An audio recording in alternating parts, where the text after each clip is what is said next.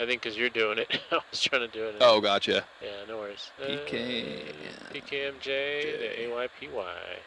And gate, we just leave that nil. Yeah, we're on a ramp. So from this page, we're going to go straight to route from here? Yep.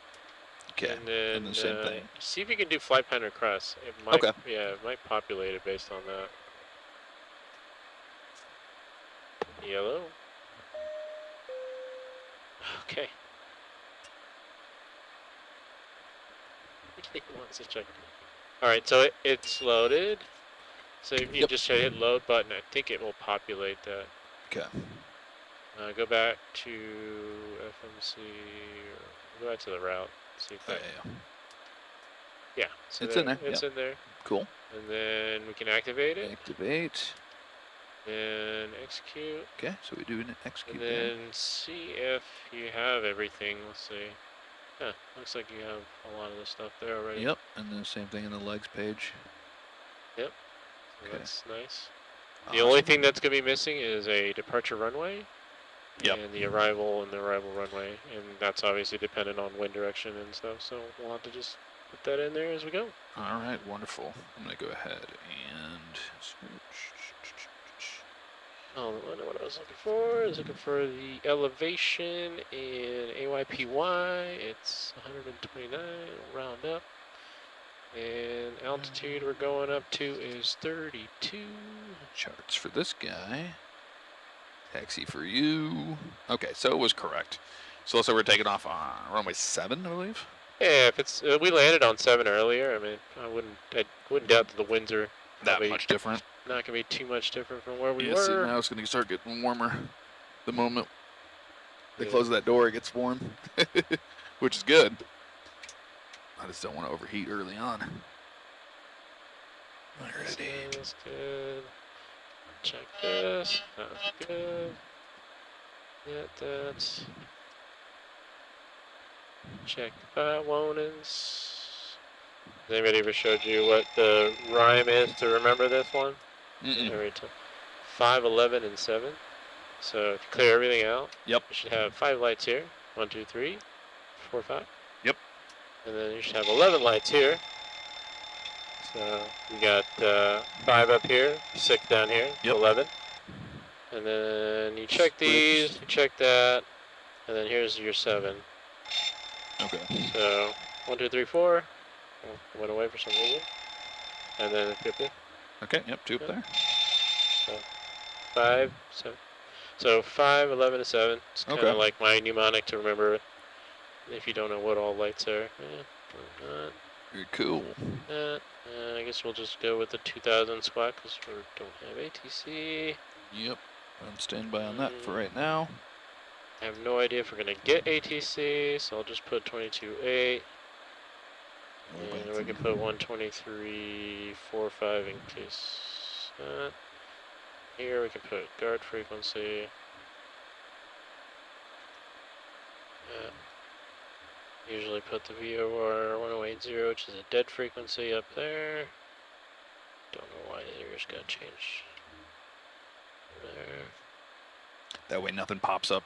Correct. Anytime. Yeah, 108's a dead frequency, so no. Okay, I didn't know that. Yeah. And then that's all that. That's all that. Okay, so back to here. Do we do the performance perf page? Let's take care of one thing first. Is put the routing all in there, and then you'll go back and do the performance. So just put the runway, so departure. Okay, so back to the route page. And then you go departure arrivals. Oh yeah, the departure arrivals page, and then departure. 7. Yeah, so just runway 7. We're probably just gonna be. And you go straight to execute. Yeah. Okay. Anything on the ground, go ahead and execute as needed. When we're in the air, you always want to confirm with the other guy. Right. That's because that's obviously a little bit more critical. But on the ground, you can change, manipulate everything, and then I'll just go in there and I'll just look at things and see like, oh, is this makes sense or not? Yeah. So, all right. Cool. And then we could look and see what we're coming in on. I don't know how big of an airport AYPI, but it doesn't really have anything AYPY.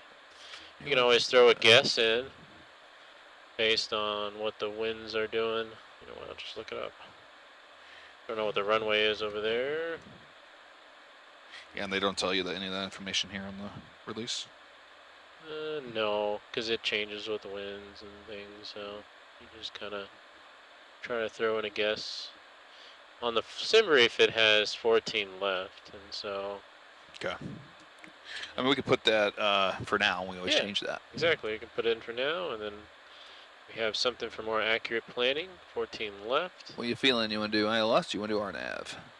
ILS would be more preferable, but you know, it's up to you. I love ILS. Yeah, ILS is one of the local laser captures, right? Mm-hmm. And are we on a star in there? That's what I was trying to look at. That's the problem with a lot of these routes I've never seen in my entire life. Yeah, me neither. Like, I don't even know. I don't know. That's a thing. Our route is star. Direct. There are stars. Let's see. What do they got in here? Nope, that's not good. Yeah, none of these. Nothing from the north? Nothing from the north. No, Sector F. Yeah, we got all these. Do they have any arrivals? They have a bunch right here. Oh, okay. Let me see here. Up to 1, Sector 1. Let me just go through here and like what might make sense. Did it show anything? No, it didn't. It just said PY. Yeah, it's coming off of PY and then direct. Which I'm assuming PY is probably just a VOR that's, or some sort of NDB that's just south of the field. Yeah. Okay. Yeah, PY is the Port Moresby VOR. Don't see anything there. Don't see anything there. Oh, here we got some RNAV arrivals. Okay, looking at that one. Yeah, it kind of fits the bill from somewhat of a direction we're coming from. Yeah. Oh, hey, look at that. We got clouds now. Oh, yeah. After the sky finally load. Yeah, none of these. Yeah, I saw the NIPTA 1 there. NIPTA 1 comes from the south. Yeah, we don't want that. Are we coming from the south?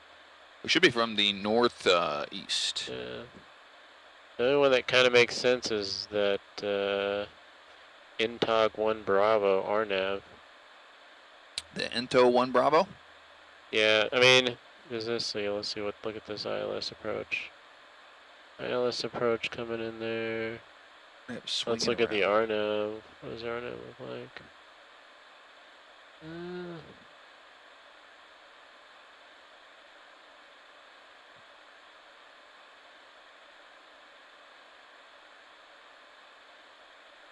What did we say it was? The INTOG, right? Is the INTO 1 Bravo. We have the Alpha and the Bravo of those two. Let's see what the difference is. Yeah, the Alpha brings you all the way around from the other side. The 1 Bravo brings you over the mountains and brings you down. Since we're going to be landing on 1-4? 1-4 left, probably that 1 Bravo. Yep, we'll do INTO 1 Bravo. Works for me. Okay, that's good. We wouldn't verify our legs page yet, right? Do step. No step with that. No, we'll do the performance now. Okay. And then we'll just take everything as it goes. Performance request, see if that works. Yeah, he said it would be perfectly fine. We should get the fuel too. Hopefully. I think I just load it. Yep. Maybe execute. Execute you. That's a deviation at 13 Celsius. I guess the fuel is off a little bit. 46.3. It hasn't changed. Well, the release says 43.0, so we're 3,000 pounds over. Oh. You can change it on there on the ProSim unless the dispatcher can do it. Hey, dispatcher, you up?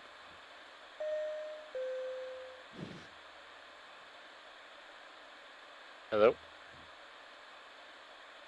Hello? I still hear Mav. Yep, he's back there having a go. Yeah. There is a way to do it if you go on the iPad there. Okay. For one of the tabs for ProSim. This is dispatch. What do you need? Oh, can you change the fuel, or do you want us to do it? Like we don't. I can do it for you. Stand by. All right, we just need 40. Let's just call it 43.1. Okay, 43.2. standby. It's just a slightly overfueled. I think this always just loads max fuel. And with this airport, we have 7,900 feet. 43.2.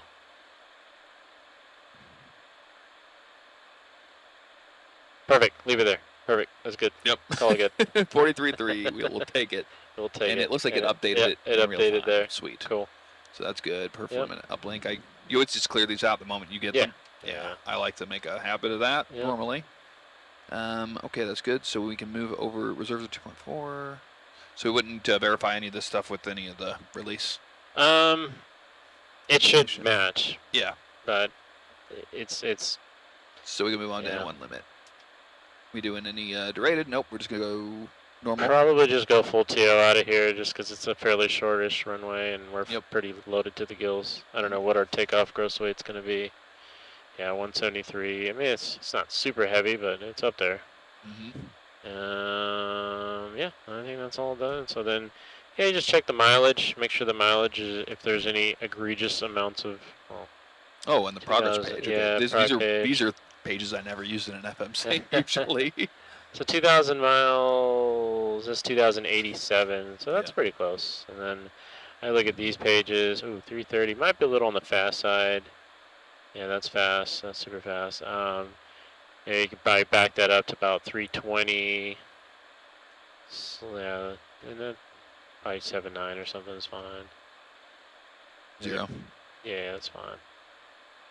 And then execute, then put it in the cruise as well. 0.70, 790. 0.70. Oh, you got to go to the cruise page first. Oh, gotcha. Okay. Then, same thing right here. Yeah.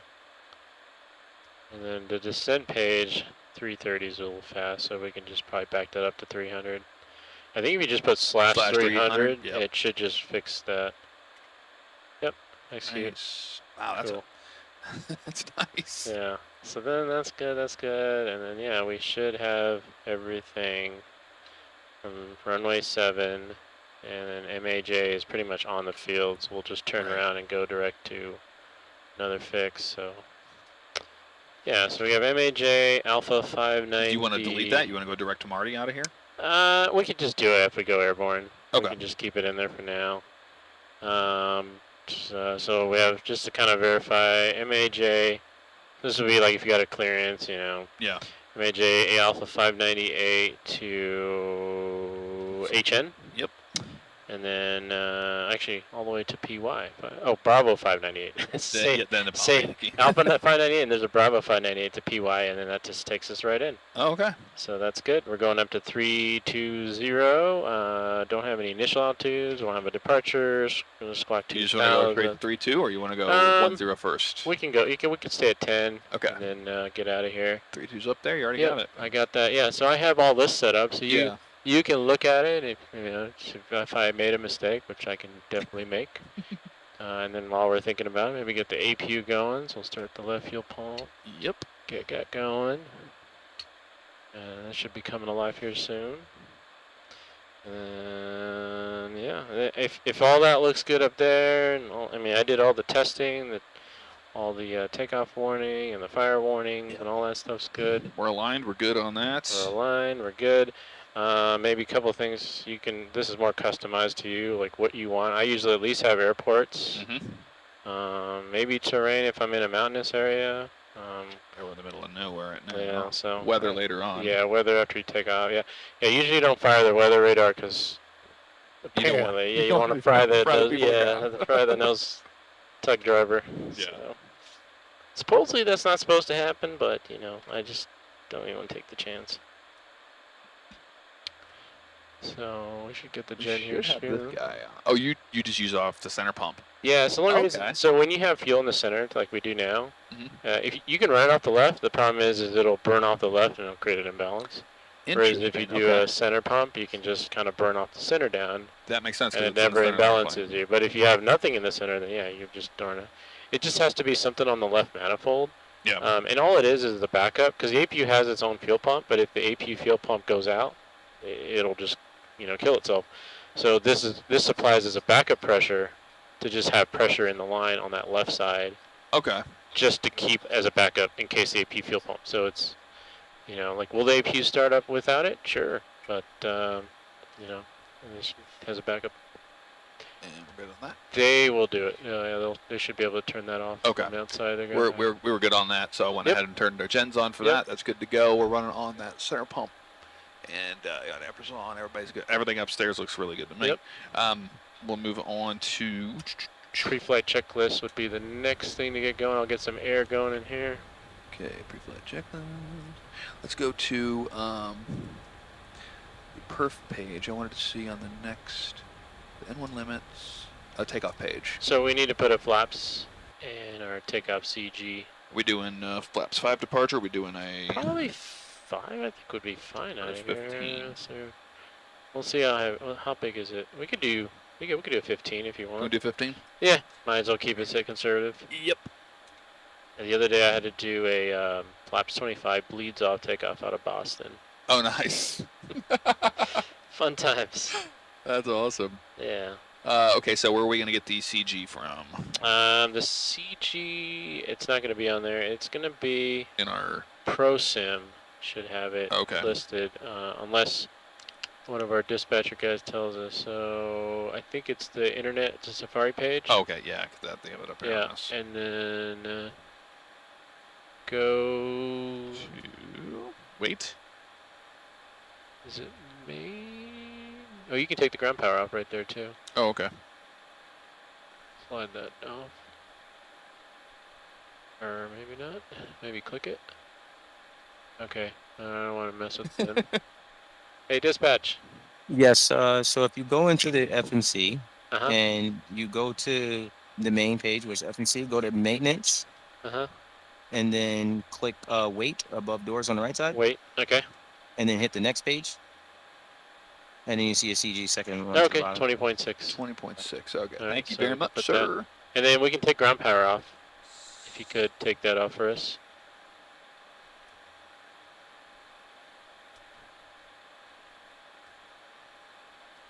.6 CG.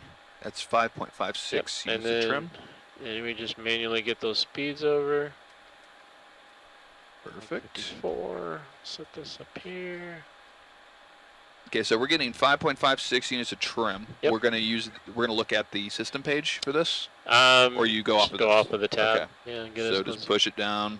Yep. To about the other way. Oh, the other way. Other way. Yep. Well, it's not moving. Yep. Should. I think they told me about that. Oh. That it wasn't physically moving, but it is moving. Yeah. Let's see what she's doing. I don't know if it shows it on that page. No, it doesn't. It has something to do with the parking brake or something. Sometimes resets it. Yeah, he said it was a issue with that. Hey, Cockpit to dispatch.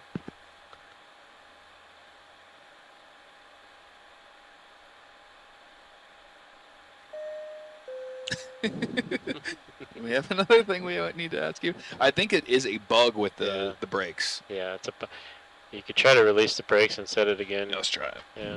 Yeah, that's what always fix it. Yep, there you go. There we go. And then set the brakes again, and then it should fix. Yeah, let's see if it does.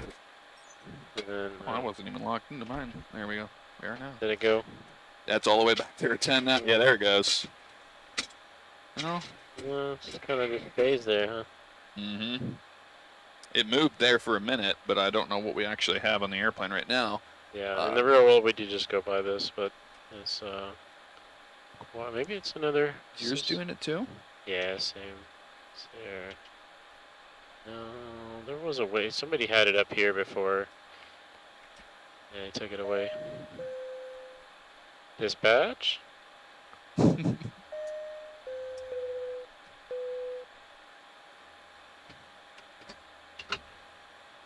Flight take to dispatch. Flight take to dispatch. I don't know if this works. I don't know. Let's see. You know, while we're waiting on that, let's just not. Oh, there we go. I think your side works. Yeah, I think so. But they're not responding. What we could do is do a pre-flight checklist and then we can knock that out of the way. Beautiful. Perf stuff can come later. Because usually when we push off gates, we're still getting our numbers later. Because the ramp guys have to send their numbers. The gate agent has to close out their flight. Yeah. All that stuff gets calculated, and we usually get it later, so we don't need it to push, but we should get it before we get to the runway. Okay. So pre-flight checklist. So you know how this goes, right? Like I did it one time. Okay. So I will call out what it is, and so the C's are you, the captain. Yeah. We have 2 of these or just one? Yeah, we do. Yeah. We did have 2. We did have 2. We did have 2. Somebody took one. I don't see one down here. We can share, I guess. Yeah, I thought because whenever I did it earlier, we had 2 of them. They must have got misplaced somewhere. Oh wait. So there should be one on the right. Yeah. Found it. Okay, we're good now. All right, cool. So the C's are you. Yep. The alls are everybody. If there's a jump seater, they would be also chiming in. But Gotcha. CNFs is me and you, and so it makes sense, right? Like.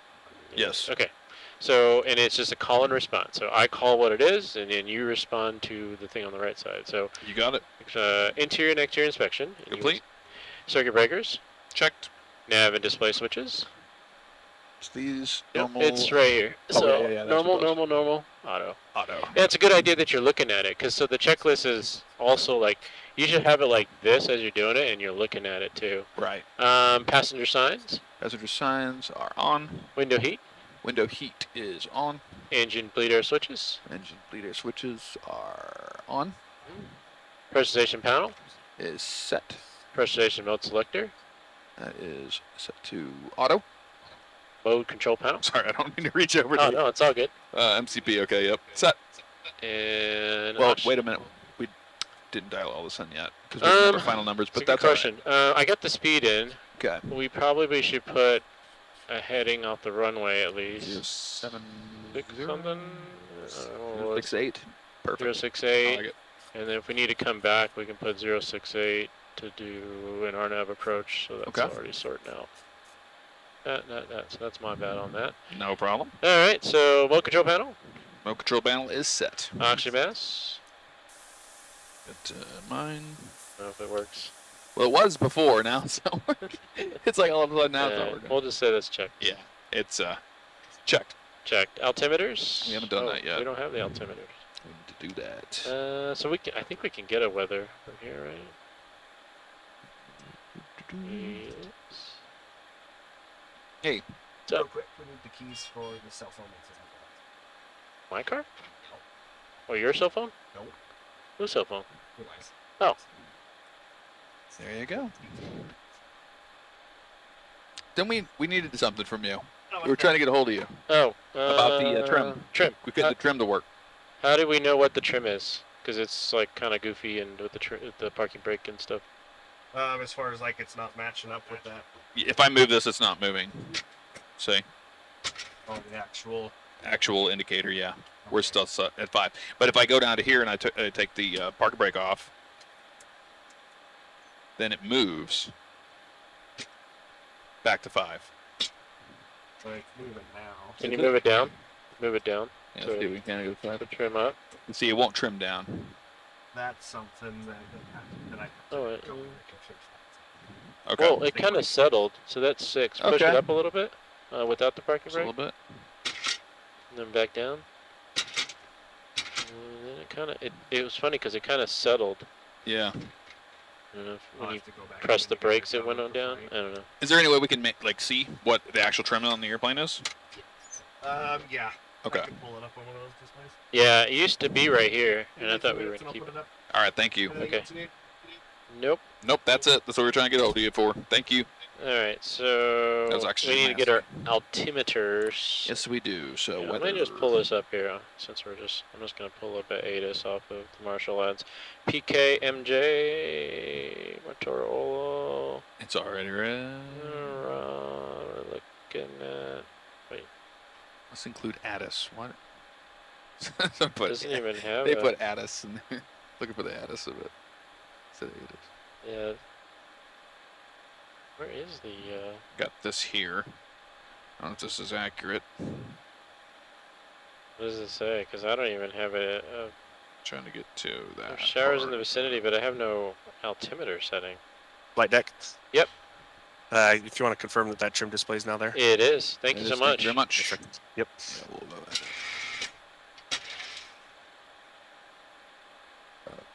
0.6. Well, we would have been in trouble. Yeah. Yeah. That was so nose down, I wouldn't have wanted to rotate. Do we have a latest weather for this airport? Because we're not pulling it up.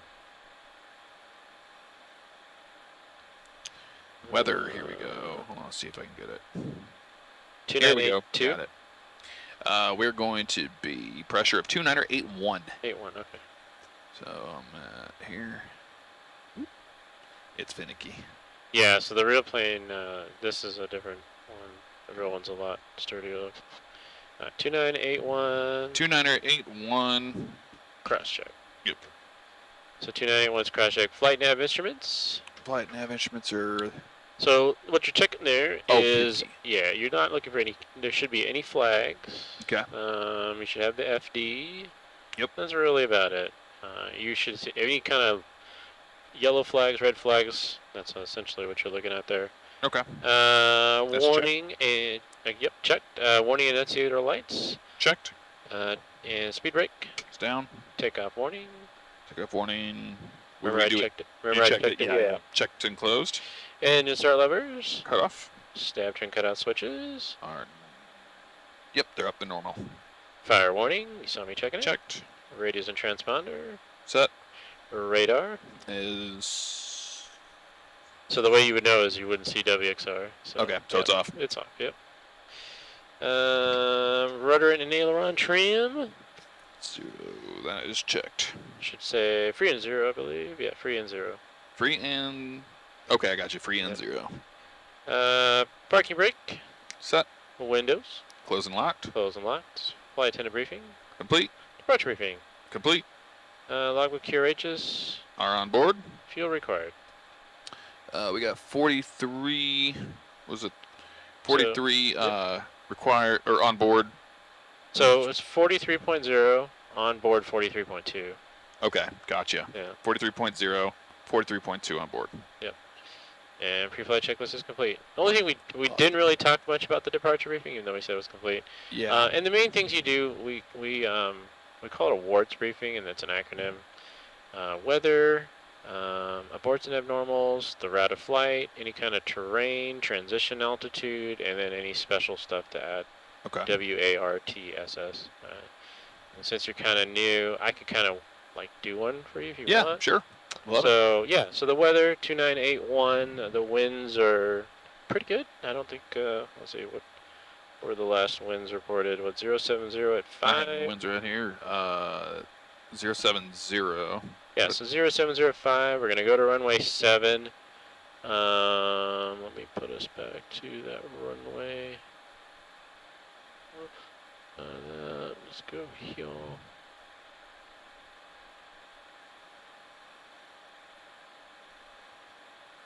Charts. So basically it's kind of like telling a story. So weather's good. We know where we're going. We're right here on the ramp. We're going to push back or probably just power out actually. Probably make a 180 power out to the left, your side. Okay. Unless they can hook up the tug. We're going to come out one of the taxiways. We're going to have to back taxi on the runway, so we'll just make sure that nobody's coming in. Do the 180 at the end there. We should have 7,900 feet of pavement, give or take, and it'll be a dry runway, right? So that would be a consideration if it was wet or something. Yep. You'd have to get wet numbers. We're expecting a heading off of here. We're going to eventually turn to the south and head on course. And transition altitude here is slightly different than the U.S. It's a 5,500, I believe it was. Okay. So we'll go standard after 5,500? Yeah, so transition altitude's 5,500, so it's going to come a little sooner than you would in the U.S. Yeah. As far as aborts and abnormals, so abnormal would be anything wrong with the aircraft. If you have any MELs, something's deferred, you know, but we're just going to go with everything is working. Yeah. Knock on wood. As far as an abort situation goes, this is big on the captain side.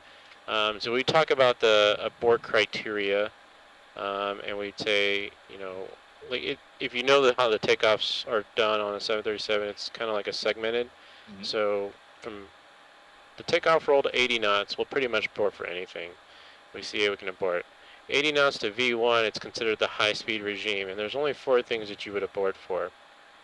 Any kind of engine failure, any kind of fire, predictive wind shear, which would say something like, wind shear ahead. Yeah. Right? And then, or we feel for whatever reason the aircraft's unsafe to fly, and that would be on your decision to make the abort. Okay. You would say, abort, I have the aircraft, bring the power to idle, bring the reversers out, stop it, and then, speed brakes out, 80 knots. After V1, we're committed to go airborne. Yeah. So, after V1, we're going to get it airborne, work out a problem. We don't have any terrain to worry about, so we can work out a problem over the water, come back here if we need to. We might be on the overweight side, so that's something to consider. We'll come back to runway 7.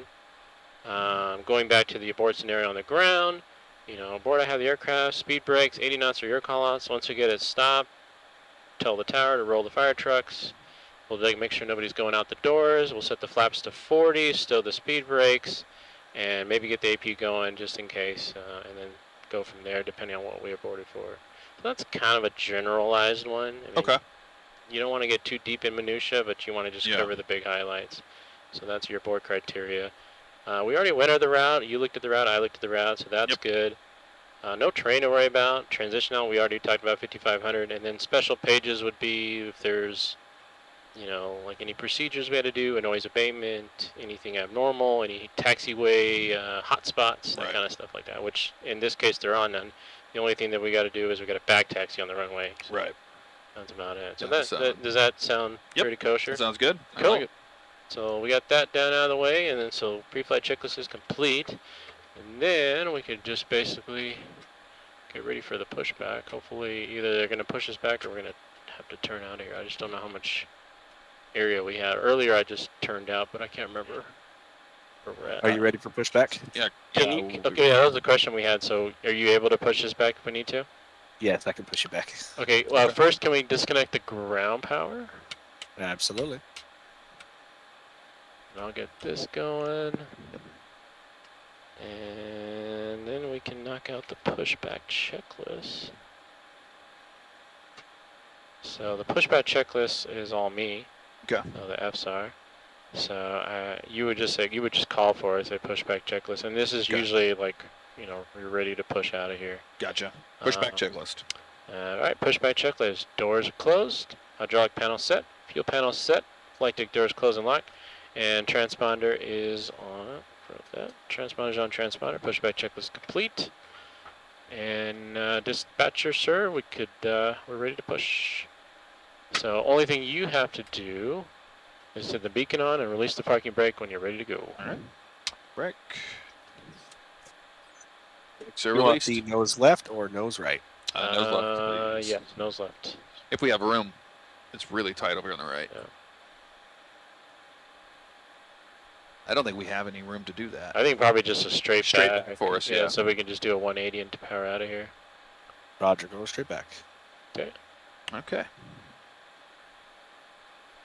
And so this is a point we would just, whenever the tug driver gives us the clearance to start up, we'd go and start engines. You would just tell me what you want, and then we'd start it up. All right, let's clear for start. Okay. Clear for start. We'll start engine number 2. Number 2? Yep. You want to start them both or just 2 only? Both. Okay. So I'll start Go ahead and 2 set first. parking brake. Parking brakes are set. Clear to disconnect. Yeah, so the start procedure is on me. Yeah. As a captain, you're just looking to make sure that you're not hitting anything, you're not getting the tug then just break off, and then all of a sudden we're just rolling back. I tell you why. All right, fuel flow's going in. Bypass pin is removed. Hand signal on the left. Have a good flight. All right, we'll see you next time. Thanks. Fuel flow, let off. Waiting for that red tick to go away. Is that what it is? The tick to go away, and also the start valve to close, but this one does have an issue where you have to take the ignition to continuous momentarily to get rid of that. Okay. The real plane, it would shut off around 56 N2. So right about here, you would see the start valve go away as well. But yeah, the EGT should rise up, and then it should sound it peaks and it comes back down, like right now. And then the tick should go away. Anytime. There it is. There we go. Good start there. Yep. And then get that, and then we go straight into the next one. So that just gets some air going while we're starting the extension. That's a cool thing I learned recently today. Yeah, and so that a lot of people do this differently. Yeah. You can get gens on, but we've found that this is just a very expeditious manner. The APU's running, the APU's providing electrical power. There's really no reason to get an engine on. Is this pretty realistic how long this takes to get to 25? I would say it's about 20, 30 seconds. We usually hack a clock, but we don't have a clock either. I gotcha. Because you have a limit that you can run that starter, because it's a pneumatic starter, and you don't want to burn it out. So you're looking for these numbers for the start? No, you're looking at it. The 25 down there for the down. N2. Yeah. N2, duh. Yeah, I'm looking at the starter motor is attached to the N2 section, so that's what you're looking at. And then fuel flow, you'll get fuel flow, and you also look at this valve here. It should open it. It should get dim, bright, then go back off. Okay. That just shows you that valve operated.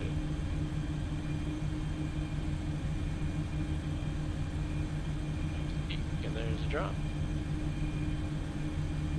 That. And so then I would get the gens on. Get these on. Go back to auto with that. Off. Off. Get these pumps on. So we have center fuel. Yes, we do. And we set the flaps to fit. Yep. And if I did everything correctly, there should be no messages. We have no messages. And so that is pretty much an after start. Are we going to keep that light on? I don't know. I don't know if we can. I don't know if we can turn that one off. Maybe they can do it later on. Dispatch, because I think that's a light bay control. I don't know if they did it for the stream or what. Because it's got a. Yeah, like a clear. Hey, dispatcher. Yeah, dispatch sleeping. I tell you. Is there a way to turn the lights down a little bit, or is this like how we have to apply it? Oh, hey, there we go. Where's blood? Okay, thank you. I don't know if this flood one did or not work. It should. Well, that one controls up here. The background flow should control down. Yeah, just as long as it looks good on the stream for you, I guess. Yeah. We're gonna be IFR. Yeah. All right. So night. after the tug guy goes away, and we. Yeah, we already saw him. He showed us the pin and all that. Got a phone call. Yes, sir. Yeah, if you could. Yeah. Oh, hey. Oh, there we go. That's better. Now it feels like we're in another real thing. Now it's setting the mood a little. For our, so those lights should be controlled by yours. The FDS plug? Yeah, no, the background light. Background. Oh, yeah, you're right. Yeah. You like it like right there? Yeah. Target that. Oh, oh, yeah. These ones are up here. Yep. Oh, man. Yeah, that's where the dimmers are. Is what I like. Yeah. I don't know how good it looks on their stream, but it looks good to us. All right, you ready for after start? Yes, after start checklist, please. After start checklist, generators on, probe heat. Just want to get you check and make sure it's on. You say on after you see it. On. On. Yep. Let me get yeah. And ice. And ice is off. Air conditioning panel set, recall check, auto brakes RTO, after start checklist is complete. That's fast. Yeah. I like it. And then for my OCD, I'm just going to get rid of those star valves. Yeah, I don't like it. Crazy too. There we go. There's one. There. And two. And the only other thing is, this is a little worrisome. I don't know. Ansel says she's not wanting to go into 15. But she's in 15, but the leading edges are not out. Oh. Hey, dispatcher. All maintenance. No, this is during the landing too, earlier. Oh, was it doing it? Yeah. Yeah, we should get a green light. Oh yeah, for the leading. Yeah. So this kind of shows a trailing edge position, and their leading edge should be. It has two positions, and yeah, the front guy. Yeah, because I think the second position comes out more for landing, but the first position should be locked at extended. If it's in transit, maybe they're not completely locked. So I don't know what happened there. We're in ED flight crew tonight. Let me see if I can bring this back up maybe and just maybe cycle it. Yep. So, yeah, it goes off. Let's see if that turns off. Up. Away. Okay, it goes away. Coming back out. Let's put it to just 5. Let's see if we get 5 at least. Doing as transit. 1. There's 2. I'll get this one. Yeah. Yellow. Yeah, we have a LE flaps transit light on constantly when it was in position. Should need to go for me. All right, thanks. He's gonna look at it. Just look at it. Yeah, I don't know if there's maybe a fault they gotta clear out. Yeah. Because I think when they were doing a lot of repositions, what they could have done is they could have oversped the flaps and it probably because they were when the sim crashed during the stream and then they had to reposition it. There was clackers going off and everything, and no, unintentionally messed up because it was working earlier. Yeah. Yes, sir. Okay, fantastic. Thank you. What's up? He said we can. He says they can't do it right now, but it's good to go. Okay. It won't be a problem. So flaps are 15. We're good on that. I'm gonna go ahead and turn the taxi light on. Did we finish everything? Yeah, we finished it. Okay. Abstract checklist complete. Lights on. You would typically call out salute receive, flaps 15, and then I would say flap lever 15, but that's just a more procedural thing. Okay. Clear left, clear right. Yep. See where we're at. Not seeing a whole lot out there, man. Lights not coming on. You see anything out there? Try to do a 180 and see if we can. Yeah. I see the building here, so I know where we're pointing at. Yeah. Relatively Just good. gotta do it. Use the tiller for this guy. Yep.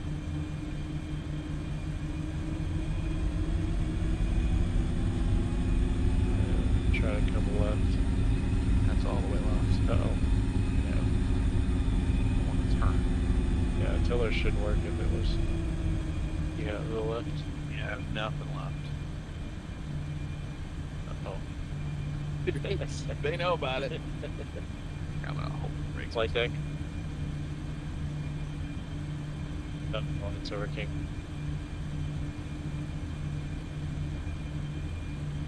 Oh. Oh, it's the Wait. airport light. That was the airport light. Oh. Yeah, I can probably program it.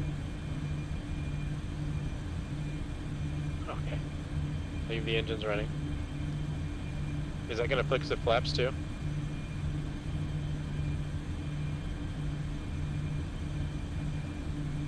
Turn them all the way off? Uh-huh.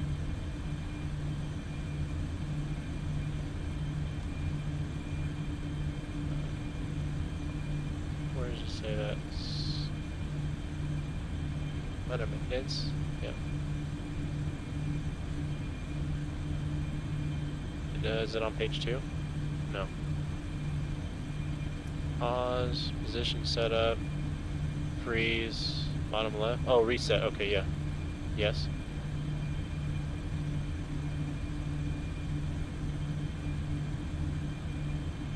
Okay, I'll do it real quick. Okay.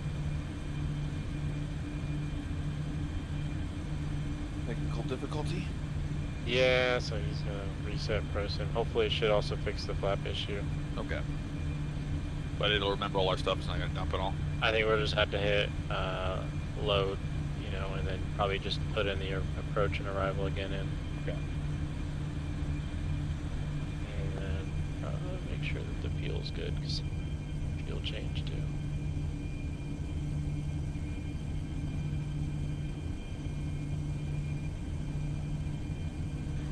Hello? Should be good to go. Okay, let me just get these back on. Yeah, both FMCs are working. And our flaps are good. Okay. Cool. Let me just see if I can put all this together real quick. We got to put the IRSs up. Did you just talk to us through the headset? Yeah, that would be easier than picking up this thing all the time. Okay. You want to check and see if our Can we lights pick work? the lights? Yeah. Yeah, try it. Oh, Yeah, there we they go. work now. Taxi light works. Yep. Cool. Alright, so now it's just a matter of... Let me see if I can do this quickly. Position. Still got GPS loading up. And that'll update on mine too. We both have to do them. It should update. Okay. Yeah, it should update. Yeah, you're a lot quicker at setting that up, so I'll let you do it. I'll try. Since we just did it. Yeah. Back to off completely because it doesn't want to bring it.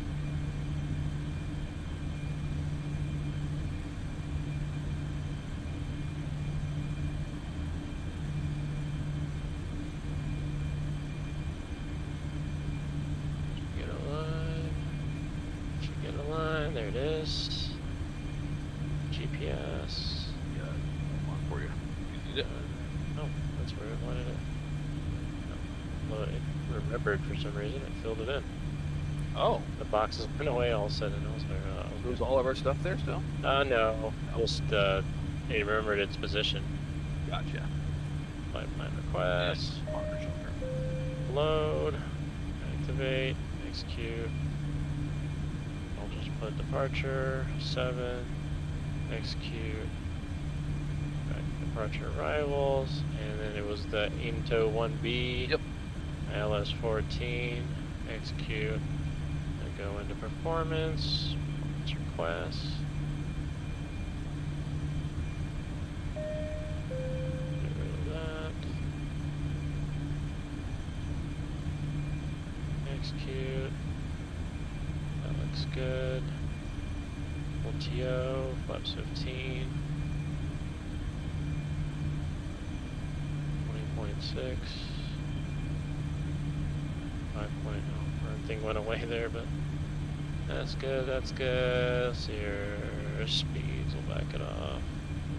I'm just gonna put 320, get that in there. 793 is fine.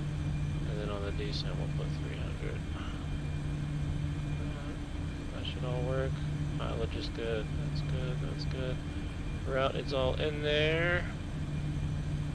That's good.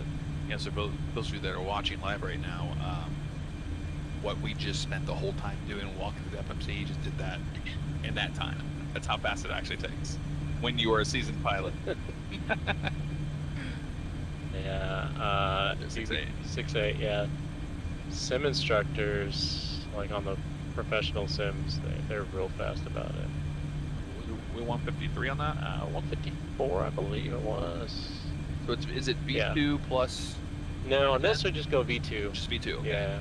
Some airplanes do the V2, yeah, the CRJ, and some.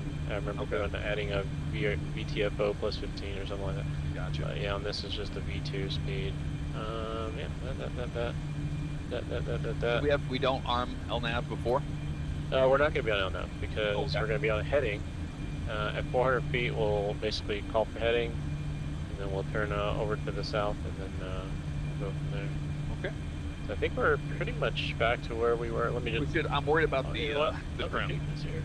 Because before we had that nose Yeah. down trim, I don't want to get into a situation where it's so many. Yeah. If you're listening, dispatch, if you could put the trim thing back up on the. There we go. Hey, look at that! There, It's almost like the Earth. and it looks like it's 5.6. 6. Yeah, close enough. Yeah, happy with it. Yeah. So right there. 5.56. Awesome. All right, let's get out of here. Let's get out of here. Finally. It's clear on the left. Oh, our altimeter's got reset. Oh, yeah, That is altimeter on the 8.1. 8.1. Stuff.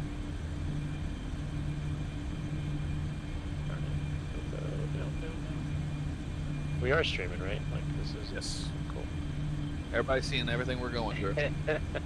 You're experiencing the pain with us. Yep. Hopefully the tiller will work this time. All right, clear on the right. Yeah. And there we go.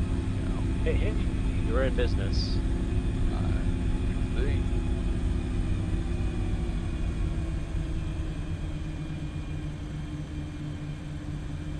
there's an outer taxiway.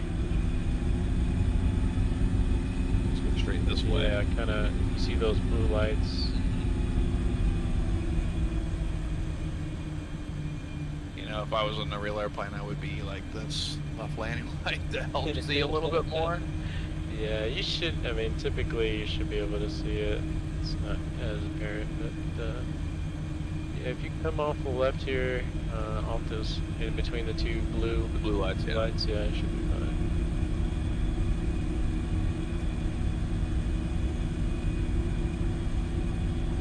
So I see the lights now. Yes, sir.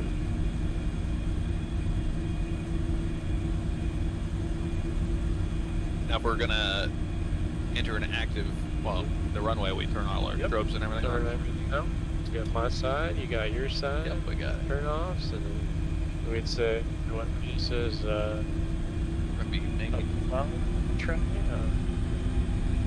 Majuro traffic. Delta 8317. Entering runway 25. We'll be making a right turn going down to the end over there. Finals clear. Here on the right.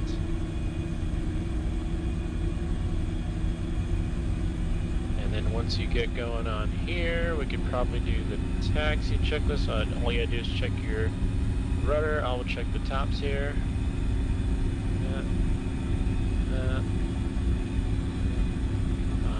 One thing, make sure that your viewpoint is correct. Is it off at all, or is it centered? It's pretty good. Okay, I'm good. learning where the center line is. It looks like it's if you were to like imagine like right here, this line between the PFD and ND, that should kind of intersect the center line, and then the side of your inner knee. It should be something about right. So about right here.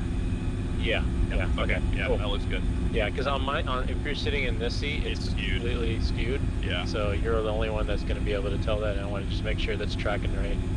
Where the tiller is very sensitive. It is. I will say the real one has a little bit more resistance, so you can be more precise with it. Right. It is sensitive too. It takes very little movements, and then yeah, you're going about right for taxi speed. Okay. You typically don't want to go faster than 30 on a straight, that way, off of the ground speed. So yeah, this would be the part where you would do a takeoff briefing, the pilot flying, and if you aren't familiar, I can kind of walk you through one. Yeah. So for the takeoff briefing, you want to verify that, with all the changes that's happened, maybe there was one, you got this correct runway, it's in the box, we're going to the correct runway outside. If we're on a kind of departure, we're not, so this is how it'll go. We're at runway 7 in the box, we're going to runway 7, we'll be taking off on a heading, and then climbing up to 10,000. First fix is probably going to be Marty, because MAG is right over the field, and there's no altitude restrictions or speed restrictions. So those are just covering the highlights, making sure everything is aligned with what you have in the FMC and what you're going to do. Gotcha. And there's no questions. There's obviously more you can talk about. Some people can go heavy into things and engine failure stuff, but we kind of covered that on the ground. Should be a reason to cover it again. So, and then so then they would say, just ask the guy, hey, is there any questions? Okay, we're both knowing what we're doing. And then, then I would call the flight attendants, make sure they're good to go. I would basically make a PA. And flight attendants, please prepare the cabin for departure. Then I would do my flow. Get that. Transponder is going to TARA. As you're getting over to the end here, I remember from the daytime, there's a little turn off to on the right. Okay. That you can do the 180 with, because you're not going to have the width on the runway. So just look off on the right side as you do that.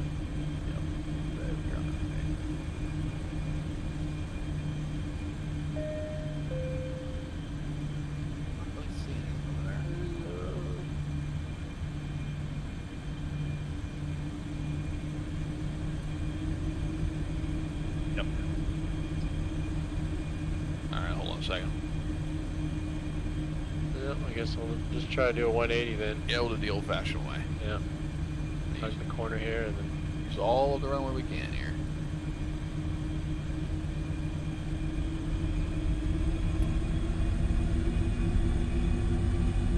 Yep.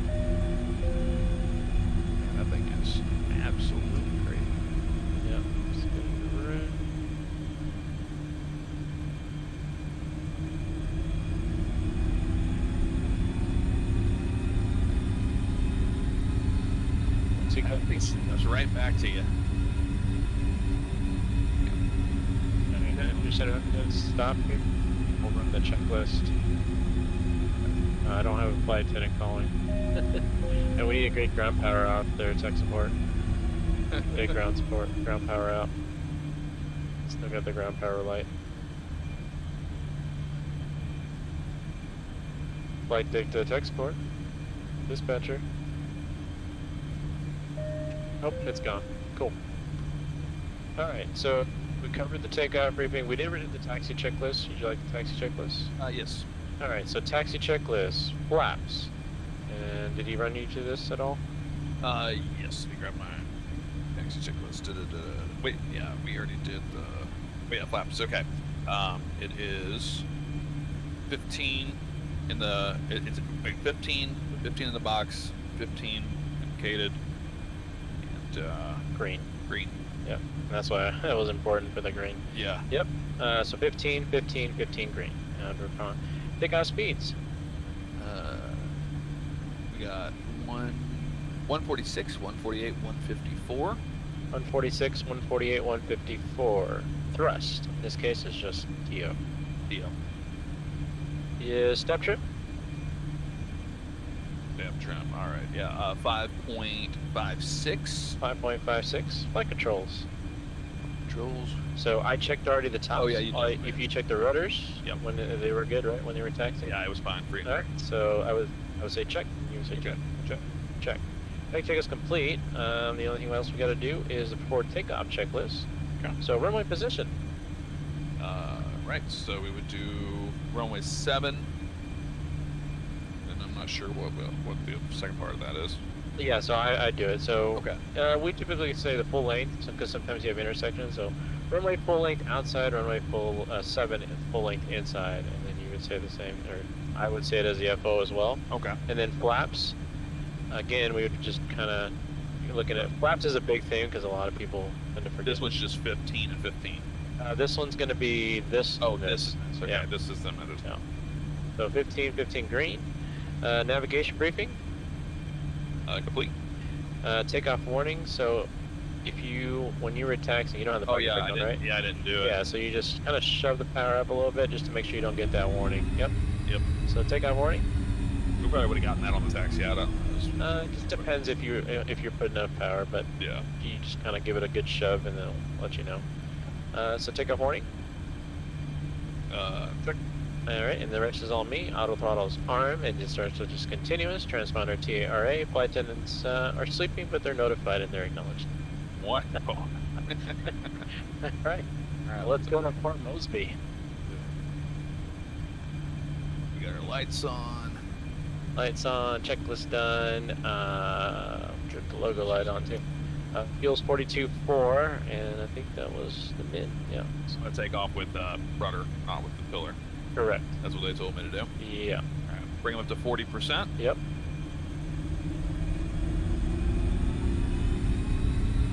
And Yep. And then your hand goes up here in case of a port. Yeah. All up until V1.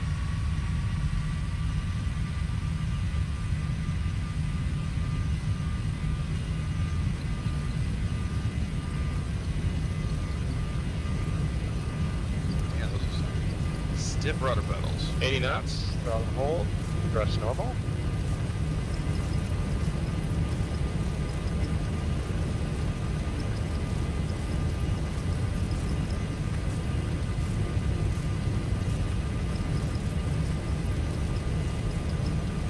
V1. Rotate.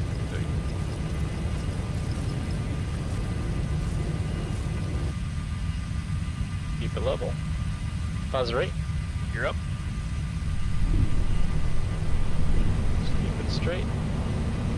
About 15 degrees or so on the pitch. Yeah, right there where the flight directives are. Alright, 400 feet. We got heading select. And then wait for about 1,000 feet and you'll call my VTAC. Okay.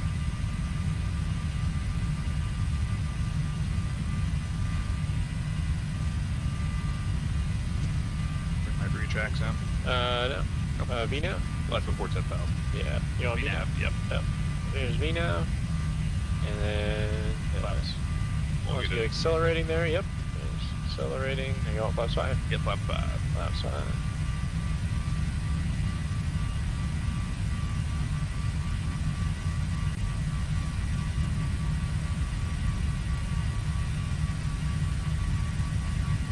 And you want flaps 1? Flaps up. Flaps 1.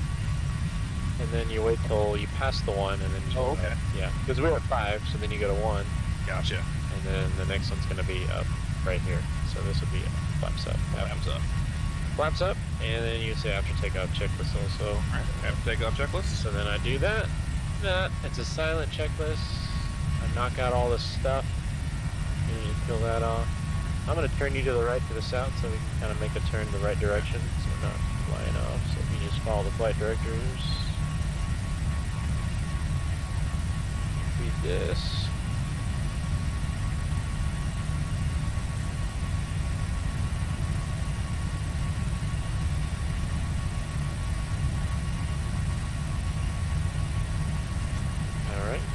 Takeoff checklist is complete, and then I can LNAV you to NI, or no, wait, Marty? Is that the first? Yeah, Marty's the first intersection. Okay.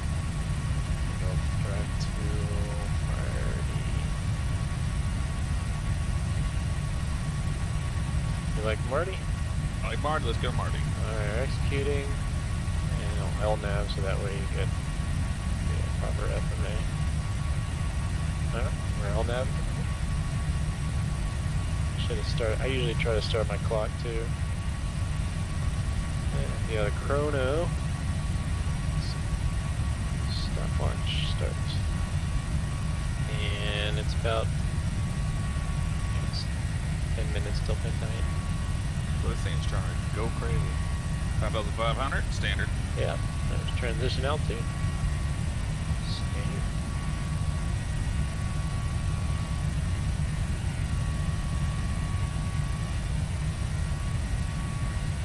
It was a lot different before. I kind of messed around, tweaked it to kind of feel a little better. Yeah. So because it used to take a lot of force to move it before, and I was like, that's not right. Because you should be able to fly it just with one hand. Yeah. It flies. It's sporty. Can't imagine like real turbulence and everything, all the movement happening while having to do all of this at once. Man, that is. There's two. Two people to do it. There's a lot going on. We'll just keep climbing, huh? What do you think? Since we're just doing our own thing. Let's go all the way up to, oh, you know what? I've got to reset our altitudes here. Was it 32,000? Yeah, 32. 32, 150 there, and I'll put 32 here. I'm sure a lot of people would ask the question, hey, after I take off, I hit my autopilots and all that stuff. How high up do you usually fly? Can't fly. Just depends what I feel like. What's going on? If I feel like the workload is overwhelming to both me and the guy I'm flying with, then yeah, definitely get automation going. Like there's a bunch of frequency changes, different headings and different, like there's a lot going on. So it just kind of depends. If it's a clear day and it's a departure that I'm very familiar with, then I want to just kind of fly it, and I'll just keep it going all the way up to like at least 18. It's 10,000. Yeah, there's 10,000, so your retracts go off. Just the altitude, and then usually we'll ding the flight attendants. Speed we go. We're accelerating here. Yeah. Alright, let's go to the autopilot. You on command A? Yep, command A. Command is on. That is not turbulence. It's like the Sims moving. Yeah, it felt like it for a second. Cool. I felt that spatial awareness. Like when we took off and we made the turn, I was like, whoa. And then after we rotated, man, it was heavy on the wings. Yeah, we were pretty on the heavier side with the fuel and everything. You could definitely feel that. Yeah. Without really seeing a whole lot. I know it's a night flight. Mm-hmm. We'll have plenty of day flights if you haven't seen any of that yet. But it is nighttime. It's easier on our eyes. We can actually see what we're doing. Yeah. We have glaring lights in our spaces. We already have, projector screens we're looking at. Yeah. Oh, we got, I guess your Twitch stuff is popping off. Oh, okay. I see a lot of, if you we have 4 hours, don't we? Oh, man. I think one of them should be a YouTube. Yeah, Captain Gia. Which one are they using? They're using the rookies, aren't they? Or is he live? I'm on, I see Midnights. I clicked on Midnights, okay. Let me go find But then it's like all your Twitch comments are coming up too. Oh, gotcha. Because it says Twitch Restream Bot. Okay. Let's see. Midnight Maverick. 737. Okay. Oh, I see preparing the board screen. Is there a live? Oh, you're on Probably. Geos. Oh, am I? Oh, yeah, I am. I think Geos. I looked up Midnight Maverick. 737. Oh, Midnight. Yeah, I think it was.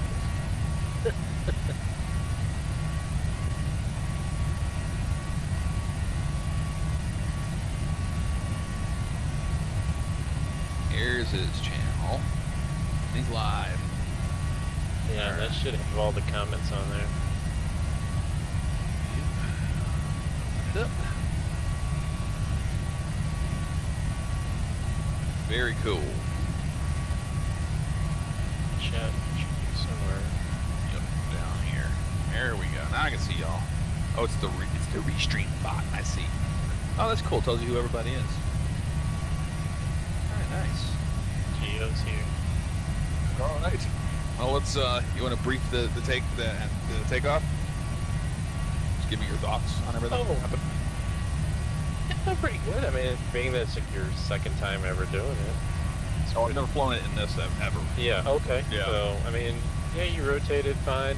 I did notice the airplane started kind of veer off. So just try to keep it wings level, tracking up. I mean, we're pretty much taking off into the darkness, so there's no outside visual reference whatsoever. So it's straight going to pretty much IMC in a way. Like, just looking at the PFD. Yeah. So just, you rotated fine. Didn't rotate too fast. Got off the ground. Positive gear up, and then just stay on those flight directors. Usually about 15 degrees is a good target on the pitch initially until the flight directors start becoming active. Okay. And then you're looking for some sort of a roll mode at 400,000 feet. You want a VNAV, and then the flight protection schedule is if you're at 25 is the biggest. That's the highest takeoff setting you can have it. It's 25 to 15, 15 to 5, 5 to 1, 1 up. Okay. That's the retraction schedule. That's how they designed it. So, I mean, you did fine, and you kind of coach you along. So just, we got off the ground pretty good. Trucking along here. The only thing, there are some, I think, reporting points and things that typically, probably turn off our lights here, going through 18. Already past transition, but usually they're 18. We turn off all the lights there, and then we do the climb check. So right now, if you want, you get your lights, and I've not got a climb checklist. Lights. All right, so climb checklist, altimeters. Standard Cross checks, because you're looking at all three. Yep, let me get to my, there we go. Yeah. Oh, that's all it is? Just altimeters for the climb? Yep. Okay. Standard cross check, climb check's complete, but you do the lights, it's just not part of the checklist. Okay, gotcha. Yeah, and that's popular disbelief. What's that? That it's 10,000 feet for landing lights, and it's not on a lot of airplanes. I'll tell you why. I think 10,000 might be in some international places that guys do it for practice. I would say outside of the U.S., generally don't have much GA traffic. In the U.S., we have a lot of GA traffic. We probably have the lion's share of all the GA, general aviation aircraft, for those that don't know. So the reason why we keep the lights on through 18 is just to be visible. Right. Because we're a fast-moving target. There's not many airplanes other than airliners flying at 250. So for any Cessnas and stuff, some of them are pretty high performance, so they can get above 10. Oh yeah. So that's why we keep it. Usually by 18, it's urban zone. I mean, you get into Class A airspace, got to be on IFR clearance. They're not really worried about any kind of visual traffic. Right. And so that's the reason why the lights come off at 18. Especially with the. But I think the confusion is probably some sort of international. I got you. If you go outside the U.S., there's not as much GA traffic. So 10,000 feet, yeah, there's probably nobody you're going to run into visually. Yeah. And so it's probably their procedure. But in the U.S., typically we go up to 18 just because there's just that many more airplanes around. So hopefully that answers. But yeah, I do see that too a lot of times when we go. Yeah. And the reason why the retractables have to come out is because they have a limitation. Correct. Belly lights can only stay on until 250 indicated. So those come off. And that might be part of it too, because I mean, back in the day, you know, when you're flying the MD-80 or the DC-9, yeah, your retracts, yep, you're bringing them at 10,000. So yeah, I can see where that is, but yeah, it's. But at the end of the day, it's lights. It's lights, you know. Yeah. You have them on for other people to see you. You're not using them. You're not using them to see anything. You're just, simmer chats are all.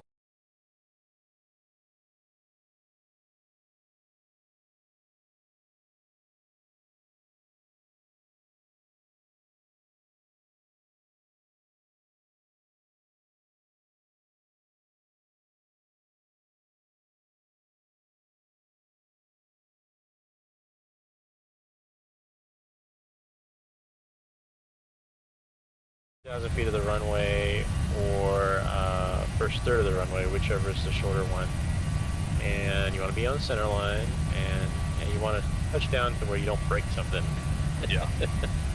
So, you know, I would say anything below 500 feet per minute, it's going to be solid at 500 feet per minute, but it's not going to break anything. Yeah. Anything, a piece of good wheelhouse to shoot for. Because typically when you're coming on a glide slope at about 140 knots-ish, on a 140, 150 knots, you're coming about 700, 800 feet per minute. So a little bit of flare, you should get under 500 feet, right, and then touchdown. But you don't want to drag it out so you're going outside the touchdown zone, because then you're compromising landing distances and things like that. You know, when you bring it all the way out to the very end of the touchdown, you generally want to be somewhere in that 1,500 to 2,000 foot from the end of the runway range. That gives you, because then all your performance numbers are based on that. So if you go outside of those parameters, then all your calculations go out the window. And that's more important, especially when it's a short runway. And if you just think, oh, well, all these airports have long runways, well, now you're doing a habit pattern, and now all of a sudden you have to go to a short runway like John Wayne. Now that's completely out of your norm. Whereas if it's part of your habit pattern that you're always doing, it's not going to be an issue in a short runway. So it's just kind of forming that habit pattern to where you're just going to do it consistently no matter what. But if you can get all of that and then grease it, then it's like the cherry on the top, right? Yeah. So you want to have the base layers formed on the cake before you worry about the cherry. Yeah. Okay, I look at it. So that's just my thing. But yeah. And where did that whole thing come from anyway? Because I mean, who's really staring at their feet per minute on the landing? Nobody is. And does the flight recorders, they're getting that information? The funny thing is we just recently, as pilots, line pilots, we just got access to our stuff.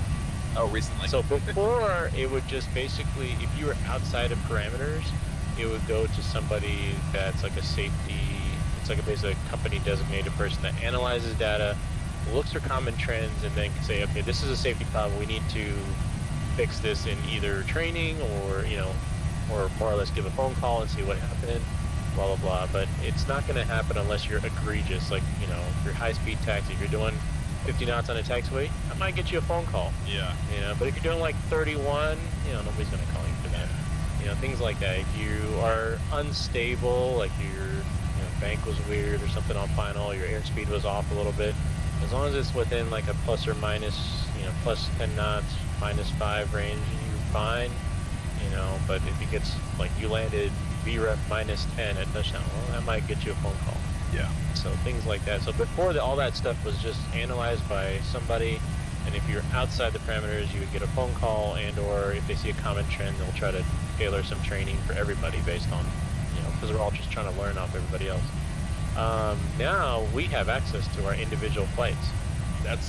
It kind of comes post-flight, like couple days after we do the flight. Yeah. But if you feel all good about one, you could be like, oh yeah, that was it. Yeah, so one of the things I realized when I looked through there being a simmer is I saw that they created there. So I started looking at my real lens dates. This is how little they cared about it. Yeah. So many Yeah, years. so I just started like looking at it, and I go, you know, that I remember the landing. It's like, I wonder what that one was like. Like, oh, that was actually pretty good, you know. And the numbers coincide, you know. Maybe it was like under 100 feet per minute or something. I'm like, yeah, that was pretty good, you know. Or kind of rough, and I'm like, okay, let me look that out. I was like, you know, 350 or something. I think that you can kind of correlate a number. I think what it also with the sim world is, since you don't have any feeling, Yeah. you just like mathematically resort to a number. Right. Whereas in the real world, you know if it was bad, or Yeah, you can feel it. You can definitely feel it, and you know when it's soft because it just rolls on top of the suspensions. Like, that was perfect. Yep. And then you just kind of it's a nice gradual transition up. You were hitting the hard questions tonight because these are the things that I see all the time, and I go, well, I don't do a lot of that in my flight sim content or even streams and stuff. Yeah. For those reasons, but a lot of people ask about it. Yeah. I shoot for a good landing should be based on your touchdown zone, and that goes all the way back to landing competition and different universities that do all that. Did you do those? No, I didn't get to do those. Oh, yeah, I competed in on those. 180s, but I never competed. No. Oh yeah. I did the NIFA events. That was fun. Nationally, I didn't do so good. I think the highest I got was one landing event. I placed like 9th. But that was like out of 50 some people. So I thought it was pretty good. Yeah. But usually the regionals, I would place like in the top 5 or. I think the best I ever did was like 2nd place on a power off or a power on. What were you flying? 152s. 152s. Yeah. Yeah. But that's what it's all about right there. Again, I was a lot less experienced back then, but it was kind of fun. Yeah. I definitely mastered that 152 pretty good. Because I could just be like, tell me any stripe on that runway you want me to touch the mains on, and I'll do it. Like, just tell me, and then I pull the power out, and I can just and then just flare it right on it. And, it's a skill though. You just kind of develop it. Yeah, but that's a good habit form, because then you want to be able to touch down where you intend to. You don't want to be trucking past everything, because right. Yeah, you just eat enough runway at that point. I have a question. We're now about 29,000 feet, and we're in our flight. In Airbus, you're usually going through your system pages and checking pressurization and all that stuff. Yep. What are we doing usually at this time? Usually checking for fuel. Sure. So one of the things that I wanted to do was there we go. Yeah. So usually, if you look at this format on the flight plan, it has times. So if we put in the time we took off and we do the math, then we should calculate based on all these times when we should land and when we should cross reporting points. So our first reporting point is Marty. So we'd want to kind of know. So that's what I was going to do. 132 nautical miles from Marty. Yeah.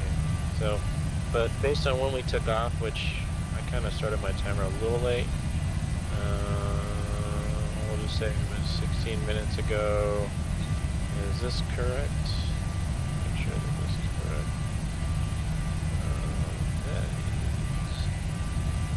Yeah, the times are for some reason. This happened on the last flight where I was looking at the Zulu time. It's 7:09 Zulu. And yeah, it's showing that we're going to cross Marty at 0026. So that won't be accurate. So it's 12:09. Let's see, 17 minutes ago. 2:52, 11:52. I want to say. So 11:52 Zulu time is 6:52. So what I usually do is I run the Zulu time. So we took off at 06:52, and then you do the math. 55 there, plus 20 minutes, so that's going to be 7:15. Every time you go over an hour, and then 7:15 should be top of climb, and then Marty is 14 minutes after that, so 9:29. Yep, or 31 for 32. Should be 29. That takes care of that. You add the 36 minutes for I. 29 plus 36 minutes is 8:05.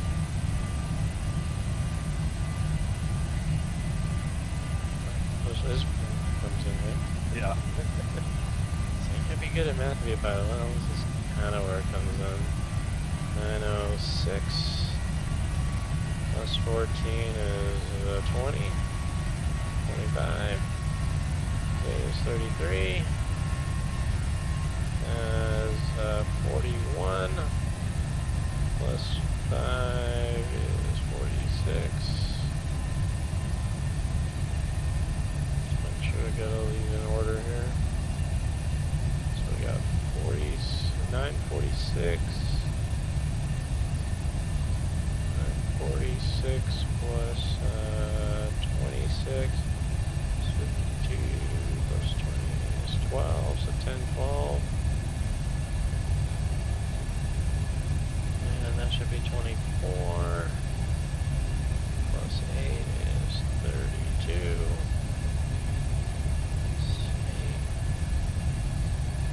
48 plus 11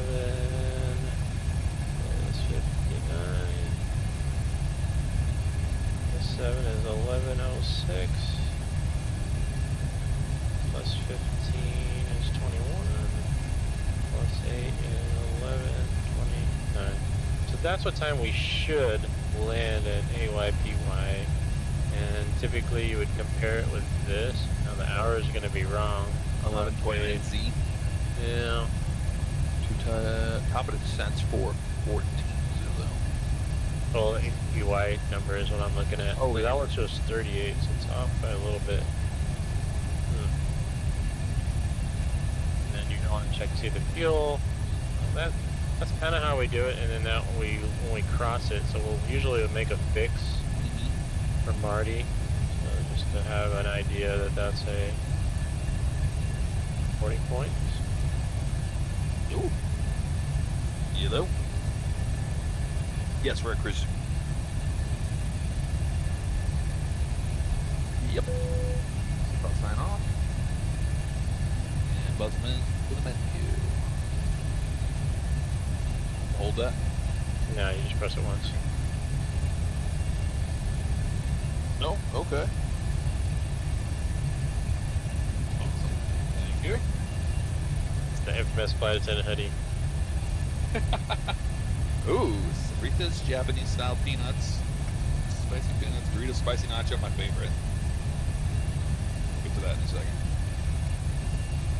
Go to business at 7:41 a.m. No, it's going to be 7:41 Zulu. So we'll be landing at. We took 4 hours 37 minutes. We are 21 minutes into the flight. So we got 4 hours and 6 minutes to go. 16 minutes, 4:15. When's such a realistic experience? Like my phone, I was like, oh wait a minute, I can't text somebody. Why is that? Is it not working? No, I'm saying because you wouldn't be able to. Yeah, no, you wouldn't be able to, especially out over the ocean. Yeah. You know, you would be wanting to contact the HF frequency, which we don't have HF. You gotta always have some sort of line of communication, SATCOM, HF, with the outside world, because VHF radios like these don't do anything. Yeah. Outside, you know, once you leave the frequency area, once we pass Marshall Islands, maybe about 200 miles or so, we probably wouldn't be able to hear anybody. So usually what we'll do is we'll put this to 1, 2, 3, 4, 5, and then that's just kind of like an internal thing amongst airplanes in the area. 121.5 here. There's emergency frequency, so in case we need to monitor stuff on number 2, regard emergencies, maydays, that kind of stuff goes out there. And then yeah, that's just it. We're just cruising along then. Yeah.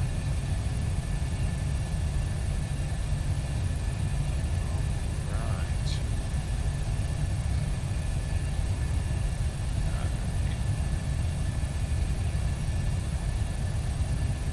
Oh, the Biscoff cookie though.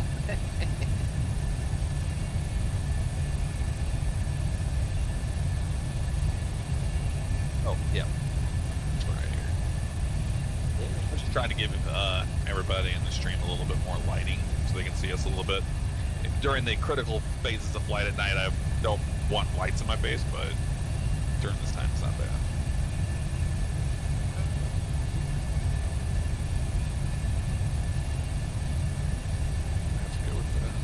Where we're going to land, we're going to land at Port Moresby. The identifier is Alpha Yankee Papa Yankee.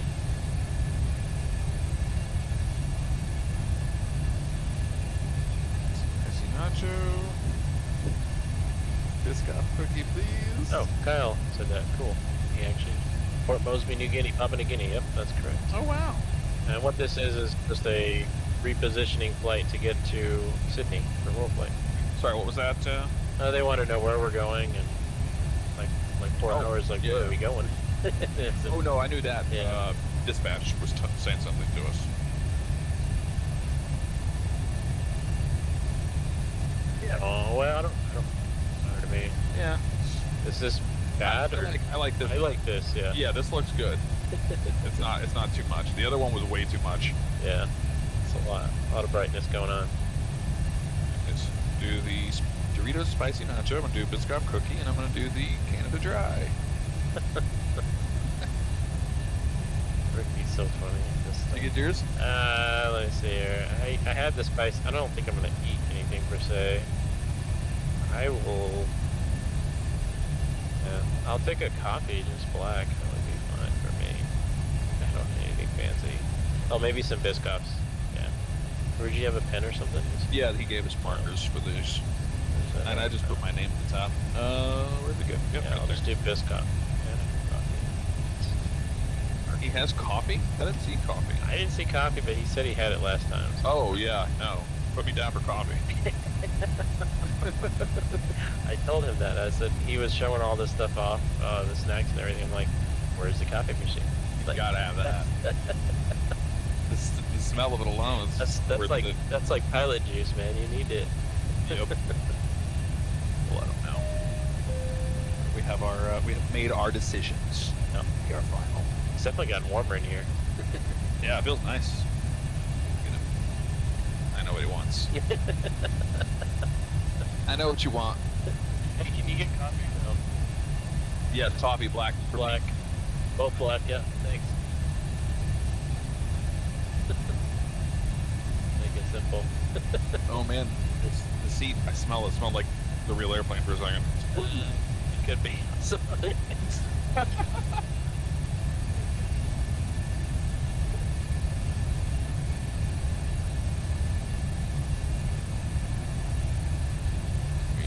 B3D Simulator Pro Sim 737. Yeah, Chris, any plans to move over to Microsoft Flight Sim? Yeah, that was the original plan.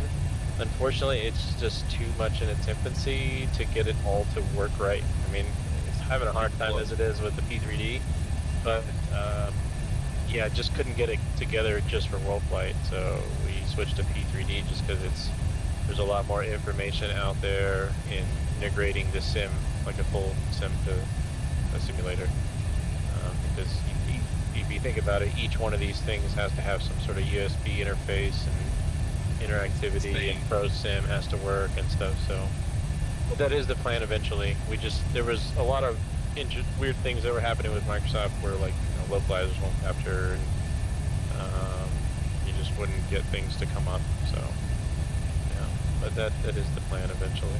Go to that. Yep, I know they're very, very close to it. Being awesome. Make copy pie. Yeah. Just good to have my family watching Jeff make us proud. Yeah, Gutter was good. What's up, Gutter? How you doing, man? See a lot of Twitch people coming in. I'm still jet lagged. I can't believe this. It's midnight 20 here on the West Coast. Yeah. It's 2 hours ahead of normal. What I'm used to. But it's not as bad as whenever you fly across the country. Yeah, I've kind of gotten used to flying this time of night, as long as it's not too long. I think the longest flight I've done in the row was like LA to Boston on a And you get to Boston, and the sun's like, it's whenever the sun is staring at you in the face is when it really starts to hit you. Yep. And it's like right in the final moment you come it in. Yeah. Eyeballs. Yeah. If I can make it somewhere before the sun comes up and get to the hotel, it's even better. You know, you're in the hotels, closing out the blackout curtains before the sun even comes up. You're like living the life on a midnight flight. But these flights like this, it's just like try to keep it dark, acclimated.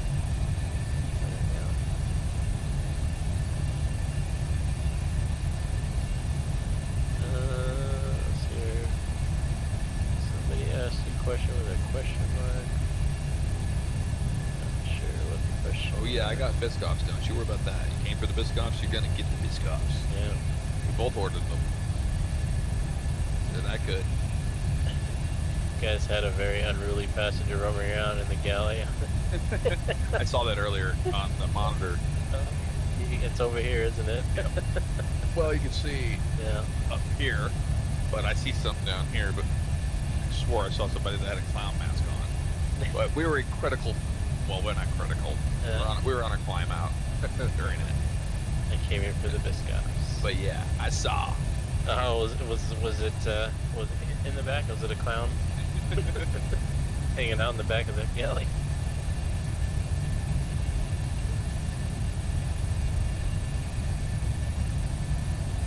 It's all the primes in here. What's going on, man? Let's go. I'm gonna go back a little bit, see what I all missed, because we had a lot happening.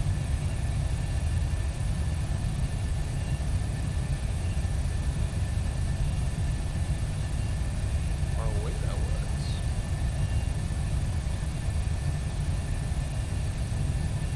Underwood. A lot of familiar faces here tonight. Late watching. See y'all.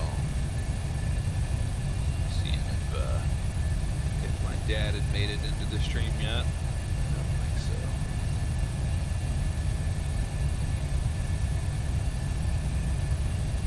so. 100% real flight sim. I mean, this is pretty crazy what you're getting out of this thing. Yeah.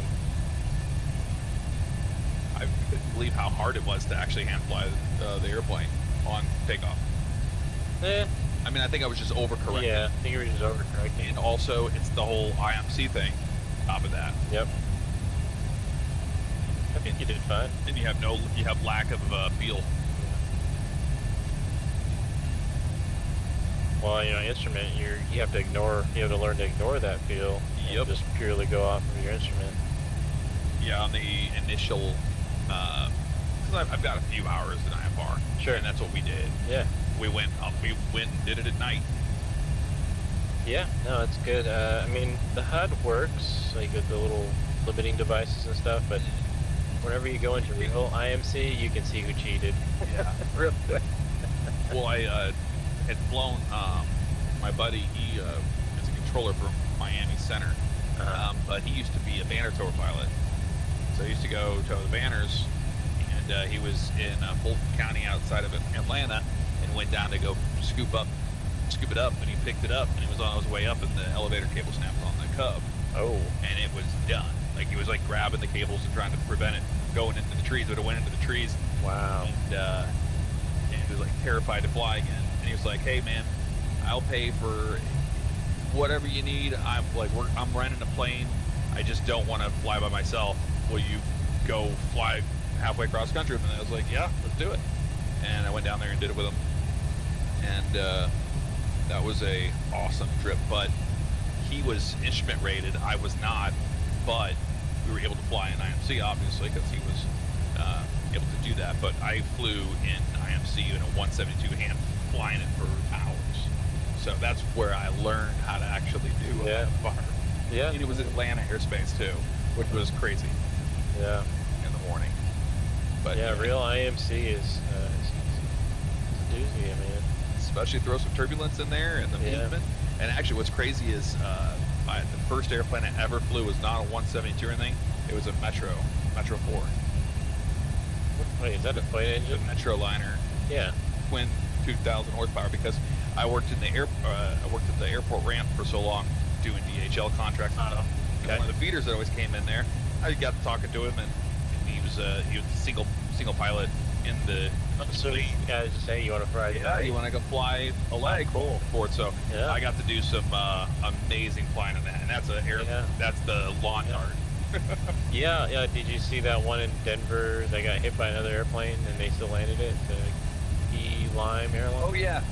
And you look at the pictures and you go, how did they land it? But and that's already just an incredible air. Like it's so forceful on the. Is it? Oh yeah, because it's going fast. And it goes just as fast as everybody else below 10,000 feet. Yeah. They love about flying it. Yeah. Like, I get to go as fast as everybody else. Yeah, 250, yeah. Yep. All of that, yeah. Yeah, the night freight stuff is interesting because, you go to remote places, single pilot, IMC, it's take a break. All those contract guys, IFL Group, USA Jet, Maristar back then, end of the day. I did the Katie Hawk Air Cargo stuff. So where was this at? In Lambert, St. Louis. St. Louis, okay. And then I eventually did the logistics we did F1, IndyCar, MotoGP. Yeah. And so we would go down there and then you'd take everything, put them on, all the trucks, and then they take them over to the airport, and then we it was all on the 747s. Have you seen that? Well, you probably know it, but I was always curious of the logistics, and there was a video made by Wendover Productions, and they went through all the, how quickly they have to pack up a race and set up. 32 hours. Yeah. It's in all, 20 cars, stuff, equipment. The whole TV compound, everything. Yeah. 32 hours is what it takes to turn that around. Yeah. It's crazy. It's it must be a really lucrative contract. Not everybody can just do that. You have to have some experience. But I know Red Bulls was one of the biggest ones that were always around. Yeah. After hours, and they were taking care of everybody. But that's the thing. I was like, I don't think you're allowed to work 32 hours. Yeah. Well, they're like, yeah, but do you want to do it or do you don't want to do it? Because no, you don't have to be here. Right. Was the kind of gist I got from it. Yeah. And it was okay money. Those guys get nothing for what they do. So I did some rough math and just to have something here. We crossed Marty at 25, so that's our predicted was 29 based on the time that I put in here. So we're 4 minutes ahead, so that's good. And then fuel-wise, we're 36.1, so we're 0.400 pounds down on the gas. So that's something to just keep an eye on as we get further along to make sure there's if it stays consistently 400, 500 pounds, that's fine. We did take a little bit to get off the ground and stuff, and then we just want to make sure that we don't get too low, so we have to worry about diverts.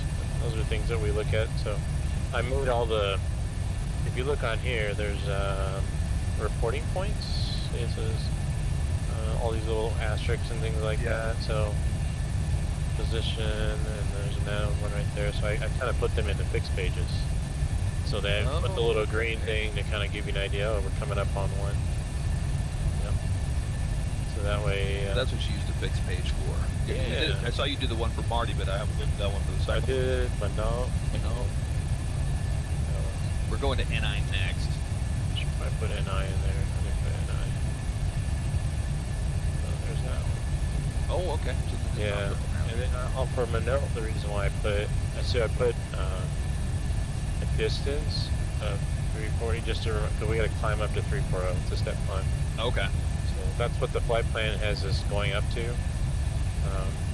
So that's kind of why I put that as a reminder. Gotcha. I just draw like a 34-mile ring around it, so it just kind of gives you an idea. So our fuel were 8.68 wings, but yeah. So right now we're just burning off centers. Okay. The way the system works is the centers burn off, then transfers over to the wings. Okay. Yeah. Even though the fuel pumps are on. So the way these fuel pumps, these ones overpower these.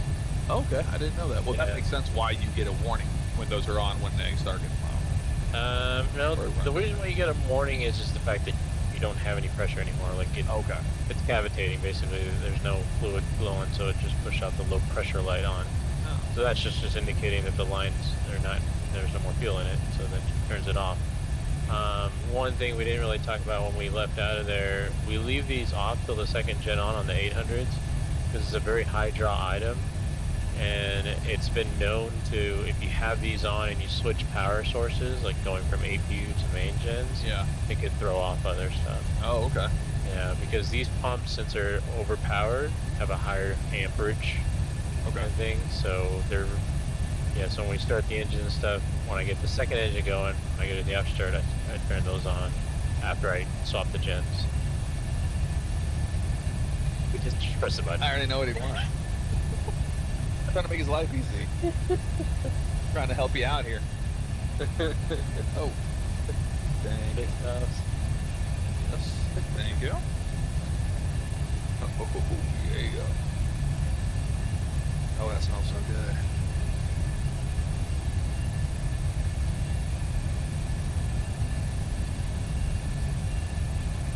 Yep. Yep.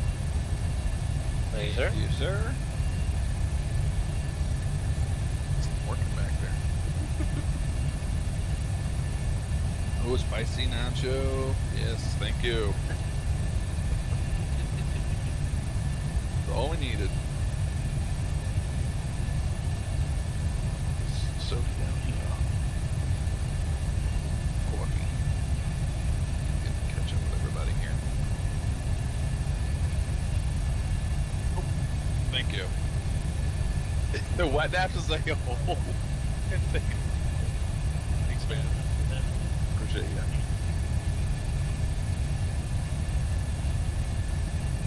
It's cool you worked the ramp. I worked the ramp for Regional Airline, Colgan, if you remember. Oh, Colgan, yeah. Yeah, I used to work their SOBs. Also we had the contract for the ERJs for Continental Express. So I did the gate agent ramp stuff, just going to college. You know what it's like to be on both sides. And that's humbling. That's cool. Yeah. Oh, you know what? We need trash bags. Oh yeah. I never got trash bags. Cause man, yeah, working in that weather. Yeah. Is brutal. Oh yeah, St. Louis. Because it gets cold, and then you get severe thunderstorms, and you got to work on that stuff too. Well, worse, a weather story when working on the ramp I had was, like whatever new iPhone just came out, I was so happy I got it. And then it was like outside in a thunderstorm. But the jacket I had, the coat, it was like a fluorescent coat that the company had. It had a pocket.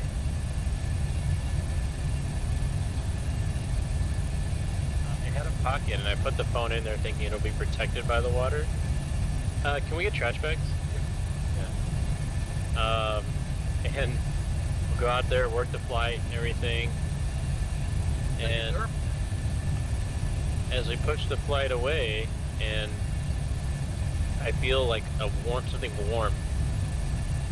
And so it actually did the opposite of what I thought it was going to do. I thought it was going to keep the water away. It actually collected the water in there, and the phone got wet. This is before they were like waterproof inside. It was like the iPhone 4 or something like that. Yep. And the thing just started heating up in there, and I was like, oh no. Oh, I was so irate that night. And I tried doing the rice technique and all that stuff to get the water. Yeah, good luck. I ended up having an Apple Care and replace it, but oh man.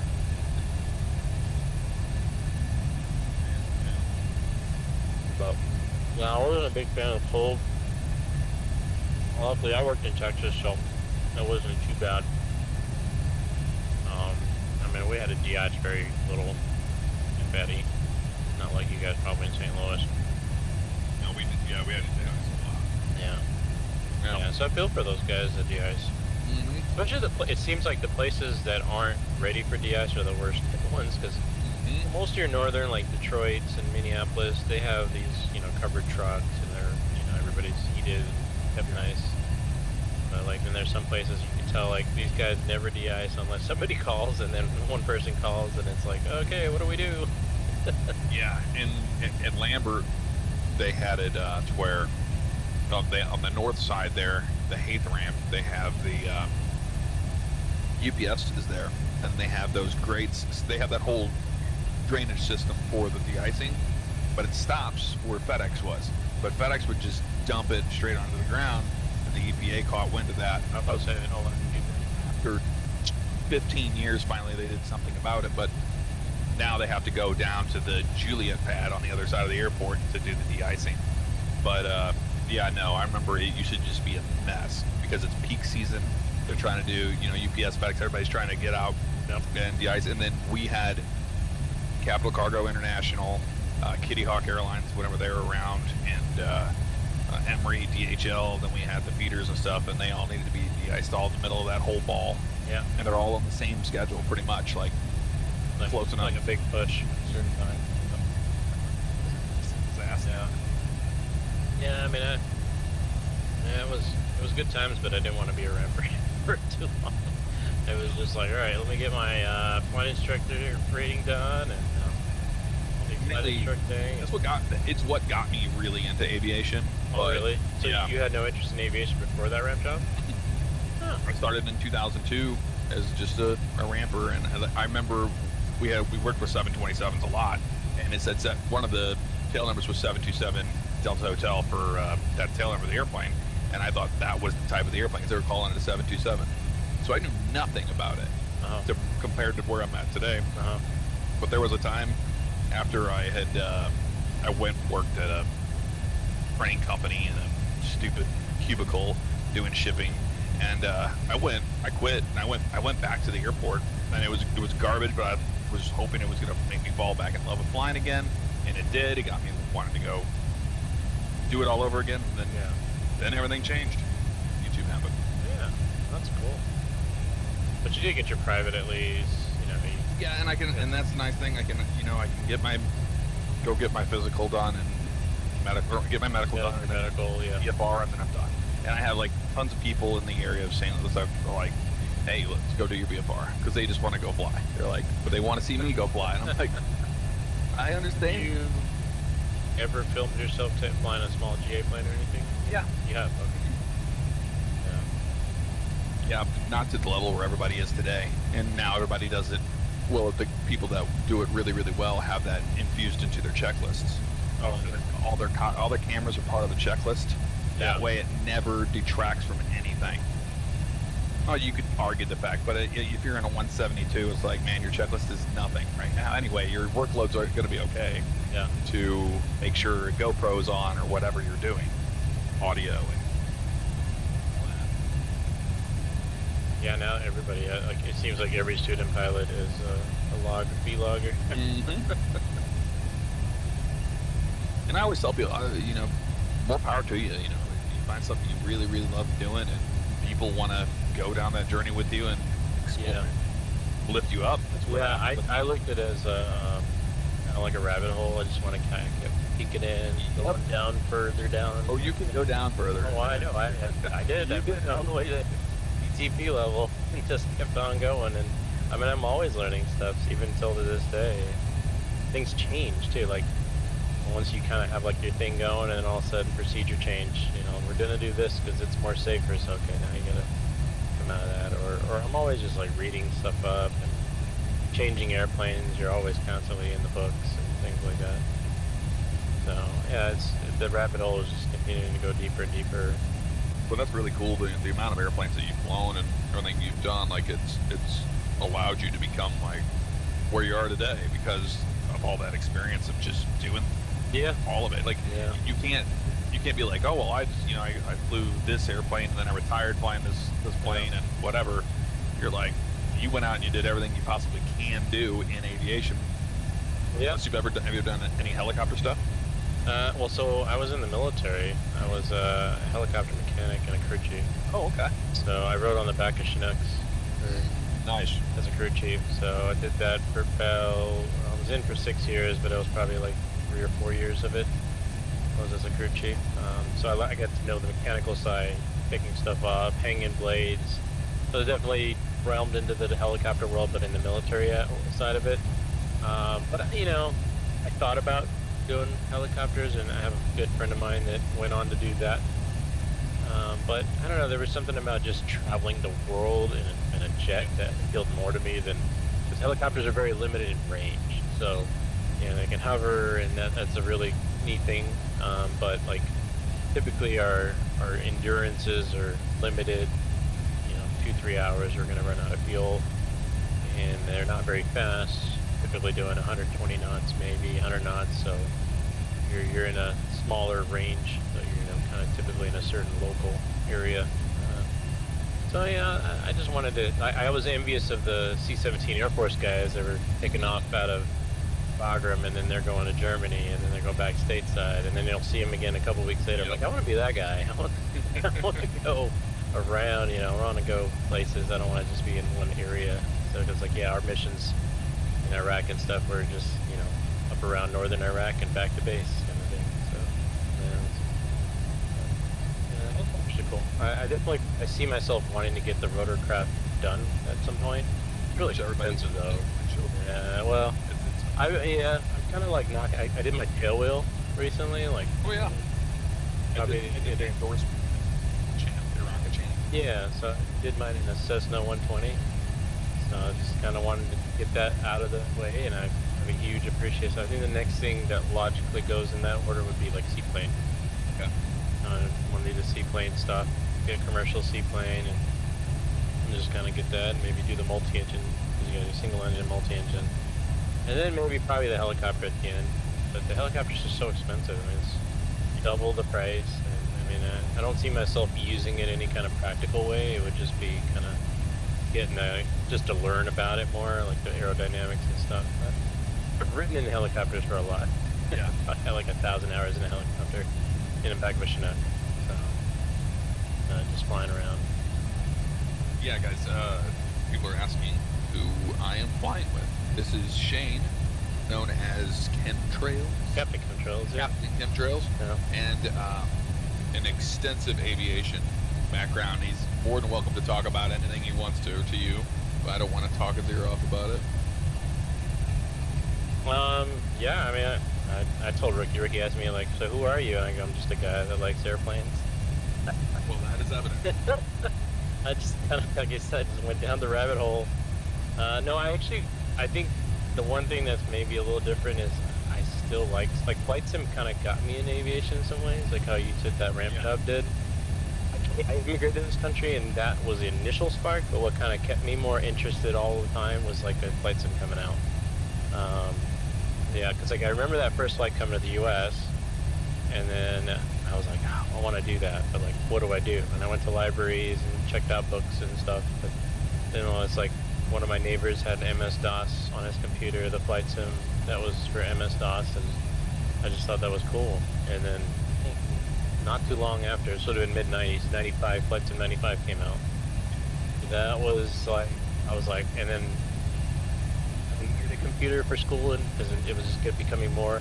At that point, I was using a typewriter to type reports and stuff, and that was just becoming old school, and I needed like a word processing computer, and PCs were starting to come out. So like, yeah, my dad bought me a new computer, and I was like, can I get Flight Sim 95? That's all I want, like just that one game. Yeah. Because it just seems cool. And yeah, I just kind of started that trek along all the Microsoft stuff, and then joined the military, and then it just kind of went a little bit to the sidelines because I got deployed and things like that. But then I got a new laptop, and I think FS 2004 came out when I was in Iraq, so I bought that like I was overseas, and I had like a little Logitech 3D Pro on my laptop. That's what I learned on. I was playing it, and I somehow got a Chinook, so some of the Chinook guys were like, wait, you can fly that on your computer? I'm like, yeah. Oh, yeah. So it was kind of a cool way to just pass the time and still just keep my interest. And I knew that once I got out of the military that that was what I was going to do. I was like, yep, I want to do that. Like, I just definitely want to, the biggest thing to get into it is the financials. Yeah. And if you don't get any scholarships, you don't go the military route, either you're left footing the bill on your own or figuring out a way to pay for it. That's what I was doing. And my way was, doing my time in the military and then getting out and using that GI Bill and just working part-time and just doing the grind. It's kind of like, I was like, all right, it's going to be worth it. It's going to, short-term pain, long-term gain, that kind of thing. Just kept going, one foot in front. It goes without saying, thank you for your service. We appreciate it. Thanks. So long time ago. I got out in 2007. Think back, man, I would be joined in 2000, I would be in 22 years. I'm insane if I stayed in. But there are some of my friends that stayed in. But it can be very rewarding. It is, yeah, and you know, currently what I do is I also volunteer with the Civil Air Patrol, help kids get in, the cadets, like learn about aviation and get them their first flights because the Air Force pays for it, and that's a way for me to stay proficient on GA flying without having to pay for it. So I'll fly their 206, their 182, and their 172s, and they're pretty newer airplanes with G1000s. Yeah. I don't have to pay for anything. Air Force pays for it. I just come in, do my stuff. Yeah, I can get proficient in it, go do some landings, go do some O-rides, whatever I need to do. You know, that keeps me... Civil Air Patrol, they do a lot of they do line, was it line, not line spotting, I forget what you would call it, but they are checking power lines. They might. I'm not saying that they don't. Maybe in certain regions. We primarily are known for the search and rescue stuff. So ELT goes off. Usually, if it's a smaller plane, the Air Force calls CAP to send out an alert, and then they usually run an airplane around to find a crash site.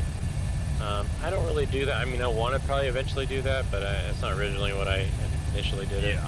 I was a cadet a long time ago, and that was another thing to kind of keep me around aviation. And I thought, if I ever make it, let me be that senior member that comes back and helps guys fly, and, you know, points them in the right direction. Because I mean, I didn't know what I wanted to do really. Like, I knew what I wanted to do. I didn't know how I was going to go about doing it when I was like in the teenage years. So, yeah. Straight into the real thing. Yeah. You just did. Where did you start out? What did you start out at? Private. 152. 152. Yeah. I'm 6'3", and they tried to get me to fly that, and I was like, man, I'd rather just pay the little extra money for the 172R. Yeah. So the school I went to, the program was set up with 152s.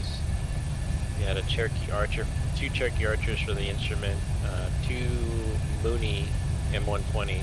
Okay. For commercial, that was unique, and then a 310 Romeo for the multi. So I think we had 12 152s, 2 Archers, 2 Moonies, and no 310s. So that's kind of how the fleet was. And so you had no choice. If you didn't fit in the 152, they would kind of do like a little special thing to put you in the Cherokee. Like if you're on the big side. But yeah, if you're... A lot of guys like I never got to fly a low wing Cherokee. The Cherokees? Yep. Yeah. A lot of people said it was more like flying an airplane because you have your throttle there and you have the wing. Yeah, it's different in some ways. I love the high wing because I like the looking out. Yeah, looking down, looking at passing them over stuff and looking down over them. Yeah, I think I'm gonna do. Sucks on them because they waddle. But yeah, I really like flying that Mooney. That was a unique experience because it was a commercial trainer. So once I became an instructor, I had to get like really good at doing the maneuvers in it. And it was just different because most people get their commercials in like an Aero, and I flew those too. But the Mooney was definitely a unique plane. It had kind of had a little bit of a linked yaw system. So when you use the ailerons, it linked with the rudder a little bit. It was kind of different. Yeah, the kind of counter adverse yaw. The controls felt very different than all three, the Pipers and the Cessnas. It was like a direct push-pull, and you didn't move it much. It was like the amount of movement in the yoke was like this and like this, and it was like that was full deflection. So you had to be very precise, especially doing those. And that's the reason why the school got them, because once you got good at that, like you could do maneuvers and like any of the other planes like no problem. So that was like it was a very tricky plane to fly, and very fast. You know, it was the first airplane that had speed brakes. I thought it was the coolest thing ever. that is pretty. From a distance plane, you're done a descent, and it was like a little button on the yoke, and you just pressed it, and then boop, you just see these little things pop out on the wing. And I thought that was the coolest thing ever. And then you get into the 310, which is kind of a beefier twin engine to learn on, because a lot of people get their multi and a Seminole. Yeah, so the 310 is your beefy 6-cylinder engine, 285 horsepower side. It's what they call a traditional twin, versus some of the trainer twins have counter-rotating props and things like that to kind of fight the left turning thing. Now you're going to get everything that you learn about VMC, all that stuff can be fully demonstrated in this thing. And yeah, it'll eat your lunch on single engine. Like, if you're not paying attention, that was the first airplane that I really thought, if I'm not on my game, this airplane can kill me. Yeah. And I have to always be, like, ready for that adverse, like, be ready on that yaw, you know. When the engine goes out, you got to be ready to just get it going. It wants to fly. No, it wants to roll. I mean, if you let the speed bleed off to where you're below blue line, it's going to start rolling, and you're not going to be able to counter it. Yeah. So you have to get everything up, feathered, you know, and get that prop completely stopped and not windmilling, and then yeah, get rid of your drag and all that. Know your multi-engine procedures. That was good. And then I got to do the flight team stuff too. The school competed in the NIFA stuff. Yeah. And so I didn't know what that was until that point. And then people were doing this stuff, and I just looked at it as free flight time. Yeah. But no, it's a really good networking thing, because you go around to these schools all over the country, and then you meet these people, and then you run into these same people at airline interviews. I swear, like, I see them, we're all just kind of going around to the airline track together. And so, you know, that person could be beside you at an interview, it could be somebody that's interviewing you, or I think somebody made a comment like, oh, you competed in NIFA. I did that too a long time ago, you know, as an interviewer. And so I'm like, oh, cool. So it's like they kind of know what kind of person you are that you did that, because it's not something that's required. You just did it as extracurricular. Yeah, you wanted to do it. Yeah, and it was cool. Yeah, I thought it was cool. The landing events were definitely cool. The nav event was interesting. Yeah, there was a CRM event. There was an IFR event. So yeah, just getting exposure to all that. There was an E6B event. Do you remember that little manual whiz wheel thing? Yep. I had a E6B flight calculator. Yeah, so you had to. I had a metal one. Yeah, I didn't. There was so many things you can do on that. Like, you can do multiplication, division, figure out all kinds of stuff that even beyond the basic private pilot stuff, like just into the nitty gritty nerdy stuff. And then you compete on it, like based on time and accuracy and how you can solve problems with that thing. Wow. Yeah, that was a really interesting event. But yeah, it's been a good experience. It's been, you know, there were times where I doubted that it would happen, like the real world stuff. Like, I thought, well, I can always revert back to maintenance, or, you know, go back to being an aircraft mechanic, and that was always my fallback in case something medical happened. Yeah. But, you know, as long as I'm healthy and yeah, that's the lovely conversation you have with like your life insurance people. The morbid conversation about all that makes you go, oh yeah, I guess I should have a backup plan to do something for me. Yeah. I mean, it's hard to imagine doing it outside of aviation, because I just like everything aviation. And I mean, I still like flight sim stuff. It's kind of interesting, because I thought that would kind of like subside as I got into the real world stuff. But what I find is sometimes I like flying other airplanes. Like, now that I have multiple types, it's kind of cool to just fly different ones on the sim. Yeah. Because in the real world, once you're typed on that airplane and you're current on that plane, you're kind of on it until you bit off of it. So, you know, I get my fill of 737s for sure, but, you know, it'd be nice to fly an A320 every now and then, a 75, a 76. It's hats off to the guys that jump from plane to plane to plane each time they fly, because I like to just I like with the A320, like say something just came out, like whenever Phoenix came out with their A320, I flew that just solidly. Yeah. If I was to jump over the 73, I don't feel like I'm flying it efficiently enough. Yeah. And then the same thing with the 737, I was like, well, I'm just gonna stick to this, or if a different plane comes out, like I fell in love with the Airsoft Twin Otter, and I read the manuals, I fly it by the numbers. Yeah. And I get enjoyment out of each airplane that way, rather than just hopscotching back and forth. Yeah. Typically, I kind of go through like a fiend of, if something's new out, you know, try to like kind of explore it for a while, fly around a while. You know, the one plane that kind of feel like the ones that got away was the 7.4 for me. You know, I got hired when we had 7.4s at my company, but it was just too far out of reach, too senior, and you know, not. And that was that was a plane that 400s, right? Yeah. Maybe. Yeah. 58s. Yeah. It was like a. Yeah, the 8. I act like you're a Boeing representative. I'm like, the 8s were kind of a disaster, weren't they? For the. Well, it really just comes down to fuel burn, cost per seat.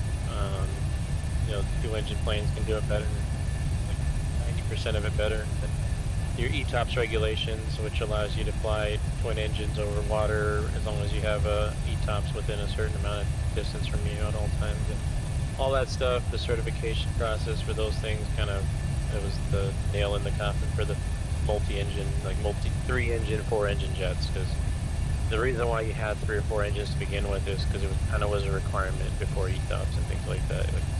You had to have more than just 2 engines to get you across the ocean. Because back in the piston days, you're flying like a Constellation, or you're probably guaranteed to have at least one engine quit out on you. It's a guarantee. And you're coming in with one engine, completely feathered in. But as the turbojets and stuff started coming along, and the turbine technology has become more reliable, it's a fairly rare occurrence. But you still got to be ready for it.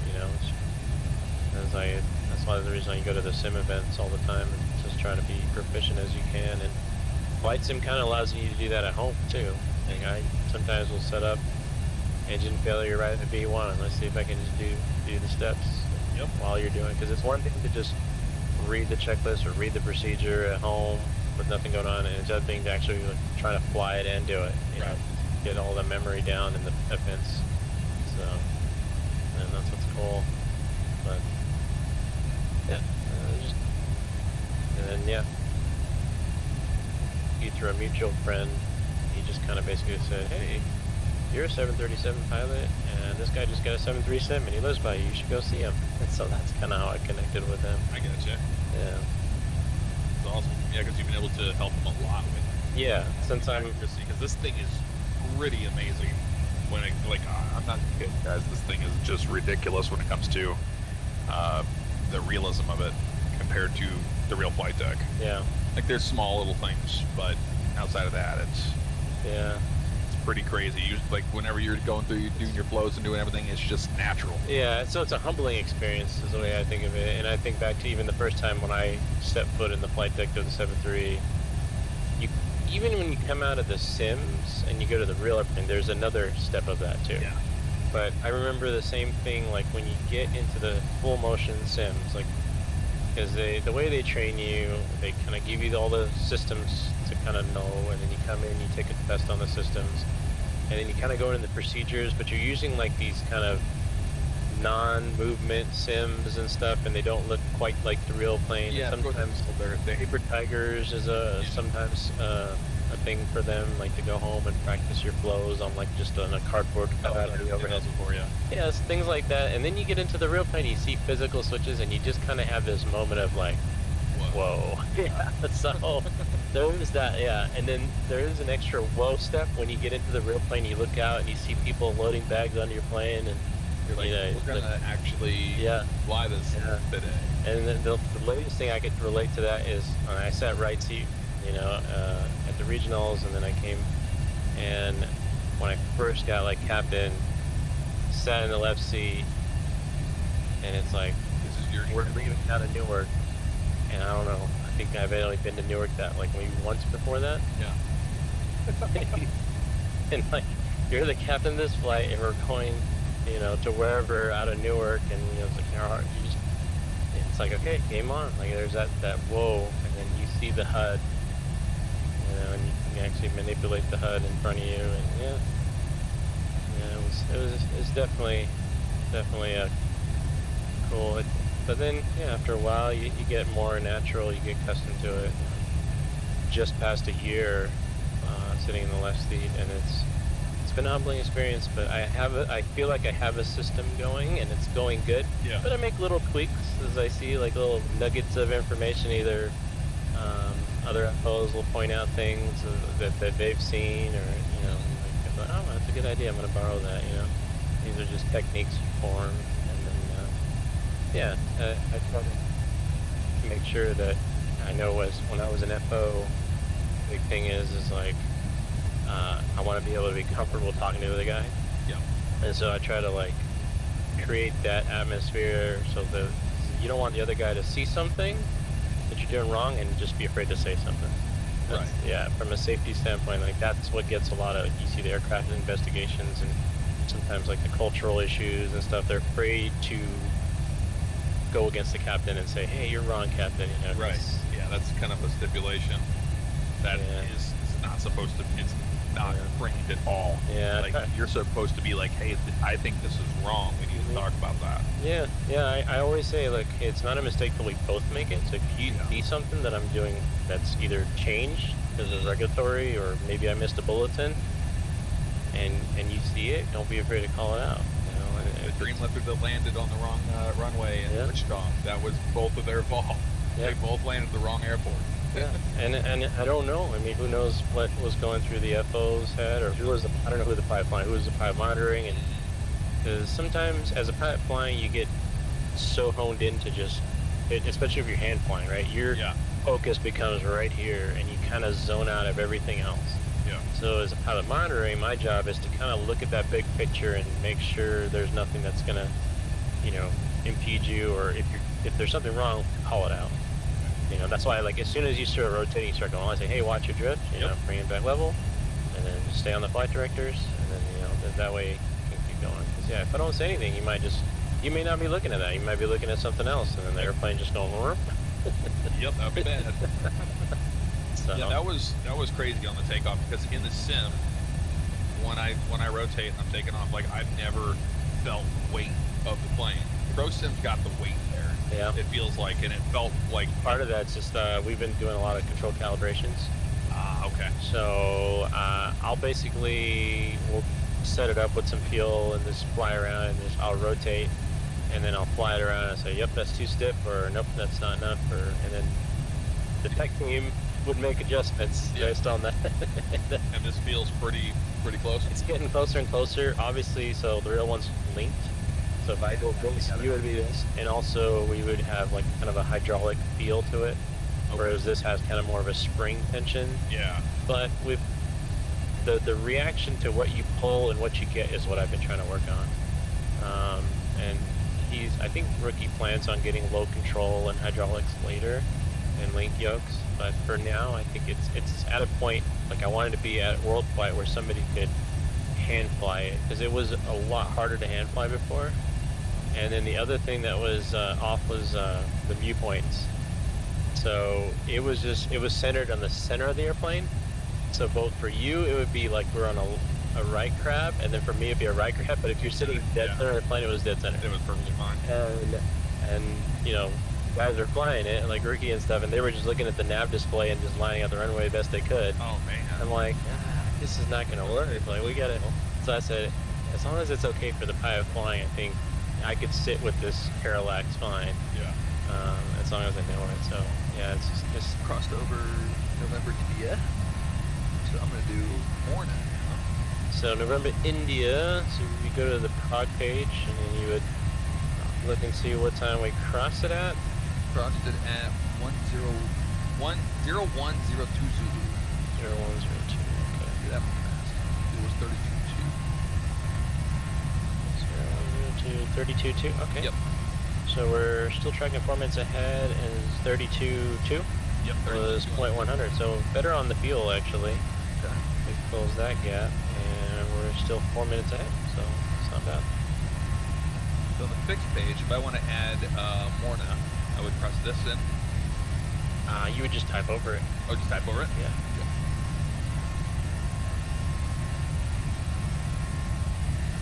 There you go.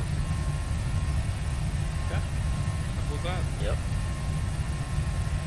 Yeah, we had a slight little turn. That was the first turn we've had this entire flight. Wow. I mean, it's a pretty straight flight down. Yeah, you see Minot out there.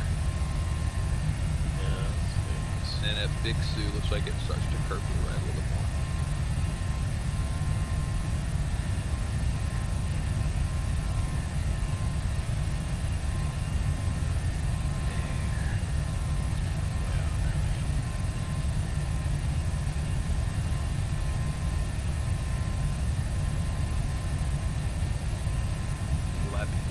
Alright, let me get back to y'all in the chat.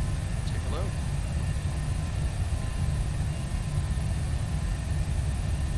People thought we were in a real airplane. I mean, it looks like it, I'm sure, from the stream. Yeah. And it kind of gets that immersion level. I mean, you can wear a VR headset, but this kind of does things that you can't do in a VR headset, which is that tactile feel. Yeah. That had been a really cool, a big jump to go from regional, from CRJ, and then when you moved up to the 737 after that, what a difference that was, especially like you said, barreling down the runway in a massive airplane. Well, the CRJ actually wasn't too far off. The bigger jet, this stuff was going from like a Cessna 310 to the CRJ. Oh, okay. Yeah. Yeah. Something with her. I mean, I had flown a Citation like once, kind of like you. Just guy had a Citation. It was a single pilot plane. Yep. A Mustang, and he's like, "You want to fly the right seat?" I was like, "Yep." You better believe it. Yeah. So things just happen so much faster. Yeah. Yeah. That's what all jet is. Yep. And so that was a little bit of a precursor, but he let me take off. And then we flew a little bit, and then he took the autopilot on it, and 10,000 or whatever, we flew on to San Antonio. But when I did the first training flight in the CRJ, like coming out of Sims, freshly typed rated CL 65 pilot, I get to my IOE, the line check airplane's like, all right, we're gonna do the pre-flight. He's gonna walk. He walks around with you, kind of, you've seen everything, but he just kind of coaches you too. You get in the seat and you actually sit there and you go, whoa, like there's that real. And then it was in Atlanta. I had never been to Atlanta.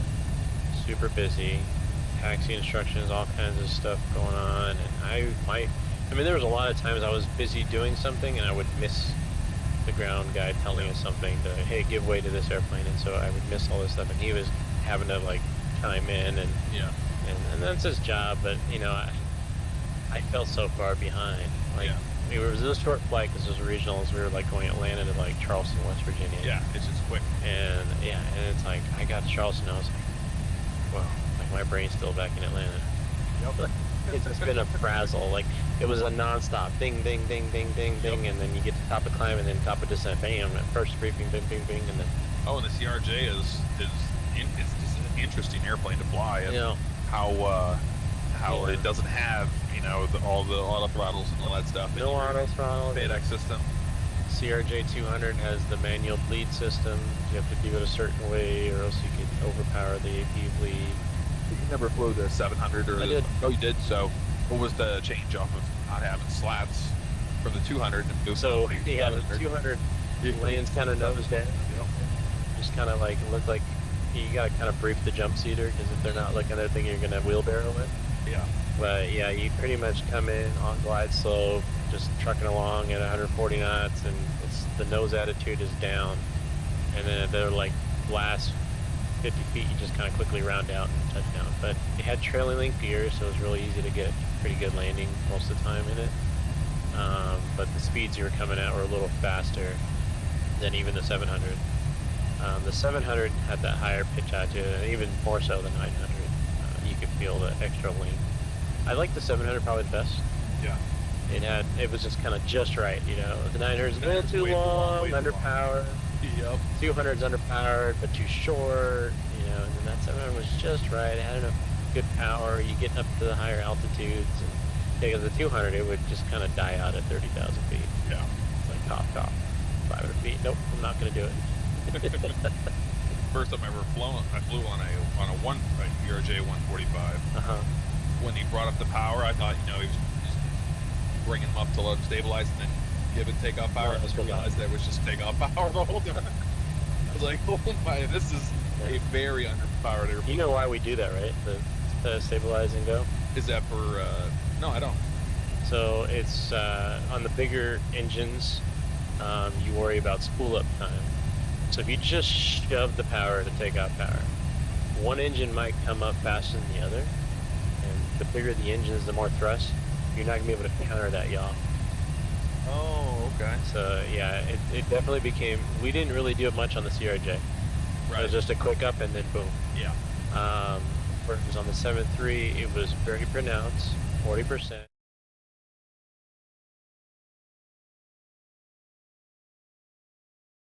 Just say the right engine spooled up to power before the left engine could. It's just going to spin you, and you're not going to be able to react. You're not going to have you don't have the rudder authority, and that little nozzle is not going to help you. So you want to bring them up to 40%, let them hang, and just go, okay, we're equal. It's just a split second, but it basically allows most of that spool up time to kind of come up evenly, and then from 40% to take up power, they will kind of both go together. Okay. So you won't, yeah. But if they're at a low spool to get them up, they can come up differently, and you might not be able to counter that with y'all. So the bigger the airplanes, that becomes more like the 777s and things like that. It's definitely more pronounced as you do it. Imagine back whenever they were flying like the 727 DC-9 with the JT8Ds. Yeah. How much of a delay it Yeah. was from the turbo. Yeah. It was Yeah. insane. Yeah. That they just had to get used to that. Yep. You're like, if you're on final and you cut the power, good luck. You're not getting it back. Yeah, I noticed that on the 7.6s, the Pratt Whitneys, the 4060 Pratt Whitney series, which is also on the 7.4s, I think, and a couple other airplanes, but they were very slow to get going like that too. Like, yeah, you don't, what they call it, you don't want to get them unspooled. So even when you're on approach, you notice that the end ones will probably still be around 40 to 60%. Yeah. Because that's in a spool range. If you get them below, it's going to cost you a lot more time to get them back up again. Right. So that's the reason why, like, you want to avoid going to full idle when you're on final, like Right. real early. Because say something happens and you have to just shove the power up, you'll be one potato, two potato before you get that power.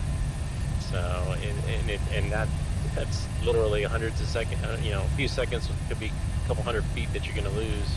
See, I thought that it had something to do with a compressor stall.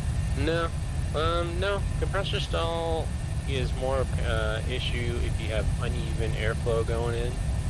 Yeah, I mean, the earlier engines, you could worry about that if you just shove power into, you get that fuel going, and it's just not. But the newer engines, the Phoenix system, it's going to deliver the power, the fuel good, but you just get uneven spools. But yeah. Yeah, you don't see compressor stall as much of an issue nowadays. I think the MD-80s have more of an issue, but a lot of times is it when you're changing that angle of the air going into the engines and they get like this uneven flow, the fuel just kind of detonates, and then you get the compressor stall, loud big booms. But yeah, no, 7.3 is a good airplane, to be honest with you. I mean, Airbus 320 is a good airplane too. A lot of respect for it. I think the biggest takeaway I took from the A320 is how simplified they try to make everything. It's very simple. Yeah. It's an airplane that's designed for you to just pay attention to everything else that's going on around you. Yeah. 7.3 is really involved. Yeah. And it's like... in some ways, I kind of like that, because it's like, you have all the nice displays, but then you also have like space shuttle, Apollo astronaut stuff going on back here. Yes, this Boeing's signature move is to have an overhead panel like that. Yeah. And Airbus is everything black and push buttons and automatic. Yep. Either auto, like just get rid of all the white lights. So, yeah, this one you have to kind of like, you have to close these at a certain way. There's with the Dreamliner, they kept it the same. Like they're keeping it alive. similar. Yeah, I think it's a little. I mean, definitely when I got to the 7.5, it was a little different. This was fairly similar, but a lot of them were just push buttons. Yeah. But this panel makes a lot more sense in person than it does in the sim. Well, in the sim, for a new person, yeah, I could understand how it'd be like, oh, I don't know what any of that means, but like the way it is set up when you see it in person, like it makes a lot of sense. yeah, it's organized in rows. Yeah, here's some trivia. I don't know if you know why some of these panels are lighter gray versus some of them are just dark gray. Nope. It has to do with what you lose when you have an engine, when you pull into the handles, fire pull handles. The pumps are gonna shut off, the generator's gonna kick off, your hydraulics are gonna kick off, and then your bleeds are gonna close. So like those things are affected by the fire pull. Oh. There is the one that's like that. Had no idea. Yeah. That's and they just kept it like that. And then you know why these little half circles are here? Nope. So the earlier 7.3s actually had like a load meter as a gauge, a physical gauge that went in here that would show like how much load the generators are producing. But nowadays you can just go on here and then it'll tell you on the gens. And when you're in a cruise, you go check all the stuff. You can regularly. Yeah. I mean, it should be 4 hertz, 115 volts. Your amps, depending on what all stuff you're drawing. So this one, you got 12 on the left engine, but 83. I mean, I would say the real plane's a little bit more balanced. where the amps is how much load is being on the generator. So yeah, you would have more even draw on each engine versus the right engine being carrying more. But yeah, you would just kind of, but you know, you should get a caution light, right? Anything up here becomes amber, it's going to produce, and that's what this thing is. Right. It's going to produce an amber light up here. And all this is, if you look at them, they're just all subdivisions. So it's like, oh, I got an air conditioning light. Oh, I need to go up on the air conditioning panel and find where that light is. Okay. You know, that's what that's for. I mean, this, and now this has been replaced with the modern day ICAS. Oh, okay. Yeah. So this was designed before that, the 727, the 707 days, and then the newer ones, and which is actually interesting. One of the reasons why the Max 10 is kind of in like a little bit of thistle.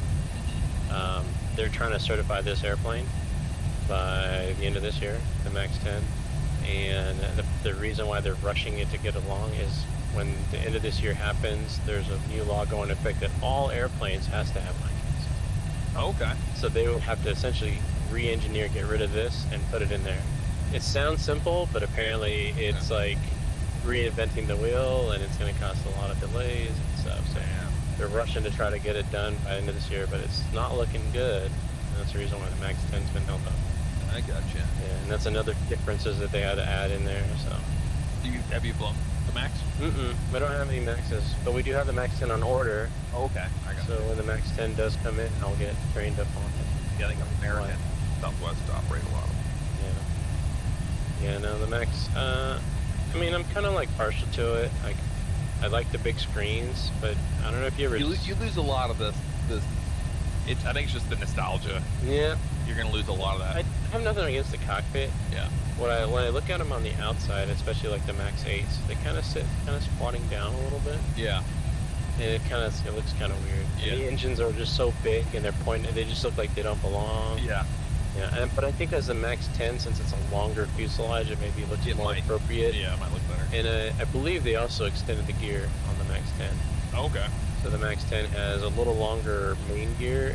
I think Boeing put out a video because they had to redesign it because the problem they were having, the reason why the Max 8 and the 9 sit kind of ass low, is as the gear swings up, it has to go into the gear bay, right? Yeah.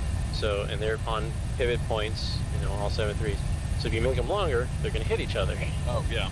So they engineered some special like thing where as it's retracting, it's also getting sucked in. Oh, okay. Yeah. That's interesting. Yeah. Something kind of like the 767, 757, or no, 767, where they were like, well, we're just going to tilt it forward. Yeah. Instead of back. Yeah. Because the 75's back, the 76 forward. Yeah. Because of the bay. The way they did the bay design. Yeah, they're in that kind of whole situation. But that's interesting how they did that. The 10's going to be special. What's that? A little warm, but you can throw a little bit of air. Maybe just a tinge of air. Tinge. I'm feeling pretty good. Ordered the ginger ale. Finish my coffee.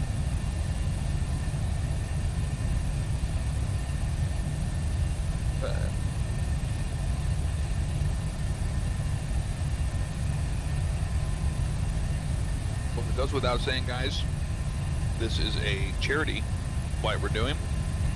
All week long it's going to be. If you want to donate to the cause, if you're watching on my Twitch channel and you're not on a YouTube channel right now watching, you can just do the exclamation mark donate WF. Let you give you a link for that.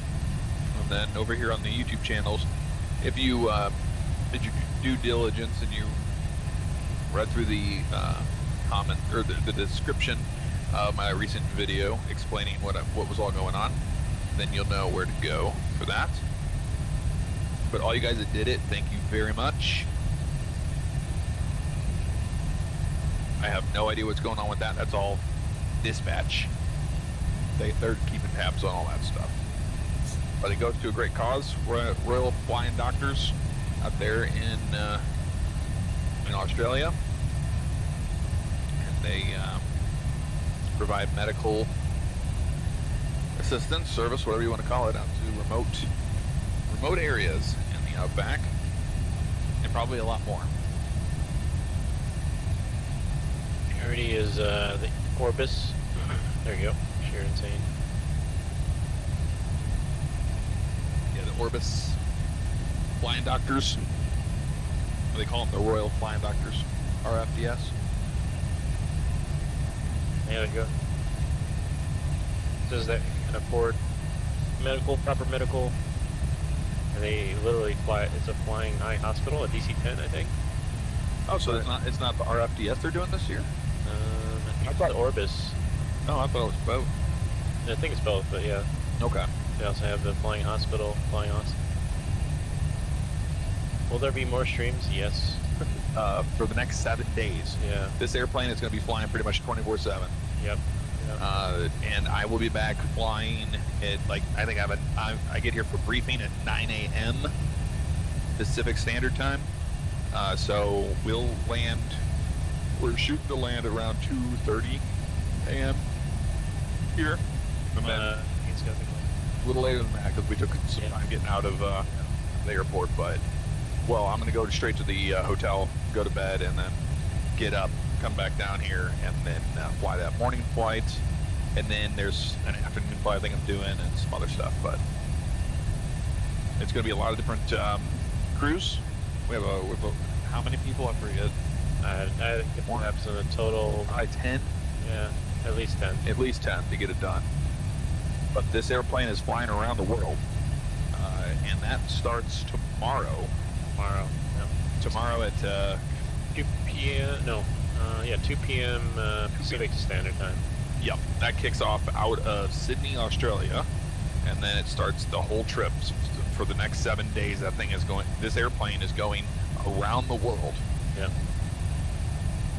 And it's not like if you're not used to how that works, it's done in legs for fuel and all that kind of stuff. But you can't just go willy-nilly go flying off. And that will, when the actual world flight is supposed to have dedicated Vatsim for it too, I believe. Mm-hmm. We have to keep when we're at the cruise, we have to keep the nose down the whole time so we don't go flying off into space.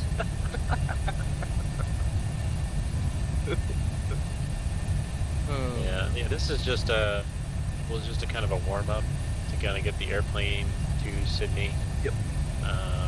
Get people that haven't either flown the sim too much, do a little extra practice, extra legs before the actual event kicks off tomorrow.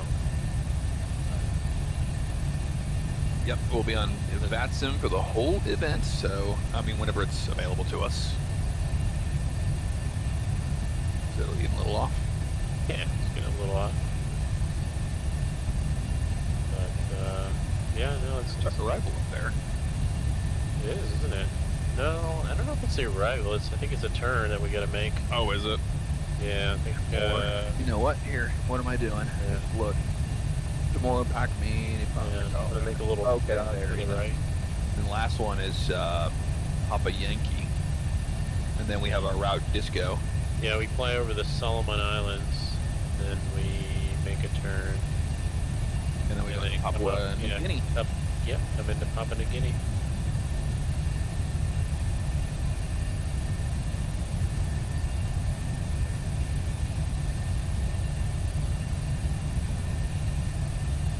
Hey, Lucario Gamer, have a good one. Thanks for hanging out with us.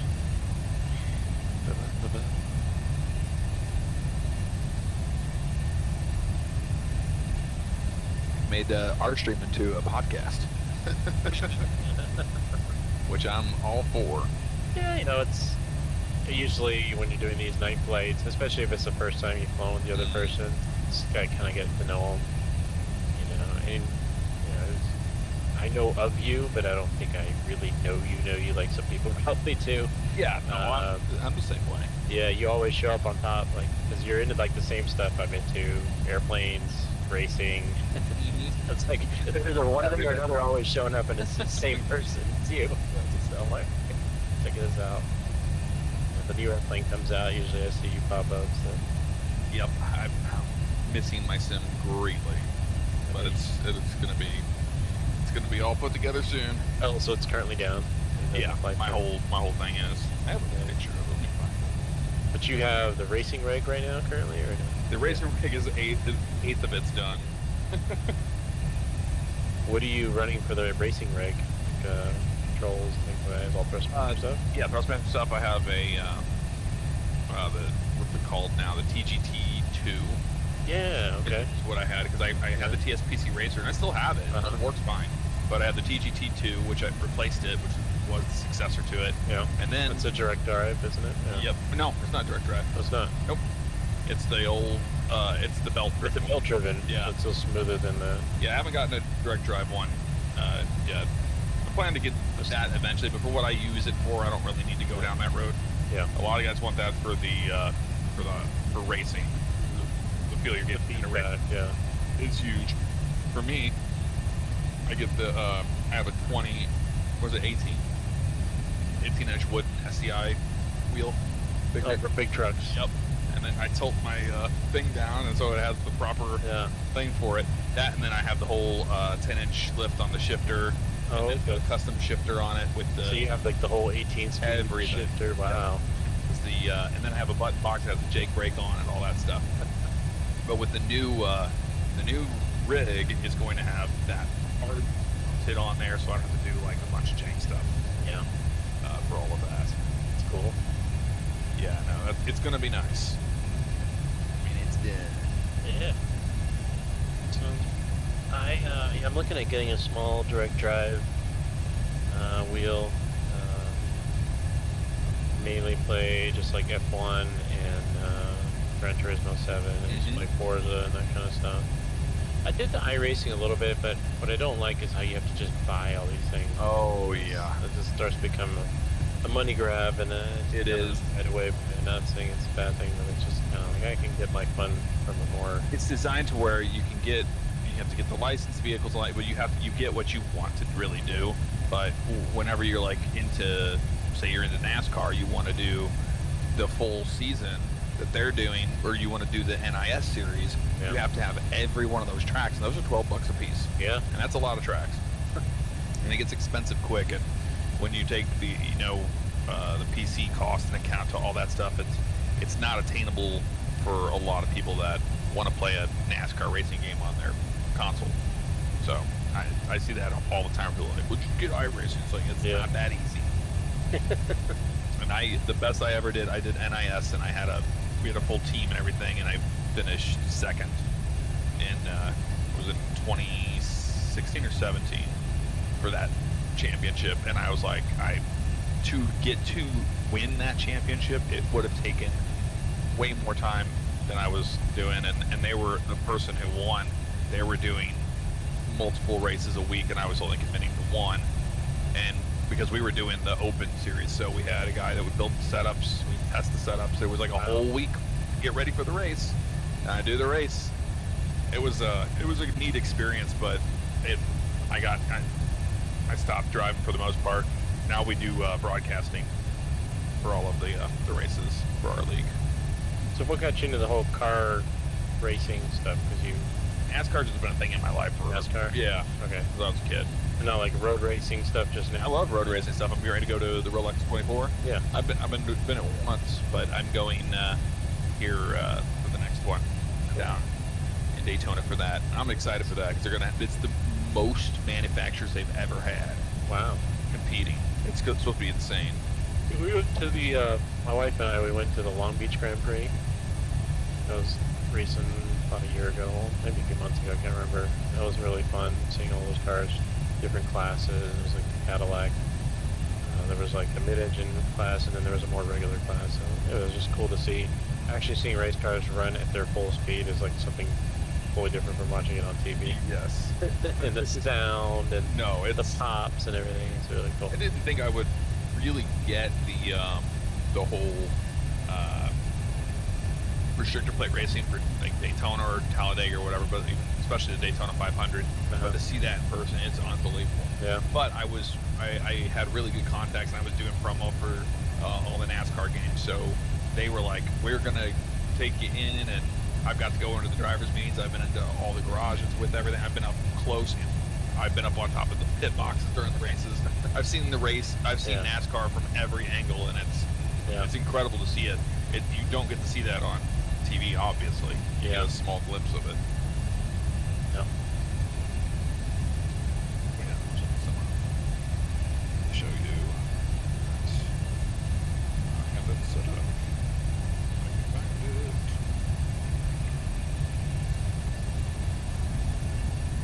Yeah, that's the current state of my. It's the current state of my. Got a little bit of work to do. Racing rig, yes. I'm so done with building stuff, man. Oh my.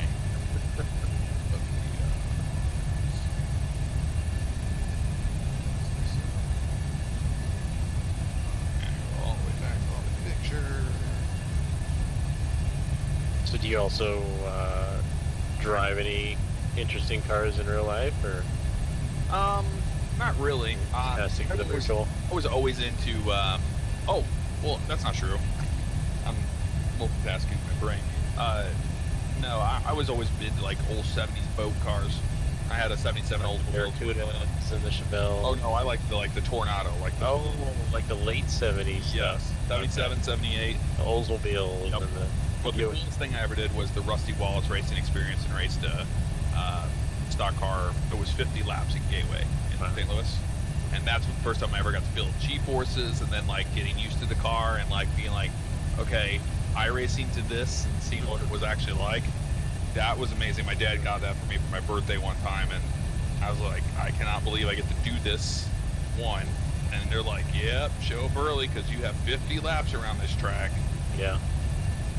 I was like, man, all right, I'll do it. One thing what really surprised me was the amount of grip it had at low speeds. So say you're doing like 40 miles an hour on the exit pit road to get on the track, and you start turning, you're just like, whoa, that is grippy. And the whole time, they constrict what you can actually do with the engine in fourth gear, but like you can be on the limiter, and when you let off the gas and you're like down into the corner, and you throw it in the corner, the car will do way more than what you because you're only doing as much as you don't want to crash the car. Yeah. And it's just like, no, we got this for days. The grip of those tires is insane. So I got to do that. That was one of the coolest experiences of driving. That I got to do. I don't know what I did with this.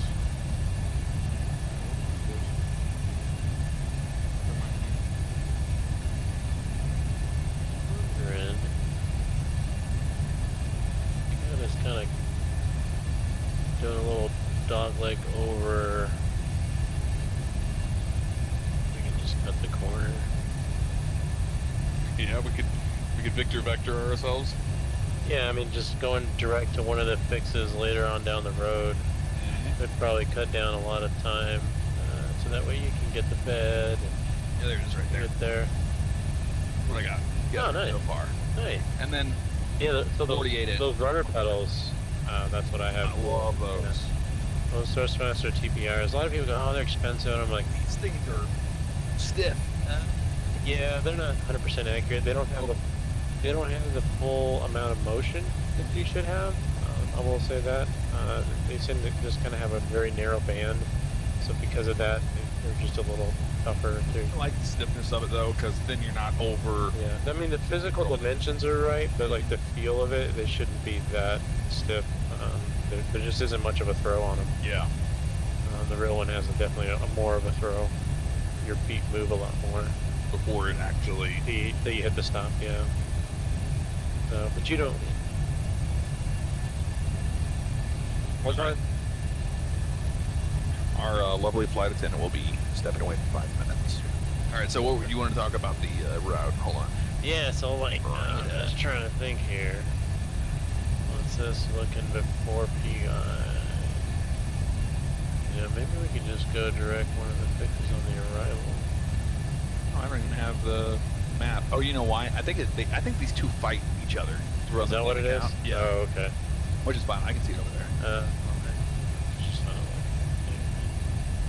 to find what is this point. This is cap key. That's our whole arrival. Yeah, it's cap key to PY. So we can go to maybe cap key. Actually, you know what we could do? I go to the legs, and then I can go into my plan mode. Yeah. Step through this. Yep. And So there's an app up there. Step. Over here. Back out a little bit more so we have a better idea. And here it all is right here. So I'm thinking if we go direct CAPI, so one thing that we have a discon because off of PI, we'd have to probably clean that up, maybe go from CAPI direct DAW-Blue or something like that. So you want to go DAW-Blue right here? So let's make CAPI our active waypoint that would cut the corner. Okay, so we can do the direct Yeah. to Go to they say legs to legs. Yep, they'll take you to page 1. Okay. And then you want to take CAPI wherever that's at. Okay, I got you now. And Dude. then Oh yeah, drop it's it in the different. scratch pad and then back it up and then put it in there. And then, do we like that? Let's see. Yeah, before you execute, That let's was see not good. I did not like that. Let's see. No, that's CAPI right there. But what did it do before? Yeah, what did it do before? How about you erase that? Yeah, that didn't look too good. Yeah, hit erase. Yeah. Okay. So something happened here that, like, maybe we need to clear the disco first or no? Yeah, so let's take incog and put it after CAPI. So put it right where PY is, yeah. Okay. Does that look good? That goes to here and then there it goes. Yeah. That seems more, cause see, oh yeah, cause it's CAPI, because of that disco, it was screwing it up. Yeah. That seems right. Yeah. Try to execute that. And then that covers that. So top of the cent's gonna be CAPI, Yeah, right pretty there. much right there. And then if we can go direct CAPI right now, I don't know if it's going to allow us. It should allow us, but Yeah. Try again. look at our active waypoint. Ooh, it's doing all sorts of weird stuff. Yeah, I didn't like that. Okay, maybe not. I think it's like, maybe are we too close to, no we're not. No, we're not. We're not close at all to Mano. No. Let me see if I can just try it. I don't know if this has anything to do with the fact that there's two different ones. Oh, maybe.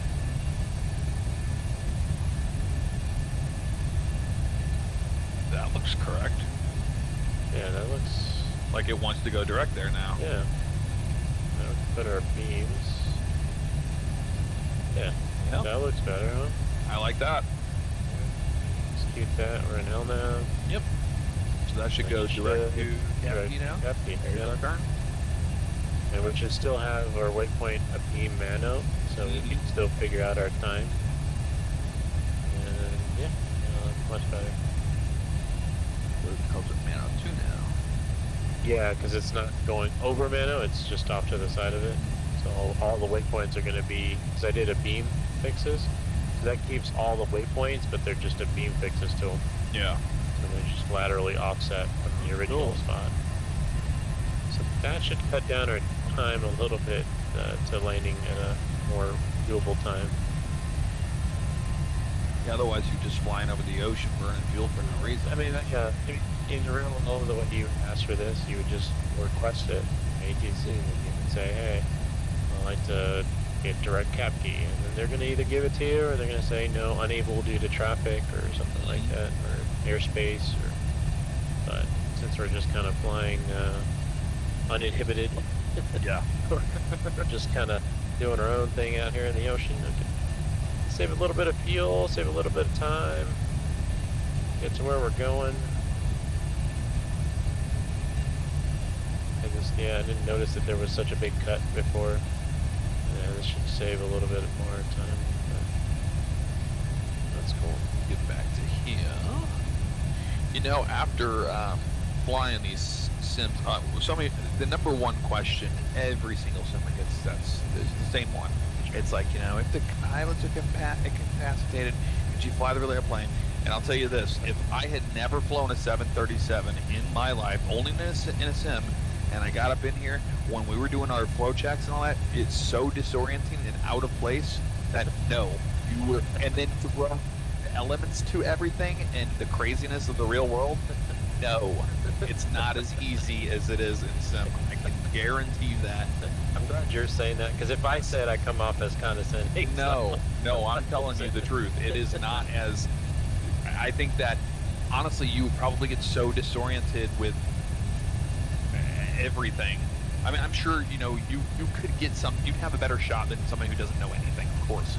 But you would definitely want the airplane to do auto land, and that's what you would set up for that. But like actually battling wind and all the factors, everything that comes with how precise flying on these airplanes is.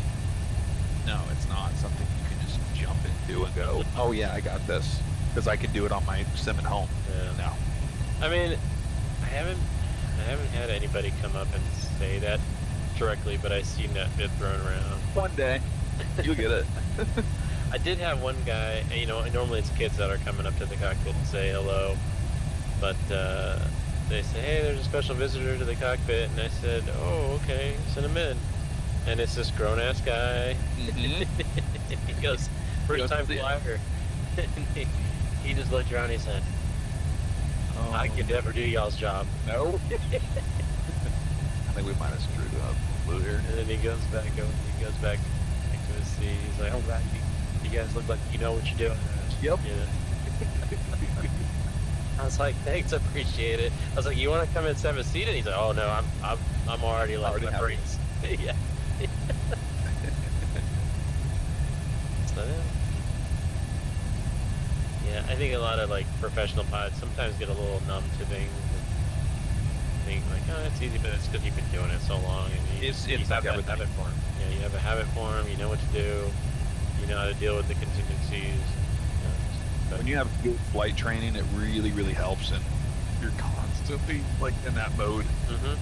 Yeah. In flight school, I was ready to conquer the day every day. I was like, I'm ready to go fly the next day. I'm ready to go fly the next day, and I wanted to get my pilot's license done. And well, at least you got to a point that's like, so a lot of people I hear, they start but they don't stop.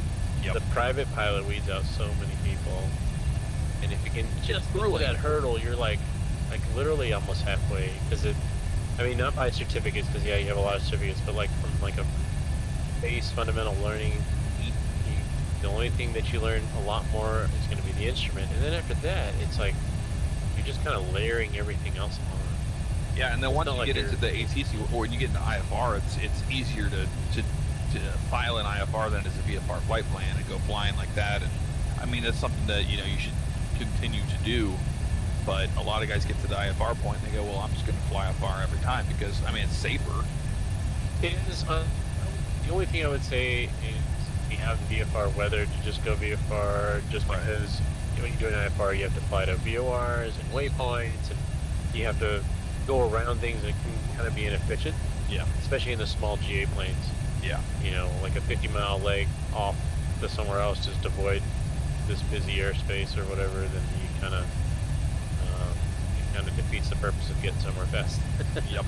Especially if you have a headwind and you look down and you see cars on the highway going faster than you. Yeah.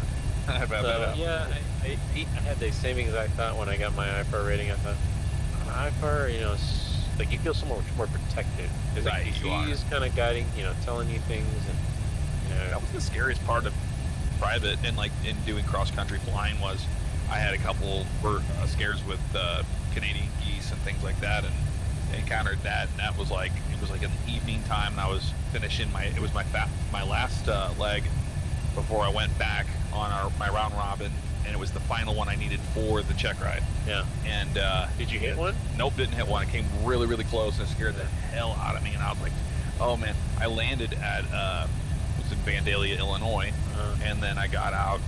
I actually landed to shut the plane down and like got out, walked around, and I didn't know how close I was to the birds. If I did hit one with a wing or something, I was like, just kind of scared by it. You would hear it. You would hear it, yeah. Yeah, it makes a big tone.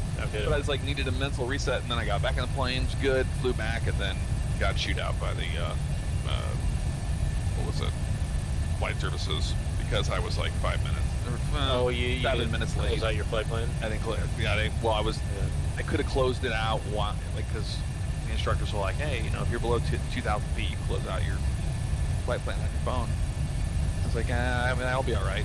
Then I was 7 minutes late, and they're like, well, we were just about to get worried about you out there. I was like, yeah, I'm sure. Vocal the Guardian says, really do admire the pilots that do this every day. Appreciate that, Vocal.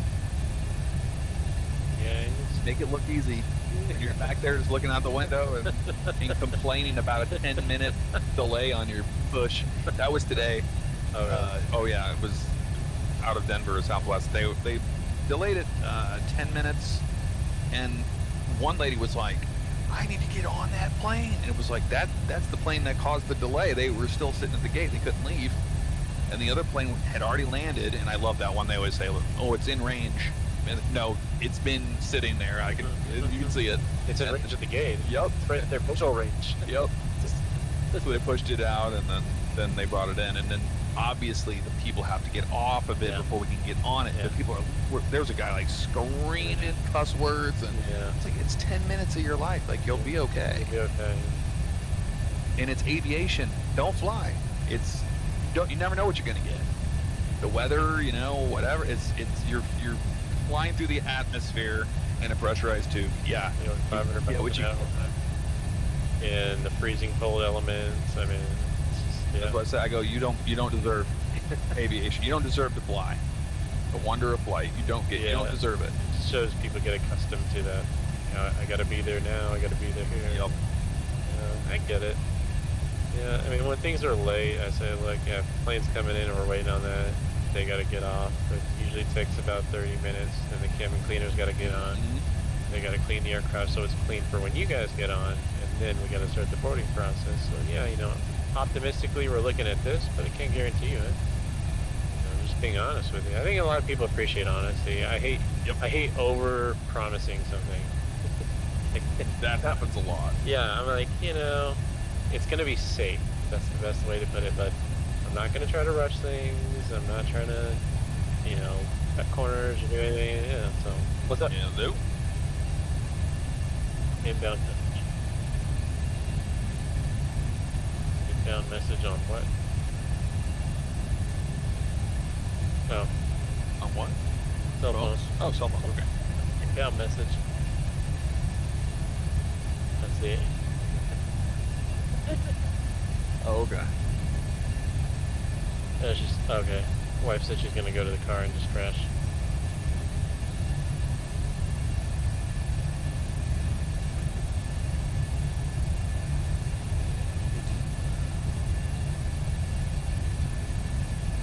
The amount of people who complain when these things work like crazy, it's nuts to me. Yeah. You know what changes their mind real quick is when there's like a crash or an incident. Oh yeah, of course, yeah. Like a subtle reminder of what you're always dealing with out there. And it's not to scare anybody, but like there is a lot of things, like I would say a lot of hoops and hurdles you jump through just from getting to the gate, to the runway, to airborne, to the ground, and to the gate again. And you have to make sure that you cross all your T's and dot your I's before you get through all that. Because if you don't, then you're in no man's land and you leave yourself open to some sort of susceptible issue that could come up. So, yeah, the best way is just to be a little conservative. Always err on the side of the safety. Don't sacrifice time for that kind of stuff. But you'll get there. People are going to get there as long as they get there. I think a lot of people understand, especially when it's the last flight somewhere. Like, look, we're late. There's nothing we can do about that. Everybody's on. We're happy to still have you on board. We're still going to get you there. That's all they want to hear. It's like, well, you fly from Orlando a lot, don't you? Yeah, I have. Yeah. It was a lot more on the 7.5.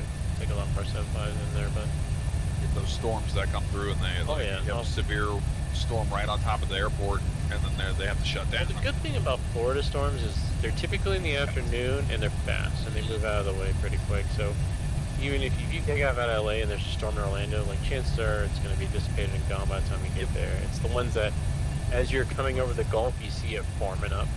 You're like, it's a race to get there before the storm does, or you're just going to be in you get a Direcco, you get a whole squall line happening, then you got to go around it all the way, reroutes down south or north. Yeah. It's a funny thing that happened to me recently in LA.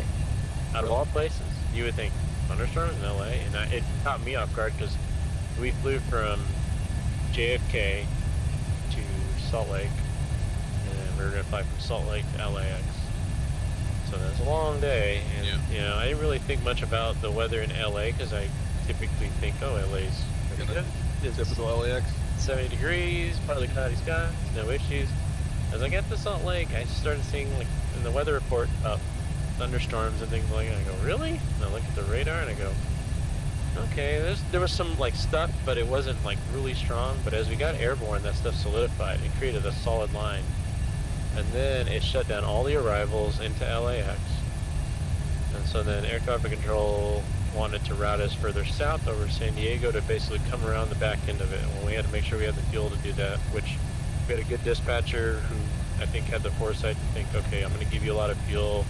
He gave us an alternate of Vegas, so that way we had to have the fuel to come back to Vegas and fly 45 minutes. So that gave us fuel to play with. And the storm wasn't on LAX, it was just between us and LAX. So once we get around it, we're fine. Well, then they started clearing like 20 airplanes to this like fix. I think it was the Julian VOR, which is down by San Diego.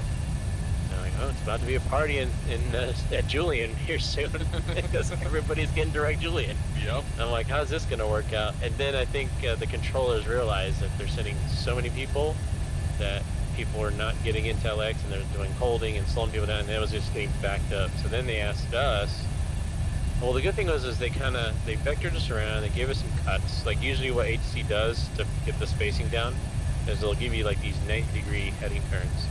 So like you're flying 240 and they'll be like, turn left heading 180. So it was this humongous turn to the left. And it's just to create time, to create a gap to get you in the sequence. Yeah, they get you down. And then it's just to get you in the sequence to mesh in with all the other airplanes, right? And so they did that to us twice, like a 180 heading and then turn right heading 360. They're just complete 180. Yep. So our flight path looks like this, crooked road. And then they go, okay, you're code direct Julian, and then they're clearing everybody direct Julian and all that stuff. And then they like ask us, hey, would it be possible you guys can come up around the north side through Palmdale? And it's like, there's just furious button typing to make sure all the fuel is good, all that's good. Send a message to the dispatcher, make sure, hey, look, they want to give us this fuel looks pretty good, what do you think? All that has to kind of be kosher before we can accept it. And so yeah, we had to do that, and it's just like on all the weather and the slowdowns and the speed ups, and hey, slow to 250 indicated. You're like, oh, okay, we want you to go fast again. Yeah. So there was just a lot of stuff going on. We did all that. We briefed coming from the south side. We had briefed the south complex, the 25 left into LAX. The north complex was the 24 right. And then as we come around, I direct 24 right. We get in, we come in on the arrival that brings you up over Malibu and around and puts you on a downwind over downtown. Yeah. And you can see the storm. It's like right there, just east of downtown LA. You see the lightning flashing and everything. It was pretty much over Ontario. Yeah. So as we come around, the spacing got too tight, and now we're all of a sudden closing in way too fast to this Allegiant 320. And so we had briefed this 24 right approach and 25 left, and then the tower's like, can you size it to 24 left? I'm like, can you just give us the ILS frequency? I had to just literally click, hand fly, intercept low flights, and just bring it down and just land. It was just a lot of stuff going on, like multiple arrival changes, multiple runway changes, check and feel and all that stuff, and then all of a sudden you get the runway that you never even briefed. Oh man. You just kind of have to, you just kind of got to wing it, or either go around and come back again. So it's like, I looked at that as, I can visually see the airport, click off the autopilot, line myself up with the PAPIs. You can put the ILS, I talked to my FF, you can put the ILS frequency in. We just asked the tower for the frequency. We need the course. And then we can line up, and then we can touch down and land it. Of course, passengers have no, all that stuff. Get down. I did have a guy in the back, was from my high school days, he crashed fire training class. Oh wow. I hadn't seen him for like 12 years, and he goes, wait, you were the pilot? Yep. I said, pretty rough night today for you. Yeah. That was not an easy one. Was not expecting thunderstorms in Los Angeles on an arrival, and you just pretty much made your way clear across the country all the way from New York, and your last leg, go home leg, and you got Armageddon happening over Socal. And you wouldn't expect it. No. It's something like straight out of the Midwest. Yeah, but it happens, yeah. And you gotta do holding, you gotta figure out divert plans. I've had to divert places before, and then everybody runs to get fuel so they can bounce out of there to go back. You know, Dallas, Texas got a lot of thunderstorms too. They were really bad, those ones. I think the Texas storms are worse because they would kind of linger longer. It would just be this slow-moving cold front just moving all the way from Oklahoma all the way down to San Antonio, just moving across, and just shut everything down forever. So Dallas definitely had its share of a lot of delays and diverts. The winter time is usually the worst time whenever you get the airport closures.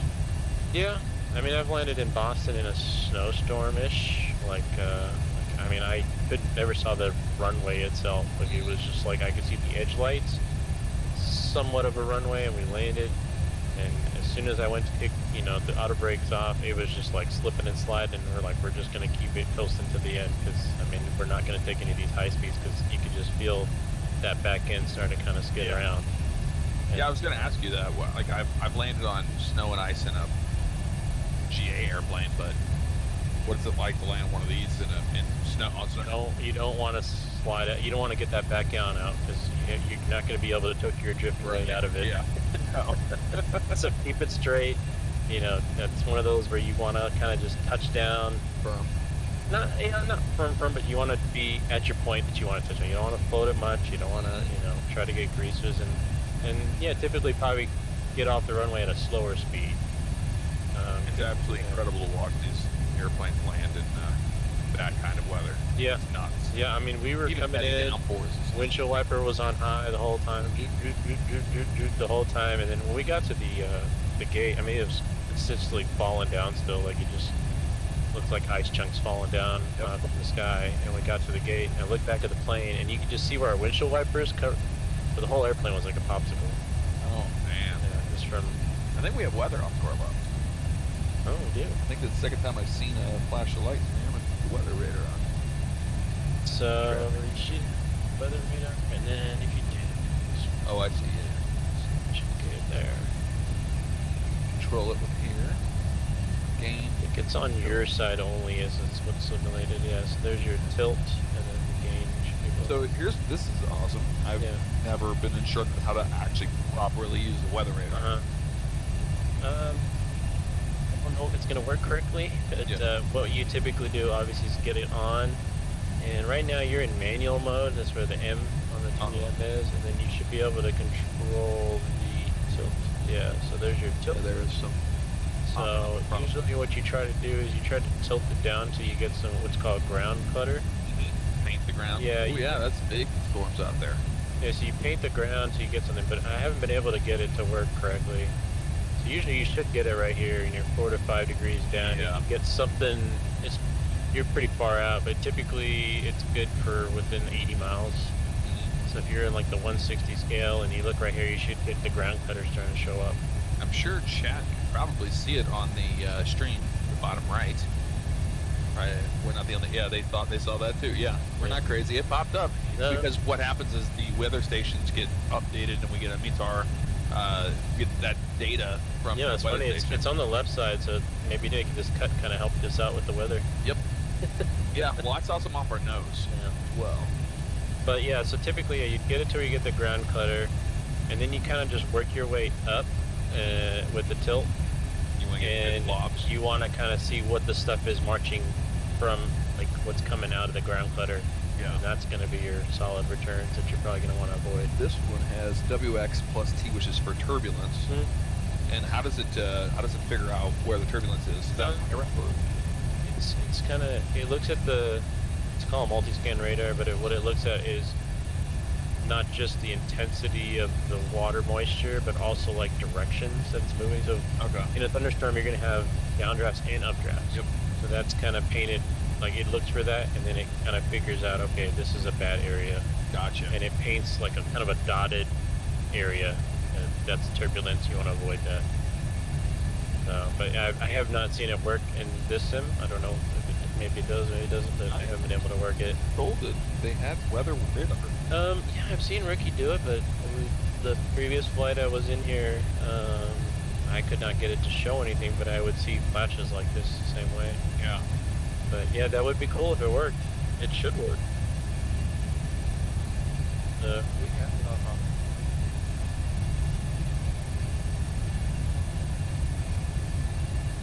guy is on, I believe.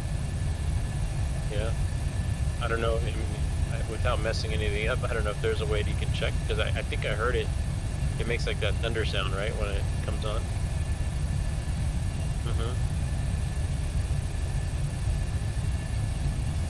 Yeah, on the radius of the other range of this guy. Okay.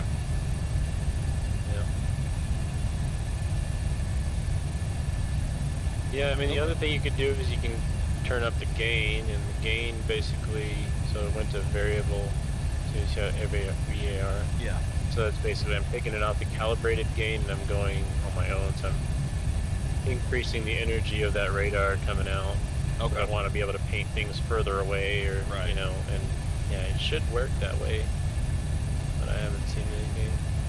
Yeah, we're skating on top of this one over here on the left. We're supposed to climb up to 34, actually. Probably should. We pass my note. Oh, yeah.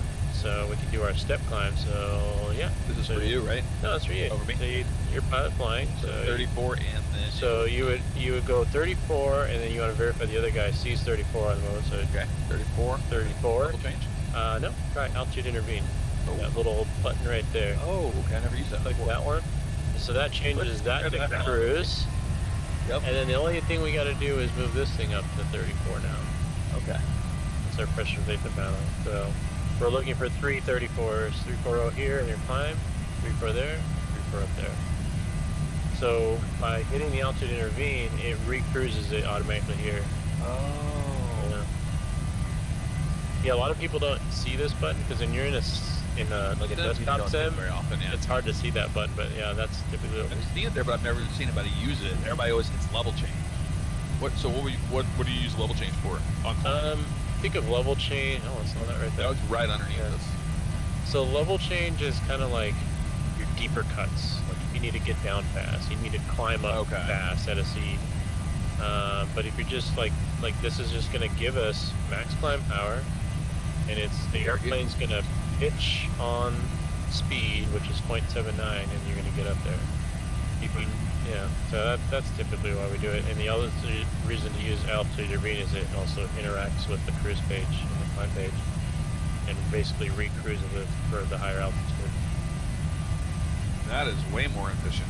Yeah, less button pushing. How about that? Yeah, level change. I use that more as a tool. Yeah, there you go. I use that more as a tool when you're down low, when you can get down, like you're below 10,000 feet, and AC says, set and maintain 4,000. Okay, level change it down. That usually helps. You typically want to stay on VNav as much as possible, and LNav. Ooh. Oh, there's a little... We're getting a little rain. There's some stuff here, man. Nothing's painting. No, nothing's painting at all. Nothing's painting, so I don't know what's up with the weather radar. Shooting for 34, coming up on 34. Gonna help. Definitely gonna help, yeah. It's a smoother ride already. Yeah. There it is, back on VNav path. Look at change to FMT speed. Yep. VNav path, that's it. Start seeing these guys come back. Should. They are.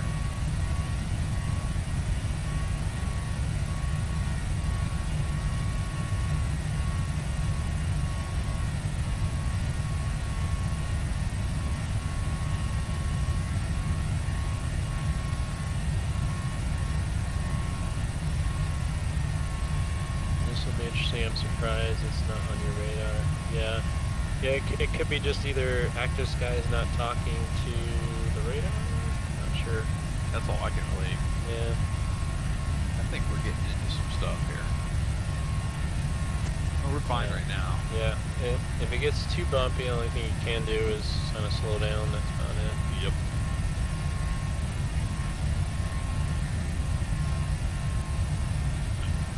There's no METARs around here. We're in the ocean. We're in the middle of nowhere. Yeah. What is the METAR for a certain lat long or something? Oh, I see we're starting to get out of it now. Yeah. I think they were just kind of cruising around the tops around here, but flat off to the left. It flats off right here to the left of me. Yeah. You see it out there. Good. Yep. Oh, a little bit more right there, but since it's I see stars, which is a good sign. Yeah. I see more buildup right here in front of me though.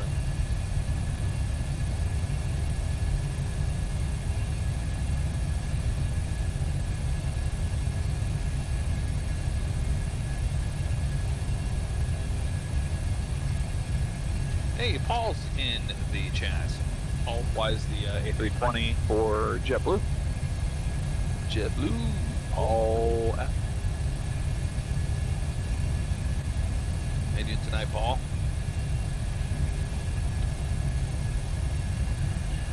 He's the one who found me the hotel. Because and it saved me. Ended up saving me a ton of money. Because I was like, man, I don't need like a super nice hotel. I'm not gonna be here, or I'm gonna be in the sim more than I am to. You just need a place to sleep. Mm-hmm. That's the comfort suites or whatever. They're nice. I was really impressed. But I was like, this is a lot nicer than I thought it was gonna be. Yeah, you don't want it in a shady neighborhood, or just want a good cover place to lay your head on the bed. Yeah, I think we're past most of it. It's just kind of all below. Yep. Yeah, climbing up higher helped, and I think back. no, I'm good. Yeah, I'm all good, man. Appreciate it. It's a crazy storm, man. That thing just popped up out of nowhere. Yeah, that's typically why you would want the radar on. That way it'll pick up stuff in the night. Sky Vector saying thunderstorms around your area tops at flight level 520. Ooh. Well, good thing Active Sky isn't showing us that. Because I'm not seeing it visually. We're seeing stars. Stars. 52,000 feet. That's a big. That's storm. not one you can go through. Yeah, you have to go around it. Which we would not be able to do anyway. No, not at this point. No, any planes. Period. 52,000. Even a Gulfstream's going to struggle to get there. I mean, like I think the U-2 spy plane would be all right. It could get over it. SR-71 U-2 territory.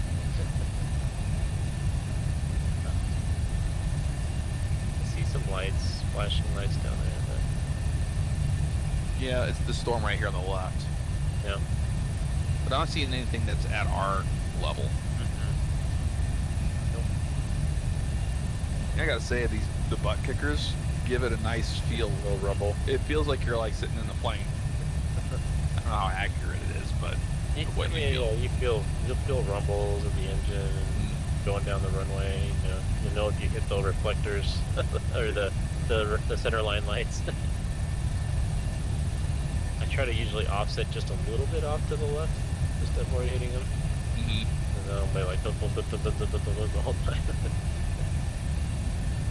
Because they're just a little off to the right of the actual markings. So stay to the left of them. You're not going to hit them all. I think I heard it earlier when we were testing. I heard them hitting them. Yeah.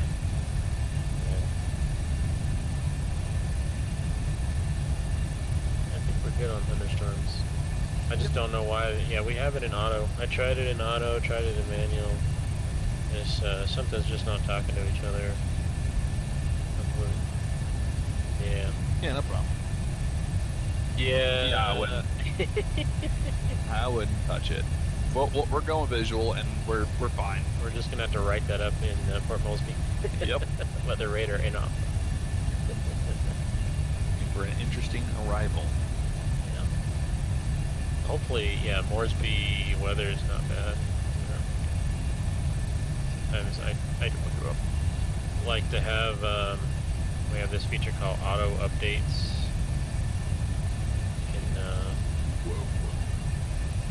AYPY, right? AYPY. Wait. Yeah. See if there's anything.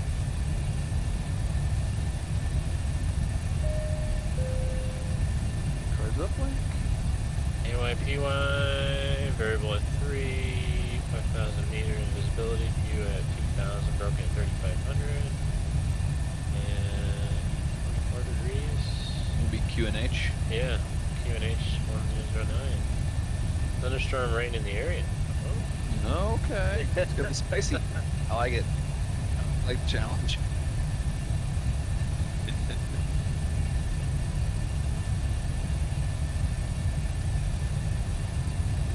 Interesting weather. Yeah, we're in P3D is what the sim's running on right now. It's moving over to Microsoft Flight Simulator 2020. They're very, very, very close. So next time it'll definitely be on that. But yeah, it looks amazing. So I think Rookie was one of the first people to have this sim in 2020. A 7.3 before PMG and all that stuff came out. It doesn't work well. It's just so in its infancy. And so we switched it to P3D. But the hope is to get it back on 2020 again. which, like I was saying before, you know, if you've ever seen level D sims, then the visuals they're not even as close as what you get with prepared. Yeah, not even remotely. So prepared's a massive thing. So this whole cockpit is what it's all about. Yeah. More so the visuals, but with the new sim, it looks incredible. If you guys haven't checked out Fly with Rookie on YouTube, you should, and you can see videos of him showcasing what the sim looks like in that particular setup, and it looks amazing. The clouds, I love the clouds.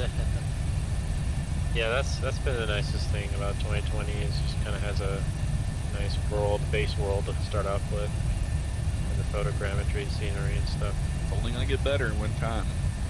It will.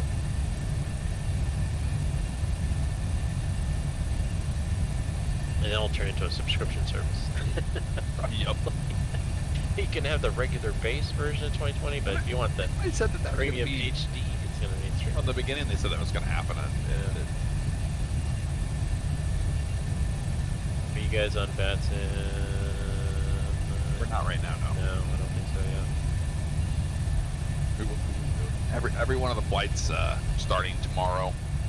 Remember, we got 7 days. You got 7 days of flying. Yeah, there will be Vatsim. I think for the sake of my channel, I think what I'll do is I'll just go live on mine whenever I'm in the cockpit to avoid confusion. But although I don't know, I haven't decided.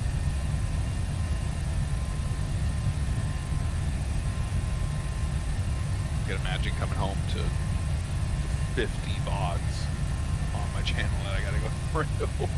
What's a VOD? Sorry.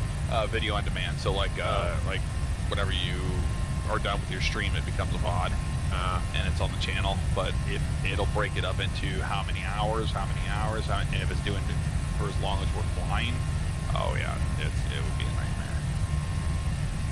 It's crazy how much data is being stored like on YouTube with all It blows me away. I have no idea how they do it, but they do it. You got those underground servers that are just insane.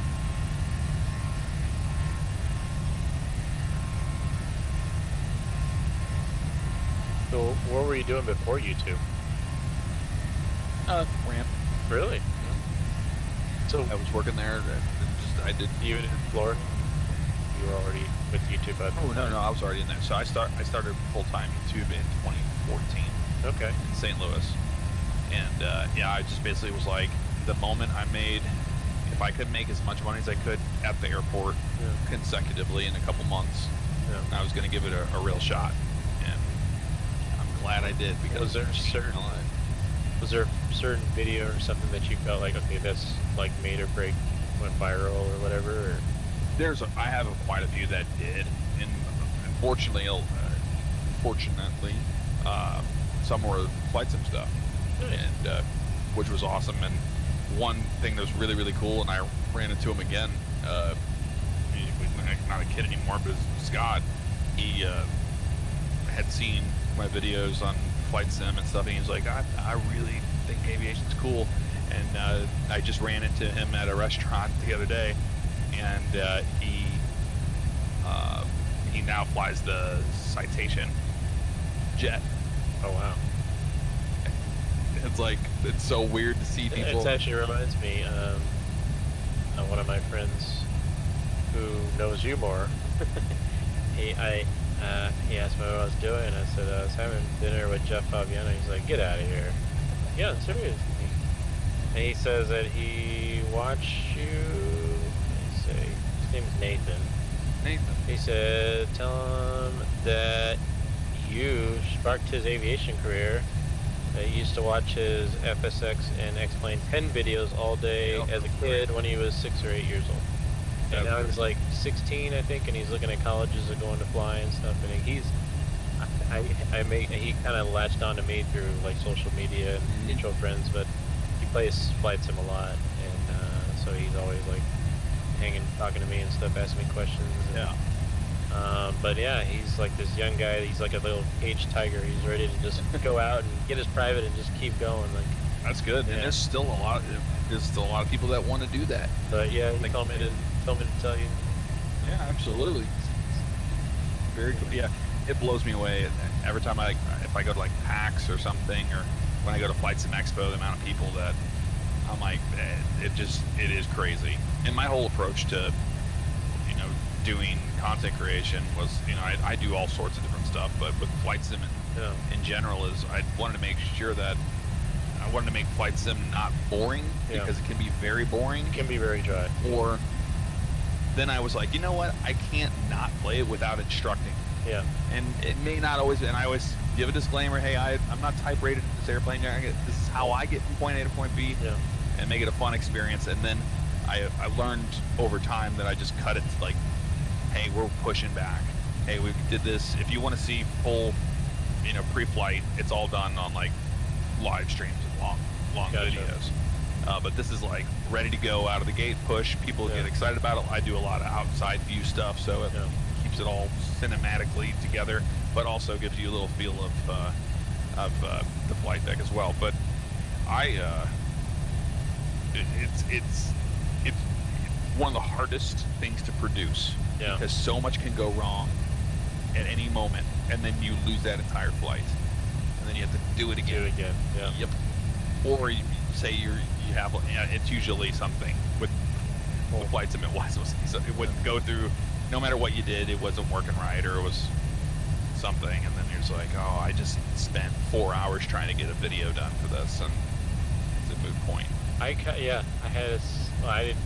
definitely don't do YouTube or anything like you do, but I was like, oh, let me make a few videos on how to get like a 7.5 going, and I kind of started, and I thought it was a good simple thing, but there was like so much to it. I was just going to make a quick 10-minute video, and it just turned into this like big tedious task, and then I was like, oh my god, I don't even want to have that perch on your shoulder that tells you, oh no, you said something stupid, or it was wrong, do it again, and then the repetition of doing it again, it starts to remove the genuineness that you started with the whole video project to begin. So that's kind of how content creation is. It's created over time. Yeah, no, props to you for doing that. Yeah, I kind of was like, I don't think I'm cut up for this maybe. You'd be surprised. I think. And the other thing is like being a real world guy, there's a lot of pressure. Like you can't get a bad landing in the sim, or else you're just going to be crucified. There are a lot of real world pilots that do it. On stream. Yeah, no, I have a lot of respect for the V1. Yep, V1 does it. He's a good guy. He does good instruction. And all that. But it's he has to be very careful, and it's like sometimes I go, I do this for fun, so it's just nice to just crack open a beer. And you don't want to piss off the wrong people too. Yeah.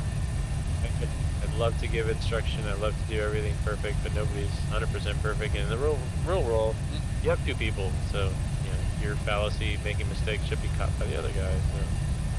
But when you're in the sim, you're by yourself, you're single pilot, you're chatting stream, you're doing whatever you're doing, and if something goes wrong, then you just get crucified. Oh yeah, absolutely. And the number one request I get is, hey, will you do emergency procedures? Will you do emergency procedures or this or this? And it's like, there's a lot of studying to do that correctly and then put that out there, because if you don't do it the right way, it comes across in a bad way. Like, unless teaching bad habits. You could be teaching bad habits, but also, like, I don't know, it's a disservice to, it's a slap in the face of the guys that do it. So that's the reason why I don't do it. And not to mention that the enjoyment I get out of the sim is flying from point A to point B and not crashing. That's the whole point of it. I don't want to do engine out procedures. I don't want to have to, you know, troubleshoot a pack that's not working and then bring it back to the gate and go, well, no video today, guys. That's it. We're mechanical. That's what I should do. I should just be like, hey, we're mechanical. I've had the bug in, I think it was X-Plane for the longest time, the stuck open start valve. And I was just, that drove me nuts. I was like, all this pre-flight pushback, and then it's stuck start valve open the whole time, and it drove me nuts. And then when we try to, like, go, it would just start going off the thing, and I was like, well, this is done now. This is trash. One of the biggest ones I ever did, I was at at one of the expos, and we had like a panel where we were talking about it, but one of the dumbest, so I did a video and I was flying into Detroit with a 747, and the gear was in X-Plane you can blow the gear, the tires. So I came in, it was a terrible landing, like it was just a bad approach, terrible landing, and I went into a go around and I hit the left one and it popped it. So I didn't even think about it. I was like, doing a go around. I'm editing. Next time I edit this, we're going to be hitting the glide slope. We're going to be hitting the localizer, all that. No one will know. The whole time I'm coming into land at the bottom, that little corner, it says blown tires. And people are like, it just gave it away. And it's like, that's the secret. Did you watch that landing? Yes. And it didn't make it into the video. I can tell you that. But that's the problem. Like, whenever there's a lot of pressure to be perfect in those situations, but also it's really tedious to redo the same thing over and over again, just so you're doing it right, so you don't get crucified for not doing it right. Well, that's cool though. I mean, you obviously sparked one guy's interest in aviation. So I didn't even know that. I know the kid, but he never shared that you sparked his career or wanting to do this as a career. So I know he's got in for United, so he's like hard charging. Going to be out then. The guy has like, I can't remember, like 2,000 hours. What is it, that Atlanta that keeps track of your hours and stuff? Yeah, it's Atlanta, right? And like how many? Atlanta. How many sim hours you have and stuff. Yeah, and I have him as a friend. Like I see, and he had like 2,500 hours in the sim. I'm like, good God. I mean, he does Vatsim flies. 15 years old, 16 years old, doing Vatsim flying stuff. So another thing that I really like to do in my videos that aren't just to be different. There's a lot of people making that style of content out there, but I like to hand fly the airplane as much as possible, especially up to like 12,000 feet, even with an Airbus. Like, you fly it, and then also when I shoot an approach, an ILS approach or something like that, don't let the autopilot do the whole do it. And fly it. That's the part that gets disconnected. It's like you can teach yourself how to do everything that the airplane will do. Like, 1,000 feet off the ground, you can hit your autopilots, and it's going to take you. Yeah, like this isn't going to save you. No. Turning this off is the only thing that's sometimes. Like I see people, they're getting too close and they need descent, so they're just messing up here. It's like, dude, just click that off and fly. Push the airplane down, and you'll get there much quicker than turn it too late. In this. Like you can get so caught up in this and go, oh my God, what am I going to do? Because you're traveling at Mach 798 right now, and you start descending to 2,500 feet per minute. You see it start going hot, lower and lower and lower and lower because it's doing something stupid, and you're like, it's always pilot error usually. You have your sim limitations and they have bugs and stuff, but a lot of times whenever I get upset, especially if like I'm streaming, I'm like, what is the plane? I'm like, I know it's not the plane doing it, it's me. I'm an idiot. I forgot to do something right, or I was or I let the airplane get ahead of me. Yeah. Stay ahead of the plane.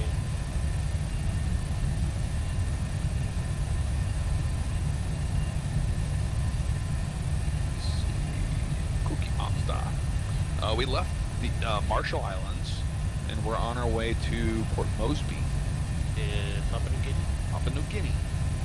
The airplane's being repositioned down to Sydney because, well, now today, technically, later on, the world flight kicks off in Sydney, and they fly this. This crew, Socal crew, flies this 737 around the world.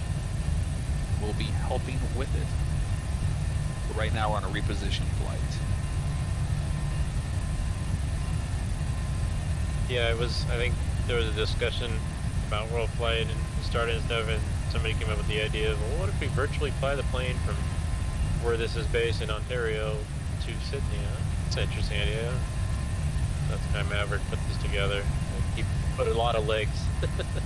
Yeah, because they got it all the way to where it's at. Yeah, well, he had little detours, like, we were supposed to go to Guam and sidetrack over, and then we're kind of cutting out a little bit to go direct to Port Moresby. Yeah, this would have been about Yeah, we would have been able to eat dinner. That's it. yeah. Matt was a great guy, but I think he kind of didn't look at that too closely. Because I was thinking, wait a minute, I'm not gonna. I was here at 9, and I flew with him to that Marshall Islands place, and then I wasn't supposed to do anything till tomorrow, or today or whatever. But then Blue canceled, and so Matt asked if I can step in for Blue. I said sure, to fly with you, and then your flight information, I guess, got misconstrued or whatever, and then the sim had, so there was just like, and then we have to eat. Yep. That was a little bit of beans. Yeah. So. Oh, good day from Australia. Hey. Pakaloo 5.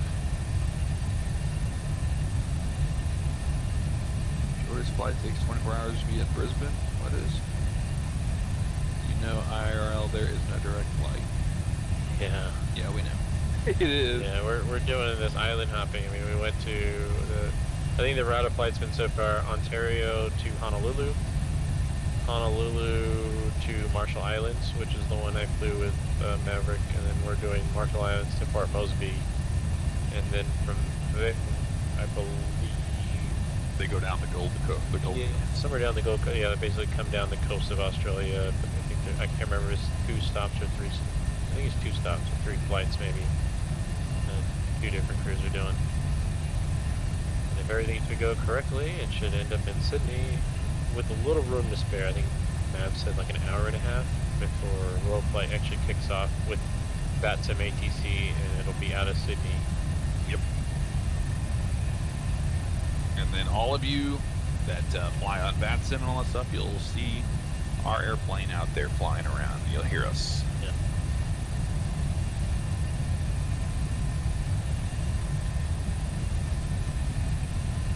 Oh, got a couple Aussies just kind of tuning in from Perth, Sydney. Perfect time. I guess I never heard of this roll flight, so Ricky kind of pushed the idea, but I guess it's been happening. Yeah, I never knew about it. It started in 2001. Yeah, 2001. Yeah. I had never heard of it. It just never got any, a lot of eyes on what was going on with it. But it's cool. It's for charity. Okay, flight simming and charity. Okay, it's something you don't see very often. Yep. But I'm game. I'll check it out. Usually, anytime I come out here to the West Coast, it's for charity. I did stuff for Twitch, and they had the Honda head-to-head thing, and it was if you won the race against somebody, then you get $5,000 or $7,000 or whatever it was to a charity of your choice. Oh, nice. Yeah, anytime that I'll come out to the West Coast, it was a simulation racing event. It was supposed to be that, and then it turned into Forza Motorsport, or it was not Forza Motorsport 7 or anything like that. It was Horizon. Oh. And I was like, what? I'm a sim racer. I'm going to destroy. We're in the arcade. Yeah, and it was more arcade, and it was all for fun and all of that. And mine was for Doctors Without Borders. And I won that. It was a lot of fun to do. You won it. Mm-hmm. Wow.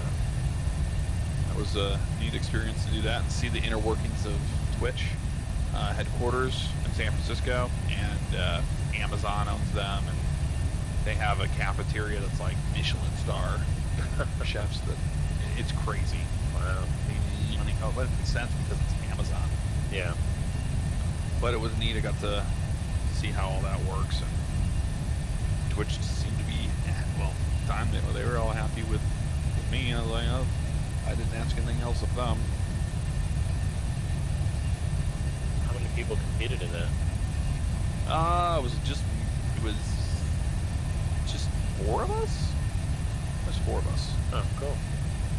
I think it was just basically they were scrambling to find anybody they could to fill in the slots for it, because it was interesting. I can say that. Yeah. I thought I was going to be like sim racing. Like, this is going to be awesome. And like, we're playing Forza Horizon. It's like, what? I mean, all right, well, I'll do it. And I was like, I got to have a. At that point, you were already over there, so yep. Might as well just have some fun and go. And they had told, they're like, well, yeah, we know that you have sponsorship with Thrustmaster. We're going to get a wheel and all that stuff together and blah, blah, blah. They had it. And I was like, I could have used a controller. It would have been fine. Actually, I've had a lot of fun in Horizon. Yeah. Because... Is it the new Horizon? The one in Mexico or whatever? Yeah, I had a lot of fun in that one because I did a video with the Honeycomb. So I had like the sequential shifter, the huge, the huge e-brake. Oh my god, the thing is so much fun to drift. It's designed for it. Yeah. You just pull that thing, rip it. It's awesome. Nice. But that's what I learned how to actually drift on a wheel, because on a gamepad it makes sense. You're just like, oh, okay, this is fun. But on a wheel, you have to like let it go and catch it, let it go and catch it at certain times. A lot of talented people out there that do that. These storms, I tell you what, they're just following us, it feels like. They're off on the left here. Yeah, well, I mean, the METAR for AYPY showed unpurple area, so yeah, it's all over the place. You're like, oh, let me see one second here. I have access to a work laptop. Work iPad should show the weather. Where are we going? Yeah, it's there. I delete. Put this whole play back in there. New play. So we left out a PK MJ to AYPY. So let's see if the weather's populating at all. There's a little bit down there. Yeah, a little bit down there. But that's nothing over where we're at. Nothing like major, yeah. I think we kind of came down here originally, but now we're kind of going more of a direct. We're definitely going to be using the terrain radar on the way in with the mountains of Papua New Guinea. I've done some awesome. I love doing bush flying there in FS 2020. Some challenging places to fly in there, especially with the weather. There's always something happening there. Make a challenge. Might get a challenge. Do you have a favorite airplane? The Boeing 727. Okay. I have a section of the windows, one of the windows from the Boeing, what they do. It's their certified like thing that they cut up the planes and then you can buy the parts. Plane tags? No, I don't think so. It's a full window of the 727 with the bare metal on it. Gotcha. And it tells you like the tail number it came from and its history. It's really cool. But yeah, no, 7.2 for sure. I just worked around it. Because you were around life. Yep. The sounds of that JT8D screaming in the mornings. Nice. And I got to hang out in it a lot. Always hung out with the mechanics. So I've flown with a couple guys that were at my airline back when we had them, and they always just talked about how fast it was, like down low, like it. Sports car. Indicated airspeed can go up to like 360. It's like what? Yeah. And so a lot of times they would do these flights like LA to San Diego, and they would just stay at 10,000, and they would just scream down there at 360 and just come down again. Yep. Yeah, a lot of the old guys that were still flying them for the freight, the freighters, they had been with that plane for a long time. Yeah. It's interesting because it's the same nose as the 7.3, and I know the biggest noise maker in the 7.3 is the wind noise, and that's kind of a function of the indicated airspeed. So when you're in a 320 range or so, you hear it more prevalent. So I can't imagine doing like 350 indicated. It's just, and with the headsets of that time, yep, with no active noise canceling. Yeah, one of the captains said they would go to the speed tape. They wait for the clicker to go off, and then back off just a little bit, and then that's where they flew. Yeah, there's a saying that says, if you ain't clacking, you're slacking. Yep. That's what they used to do. I worked with them. I worked with one of the coolest airplanes I worked with a lot was the DC-8, the 63 freighter, and 73 or 71. That ATI or something. ATI. Yep. Yeah. I went and had to do the training for all that. I used to be a hazardous materials specialist for it, and that is boring. Hazmat is boring. I don't care what you say. Like I used to do it all the time, and they drop off a pallet or whatever, and they have that candy stripe down. I'm like, oh, here we go. We're getting freight rejected today because no one does anything by the book. And you can't put that on an airplane if it's not 100%. You know dangerous goods, you know all the labels, you know the category of the classifications. I don't remember a lot of it anymore, but yep, I used to be part of my job. It was like, that's the thing though, like, when I was younger and working out there on the ramp, I took absolute pride in turning the planes and doing everything. Yeah. It was a rewarding job, but they just paid you nothing to do it. There's a camaraderie in getting things like flight done, mission accomplished. Mm-hmm. This last trip I did, everything within my control, I think, and every leg we did was actually on time or better. And the last leg, I think we got in 40 minutes early, and then we got to Ontario like 20 minutes early, which I'm like, all right, great. So the whole trip we were on time, everything was good, everyone, no issues.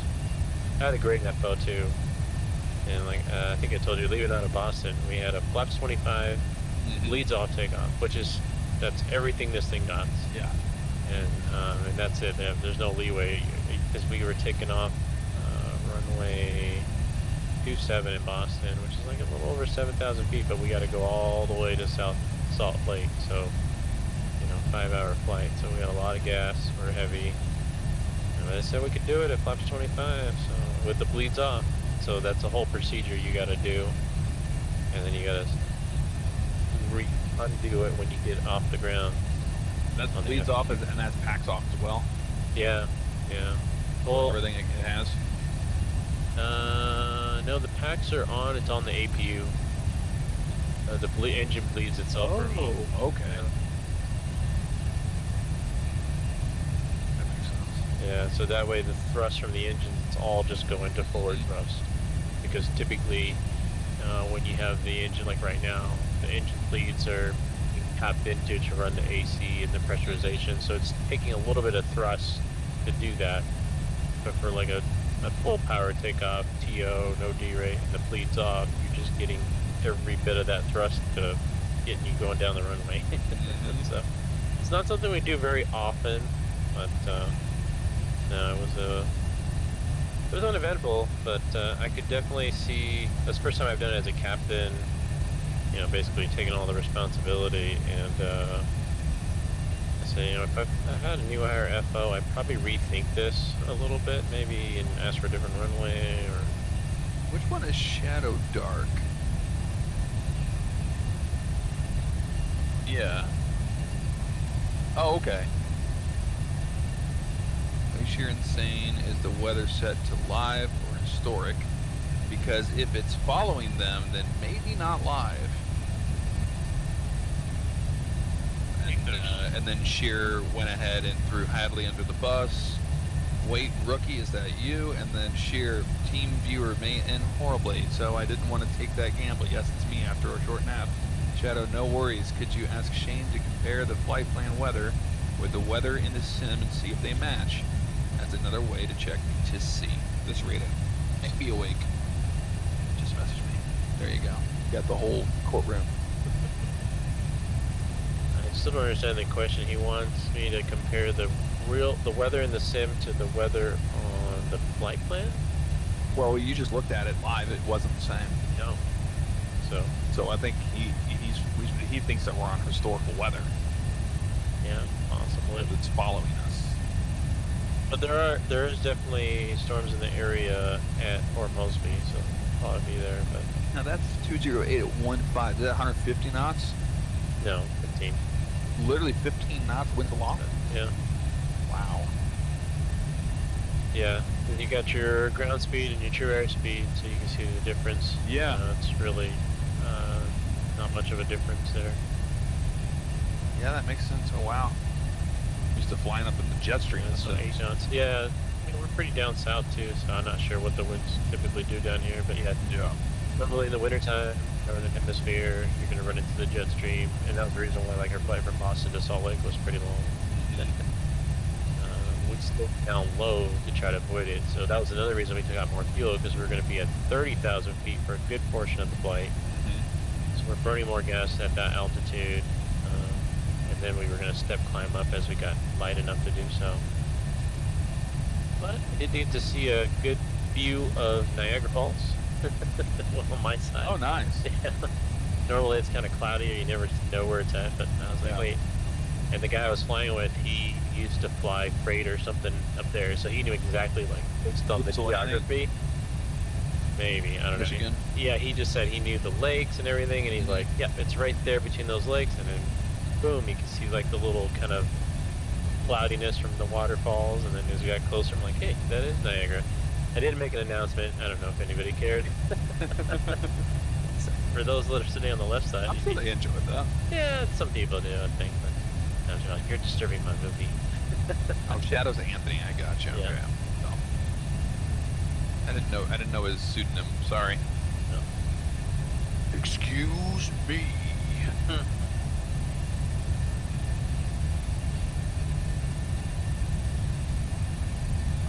I'm fine. Maybe it's a tad on the colder side. It's a tad on the colder side, but I'm always cold. It doesn't matter. Good. If you want to turn it down a little, you can. We ran back into weather again because it's a little. It's a hint on the cooler side, but not. I have my. We have our jackets. Jackets if I have to use it. Go into Antarctica. I'm sure it's getting colder outside though. 51. This makes us feel like we're at altitude.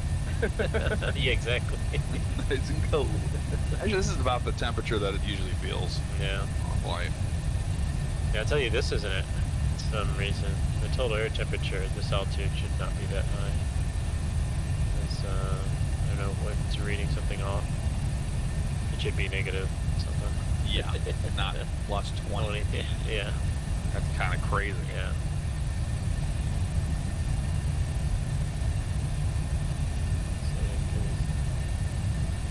You got isodeve of plus 12.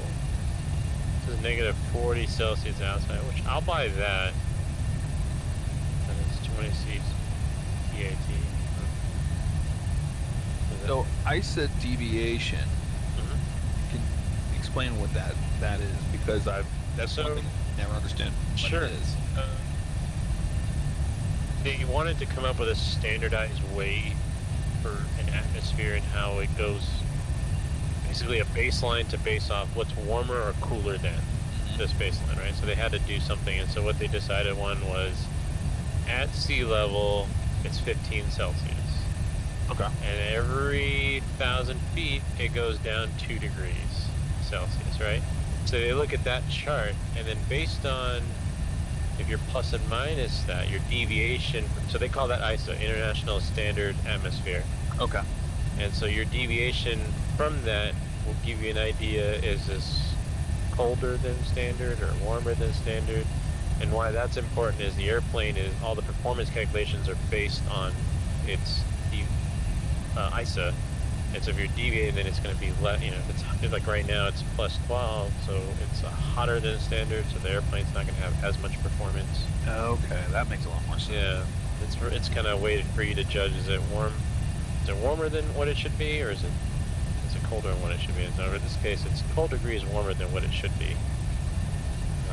From a standard ISA or ISA. Yeah. Okay. International standard. No, it is warm, but it's not bad. Yeah, that seems a little off. True air temperature plus 20 C. Yeah, so TAT and SAT, I mean, the TAT takes into account like the aircraft heating, because as you move faster, and that's why the SR-71 had to be titanium, the heat kind of exponentially starts rising. Yeah. So then you get a divergence from what the temperature is. If we were to just come to a stop and stick our hand out versus what we're actually, when we're moving through the air, the heat we're also creating. So that's usually that relationship. So the SAT would be, if we were in still air and we were to stick a temperature, it's negative 40.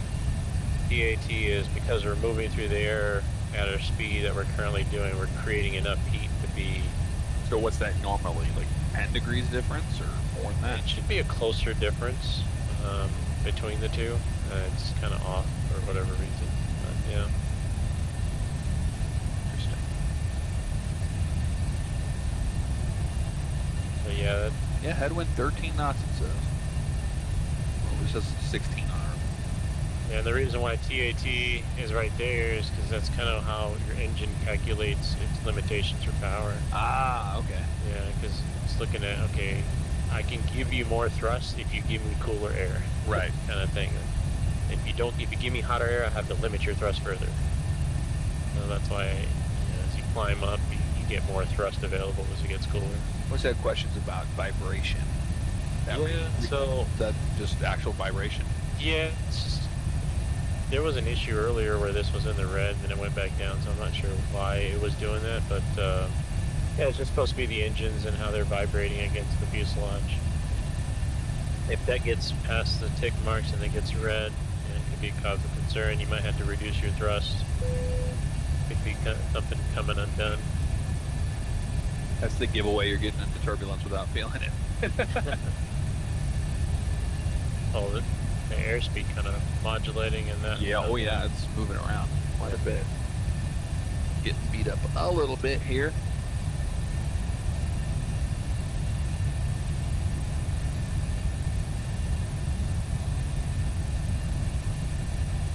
Go for it.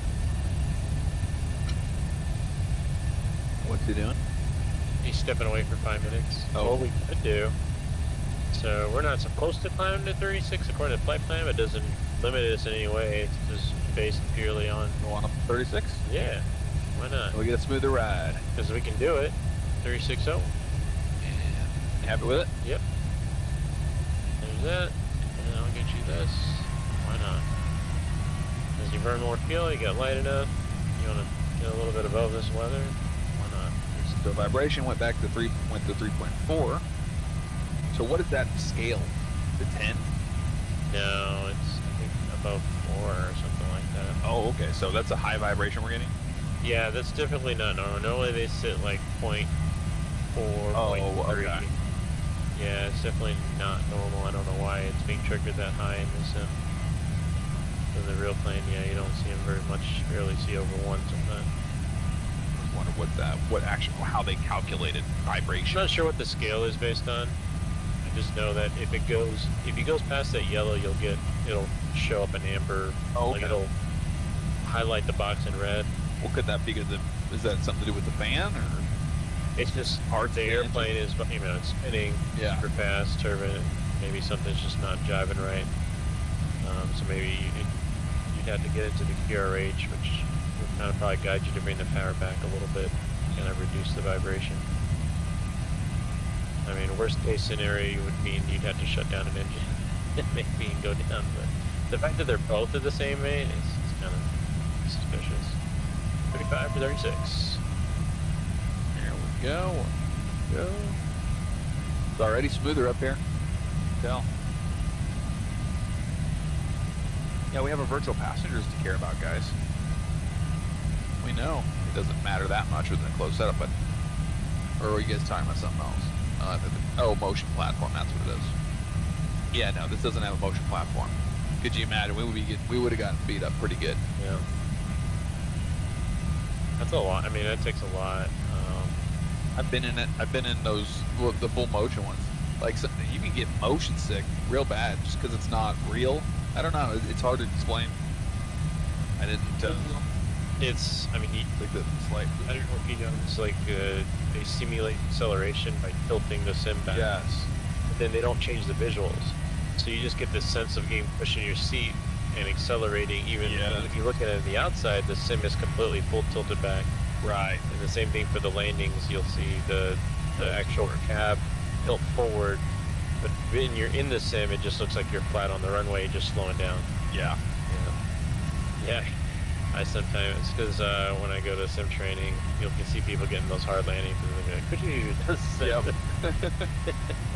We were in the DC 953 level D. I was telling you about that, but we were strapped in, and it was full motion, and my buddy that was flying, it was the Northwest Airlines, and he hit it so hard, like you get rocked into the side of the cockpit, like it's legit.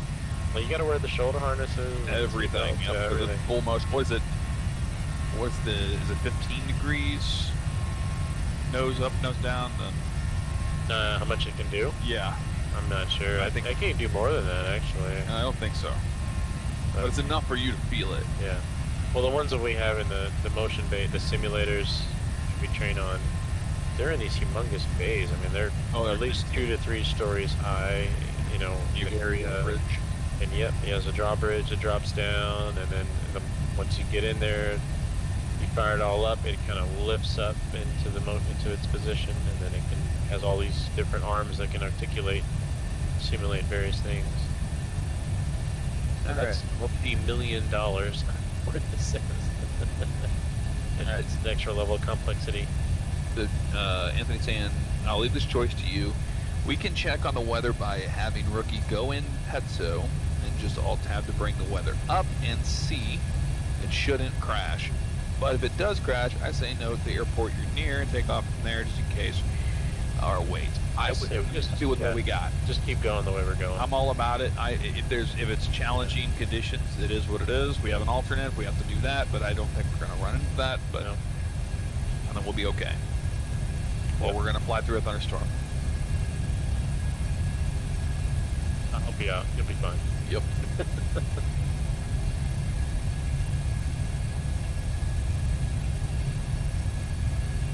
Oh, hey, baby. As late as you have in. Just going to bed. My lovely wife, Nicole.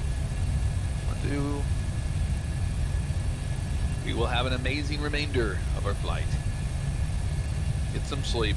She got no sleep last night. Same as me. Yeah. Went to the airport. Originally, I wasn't sure if I was going to do this flight. I told my wife, well, I'm going to go back and drop you off back at home and come back. She said, well, I'll just stay with you. I'm like, okay. He's crashed out in the car now. She's a trooper, too.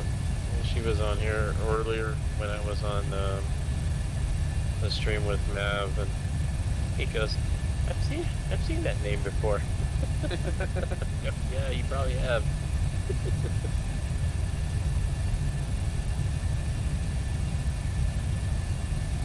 What is this setup? Super sick and confusing by Elson Knowles.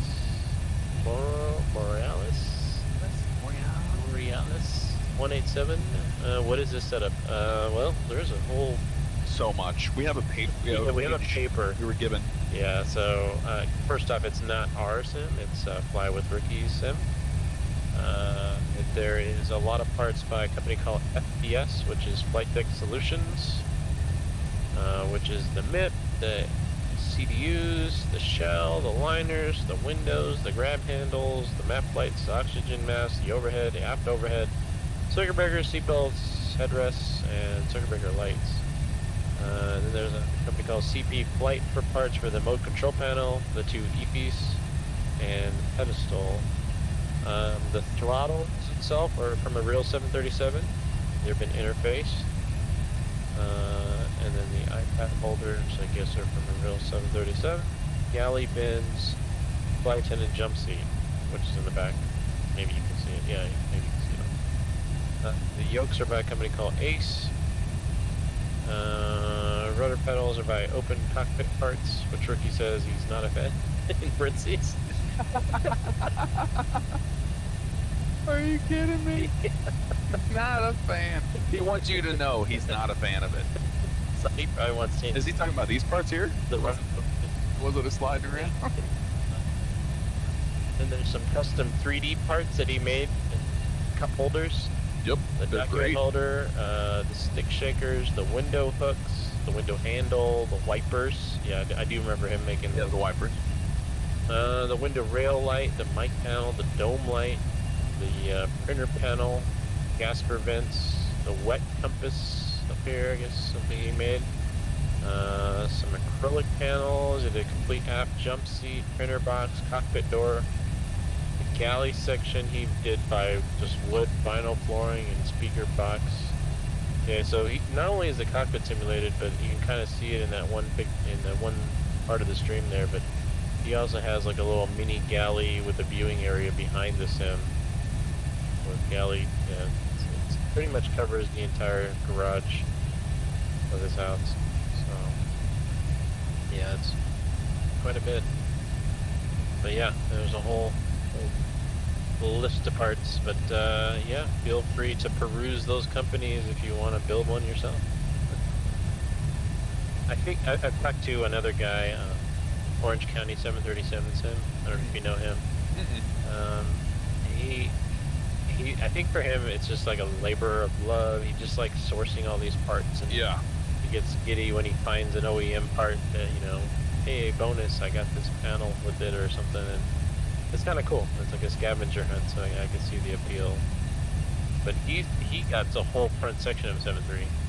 Oh, wow. Yeah, so, and he's basically reverse engineering it to work on a sim. And he's interfacing it with the 2020. It's not completely done, but work in progress. Like a lot of the overhead panel does not work, but some things do, like the field switches. He's got that, the hydraulic pumps, but I think everything else is pretty much off. Yeah, all of these are a labor of love. Like the actual, most of the panel and stuff, that's all Flight Deck Solutions. He was instrumental in getting this, actually. This was his contribution to Ricky's sim was the throttles. Because he sourced this from a 737, and he's a software engineer, so he coded a lot of the programs to make this run right with the auto throttle. Because the problem is with the real airplanes is they run on a different power system than your home. It's 400 hertz AC power. Oh, okay. Yeah, 115 volts, but 400 hertz. So it's, you know, unless you have usually a lot of amperes, like, you know, a real plane, 80 to 90, 60 to 80 amps is pretty high. You know, that would just fill the whole city block if we try to do it here. So like, there's a bunch. Yep, they went up high. They so he had to interface motors to work, make it move right, make it work with the sim, and then make the trim motors move and stuff like that. So yeah, he's a good guy. You know, he invited me over recently because I ran into him. He was at Sim Expo with Ricky. That's the first time I got to meet him, and then he's coming here to troubleshoot or fix things along the way. And he said, hey, if you don't mind, if you're not busy, if you can swing by or whatever. And I said, yeah, sure. Whatever. We kind of did the same thing, trying to get the feel right. Because he has the link yokes, and he has his own program to create the resistance to variable degrees. Okay. So we were definitely like trying to fine tune it. And it's totally different, another level of coolness that he does, and I don't know, it's gonna be cool. I was impressed. I was like, wow. I took my brother, and I think he was just blown away that he literally has a whole 7.3 sitting here. Because he has the whole. I don't think it goes all the way down bottom, but like it's really tall. It's the real. Remember the guy that did he did the 727 that was like that. Yeah. It had half fuselage to it. It was an old TWA airplane. Yeah, this one was Gol Airlines, and it went to some Indonesian airline, and then back. Can we turn on the jump seat light for a second? Sure.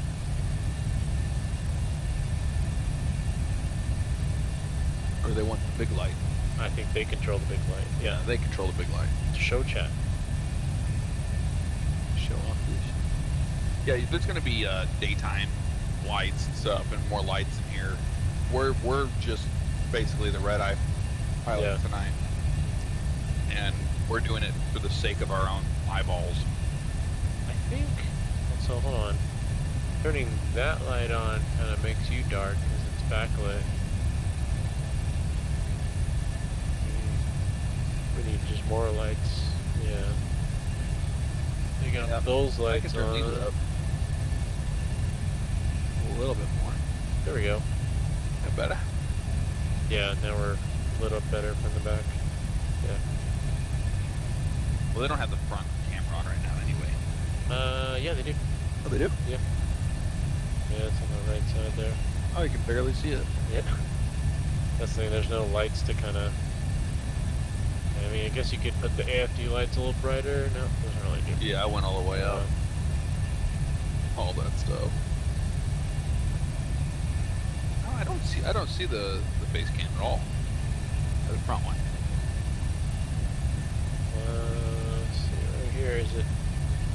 I just have that. Huh. He probably just changed it. Yeah, probably, maybe I'm on a delay. I don't know. I see your head moving. Yeah. Are you moving to that one too? Yeah, looks like it is. That's weird. That looks different on mine than yours.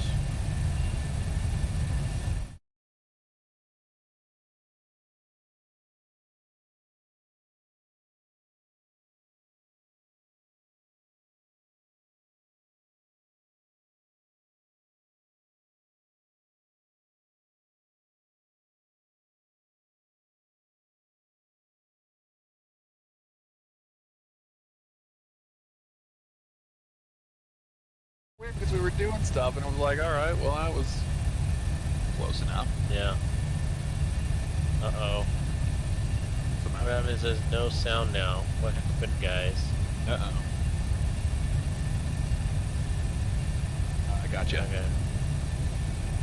Okay, oh, back now. They're giving you the grand tour. Sound back, yep, okay.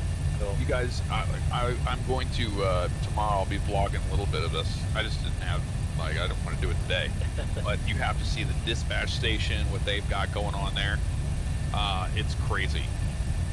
It's like an instructor station. That what you normally have. Yeah, that's pretty cool. Yeah, that's actually new to me since I last came. He has all that set up with the curtain and stuff.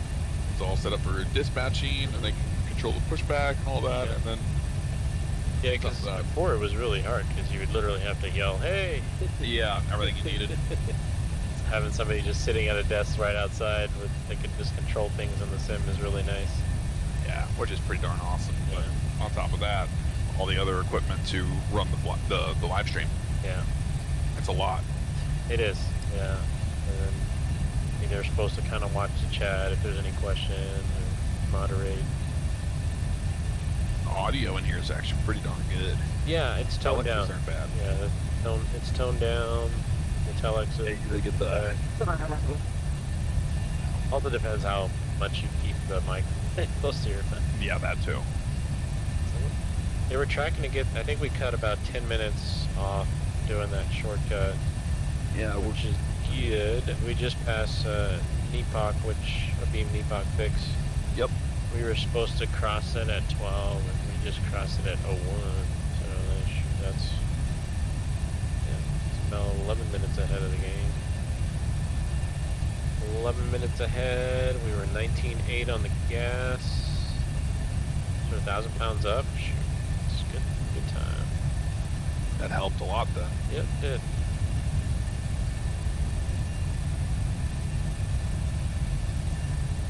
This is correct. 11 minutes ahead. Track it to touchdown. So 18.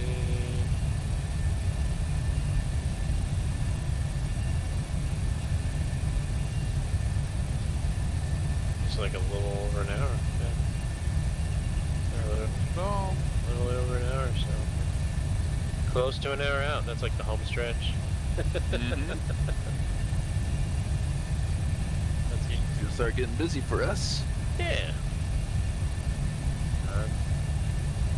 That's what I like about it. I mean, this job, I did a lot of physical jobs before, and I was like, there's no way you can just do this forever. But like this job, it's like a more of a mental thing. I mean, physically, yeah, you're moving controls, but you're not like doing extraneous physical activity. Like in the movies. I can't pull it up.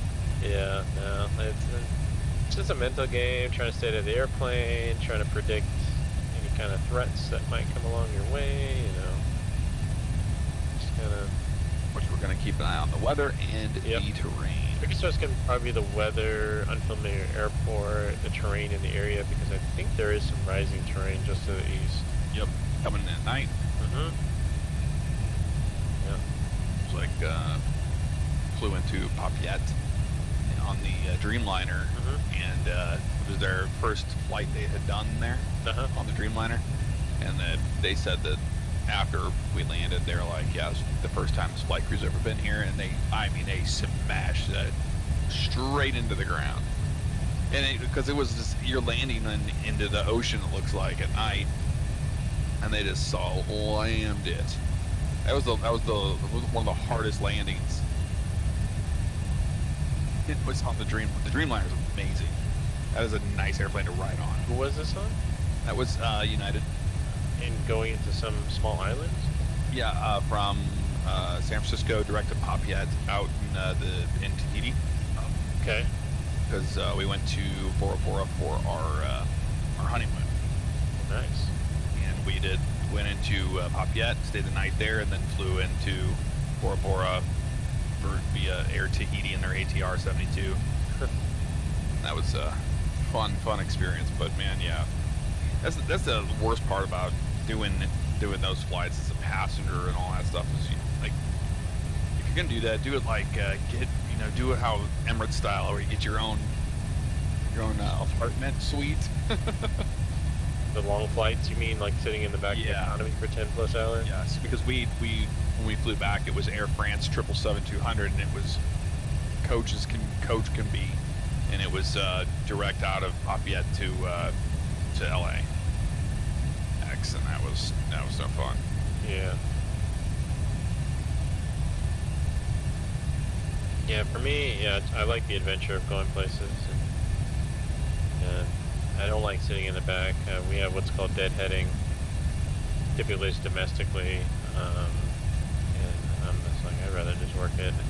And sitting in the back, sometimes you get a middle seat, and if you're in uniform, it's like, hey, are you a pilot? They take care of you, yeah. Yeah, they do. I mean, the flight attendants ask, what can I get you and stuff, but,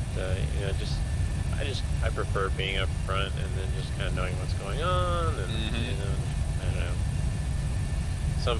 It's weird how the flight attendants, they're the opposite. They like deadheading because it's basically sitting in the back and still getting paid for doing nothing. Right. And it's essentially what we're doing too, but in the when we're deadheading. But I don't know, I'd rather just sit up front and don't actually work it. Just being involved in the critical thinking process of what's going on up front. And then when you do jump seats, same thing. No, jump seat, well, you would only be in the jump seat if you're commuting to work. If you're deadheading, they give you a confirmed seat. Right. And the jump seat on this, honestly, is not the greatest for the long flight. You don't want to be in it for too long. So, yeah, if you can get a seat in the back, it's probably preferable just to get a seat in the back. But, yeah, sometimes you have to do it. Jump seat is cool. You can jump seat on different planes. I remember the first time I jump seated on like a 767-400 out of LA to Atlanta, and I was. It's crazy when you walk into the 767. I was still flying CRJ, so I was like mind blown. I was like, this is a massive airplane. I flew the 757 Level D, and I remember when I sat, I was like, it's like you're sitting on a couch. Like the panel's so big, and the overhead is so, and these square buttons are so massive. And then you have that huge area behind you where you walk in. It's like, man, that is so nice. Because we worked airborne, or well, DHL had bought ABEX's 7.6s, so we operated them a lot. Yeah. I enjoyed flying the 7.6. It was a good airplane. It was like a big Cadillac. Lots of power. Not the fastest on the Oceanic track. We've got a little bit of bumps again. They gotta be. We haven't given them any briefings or anything. Our passengers are just like, okay. Well, sometimes in the middle of the night, you don't want to disturb people. Yeah. You could say, hey, seatbelt signs on. Please secure your seatbelts. But So I'm interested in turbulence. When do you make your deciding factor slow? When you get close to the red tape? Basically, how you feel about it. Like if it's really rocking you around, like probably it is right now. Yep. You can open up the speed window and just back it off to like 7.8 or 7.7. So you do that? No, you literally speed intervene that button. Yep. Press it and then bring it down to like 7.7. So now you're just commanding that to override. That's one thing I do love about the MCP is that you're like, boom, I'm taking over the airplane. Yep. And the Airbus system is smart. The push-pull, I do like that too. Yep. Oh man, look at this. Yeah, We are in some stuff right now, guys. It's 36,000. We lost a bunch, dude. You would have felt that. Yeah, you would have felt it. Now we're getting positives. We're getting updraft. If we had a weather radar, we would have flown around this jet, I can tell you. More than likely. We're all right, though.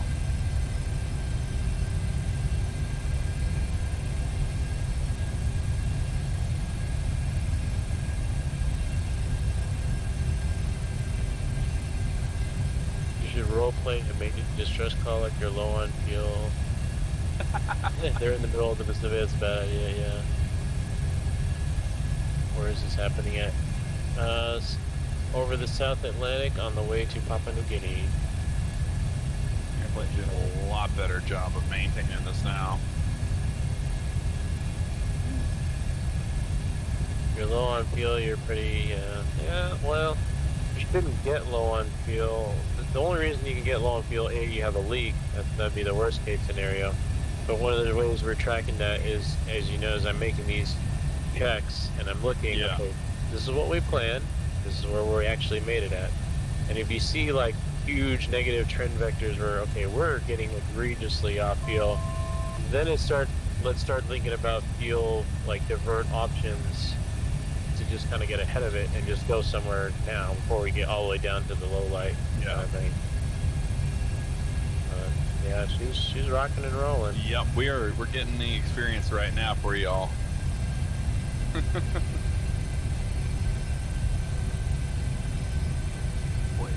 Too heavy for 3.8, but yeah, this is kind of like, so over the ocean like this, you would probably ask anybody, say, hey, anybody in the vicinity, either one of these fixes or any good ride reports, because they're the only ones that are going to be able to talk to. There's no ATC out here. Yep. You would just be like trying to get relay off of a United flight or somebody else that's in the area and say, hey, I'm at this position, I'm at this coordinate, so you can look at, sometimes you have to go into the lat longs and go, hey, I'm 8 south, east 152, anybody in that area, and then they'll look around and say, oh yeah, I'm just north of you, getting a better ride at whatever altitude, or hey, I just passed through that area 80 minutes ago, it should get better. It's just to kind of relay and help each other out. So when you're out over here, you're just, it doesn't matter what carrier you're flying for, you're just trying to help everybody out. Yep. I've seen Mission Pilot whenever he flies in Papua New Guinea, they do that relay system. Yeah. They're all trying to walk each other's backs. So one time I was listening and San Francisco HF was like, can you relay a message to a Cessna? I'm like, a Cessna? Like, sure. Like, we're going to Hawaii. Mm-hmm. But yeah, it was a ferry flight where this guy was flying from like San Francisco to the islands. in a Cessna. They had to modify it, I guess, with like big tanks, and they had to put the HF radio. But they were flying so low that the HF radio was having issues, and he didn't do a position report. So then we were able to get a hold of an RHF, and then we had to play the middleman to relay. It was kind of interesting. So then I was like, "Hey, quick question: what kind of Cessna are you in?" And he said like a 172, and I said, "How long of a flight is that?" You know?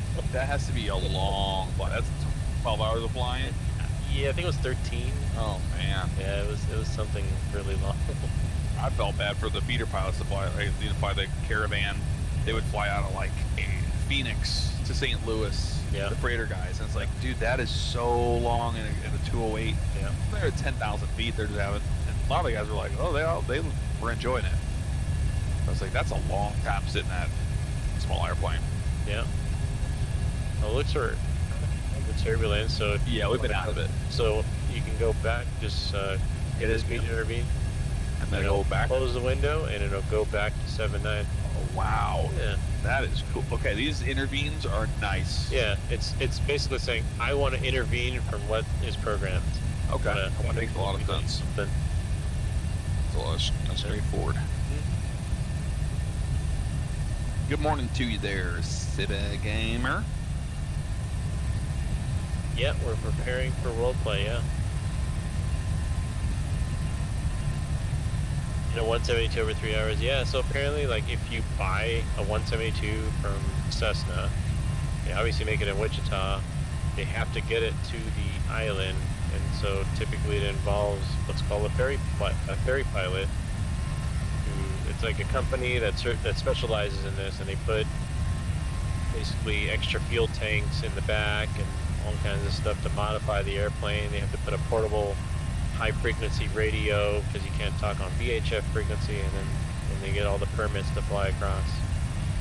Yeah, no, there's people that do it. Now we're going to be coming up on top drop soon, but before that, we're not. Normally ATC would give us our descent instructions, but since we're doing this, do you like to descend before the top of drop, or that's not good? What happened there? That would be a sim crash, I'd imagine. Uh-oh. Oh no. Yeah, that's not good.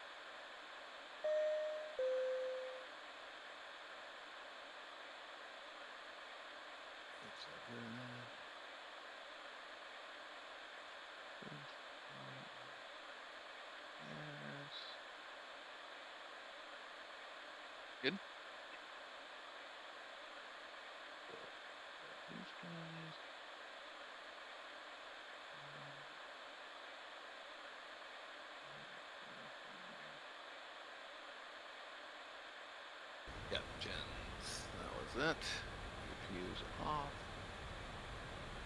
Good on. These guys. Probes are on. Everything's back to where we had it last. It's off, on. These are good. 30. Well, we probably won't get up there, but we'll leave that.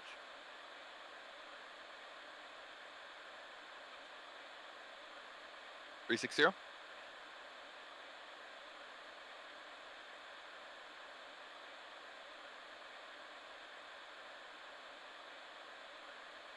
$50.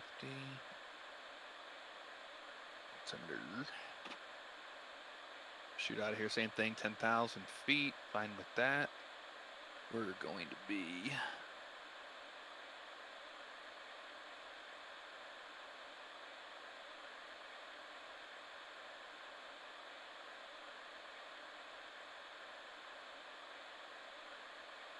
Yep, 30.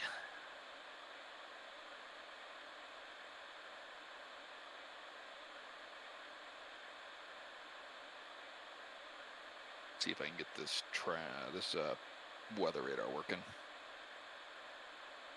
So it's an auto weather.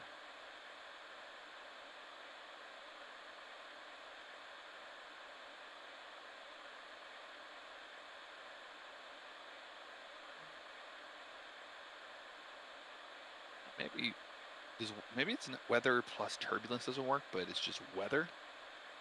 I don't know. I'm gonna try just weather. Yeah, I could. That's all I got changed.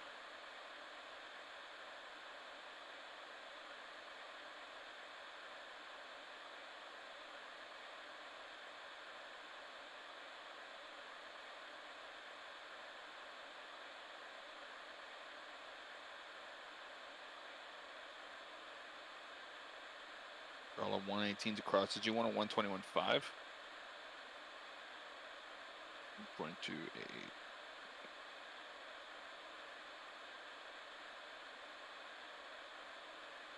Yeah, we need to see what, okay, that's not bad. 7878, okay, cool. Yeah, it's 350 miles or so that should be fairly quick. Yeah. Up and down.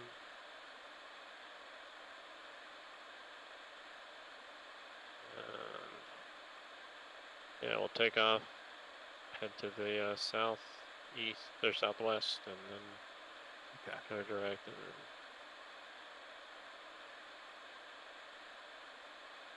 Let's see these engine things, because these normally don't get messed with, but for some reason they always trip off to alternate mode for the EECs, which are the engine electronic controls. Auto throttle arm.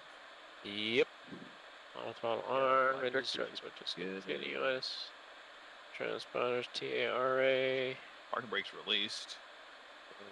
We'll get some performance takeoff numbers out of here. I'll just go with +5. Yeah, we have plenty of runway, I believe. Okay, so we'll do Rookie's thing with the weight. Page 2, 21.6. 21.6. 146 up there. Let's see, we can start off with 10,000 and we'll try to go up to 360. 360, that's up there in the box. That's good to go. You want to do any checklists or you just want to get out of here? We can just run through everything real quick. Okay. Yeah, let's do the, well, we already know our pre-flight's going to be fine. I can run through it and if we catch anything. Interior exterior inspection. Complete. Circuit breakers. Check. Cabin display switches. Yep. Passenger signs. Are on. Window heat. Window heat's on. Interpolator switches. They're both on. Pressurization panel. Set. Pressurization mode selector. Auto. Mode control panel. Set. Oxygen mask. See if it works today. Nope. Alright, I want to say checked. Check. The altimeters. I really don't know what. Don't know yet. That's what we were waiting on. Yeah, I don't know what the altimeter here is. Let's see. We can just calibrate it to sea level-ish. Yep. Right to the... Closer to 29 or 82. That's right, I got 2987. Oh no, go up a little bit. You want that, yeah, I'm in the ground, I see. yeah, you want to be right above the little hashes. 8788 is what I got. Yeah, 87, I'm happy with that. Yeah. 2987's crash check. Flight nav instruments. Flight nav instruments, that's all this stuff down here. Checked. Checked. Warning indicator lights. They are checked. Speed brake. Down. Takeoff warning. Close. Checked and closed. Oh yeah, we did do this. Yeah, you should have it there because, okay, what's Trim. that set? It's flaps. Flaps, that's what it is. Probably trim. Oh yeah, we don't have the trim thing, huh? Might just kind of go with, let's see here. So takeoff warning, so we shouldn't get it now. Oh no, it's still there. yeah, it's got to be something to do with trim. Yeah. Oh yeah, our flaps are still going. That's why. We're just now at 5, and they're just now going green, so it should be good now. Yep. Awesome. That's it.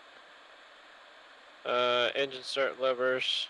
Oh, we're not gonna go to cutoff, but we're gonna skip over that. Stab trim cutoff switches. Normal. Fire warning. We checked it earlier. Raise a transponder. Set. Radar. Transponder. Or is it should be TAR? Yeah, it'll just be TRA for takeoff. And then radar is on. That should be off, but I have it turned on. Okay. Yeah, we're on the runway. Yep. That's fine. You're now on train. 3 and 0. Parking brake. That is off. Windows. Close and lock. Close and lock. Flight attendant briefing. Complete. Departure briefing. Complete. Live with gear rages. On board.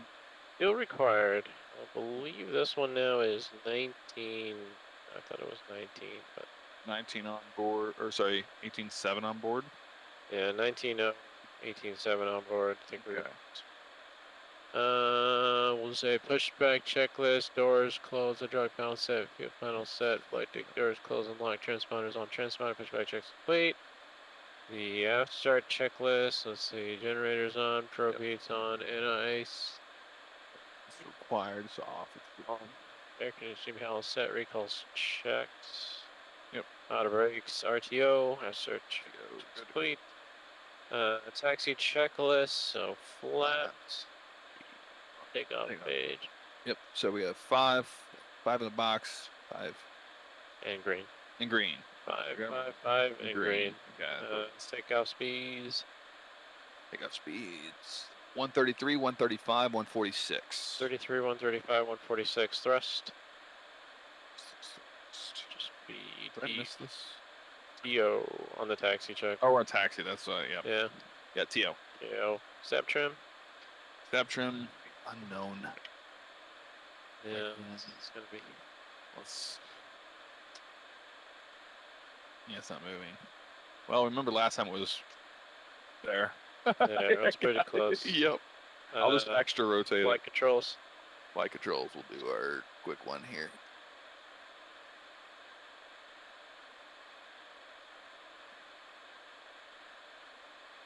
Green, correct? Check. All right, so that completes. Taxi check is complete. Before takeoff, runway position. 3-0. 3-0 full length inside and outside flaps. All right, 5 green. 5 green. Navigation briefing. I didn't really do it, so I think we'll just take off out of here, fly runway heading until we get a little high, and then we'll just make a turn direct DACNU, and then we'll LNAV it as we go on course, and then climb up. Really, that's it. Come back here if we need to. Alright. First 6 should be DACNU, no speed restrictions. So we'll call that complete. Takeoff warning. You checked it, right? I think, yeah. Takeoff warning. Yeah, you checked it. Yeah, we did. Yeah, that was good. Auto throttles arm, engine starts as continuous transponder TRA. Flight test done, finalized. Port takeoff checklist is complete, and so we are all caught up. I don't think we had any big issues. Not sure if stream is on, but we'll get it going here. It is. We've been live the whole time. Oh, okay, cool. Alrighty, let's get on. We'll do another takeoff then. Another takeoff for all y'all. All right, you ready to go? We're ready, sir. Up 40%. There you go. So good. Nope.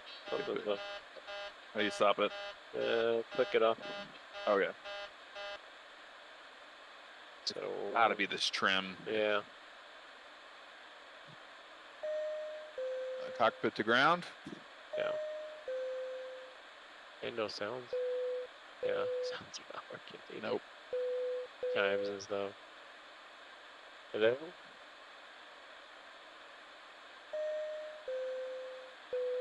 No, it's not making any noises.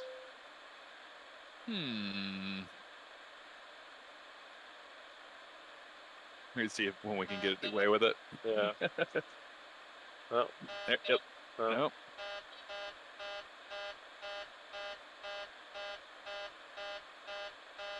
Is it acting like the parking brake's on? Maybe.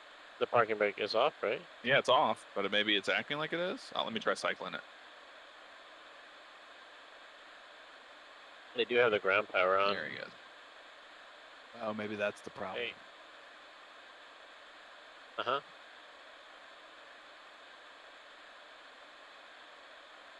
He says hit the parking brakes, or hit the brakes twice. Okay. So just to make sure it disengages completely. You hear it click, it should go away. And then ground power. Oh yeah, that was it. Yep, that was it. Ground power. You turn it off. Yep. All right, that's it. Thanks. All right, now we're gonna go. Now we're gonna go. Sorry, old 737. I mean to be idiots here. So when you do that, you don't have to reach underneath there. Okay. Just touch it. Use your index and just touch it. Oh, okay, I gotcha. Yeah. And then Is it going? They disengage. Oh, gotcha. Go ahead, trust it again now. There it goes. Yeah. All right. Takeoff power set.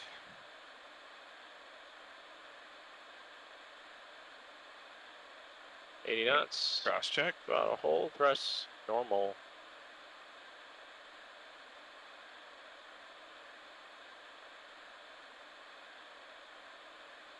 One, rotate.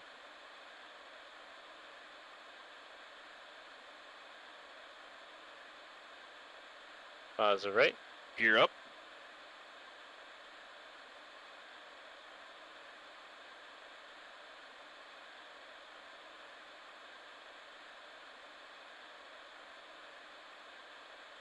And those flight directors. And there's 1,000 feet. VNAV.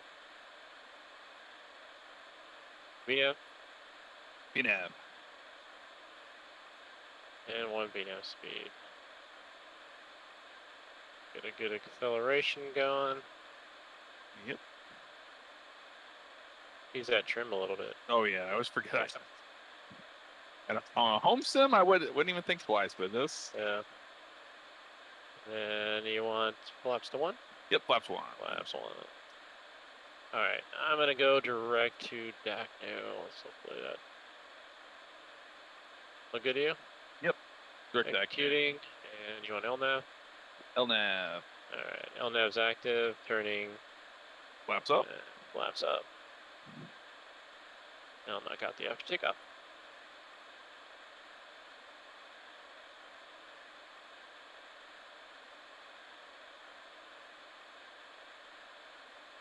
Definitely some terrain in the area too. Mm-hmm. We're in the rain right now. Yeah, see it. And that turbulence. Woo-wee. Yeah. Good times. I guess it'll be a spicy arrival. Get up there to the top of climb and straight on back down. Does it show the top of descent? Yeah, Yep. It's not far. Yeah, I see it there. Nice. So it's not too far away. Nope. Alright, let me see if I can give you a higher altitude at 360. 360. Let's go to 36.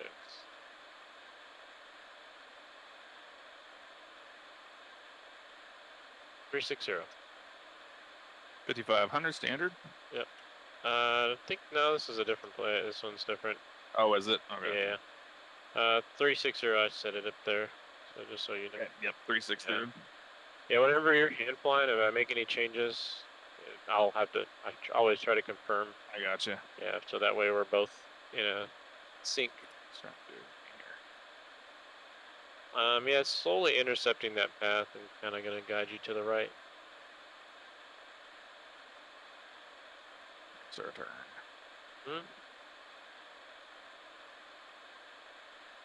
And our pump's already kind of running low, so we're going to just turn them off. Okay. Yep. We are.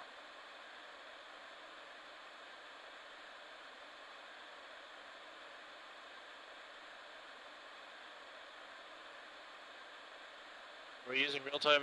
No, we weren't, but when the sim crashed and we had to restart it, we thought it'd be better to just do the landing in the daytime so everybody can see. Yep. For being nice to y'all, for staying in there, hanging in there for after the crash. The sim crash. Yep. We didn't crash. We were flying fine. Yeah, we were just sitting around, like going, okay, top of descent's coming in close. Okay. I usually chime the flight attendants right here. Yep. I'll have to make a note of that. Tell Ricky that the chimes aren't working now. Yeah. I don't want to have to reset just for that, though. No, no need for that. Yeah.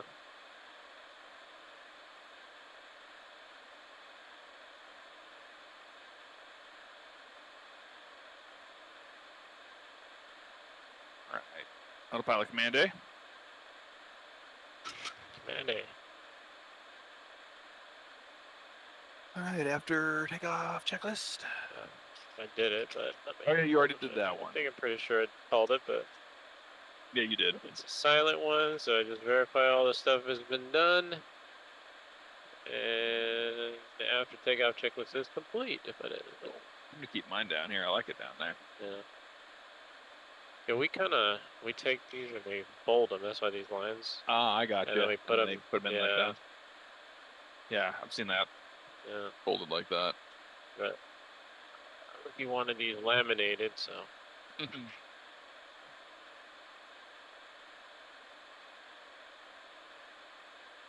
So it should do its thing. We should climb up. Yeah. Temperature simulation completely off. Like it should not be that hot. Yeah, that's what we were seeing earlier. Yeah, no, it's yeah, not quite. Something's off there. At 51 degrees, that's you're talking like Sahara Desert heat. Yep. There's no way. Because one of the things when you go through clouds and you get higher and higher, you're looking for the freezing point. Mm-hmm. So anything below 10 degrees Celsius, you might want to start thinking of turning the engine anti-ice on. And then and all the way up till negative 40 on the SAT. So.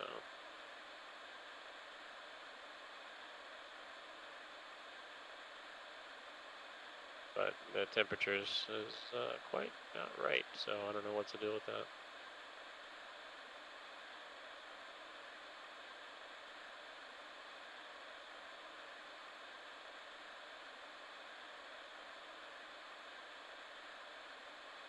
We can hear the chimes. Oh, okay, cool.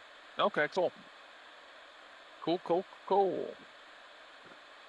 Hello, everybody. Yeah, we were using real time before, and we are not currently. Yeah. It will be once when they do world flight. It'll all be real world time. This is just as a thank you for all of you that hung in there. We broke out of the clouds. See the tops here. I never got that weather. Let's try. Let's see. We're in auto mode. And they said you just change this, but I'm not seeing the. Not at all. Paint anything. I could probably got a little bit more time and go direct Ropno. Yep, I'm good for that. Let's go. Direct Ropno. No. Like it. I like it. There we go. Also puts us away from some of that weather. Mm-hmm. Gets us some more. Yeah, and you can feel that. You can feel the turn here with the visuals now. At night, I didn't get it so much, but this time you actually can. It's weird. Oh, whoa. Having that peripheral vision. Yeah, the side, the whole wraparound. Yeah, and I like the fact that it's kind of like standard pressure now. Yep. So what do I want? See that? You want to climb checklist, and then your lights up there. Yep. Climb checklist, altimeters. Altimeter, standard pressure. Yeah, standard cross check. Standard cross check. Standard cross check. Climb checklist is complete. And so now we can kind of go back to what we were doing, which was getting ready for your arrival into there. Yeah, I mean, it looks like we're gonna get above all those clouds, and then yeah, we should. I don't think we're gonna make 36. We might. Yeah, we're gonna make 36. Oh, okay. Oh yeah, it's only 80. Yeah. 80 nautical miles out. I see. Yeah. I don't know why I thought that was 40 or 20. Yeah. Yeah, we'll be right. Yeah, it should make it, and should do probably just set up for the arrival and the approach and all that, and then go from there. Which is all from earlier. Mm-hmm. No.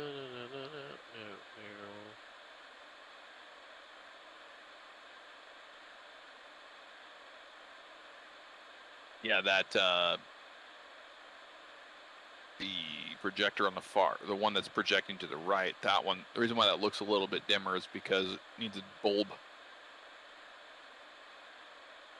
Yeah, the bulb needs to be changed out or something, I think, on that one. This is our new one, AYHK, runway 30, direct deck, knew all that, no, and tog. The Ento 1 Bravo again, runway 14 left. Look at the approach. Oh, maybe.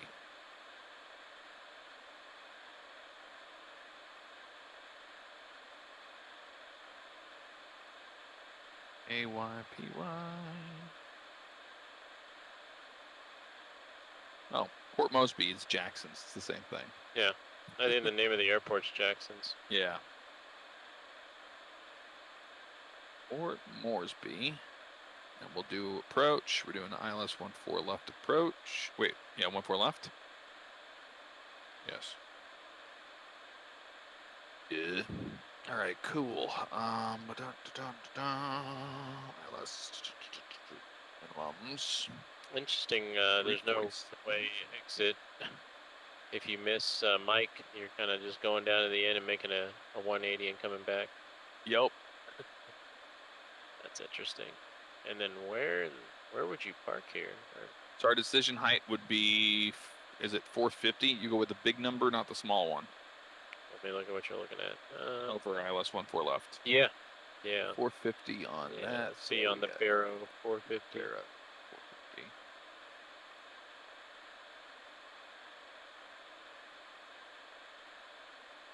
You have to do it on your side too? Yep. Oh man, okay, that thing is super sensitive too.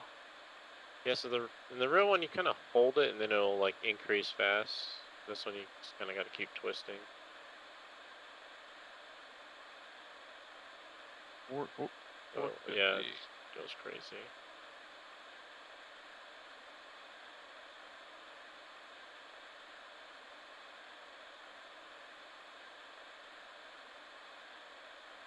Going past it, going to it.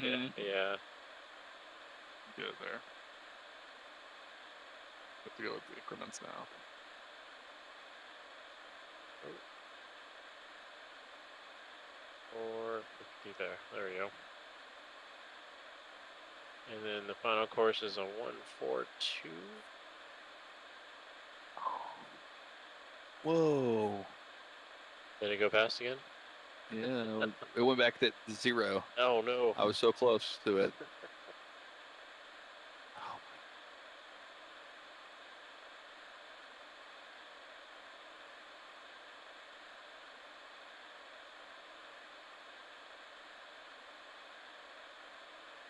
Be tedious with it. My airfryer turn on. Oh my dude. If you go 2, it goes way beyond it. Come on.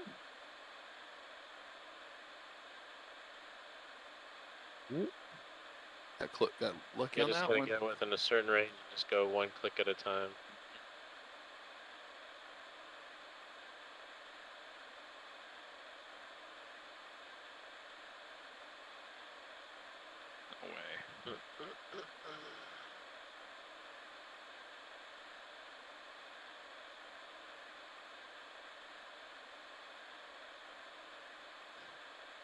$451. Just one click over. There we go. 450. Hey. We did it. Look at that. Oh my. All right, 2,500 is what we'll be intercepting at, it looks like. That's it. 110.1, yep. You want to do it on both sides? Yeah, we have to do it on both. So Is it here, yeah, nav. So you gotta change this to ILS. Okay. 0.1, and then it's just it's in standby, so we can bring it up later. Oh, when we okay, get gotcha. closer, but just keep that off for now. It's kind of just pre-selected. And that's a course 142. Yep.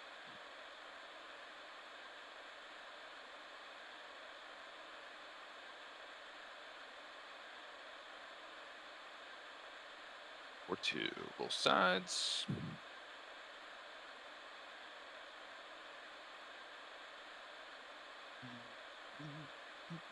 Only thing left would be auto brakes and flaps. You do auto brakes 2 today? I'll probably just go with 3. 3? Yeah, 3 is pretty solid bet. You select your ref and flaps. So, oh yeah, that's the fun part. Yeah. So redoing flaps 30, 144. Yeah, that works. And then we're gonna put that right there. Another thing you can do is you can just double punch it. It puts it in there. Oh, okay. Yeah. Interesting. Yeah. Works. That's good. 10, yep, 142. That looks good to me.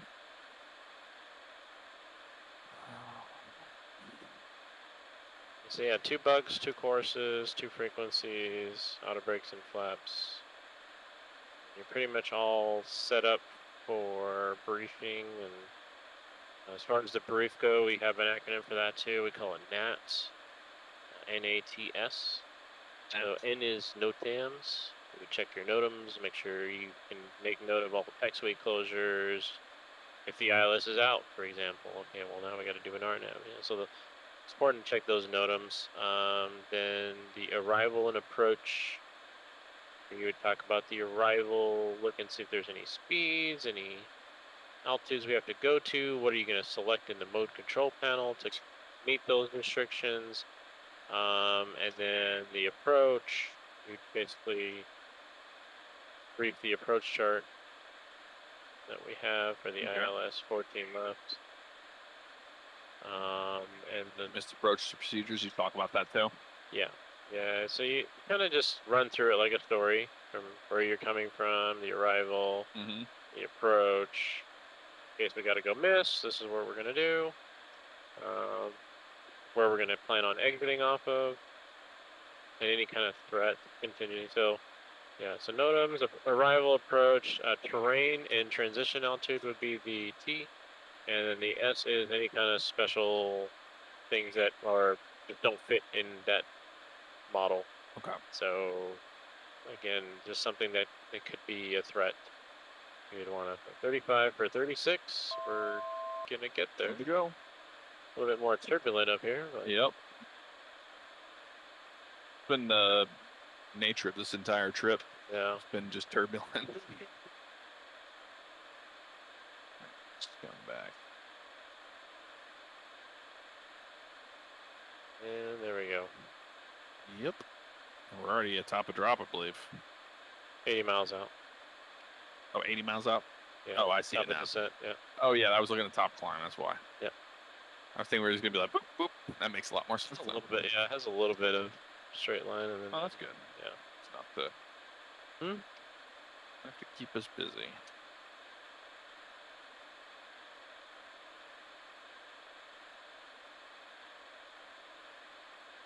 You can say hello to y'all that are still hanging in there from earlier.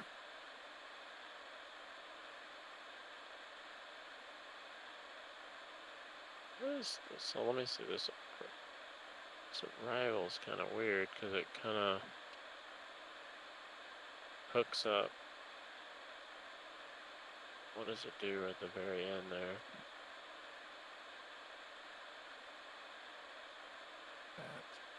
F. It's got to be because of mountains. Yeah, no, I'm just looking at Daplo and then VNib.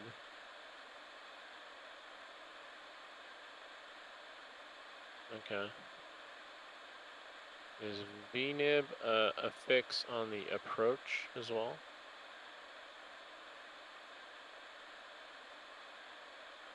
No, right? It's just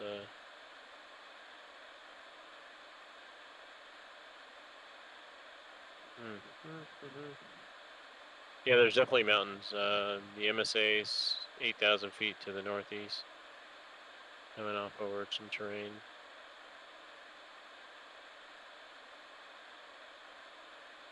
I'm just thinking like right where it joins up. Mm-hmm. See, after VNib, it kind of has like this little double fix here. Oh yeah, I see what you mean. Yeah, I'm not sure why. And is that a hold? The blue's a hold? No.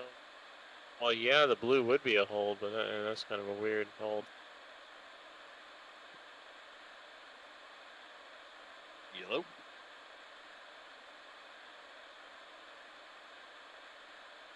Oh yeah, it was turbulent. We haven't turned it off yet. We're just about to. Oh, sure. We'll open up the door. Have a jump seater. He was simming us about the seatbelt sign. It's like, yeah, we had some turbulence. That's your decision. Not the flight attendant's decision. Yeah. They can ask all they want, but is that the button? Yeah, I hit it. Oh, there's Doug. So I'm just looking at this since everything kind of it gets a little discombobulated for continuity's sake, because VNib is on the RNAV approach. If you connect this off of VNib, it would just take us in on the RNAV approach. That might be just a better way to back up this, because I think the weather's still good. It's not like we need the ILS to go down lower. Yeah. We can change it up to the RNAV. Yeah, I just think it's probably the FMC is going to do something funky here, because after VNib, it just kind of has some other fixes and a bunch of weird stuff. So I don't know. I'm just curious if instead of what we have, we put the RNAV 14 left. Let's see what that looks like. So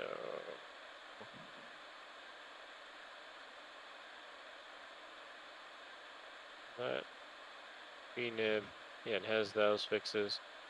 And what just got messed up here? So after Rupo, are we going to Intog after Rupo? Yeah, right? Yep. Just gotta close that up there. So that should be what I'm trying to look at here is after your fixes. Let's see here. Pretty sure there's a magenta line in there. Yeah, it's there, but it's like underneath everything, and it's doing that candy stripe. But that's just because you haven't executed it yet. The what? Is the that candy stripe? Yeah. Okay. Yeah. Just kind of looking at what it looks like. Yeah, how about we do that? Because there is a VNAV transition for the RNAV. Yeah. And you'll get us down. We just got just MD again. So I'll execute this. Yep. All you can execute it. Let's see what this looks like. Crunches numbers. Yeah, look at that. Yeah, way better looking. Yeah. I think there was something up with that approach putting in there. See how it just all. That's exactly what we see on there now. So yeah, let's go ahead and brief that real quick. From a simplicity standpoint. We got a little bit of time. 1-4 left. It does not work. No, it's only plugged in for 2 headsets. I'm not sure. There was something that, yeah, there was something that Anthony was doing earlier, but I don't know what he did. It wasn't that headset. Yeah, so the RNAV approach, final course is a 143, and the LNAV MDA is going to be 680. Still 577 feet off the ground, so we'd have to just adjust that 680 without going too far. Yep. Oh, wait, went way too far. Still barrow. Yeah. You understand the difference? Between radio's your radio altimeter, Mm-hmm. and baro's barometric pressure. Correct. Well, it's basically what your minimums are derived from. Mm-hmm. So, we're setting it off the baro, it's going to go off of the barometric altimeter.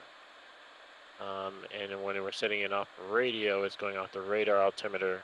So if we set 200 feet radio, if it's not going to necessarily be 200 feet on your altimeter, it's going to be when the radio altimeter hits 200. So, yeah, it's what you're using to derive your minimums.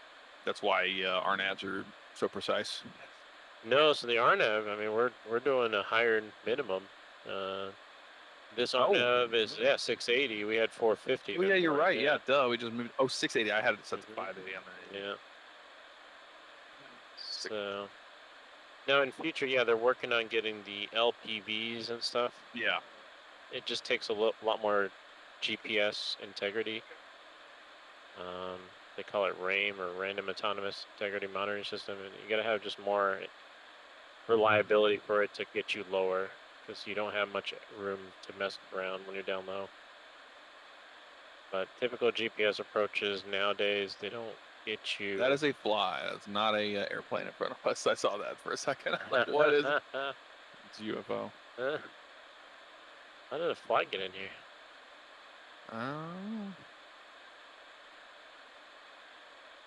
It's a UAP. UAP. Oh, I got 2 off. There's 680. There we go. Oh, 1, 2. If it clicks 3, you know you did it wrong. Yeah. You're like, no. You get away with 2. Let me try to figure out the weather there. Okay.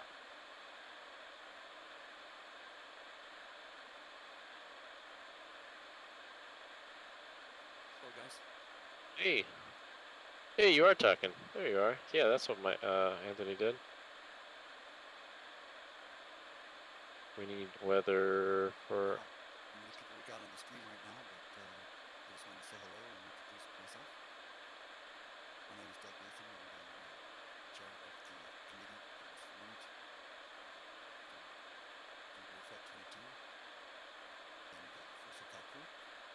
680 full. Oh, mine's got off a little bit. Perfect. Then we need for hectopascals, we got 1010 is the altimeter there. Okay, so we go over to HPA. HPA. 1010. 1010, we got it. 10. Yeah, so winds are, well, let's see, 305, okay. That's interesting, because we were scheduled to come in at 1-4 left. Maybe we should rethink that plan. Yep, let's do it.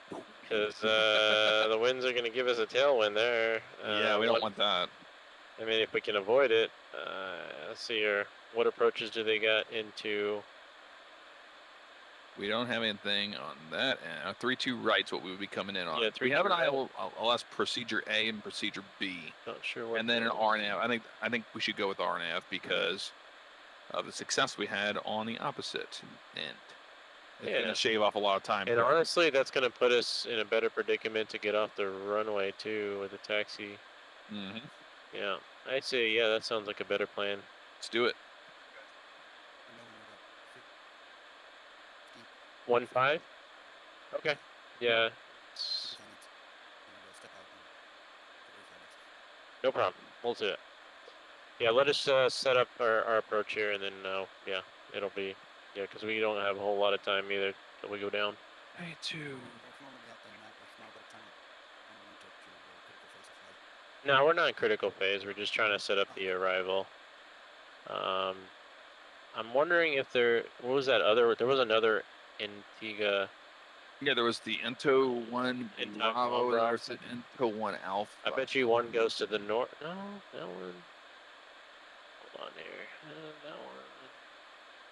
That one definitely brings you to the south, and the other one brings you kind of back around. Oh wait, no, it does give you ice lock. Yeah, so we would just have to change it to the Ento 1 Alpha. Okay. And then connect it off of S-lock. So 3, 2. And we're gonna do RNAV. Yeah. 3, 2 right. Right here. Yep. So we got Ento 1 Alpha, RNAV 3, 2 right. Right. Happy with it? Let's see what we got. What did we get here after Sarah? Oh yeah, I should probably look that. Yeah. So let's just go to plan. Yep. And kind of step through and see where. Yep. So there's a discon there which we can clear out. Yeah. So that brings us around to the south. Yeah. Yeah. I think that'll even cut some time. Honestly. Yeah. Well. So let me just connect this to this. Yeah. And then take ISO to that, and then that should be all good. What do you think there? I'm happy with it. Yep. All right. Well, execute that. And yep, there it is. Much better. Okay, cool. Cool. Let's have a look at the approach. All right. Let me go back to map. Where must be 20 miles of a descent. RNAV. So let's look at that arrival real quick to just make sure what altitude we need to go down to now, because we're coming up on it fast. Yep, 810 on the this time. Yeah, so on the barrow. What is it? 8. I think it's 810. Yeah. Yeah, we can hear. It's a huge delay on my end. Yeah, it's an echo. Yeah. That's why I can't hear anything. The echo will come through. Gotcha. Let me know when you interrupt here. Do I have 30 seconds now? What you need? Hi. Hi. Stream. This is Doug Leatham, the chair of the committee that was formed to do World Flight 2022 for Socal Crew. I wanted to welcome everybody on board and thank you for your support. And thank you to my committee members that put in a tireless effort for many hours for more than a year. And, 323 on the course. Successfully. We look forward to a great World Flight. We're almost to Sydney. It'll be just a few more legs. And buckle up, enjoy the ride. And again, thank you for supporting the journey. Orbis, the Flying Eye Hospital. Thanks. Seatbelt signs on for turbulence. 810 now on the barrel. I got it already. Oh, nice. I looked it up ahead of time. Oh, I was right there at 8:05 and it went back. Yeah, the real plane definitely doesn't give you this kind of issue. Missed approach altitude will be 2,900. Okay. I was also going to say, I think we can go down to 2,900 because 2,900 is at S-lock. There's no intermediate. Right at the moment. Yeah. Gentlemen, thank you. Yep. All right, Doug, we will. I don't think you have to be buzzed out. I think you can just open up. Yeah, we're. Yeah. 5 out now. Yeah, I would probably put 2,900 up here. 2,900. While I'm getting this. We'll do it. Descend now. And then you just hit altitude intervene. Oh, okay. Man, I really like this altitude intervene. This is nice. And then it should start. It kind of starts on an early descent. What it does is it'll do about 1,000 feet per minute till it gets kind of within that profile. So it's a nice kind of gradual instead of all of a sudden throttle idle diving. Right. Yeah, drive it. Yeah. Straight down. Yeah, we're not far off RN. This is the RNP. Is that what that's called? The RNAV. Just the RNAV into 3-2 right. Oh no, I was asking about this right here on the. Oh, so on the ND. Huh? That's the RNP. Is that what that's called? No, so your RNP is right here too. RNP is okay. What's the difference between those two? So this is your vertical path. Okay. Like where you're off on. So we start a little early, so we're just 400 feet, but it's closing in and we're catching up to it. And then once it gets to the center, it's going to go idle. It's going to do an idle path descent down. Okay, I got you. Yeah. I'm used to seeing it dive. Yeah. So actually, the minimums are 750 on this. Because if you look, it's a conditional DA. It's based on if you can get the local altimeter setting for the field, which we can. Oh, okay. Yeah, so that's actual Aero QNH 750. Yeah. So I'll see if I can get mine. Get close. 750. 750. Getting close. Getting close. Getting close. These minimums will be the end Oh of my us. goodness. Just being patient. You don't get patient, it's fine. Patience is key. Oh my goodness. It went up to 2,000 and I went to crank it too much. I'm 10 away. Can't screw it up now. There is a way to copy your side over. Is it? I don't know if it works on here, but We can try. it's kind of a cheat method. I'm at 750. See if we can do it. How you do it? Let's see here. I'm at 94. We're 749. Gonna get there. 750. Oh yeah, you're almost there. Oh. We're on the path good. We're about 2,200 feet per minute in our descent. Yeah, because everything's looking good. We're on the path. This is probably a good time for one of us to be in terrain, because there is terrain. Yep. Terrain. Mode. I know that does work.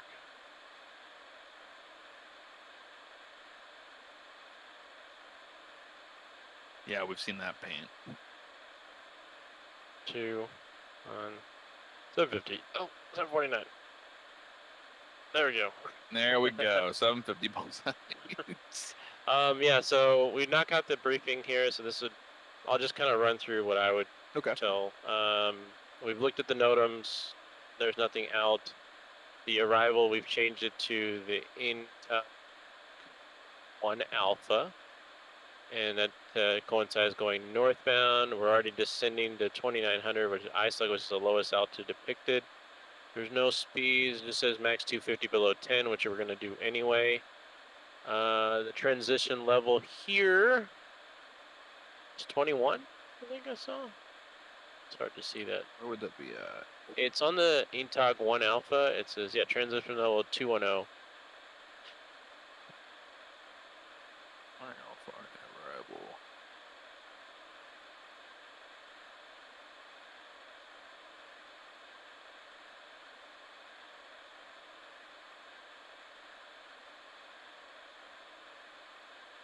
Top right. See where it says transition? Top right, that corner box. Yep. Transition level 210. Transition level 210. Okay, yeah, got it. Yeah, so that's when we're going to switch to local altimeter, which will be 1010 hectopascals. Okay. But yeah, so that all hooks up to ISLOC. ISLOC is the RNAV GPS. It's 12-2, 19 August of 22. 323 is the course. We're crossing YPYSF at 2,000, and we're bugging a barrel conditional of 750 based on the altimeter, which we have. Auto brakes 3, flaps 30. Ref at 143. See how I double punch it? Kind of updated it. Yep. And we'll touch down, exit off to the left. Where's the runway? Or the airport diagram? Yeah, so we'll go down. Yeah, probably just go down all the way to the end on Alpha, and then they'll put us into the apron. Make a left turn off there. Missed approach if we need to do it. It's going to be. Yep. 2,900 feet. So it's a left turn to 1. Yeah, so you kind of just brief it like the way you see it there. So you do the procedure, which is, since me and you haven't flown together, go around flaps 15, positive rate gear up. You're looking for some sort of lateral roll mode at 400 feet. Okay. And then we're going to track direct to YPST, which is in the box. We can do that in LNAV, and then we're going to turn left to track out to YPSH, and then climb up to 2,900. We'll set 2,900 in the altitude window for the missed approach, and then we'll plan on coming back around. We have plenty of fuel to come back around. And that pretty much covers special pages. I would say both of us never been here, so we have all our charts. We don't see any hotspots, any strange taxi stuff. No hotspots there. We're gonna probably just park in the domestic part. Okay. Apron on the left side somewhere. That's really it. And then, yeah, questions, concerns, anything? No, sir. I think we've mapped all the errors. Getting a little fast and a little off path, so maybe a little bit of speed brake will help us get down. A little extra drag. About half, right there. Yeah, just or anytime it gets above 10 knots, that brings that message. So usually just kind of nicely manipulate it out.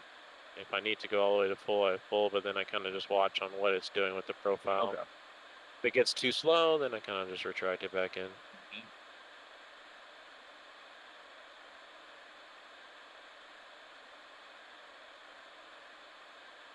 Trending down, so Yep. we're good. Holding pretty good right there.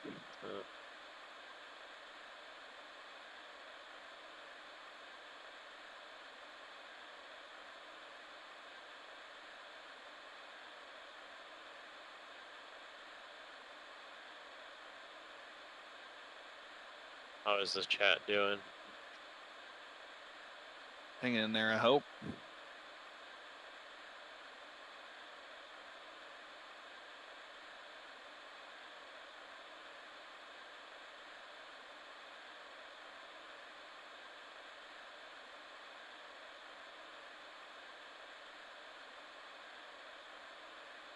$2,100, is that or 21.9 was our standard or our local? Yep. So we should be switching out. 010. Yep. 1010 is cross check.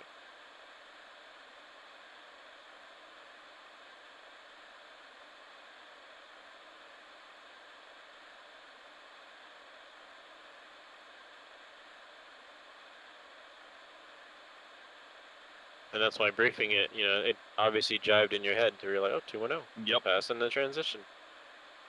That's the reason why you do it. Mm-hmm.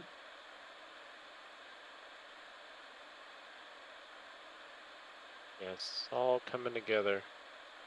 I would say, yeah, we're definitely probably within 20 minutes out. Shoot, a lot later than I thought this would be. Yep. I mean, it's pretty much right on what's kind of gonna be. I think we're, yeah, not sure what. I mean, yeah, the sim didn't crash, so it's just a matter of things changing up and got to kind of roll with the punches.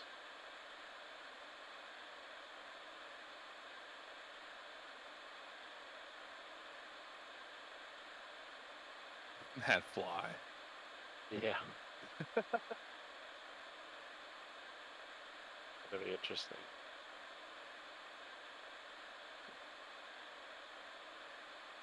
Low 18 lane lights. Yep. Do that, then I'll do that, and I'll do the descent checklist. Just one thing. Yeah, well, there's just a couple things. Descent checklist, altimeters. Altimeters 1010 hectopascal.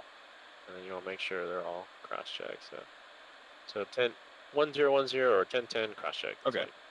1010's cross-check. Minimums? Minimums. All right, we got 750. You just say Barrow 750. Okay. You want to verify that it is set to Barrow, not radio. Gotcha. Yep. Barrow 750. Yep. Barrow 750, and you want to make sure I did it. So Barrow 750 cross-check. Cross-check. And then I say Barrow 750 cross-check looking at yours. Okay. Landing data. So that's this page right here. Yep. So flaps 30, ref 143. So flaps 30. 143. Perfect. And let's see here. The rest is all me here. Approach briefing is complete. Auto brakes are on 3. Seatbelt sign is on. Pressurization panel is set, and the recall is checked. There's no messages coming up. Descent checklist complete. Right. It's all coming together, little by little.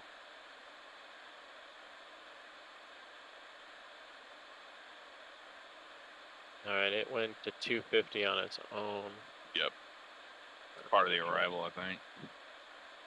Okay. Yeah, we know drag's required. We're already on it, man. I knew it was coming. I knew it was going to need some help. Yeah.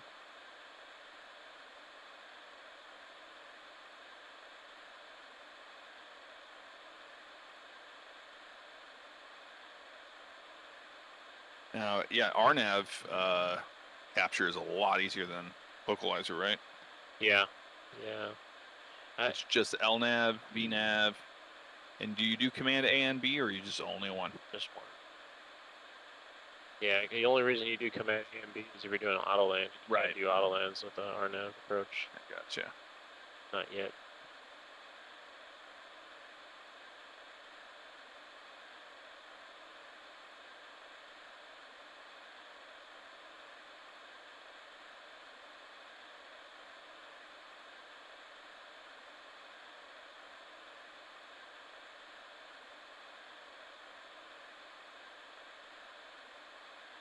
So here, I would start manipulating your own speed, like keep the window at 250. So you would just hit speed intervene. Okay. It opens up the speed, and then it just stays, and just you would basically now control it like that. That way, it doesn't drop back all of a sudden when you don't want it to. Right. Because typically, for sequences and stuff like that, they expect you to kind of be doing 250, 240. The reason why it goes to 240 is because of the flap. Oh, okay. They typically want you to, if you give you a 10-knot buffer between these speeds, so that's why the airplane defaults to 240. But 240, 250, nobody's going to say anything really. Okay. It's and we'll just kind of work our way around. That way, we're not slowing down too early. I'll do 240, and then we won't have to mess with the speed brake so much. Yeah, should work out pretty good. There's that terrain right there outside. Mm-hmm.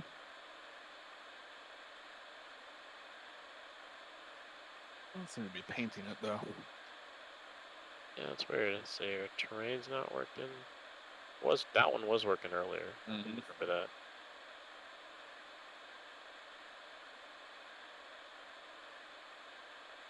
Some 10,000 feet. You would give the double bells again. Then you would get your extendables out. These would be on too, and then you'd get those out. Okay. And then this comes, it's a kind of more of a reminder for the landing clearance. Okay. But that's more of a technique than procedure. And then we have the approach checklist. So, approach checklist is 3 things. Approach checklist, flight nav instruments. So basically you want to make sure, because sometimes you can get runway changes, you want to make sure that, it's still going to the same runway that you intended to go. Oh, okay, gotcha. Yeah, so. Verified. Verified. Cabin notification. Complete. And altimeters. 1010, 1010, cross-checked. 1010 cross-check. Approach checklist complete. That's it.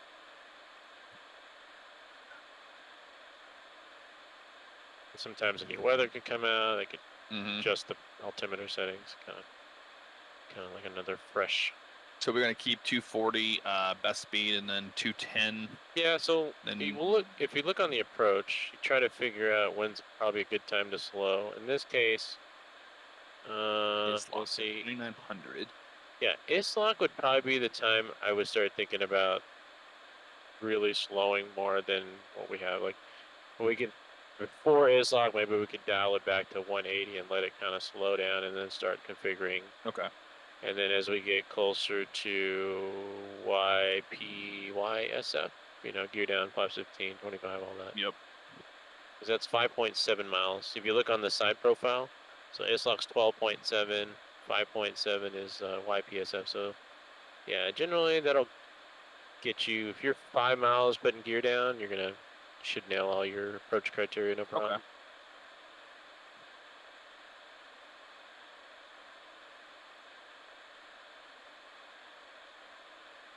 It's all coming together, and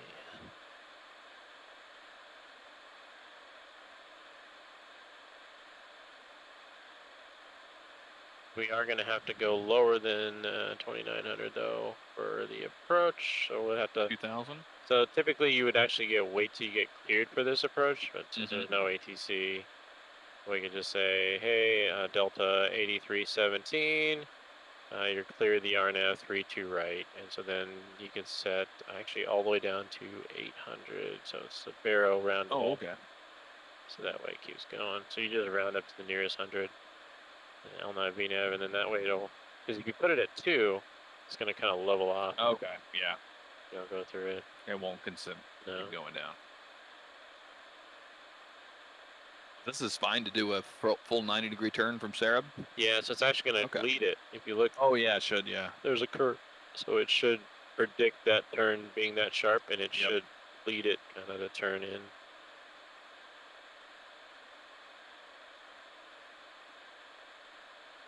probably a good time to just start rolling the seat back right in the turn.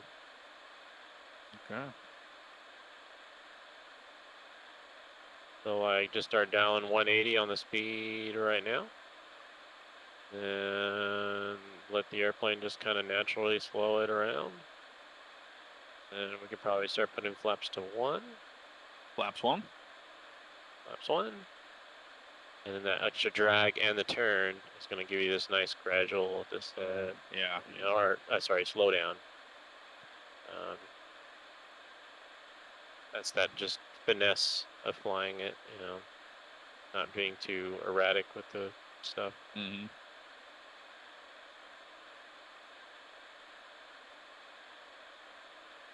Man, what a difference that is. Oh yeah, terrain's working. It's popping up over there. Hey, there it is.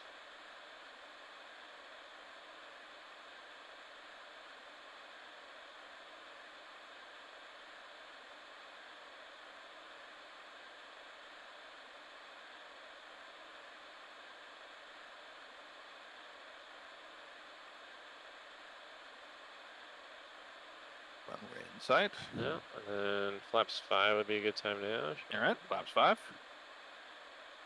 180 flaps 5 is kind of a nice, usually in like a base turning. It's kind of comfortable because then that kind of gets you ready for the next thing that's going to happen, which is going to be like a gear down flaps 15. Because when you call for flaps 15, you want to be below 200 knots or in that position already. So it's like you're kind of pre-set up for it. Yeah, that makes sense. This is one of the most important phases of this that I didn't know how you did it exactly. Yeah. Yes, it's an art form. Yeah, you can tell. You can be conservative about it. But the problem is if you get into busy places, you're gonna probably end up going around because you're gonna either get too far behind and somebody's gonna eat your lunch behind you, or you're gonna get in front of the other person if you get too late on slowing it down and you're not stable. So it's a careful balance, and you just I sometimes think, okay, if it's a fairly new person, maybe we'll slow down a little earlier. That way we're just taking it at a little slower pace. But once you learn the jet, you kind of know how it slows down. You can kind of figure out when you want to start doing it to where it's not doing a lot of crazy power changes and you're not having to put speed brakes and things like that to do drastic changes. Oh man, yeah, that worked out just fine. It's like 1,000 feet per minute right now. Yeah. That 800 was that's a good call. Yeah, it's just bringing us down. LNAV down. There is another thing called IN. Some 7.3s have it, some don't. The only thing you know is if you hit approach mode, it would go FAC glide path, which, this one doesn't. So it's just more like an extra thing that you would have to get from Boeing to have increased capabilities to do more precision approaches. But in this case, we just got to do the LNAV VNAV path. That's fine. Yeah. That is perfectly fine. It's a visual day, and there's the runway. Yep. So, approach would probably be like, contact Moresby Tower, and then we switch to tower, and then Moresby Tower, Delta 83 2017. Like our winds currently. Yeah, that's kind of interesting. The winds there was showing.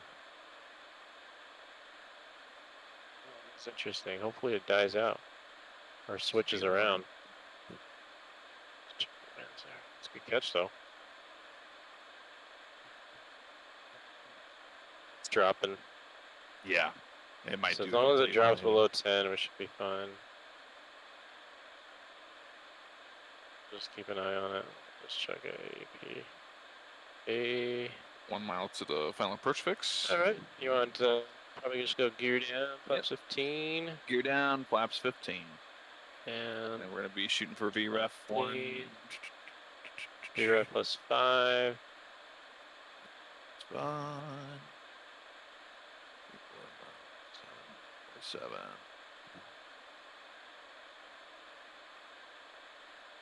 Okay. Come on down. And now you look at this next speed, which is going to be flaps 25, well 190. Yep, flaps 25. Flaps 25. next one is build 175, so flaps 30 if you're ready. Yep, flaps 30. Flaps 30, and then the landing checklist. So Good. this one here, and then Clear to land. Yep, clear to land, and then we got 6 knots now, and the wind just died. Okay, beautiful. All right, so landing checklist, landing gear. Down, 3 green. Down. Flaps. Flaps are 30. Okay, 30. green. Green. There you go. Speed brakes arm, engine start switch is continuous, landing checklist is complete. All right. Speed brakes armed. Whatever you want to disconnect, I'll set your missed approach here, 2900. I hit the button, I didn't hear any sound, so. Hopefully it came through, but it definitely I disconnected. got this right down here, yeah. If you click it again, that'll go away. There you go. And auto throttles are still on, just FYI. Shut those off. You can click it. Click this here. Okay. Yeah. A lot easier to do it that way. Click it twice. I'll get rid of that flashing. There you go. Now you're all hand flying it. Where our misapproach, clear to land misapproach altitude is set. Looking good, sir. Good. Yeah.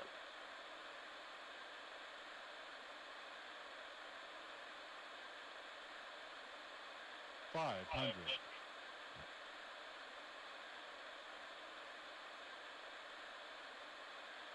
400.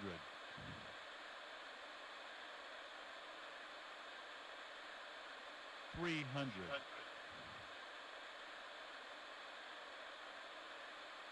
200.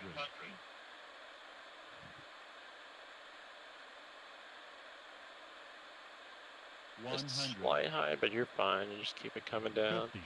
40. Start bringing the 30. full back pressure. 20. 10. There you go. Get it on the ground. 2 feet. There we go. Speed brakes up. Burst is out. Yep, just keep it straight. The auto brakes are working. 80 knots. So you can start slowing the reversers. And then you can start coming on manual brakes. There you go. Auto brakes disarm. Hey, we could even make this taxiway right here. All right, we'll take it. Not bad. She's sporty. That's the thing. Like that is so cool. Like it feels great. All right. So there's a left turn. You can make a turn here. Yep. On Foxtrot.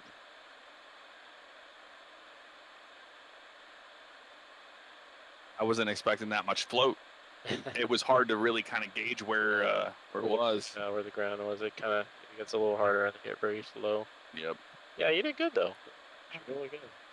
Yeah, I focused at the touchdown zone and down the runway more than looking at the instruments because we were visual. Solid work. All right, you would call for the after landing, and I would knock out the check. Clean up the airplane. So yeah, as you say, after landing checklist, I just go into my flow, do that, that. Get these off.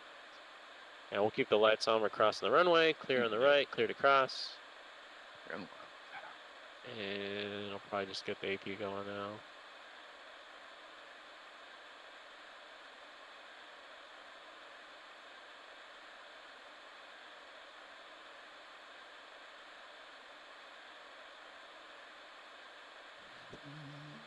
We're going over here to the right. Yeah, go to the right and just find a little ramp area that we can park at. You got it. And coming right. Don't forget to start the APU. Nope, we did not forget it.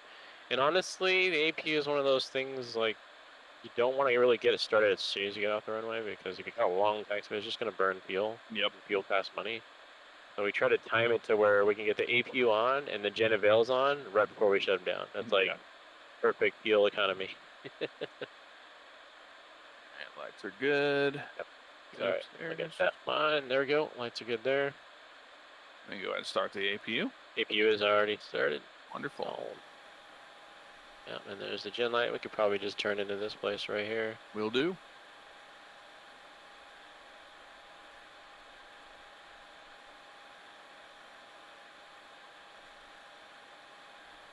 Oh, that was really good. Yeah, I was a little worried about the winds when you pointed it out, but I'm like, it's gone. It's dead. That's a sim thing, man. It always seems to do that where it's like opposite, complete opposite. I mean, that just gives you a heart attack because anything over 10 knots is technically not stable. Then we gotta go around. It's a little beyond the limits. And yeah, wherever you want to park it, if you want to 180 it, wherever. Here. We're gonna go straight into this gate. Sure. We'll act like we have a marshaller out there. Man, that tiller is super sensitive. It takes a little bit to get used to. Sorry, get her down a little bit more. All right, we turn off the lag sight so we don't yeah. blind the ramper. I've had that happen many times. 3, 2, 1. That's probably good right there. Stop. Yeah. Parking brake is set, and then you would just tell me let them up, shut them down. Wait, So. the APU is good. Yep. So I do this. So. Okay. Yep, Yeah. You just command it, sir. So. All right. So you say let them up. Let them shut it down. What do you say? Let them up and shut it down. Let them up, shut them down. Yep. Thing. Oh, them up. Gotcha. Yep. I thought you were talking about. No. Like they're already up. Seatbelt signs off. These come off. This is all FO flow. Okay.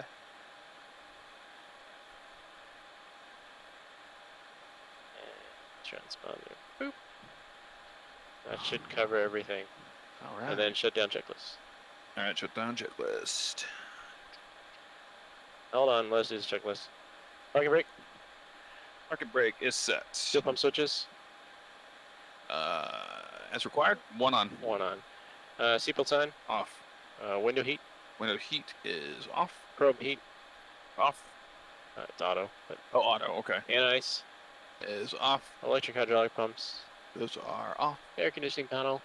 Is set. Anti-collision light. Is off. Engine start levers. Cut off. Transponder.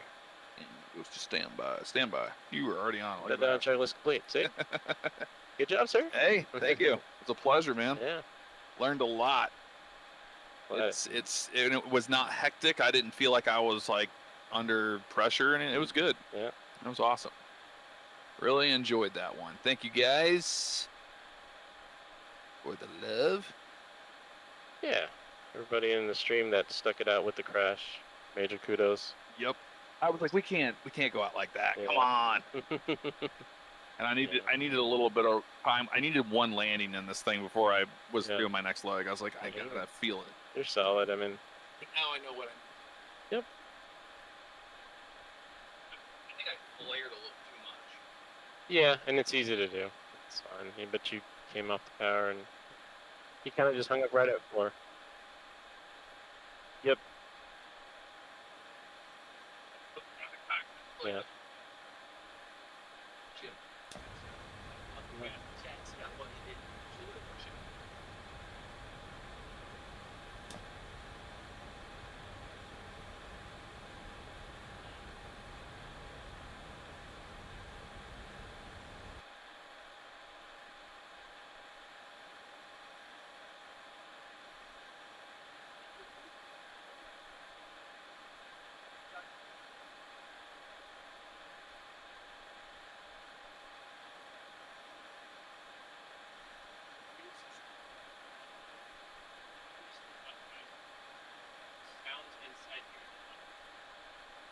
Apparently they were working in the street, like seatbelt chimes, things like that. I don't hear sound in here. We're having issues with staff trim. Still don't have it.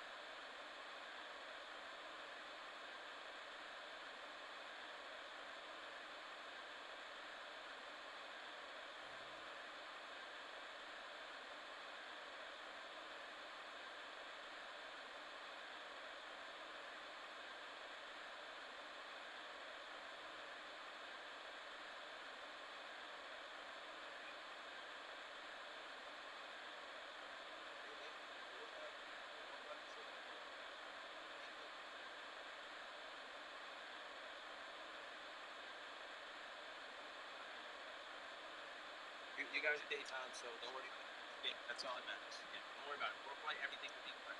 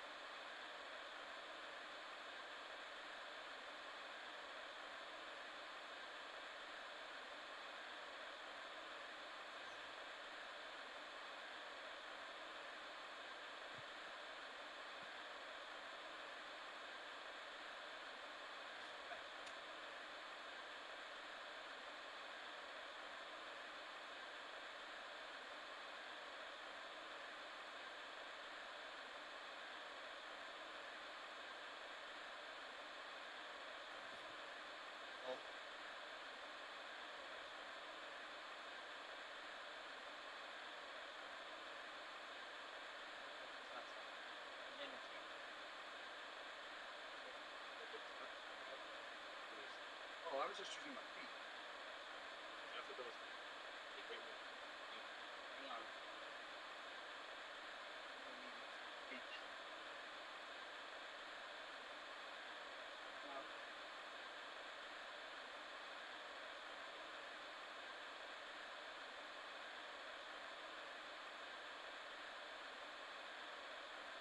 Fine.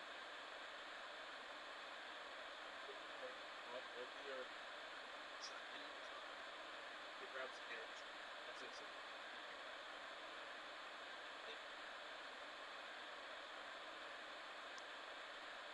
Buddy? side.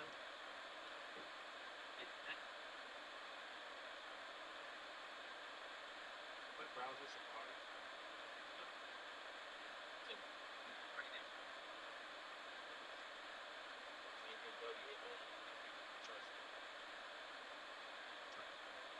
Now, if we do the charts on one side, it'll flow to the other. So if you pick all the charts, that'll be fine. Yeah, that's fine. That should be fine with me. Are you listening on the phone? Because you're going to get a bad echo. No. Let me set it right here. I'll put my phone down. Let's see. I'm putting up the charts right now. Charts. APY, taxi. Okay. Yeah, and we're about 30 minutes from takeoff, so.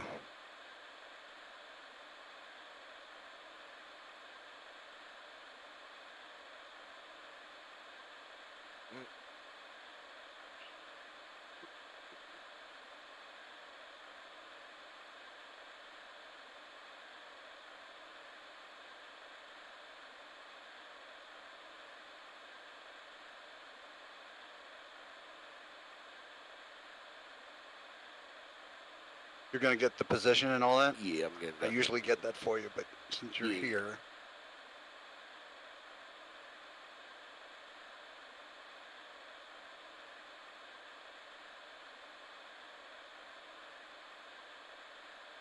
Behind, so we gotta make sure everything is Yeah, you don't want to skip anything. Yep.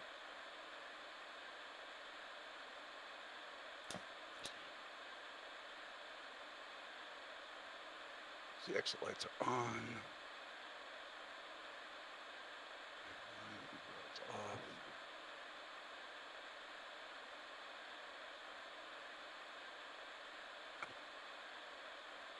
Camera's on.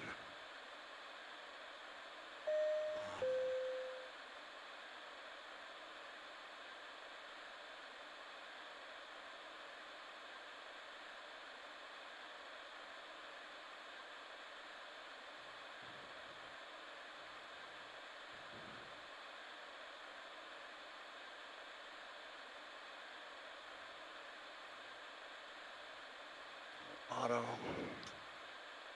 auto. Open. On. Off.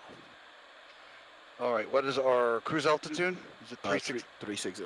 Okay, and what is the field elevation? Field? Field, The the field? elevation. Hold on. Do you like to put the departing, or do you just, you don't worry about that unless we have to make an emergency return, and you do go ahead and set it? I'll just put the departing if we have one. You don't put it to the arrival one? What, this one? Yeah, I usually just set it to the landing. If Yeah, we have to come back in, we'll come back Yeah, in. landing. I always put on landing. So what's that? It should be on the brief. For YBCS, right? Or AYPY. No, for the landing where we're coming back, where we're arriving at. Tell you right now. Yeah, YBCS.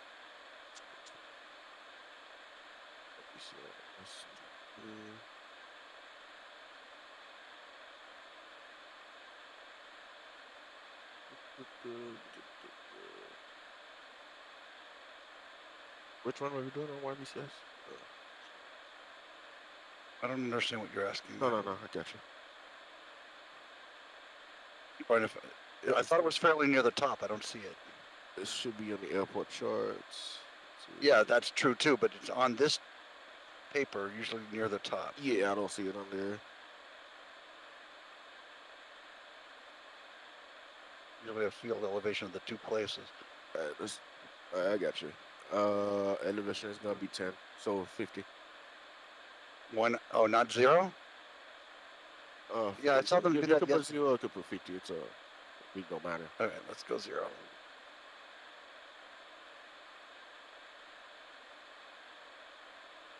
What's going on, chat? Good morning. Good morning. Sorry, we are running behind. We're not gonna be focusing on chat right now, so we're gonna try to get everything out of the way. And I got the airport. Not you. I don't. That one. So taxi airport. There you go. Where do you see what the chat is saying? Oh, I'm phone. Oh. Yeah.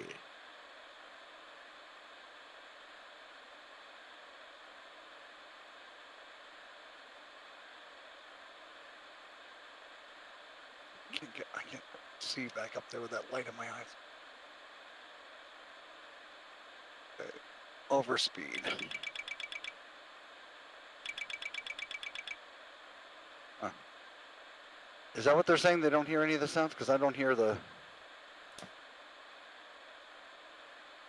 Said none of the sounds inside here were working. But they hear them on the chat.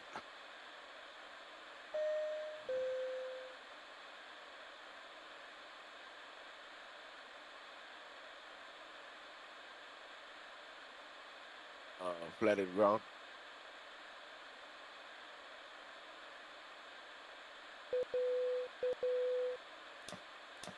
Well, yeah, how important? Well, it might be important. You don't hear any of the warnings or anything.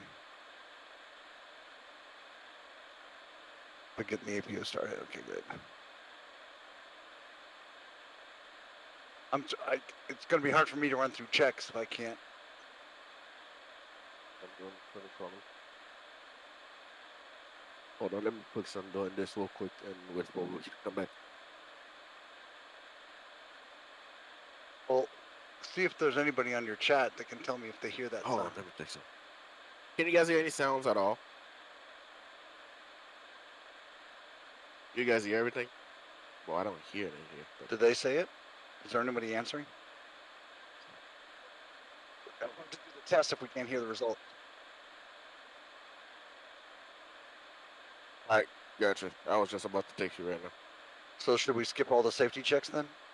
Because they did them. They just did one on the last run. Don't worry about that. Not worried about chat. We were using chat to see if they could hear the sounds because we can't hear sounds up here, and therefore it's hard to do tests. That's what I'm trying to say. Yeah, that worked. But the Seatbelt chime didn't work. okay. This thing, the overspeed didn't work. The click, click, click, click, click. That doesn't go. Let's see, where else are we? PAX overheats. The chime. Sounds up here. They're not important. We just heard the fire alarm. That's important. As long as we hear the... I'm going to get out of sequence here a little bit. I want to hear this systems test. Yeah. I just did the thing.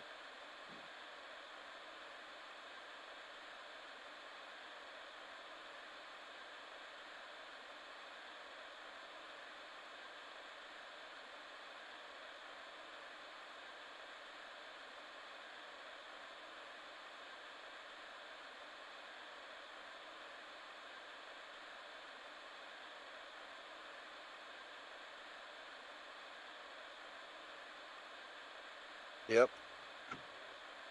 Hold on. Oh. Blessings not on there.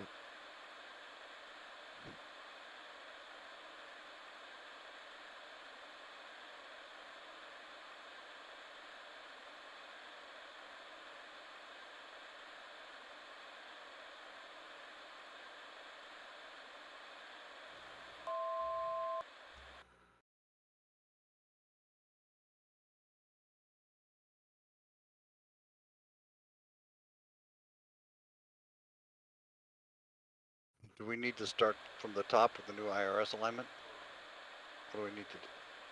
I just need to know what we need to do.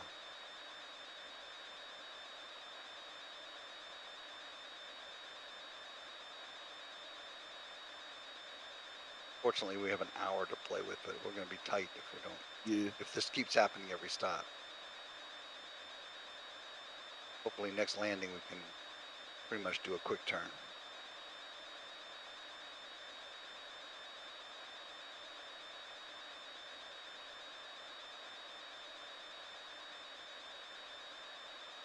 I'm surprised they still haven't updated the nav data. Came out Thursday.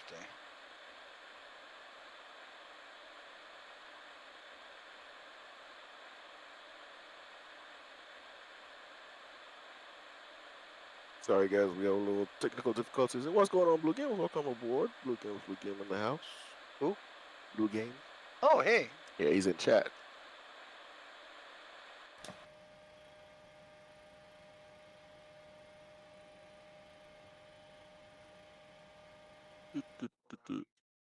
Grandpa.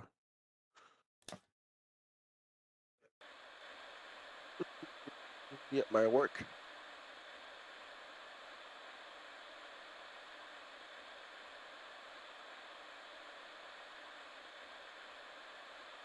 Nothing.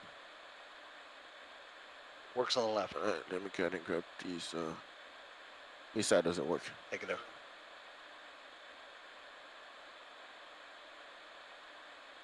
Gotta do it one more time. Ooh.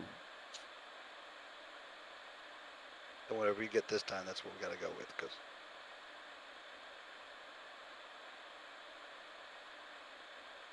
when this is finished resetting, do we need to redo the alignments?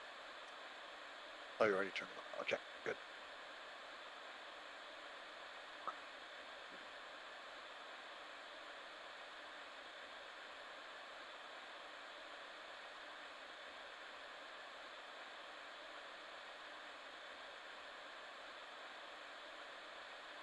One of the tabs on here.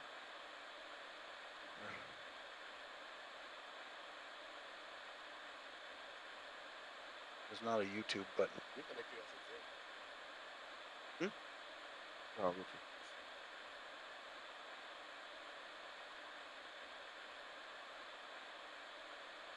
second, gentlemen. Have you got the maps ready? Yeah, maps You already. Yep. Did you already put all the? Because I don't see any pins. Do I have to do so? Do I have to refresh something to get the pins that he put? No, it just let me see. So I thought they automatically flowed over.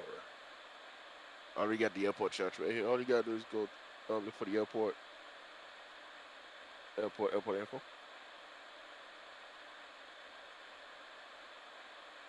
Open charts at the bottom right. Yeah. And I gotta go. Oh, so I gotta pin my own. You gotta pin your own. I thought he was saying whatever you had pinned would flow over because they're on the same account. So how do I refresh? That's what I'm saying. I just pinned out of it. Yeah. Home.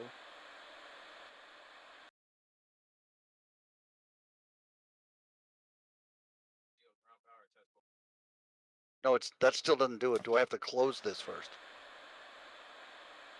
But I have to close that. That's what I mean. This side doesn't work. Yeah. Mine work.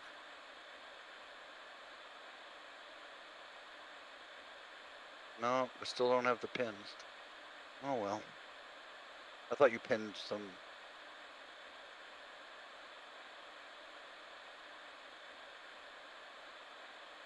Oh, mine automatically opens when I close and reopen it. Nothing. Yeah, I pinned the airport chart. I mean right here. Airport info.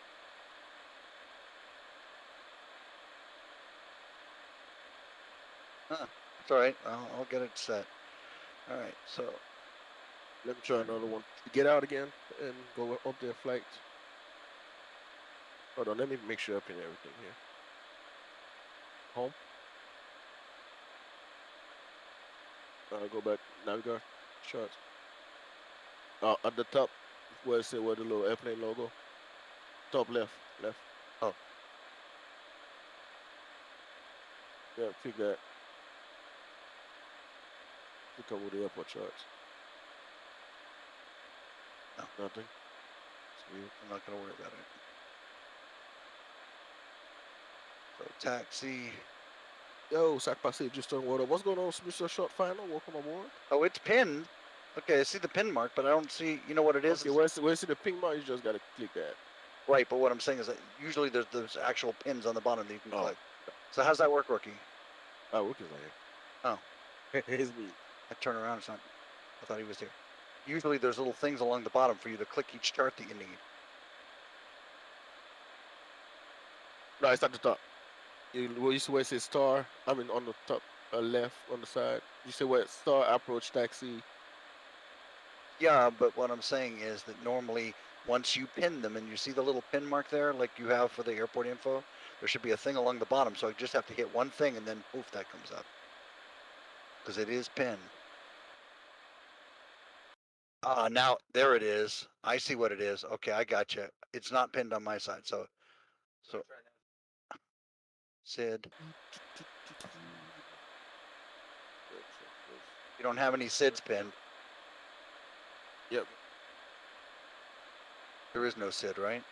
No, there's no SID. All right, so now we go to destination, open charts, taxi. Oh, you don't have Vatsim? Oh, you're still connected though. Approach. Do we know what approach we're flying yet? Yeah, disconnect. Do we have? Is there a star that we're using or? No, it's gotta be the seed. Yeah, you connected. Say again? It's seed. Well, there's no seed out. Hmm?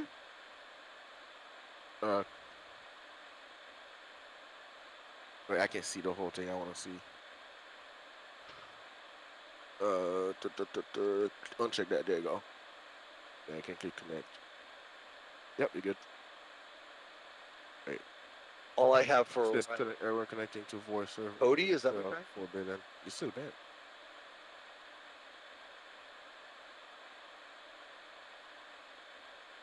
Cody 7A, Cody 7X. What? CS.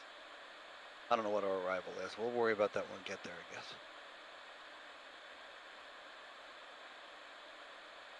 FMC. Alright. That's it.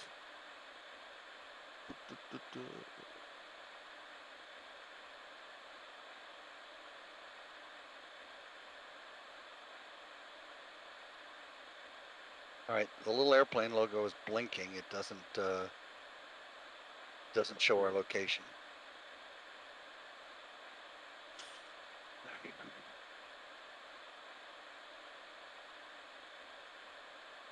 Oh, it works on this side. Look at that.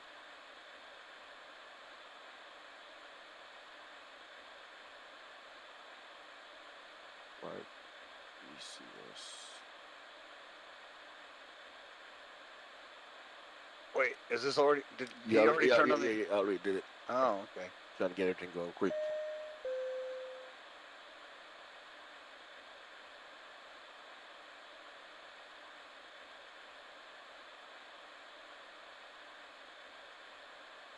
Three 360 0.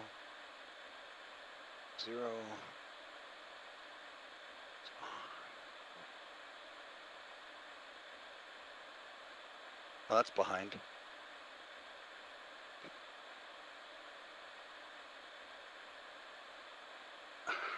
Let's go.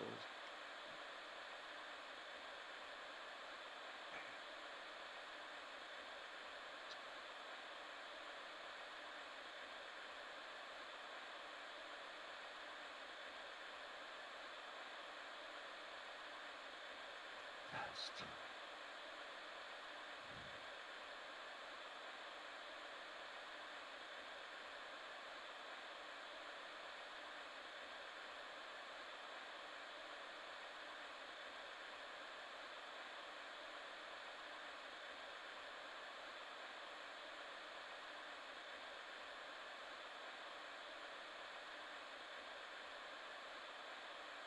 Somewhere.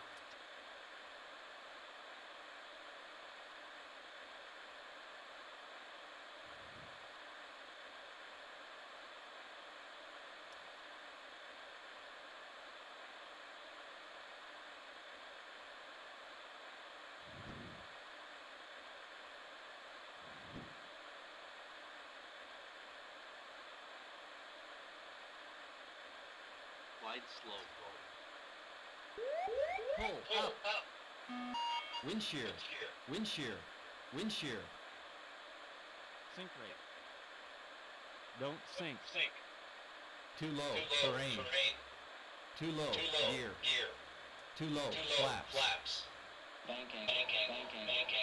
Approaching minimums. 2,500. 1,500. 400. 300. 200. 100. 50. 40. 30. 20. 10.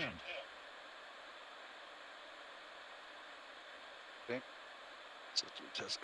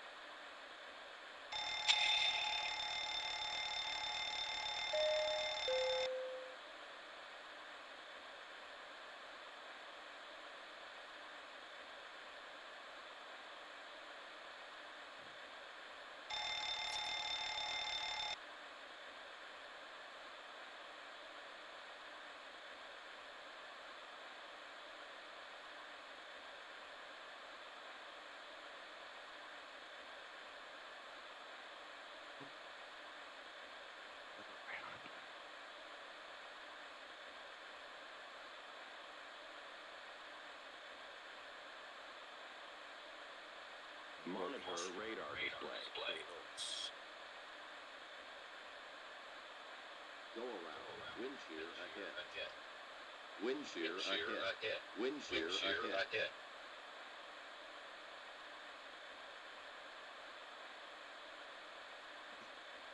This is complete. I got no water here already. Good for now. I'm good for the moment. Thank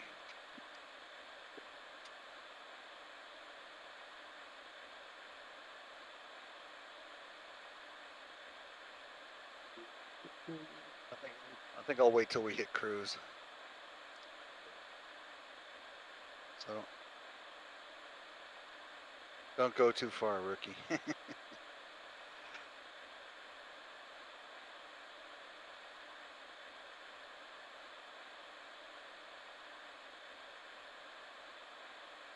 All right, there's no ATIS. Has the weather changed any?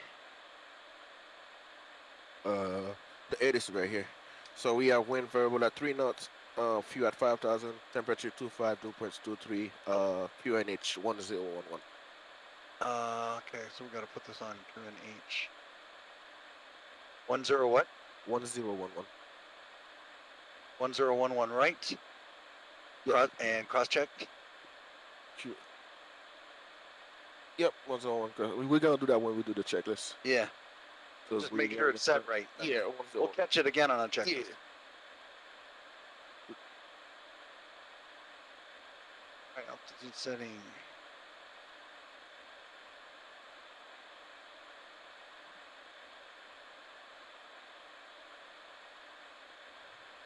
Initial altitude?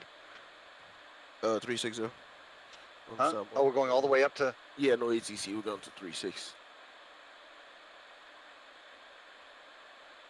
Yeah, usually the departure has. Oh, there's no departure. 14.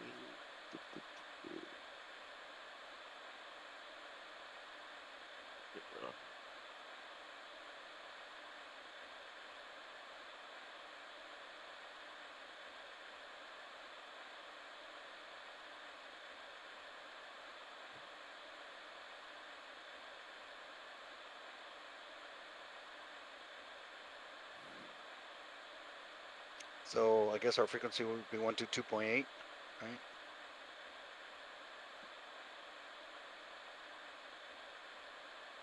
Because there's no ATC, we'll just use Unicom. Even though we're not connected to the network, we'll go through the motions like we're talking to, like we're making our blind calls. Yep. Jackson traffic. The call sign again. Delta, I wish it was Delta It should have been a big. We need a big placard right in the middle that we can see. I know it's here somewhere. Oh, there it is, right there. 83. I just pinned the departure out for you. We have a departure seat out here. I picked one. Oh, there is? Yeah, I just picked one because it gave us a direct. What is it? It's an on-salve. It's pinned up. It's pinned at the bottom. Yeah, but it's not though. I have to pin it too. Go on seed. What do you mean seed? Oh, Sid. Yeah, Sid. Yeah, Sid. Sid. Yeah, that's what I said. You were saying seed, like you planted seed. Oh, nah, Sid. All right, I got you now. Nobody asked it. Which one? It's the. I love that. No number one departure. There's no number. What up? Which one is it? No, that's YBCS. That's the one airport. We are the other one. This is arrivals, and there's no. Do you know what approach we're gonna be using yet, or no? No, not yet. We're gonna figure that out. Is there a star? Close. Which star are we gonna use though? Oh no, there's no star yet. Yet? There's no star.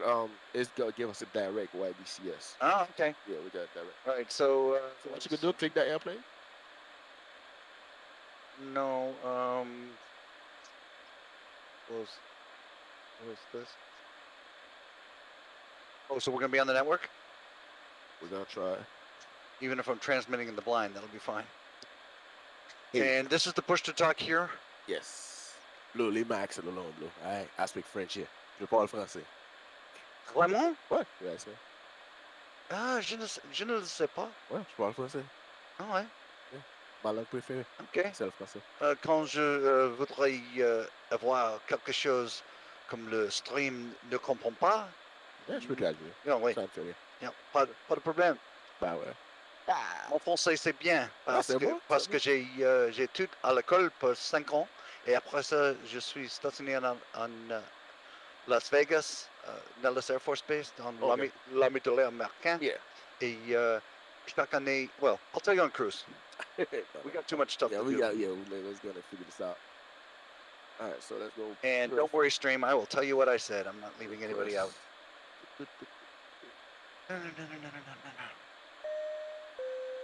Probably introduce ourselves while he's looking that up. I'm Doug Leatham. This is Captain Geo. It's my info for the day. I'm the captain. I'm the chair of the committee that was put together to. Yeah, I'm the deputy chair. Actually. Yeah.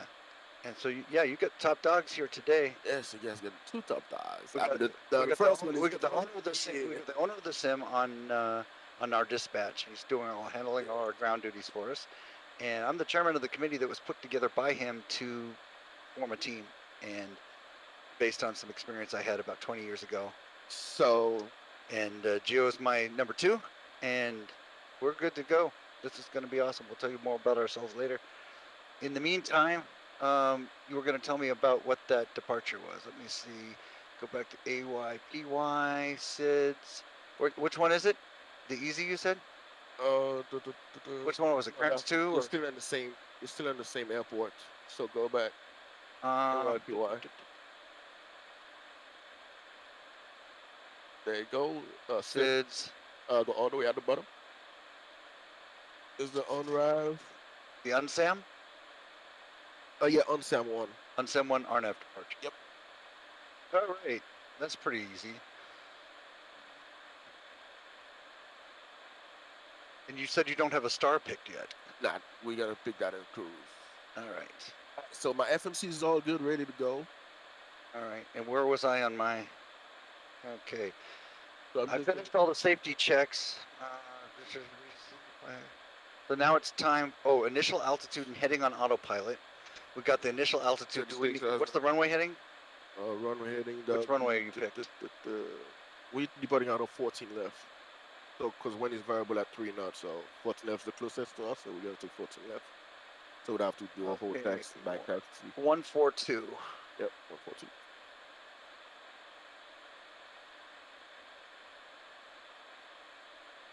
And I like to do the course as well. I'll make sure the course is 142 in case we got to come back. All right, seatbelts.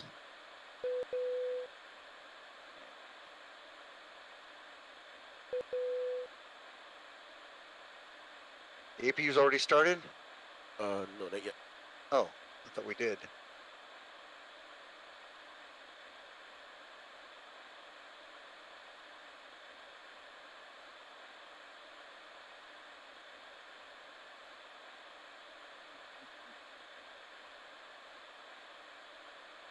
Goddamn blur.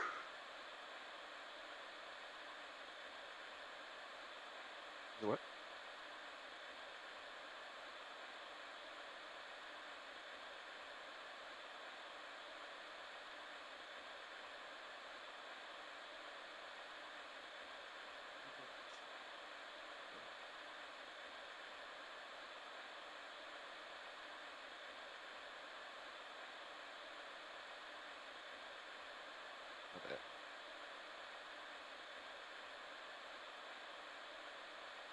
What's your move? Shoot. Click apply. Click apply first. Click yes.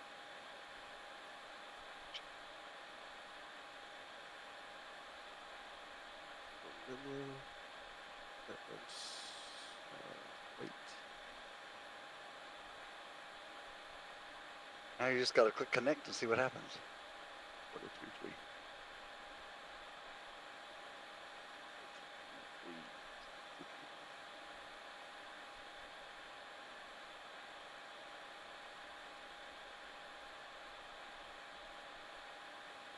All right.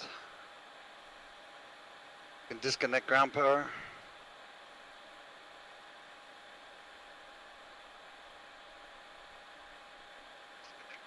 Oh, you're obviously not out there to do that. Never mind. All right. APU bleed. Yep, you're good. Oh no. Just will be there. Say again? No, you have to take the key.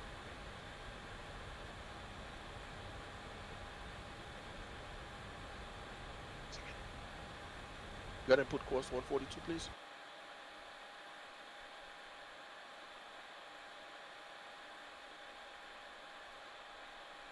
You have that on this side. Would you ever want the reciprocal in case you have to come back? You want to know the heading for the downwind? Yeah, if we come back, yeah. Sometimes I've done that. I say you got the course, the heading here. The course is the same, and then you'll set yourself a reciprocal in case we have to turn around. Yeah. So 142 and 180 is. I mean, you can leave it right now for now. It's really, we're not gonna have no engine failure. So. All right. Yeah. And Blue said, just curious if you don't input this. We on Vatsim? Yes. Go into that. Which one? Yes. You can do it outside? You can do it outside? Alright, cool. Perfect. Alright. Alright, dog, we're gonna run to the pre-flight. Yeah, and take that, whatever is making that echoey noise.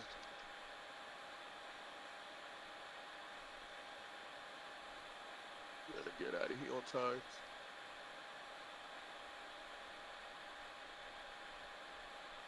You want to put the screen back up? Okay, go.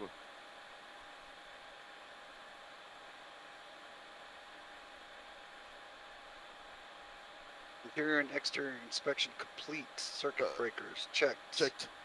Oh, those are captain issues. I'm sorry. Yeah. I see. I thought co-pilot. No. Okay, never mind. Circuit breakers. Checked. All right, nav and display switches. Normal and auto. Passenger signs. On. Yeah. Window heat. On. Engine bleed. Engine air switches on. Pressurization panel is set. Checked. Okay. Mode selector to auto. Auto. Yep. Mode control panel. Set. Oxygen mask. Oxygen. Can't remember where that switch was. Is that button right at the top?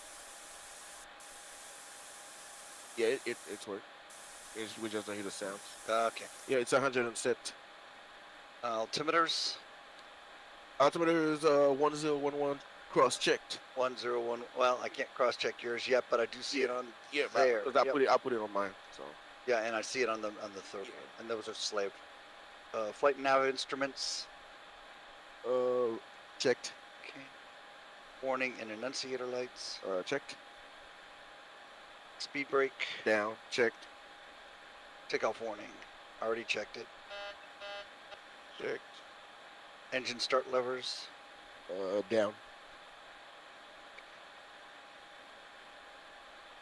And stab trim cutoff switches. Normal. Fire warning. I already checked. Yep. And pre-flight checklist complete. All right, be right there. All right, so. You want me to continue? Check everything? Please. All right, I'll get this started.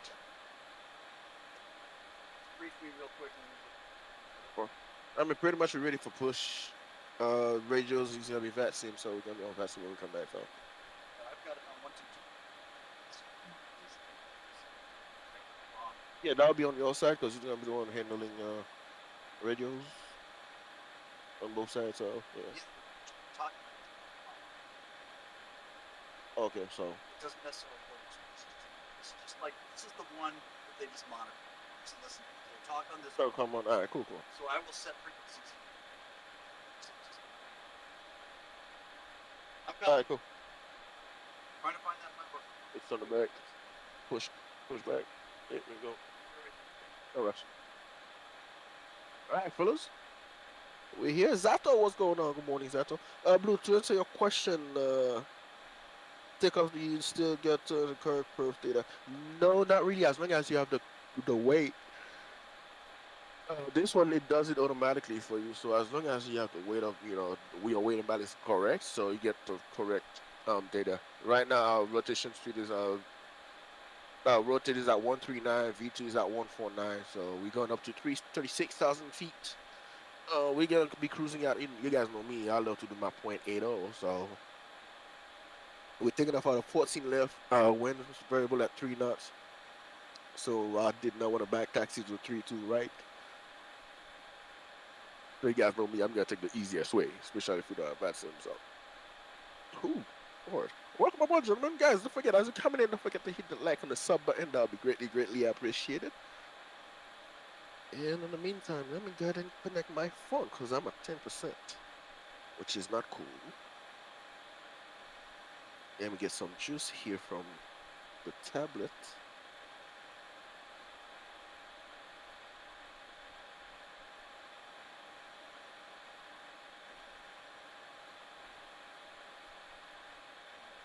All right, so let's make sure I go on the overhead, making sure everything is good. Premiere, blade, packs on. They got some AC back there. APU is up and running. All right, looking good.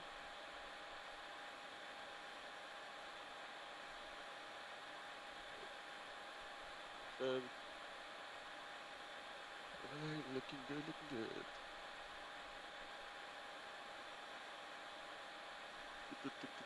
Making sure these are normal.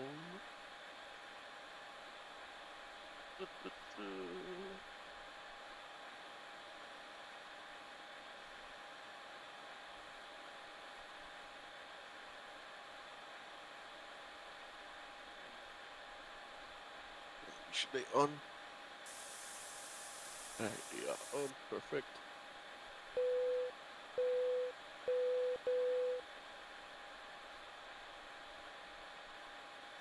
Oh, it's a little cold in here. Jesus.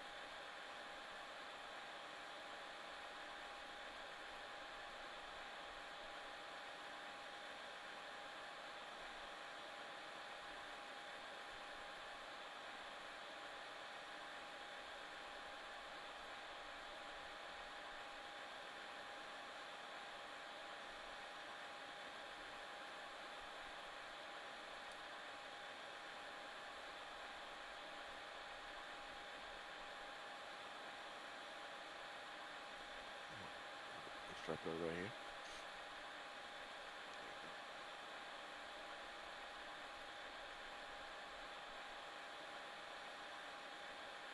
here. I think we're ready to go. We're gonna push back nose to the right.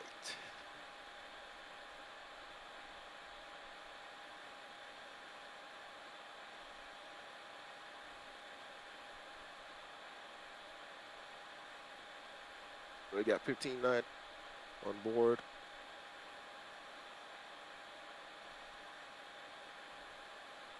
Ooh. You guys didn't see that. Thank you. I'm over yawning.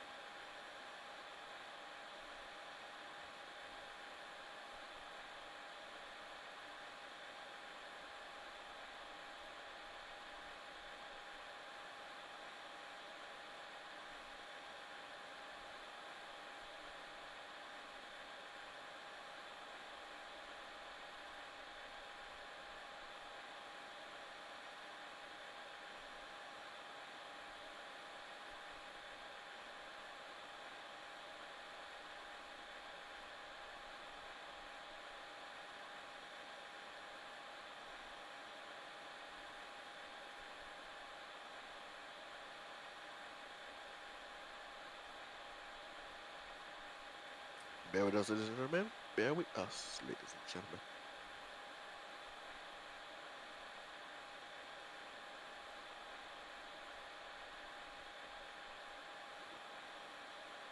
Oh, again.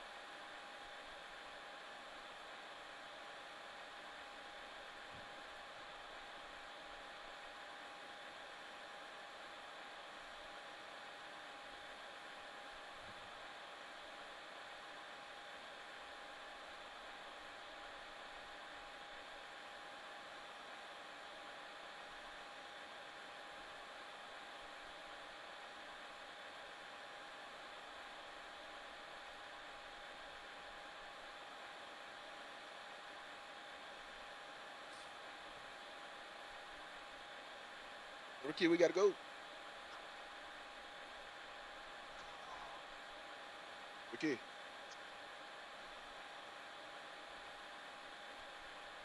Disconnected from voice server. We need to connect.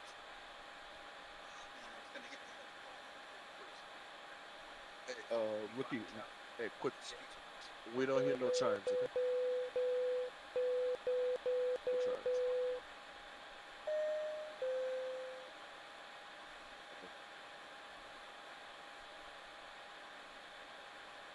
Yeah, everything works. Yeah. No, should be fine. That's where you tell. So what you trying to do? Okay.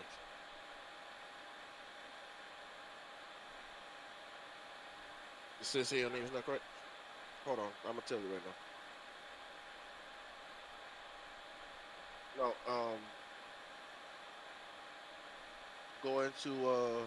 go back into settings. So right here, where it says Vatsim CID, you can put your name or that. Yeah, that's correct, like that.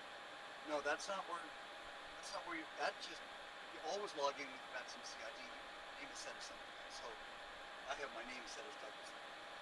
Right here. No, that's my number, my 87. Yeah, that's what you're looking with. You can log in with your number. Yeah, but it's not that gonna show up. Put your name. You gotta go on the website. You gotta go on the website. Yeah, I know. Hold on.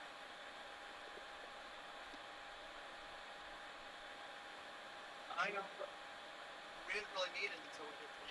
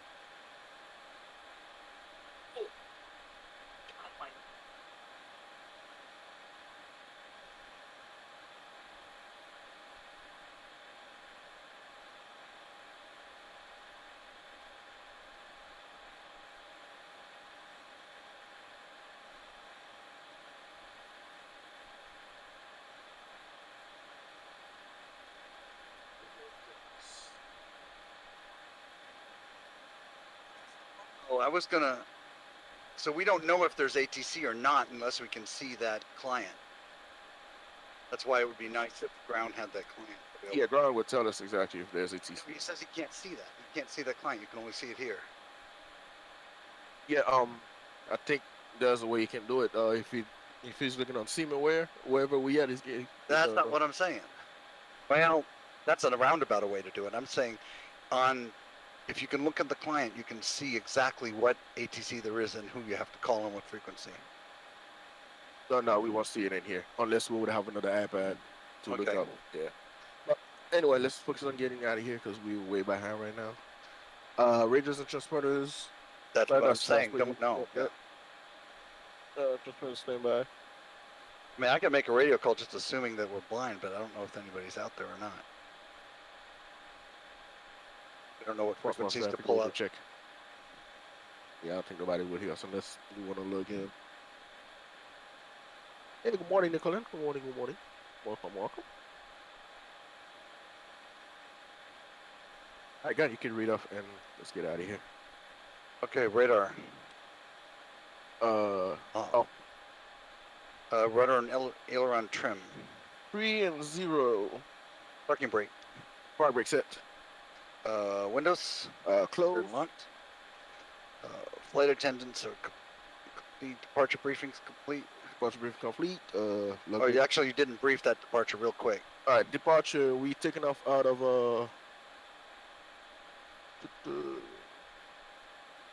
You said 1-4. Yeah, 1-4 left. So we'll be on this one. It's a 9,000 foot runway. 142. 1,500 feet and then turn. Yep, 1,500 feet and then turn to the right. Direct to Tavon. All right, so you'll need LNAV. Yep, LNAV. Yep, okay. Now, this varies from person to person. Do you like the VNAV on or not? Nah, turn on later? Yeah. All right, and I like it because, yes. Okay, so disconnect. You need to disconnect. Disconnect. When we land, should come in here.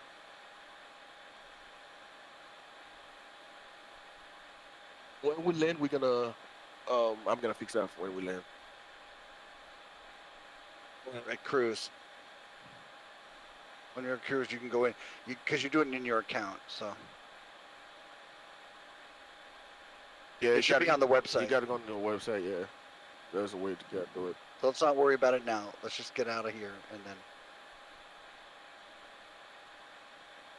Try to depart out of Carnes with ATC if we can, so. All right, cool. So all of our ATC is simulated then. We'll just make blind transmits. Yep. Next one. All right, logbook and QRHs are checked. On board. Okay, and fuel required. Fuel 115.9. Fuel on board 15.9 right here. There was something he told me to go to and look at. I can't remember what it was. For fuel? Yeah, well you can see the 15.9 right there, or you can. Okay, there it is. Yep. And we got it on board. All right, they're very good. Fuel required on board. Confirmed. 15.9 confirmed. All right, very good. And are all the fuel pumps on yet? No, not yet. We're ready for pushback. We got to put them on. All right, pushback. Let's make sure all doors are closed. FMC. Solar panel is set. Fuel panel is set. No, fuel panel. That's this one. Do we have any gas in the middle tank? Yes. A little. What deck door? Close. Secured. All right. Good for luck. And transponder. PDR. Go do anything. Let's go here. Let's see. I'll just use 2,000 for right now. All right, pushback. Go ahead. Ground, planet ground.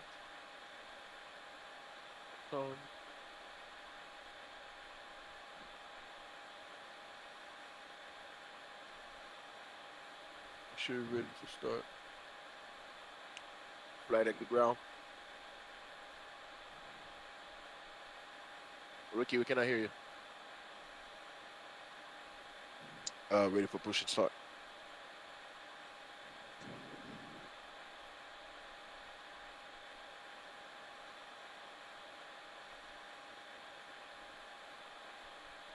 Now we're like 2 hours behind. Yeah, we're gonna mix up more. I tried to close them in the FMC, it's not letting me through.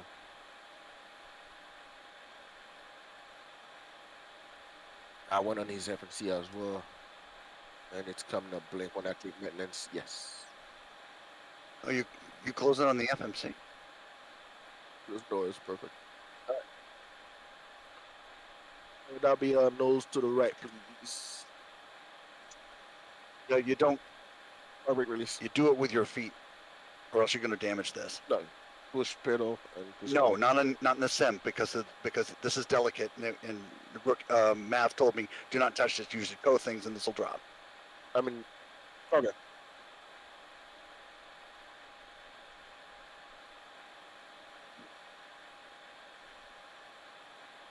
Then you can pull. Yeah. It.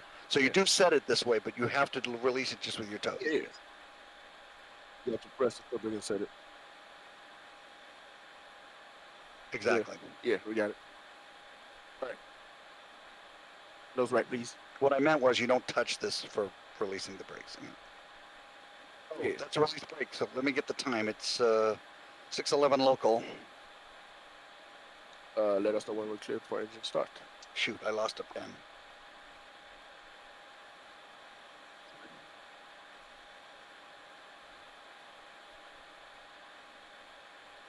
There you going. Yep. Mm-hmm.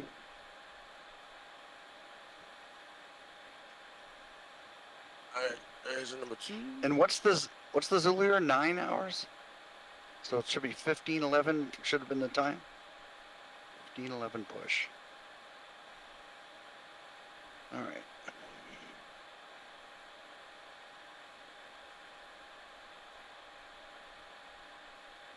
We're ready for engine start? Yep, already got it. What? Yes. That's supposed to be done on this side. No. It's supposed to be off. Packs are off. Yep. And then. And we got 25 and 2. 1, 2. I'm just saying the pilot monitoring does the engine thing. You call for it and I'll do it. I know, because you was busy, right? I know, but why, yeah. You need to tell me I need to do this. Flight to ground. Set park brake. So yeah, you step on the toes and then you park brake set. How do we got a good start on the right? No, I remember now. He's good. Wait until that red light goes out. Yep. All right. All right, that's good. Good start on the left. So we need drop this one on the bus and the right pack. All right, and then engine 1. All right, waiting for 25.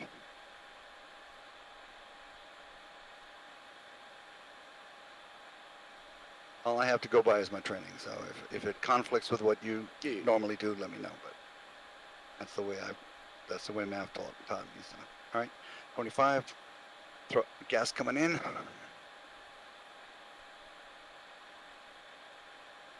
Good oil.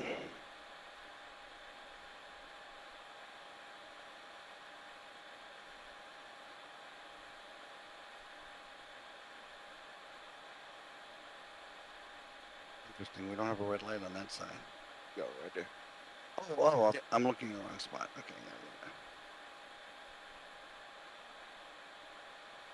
It's still coming up. All right, let's cut out. Starter cutout. Still climbing. I'll wait for it to settle back down. Now it's settling down. Red light out. Good start, number 1. Bus. Right here.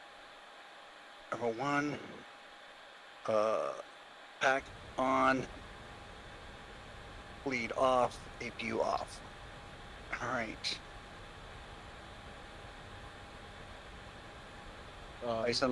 Isolation valve to auto. That's why I'm checking my checklist. All right, so this is auto, on, off. Okay, so those are good. All right, this is supposed to be on. We should have been on when we started. After start. All right. After start checklist. Generators. On. Heat. On. Oh yeah, and you confirm that as well. Yes, as required. Anti-set. Okay, air conditioning panel. Pack, auto. The fans are on auto. Okay, set. Recall. Check. Cross check. Do we need to do that on both sides? Yeah. Okay. Auto brakes. RTO check. With taxi. All right.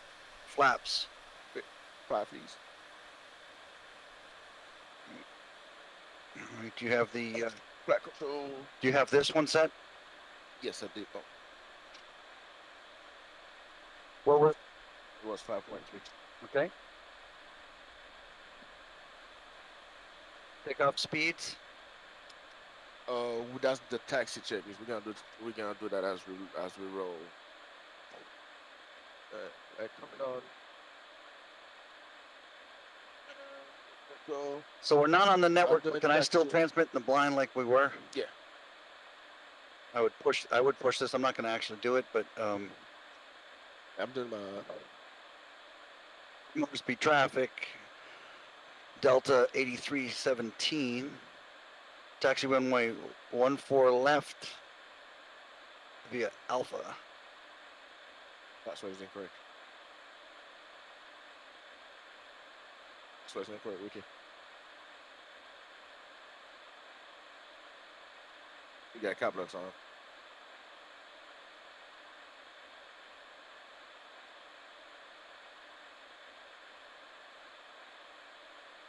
If I were to change your name?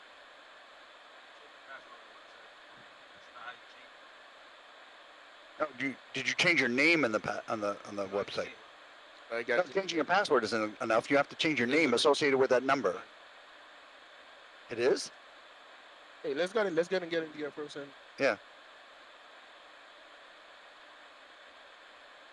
Apply.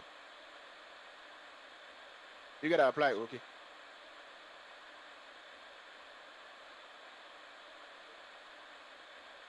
I think that's the website password. No, it should be the same. Your Vatsim password's your password. Because I never changed mine. You need to be able to see the screen. No, we don't need it. Oh, okay. Heart rate release. Do we need the taxi checklist? Not yet. Why not? If you're going to taxi first? Yeah, let's taxi checklist. Huh? Yeah, let's taxi checklist. Yeah. Then let's do that. Flaps. 5. 3 green. Flaps. 5 green.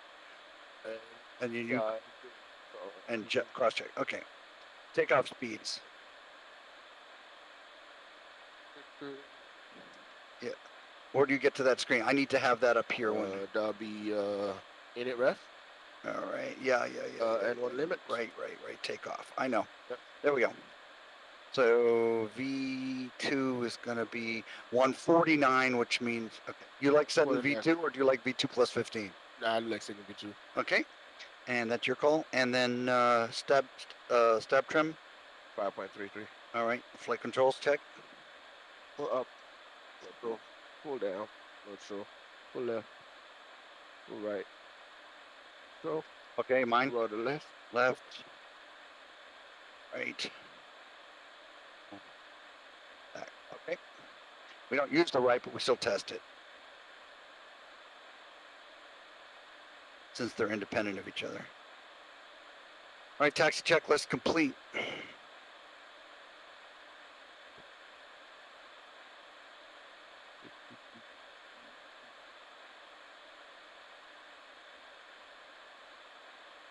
So it's gonna take some getting used to. We're like going sideways.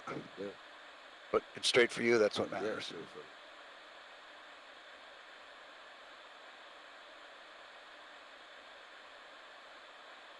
Once we're in the air, it won't make much difference.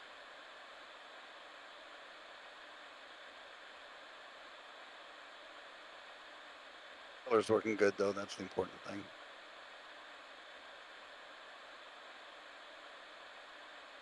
All right, so we're I don't have our location. Oh, there it is. Now it came up. It didn't come up before. You've overshot the end of the runway. This goes around behind the runway. No, we're going to 14 left. Oh, that's right. Discard. This goes around behind 14 right now. Hey, okay, there you go. Change it right there. What happened? No, he found it. Did you change the name though? Yeah, he changed it. All right, good.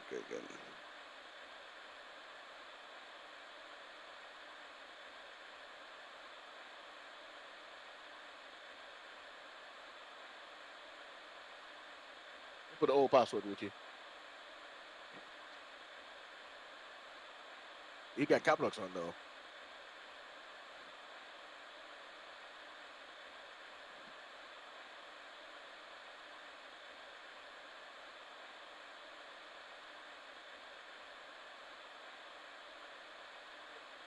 Oh well. Don't worry about it right now. All right. Before takeoff checklist. End the runway.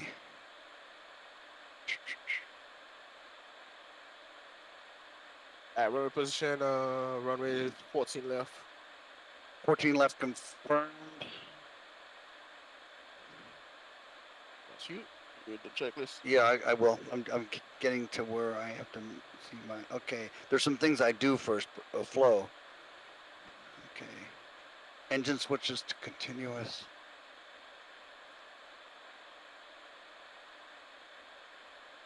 And then landing lights on. You do that. Okay. Wing lights on. I get these lights. I'm from what Mouth told me. I guess I get all the lights. No, you get these lights, and I get these lights.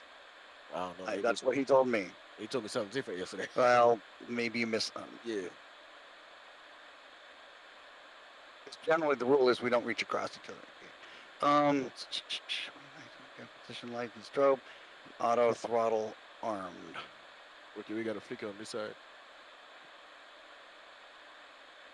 All right. Okay. We got a flicker on this side. All right, cool. Well, let's not worry about this. Let's get going. We'll do it between the next legs.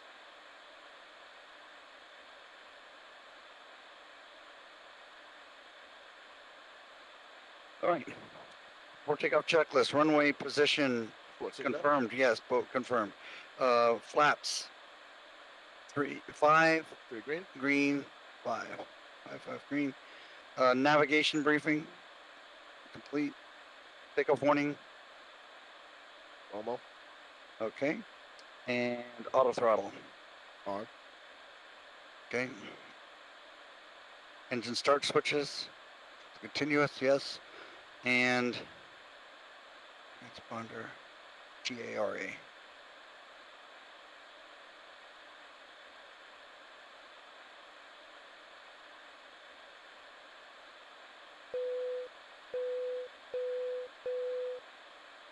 Flight attendants, we are ready for. We are clear for takeoff. Port Moresby traffic. Delta 8317 departing runway 14 left. Ready? On the UNSAM 1 departure. Moresby. Here we go.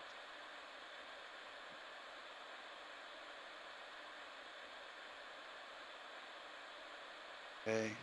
We got a call out. Airspeed alive. Check. 80 knots. Cross check. Throttle hold.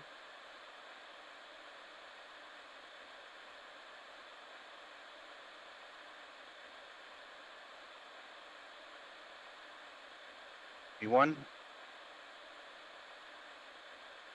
B2, rotate.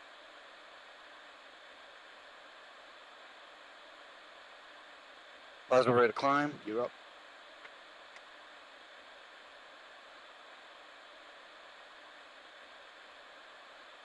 Feet. Check. Do you want autopilot? Not yet. Oh, your hand fly. Okay. Yep. Flaps 1. Flaps 1.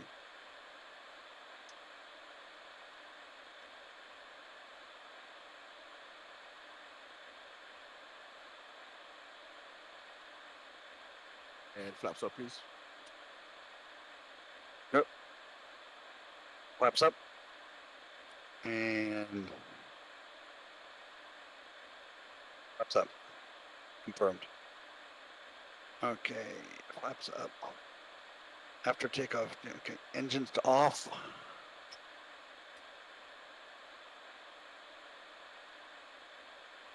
Now we just wait for 10,000.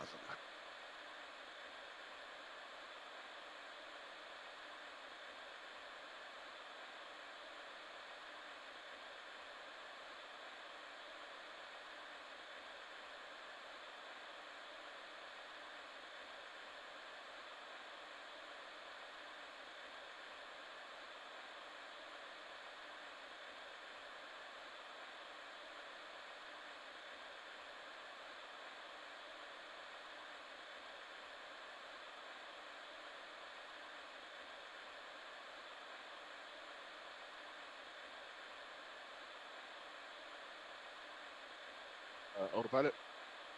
Coming 8 coming out. Hold on. It's not coming out. Good. Coming 8. Not engaging. There you Oh. Hey. It doesn't like me. I guess not. All right, guys. We up in the air. Go So up to 360. now is that the end of That was the is that the end of sterile cockpit for you? No. All right. We're still 10,000 feet. 10,000. Above ground. Okay. Oh yeah, we're almost there. It's almost sterile.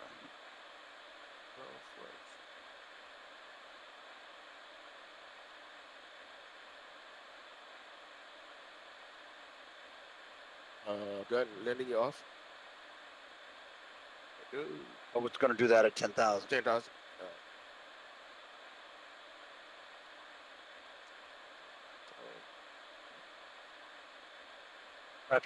Retractable lights. Track at 10,000. Well, we're at 9, so. Oh yeah, we're going to do it before 10,000. These two. No, these stay till 18. Oh, those are the other. All right. Gotcha.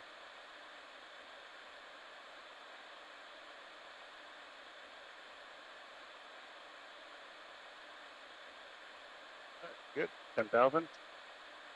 All right, go 10,000. The time, no smoking.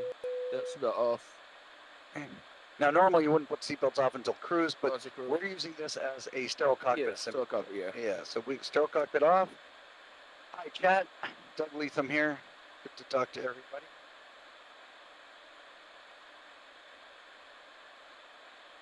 Now, is there a way, when we're not using the maps, is there a way to see the chat on the tablet? Not my tablet, but yours. You could go on either Rookie's or my chat.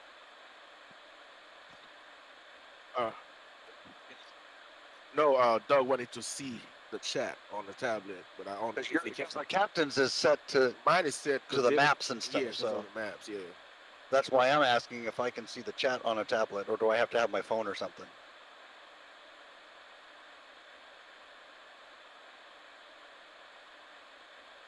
Go get them with a special display. Toga Yoga, what up, Zato? Welcome aboard. Yeah, we had an issue connected to Vatsim, so we're gonna figure that out here in a minute. Or probably on the next flight. But welcome aboard, ladies and gentlemen. Welcome. Good morning on this beautiful Saturday morning here. Appreciate you all for stopping by.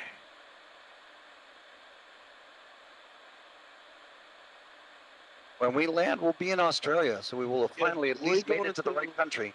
we going to Kearns. You guys, as you guys know, you guys remember Spago ZE passed away last year, December. Yeah. So Cairns is the Newark of Australia. yeah. So It's the armpit. They don't like it. It's Spago ZE. I knew if you were here, man, you would really appreciate this. anybody from Cairns. I apologize for the insult, but you probably agree with me. Thank you. I've been told by somebody that lives there that it's the armpit. Don't go there if you can help it. So we're gonna do a quick turn and get out of there as fast as we can. We just need to gas up and switch seats and go. Yep. Get out. But yeah, Spago ZE. I know you. We can brief this later, but I think we should probably leave as much on as possible. Leave the APU running. Yeah, APU guys leave the IRSs aligned. Yeah, those guys stay. And all we'll need to do is a new push. Yeah. Is a new push start. Yeah. We'll just have to do fuel. We'll have to shut the engines down and refuel, and then we can restart the engines when we push. So, but we'll get these. Most of the same people are staying on board, so we don't really need to switch too many packs, and everyone's coming along for this world flight. The one thing we didn't brief was the Hang on, auto brakes off. This is on. Is there any other stuff I missed? Let's go standard. I don't know what's the standard in Australia. What? The QNH. I don't know the standard. Let's see. With the transition altitude, Yeah, that would be transition on the SID. Let's go back and look at the SID transition level. Transition altitude is 20,000. 20,000. Okay. We're at 18 now. Oh, so 18,000. Landing lights off. Yep. Okay. Runway off. Position to strobe. I already got the wing lights off. Anti-collision on. Yeah, wings off. On. Wings off. Wheels off. Okay, the lights are set correctly.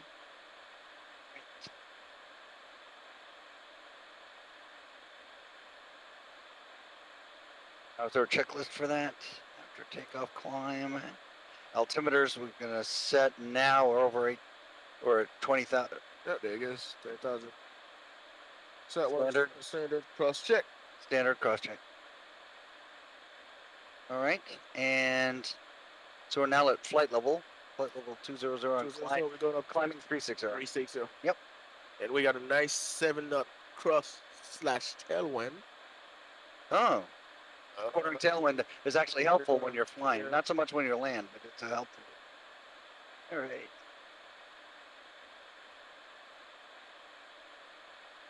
Check the weather in Cairns briefly. How long is our flight time? How far? It's about an hour and 15 minutes, or hour and 50 minutes, I believe. How far to top of descent? I mean, let me look at progress here. Progress. You have the legs. If you want to put the legs page up, I'll have the progress leg up. Yeah, I have to put the arrival as well, so I'm gonna start working on that here. So there's a short flight. Arrivals. Let's see. Yeah, so I don't have a top of descent indicated here at all. Yeah, I don't have it either.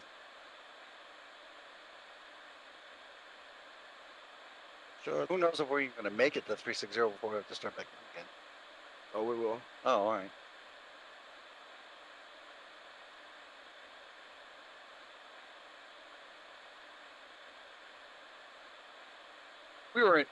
We were in Papua New Guinea. That's where we just took off from. Yep. Port Moresby.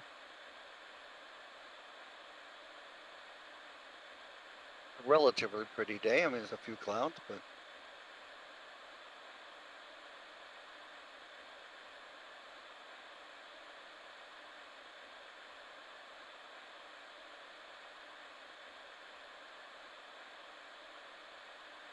At the airport.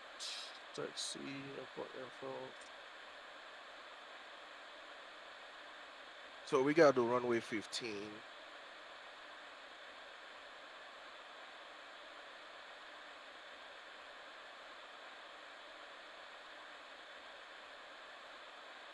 Dumb question, but do you have the code, the number right? The Vatsim ID?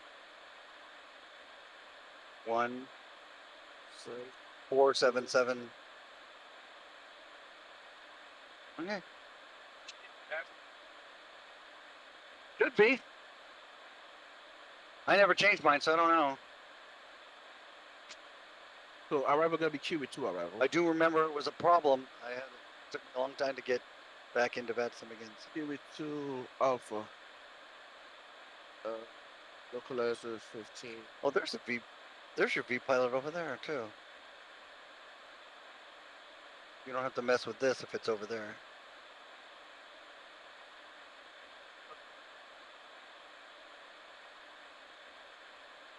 If the ban was in fact lifted. Oops.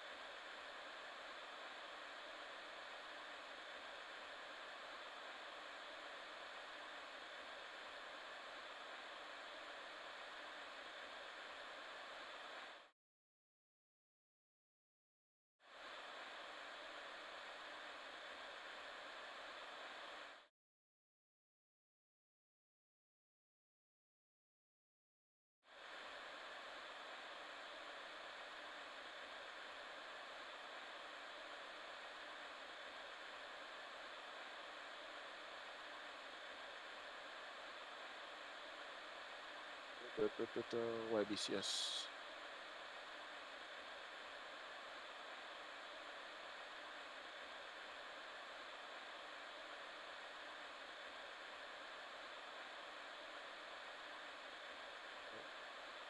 Trying to get a weather radar for a while. For cans. Alright, winds are 170 at 9 knots. Broken at 28. So if we're now 170, just got the taxi chart. So winds are coming out of the. So we got the runway 15.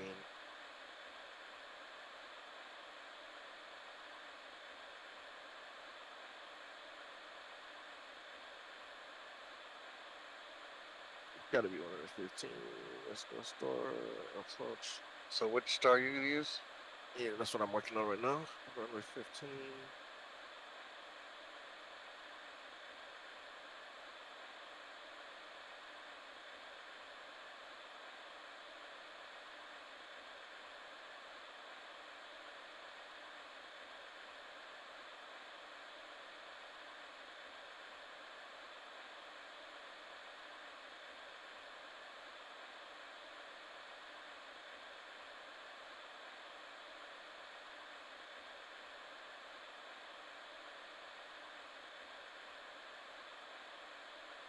We could do the Cody 7 alpha.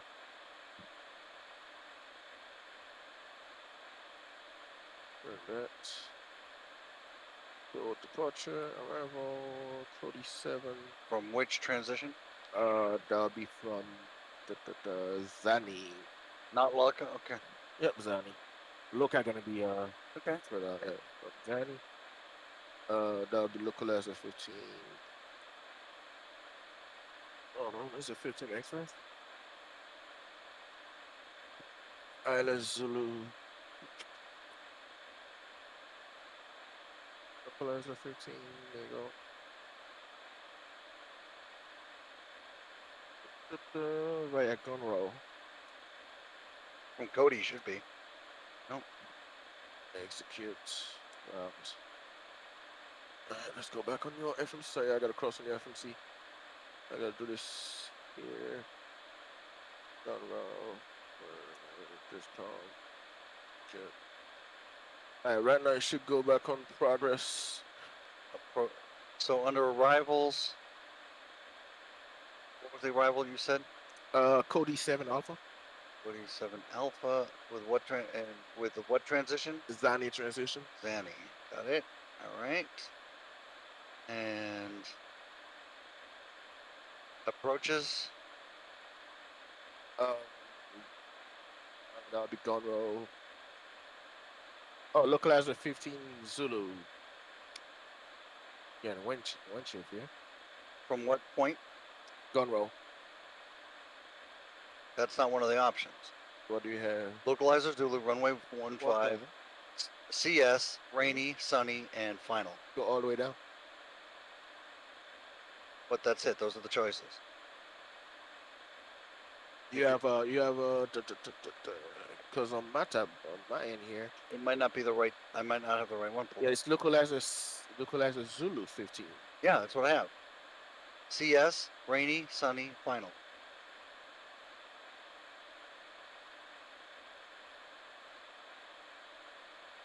And that's because CS is what it is. I appended for you. CS? Yeah, see that? Oh yeah, CS, yeah. No, it shows up here, but for some reason it shows up any different. Right, we got it. Oh, I just don't have that. I appended. If you go back up and refresh. Sorry guys. No, I never. That didn't never work. I had that's all. All right, here we are. Here we are on the map. All right. All right, 1,000 to go. 2360. Oh, it's cloudy. Why do we have two different lines? That's the approach. Oh, yeah. So CS is actually a point on the. Yeah. So how do we have this? So you have CS then gun road. If you look at the chart real good, you're gonna see CS gun road and straight into runway 15. Oh, okay. So that's wrong then. I have it picked that we're gonna take the approach from CS. So that's not right. So let me. That's it. You pick the approach from gun road. Let me fix this here. So approach. Because winds are 170 at 5 knots. Yeah, but gun roll wasn't my choices. That's what I'm saying. Okay, localizer Zulu approach.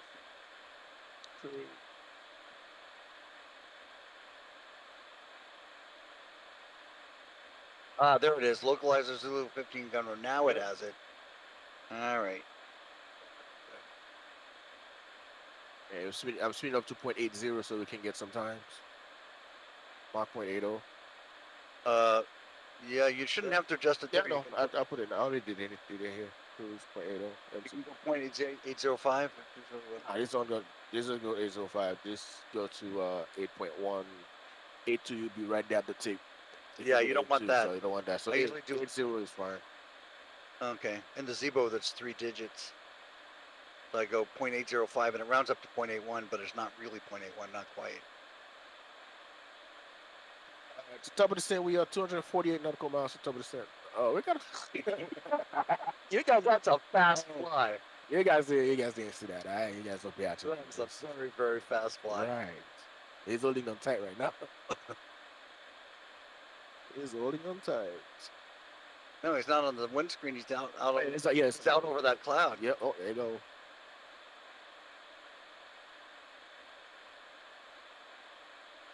Ooh, what up? Bird strikes. I've just never heard of a fly strike. Fly strike, right. Because at that scale, that would be a very, very big fly by the time we hit it. Yep.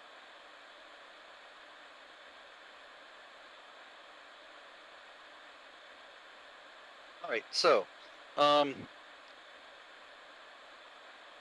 don't know if there's anything you need to brief about the arrival. It's very tricky coming into Cairns because you would have mountain to your to the right. Actually. Oh, so we don't have to start out at Sunny and then make that turn. We're going to go straight to Gunrow and then we'll have to turn us a small amount of like 30 degrees or something. The trickier approach is when you do the auto runway 33. So that's a bit trickier. You ask me. Yeah. So we should be able to capture a localizer. We may not have a glide slope, but yeah, localizer. Once we capture that, we're good. Because winds are. Let's run. We'll have to look at the descent profile. Yeah, we are 248 knots. You want me to call out new altitude settings? I can manage those as we descend. All right, no problem. I mean, no ATC, so we're gonna go down to the bottom altitude. I mean, if you're flying on autopilot, then you've got all those. As soon as you go a flight director and you're flying by hand, then I've got the I got the MCP. Yeah, you got the MCP. Yeah.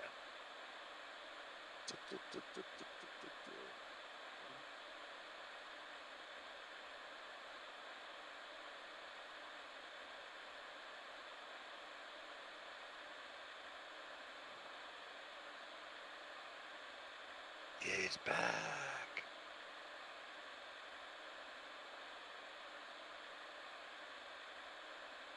Oh yeah, he's back.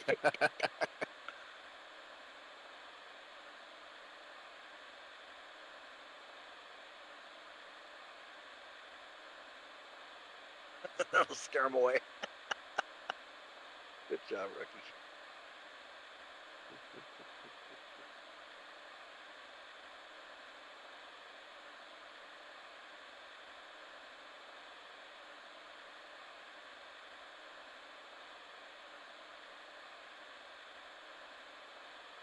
Good news is we had 7 hours to figure that out.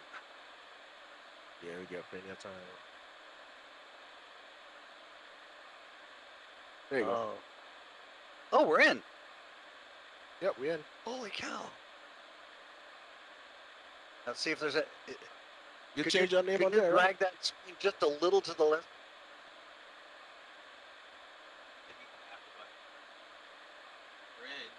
No, I see it transmit. Yep. Now just drag it over and see if there's any... There's no ATC. Okay, good. Just want to make sure there wasn't anybody we should be talking to. If they'd send a contact me, we'd never hear it. All right. So we're 122.8, and over here, we're going to monitor, now, chemtrails are saying 121.5, which is guard, but nobody on Vatsim monitors that. So. Is it 1, 2, 3, 4, 5 or? No, that's fingers. That's for the air to air. So, so yes, that's what I'm turning to. We're gonna go. We're gonna monitor fingers in case there's other airplanes that call. Turbulence, yeah. That's rocky.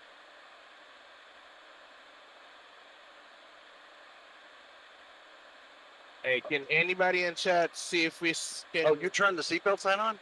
Yeah. That's not actually necessary because that's for sterile cockpit now. It's not really seatbelts. No, I mean, yeah. It's not. You can make an announcement. Ladies and gentlemen, please fasten your seatbelts if you're sitting in your seats. Here, a little bit of a bump here.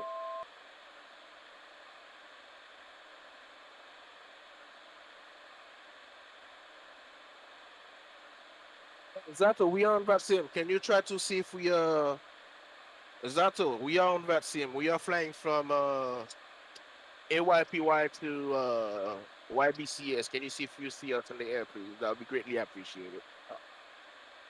Yeah, between Indonesia and Cairns, Australia, which is in the northeast. Yeah. Zato gonna check for us here in a minute.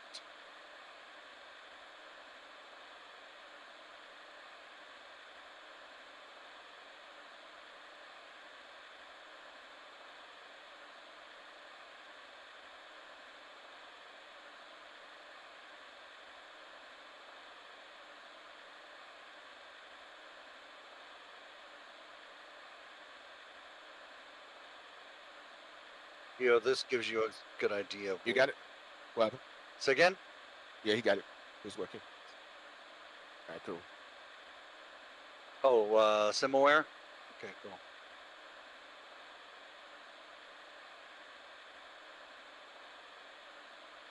Yes, we are Delta 8317.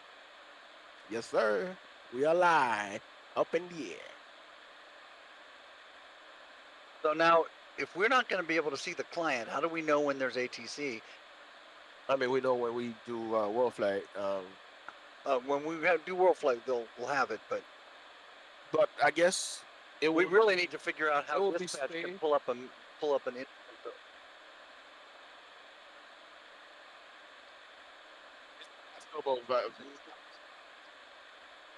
That's not what I mean. I mean, if ATC tries to send us a contact me, it will be right.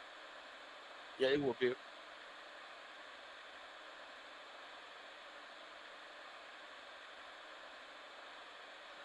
So I think it will be best if we have another iPad, right, or the captain, or I mean the co-pilot.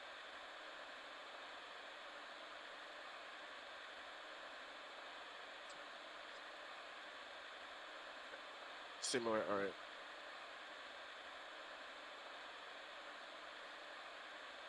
I need another tab. This has got the sim brief on it. Let's see.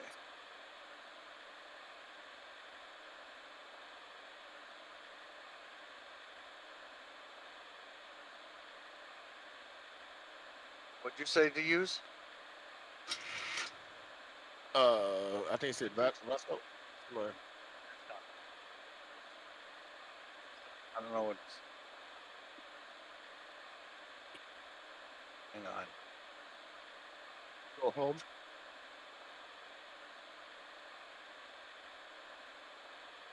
Sim brief, charts, SimAware.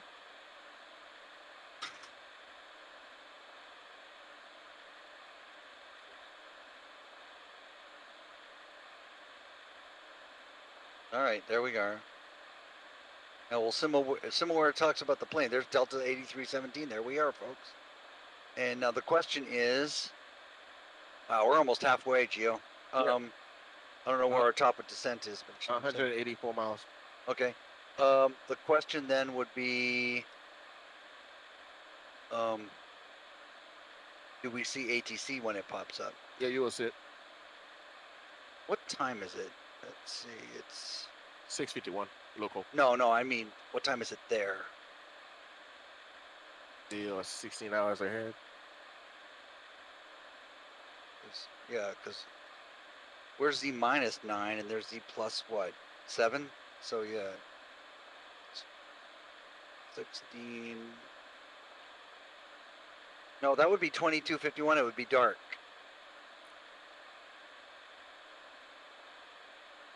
Maybe it is that late. Yeah, so it's a good thing that the sim's not synced because it would be dark right now.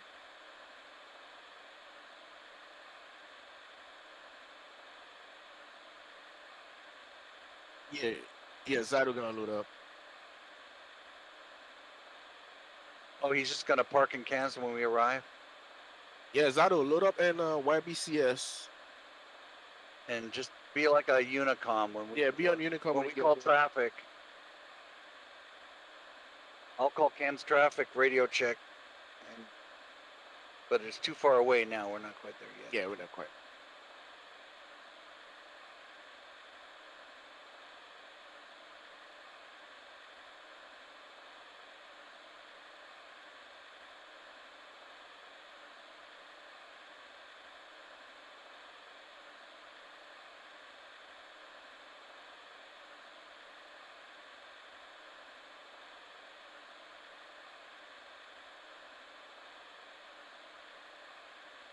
World Travel 236. All right, cool. No problem, Zato. Thank you. Zato for the win. What up, Juju? Just starting the house. Welcome aboard. Welcome. I wish I could see these chats you're looking at. You can go on YouTube or you can open another tab, but make sure the volume is down so it doesn't pick up the audio. I don't think it would, but okay. You just add another tab at the top. And YouTube right there.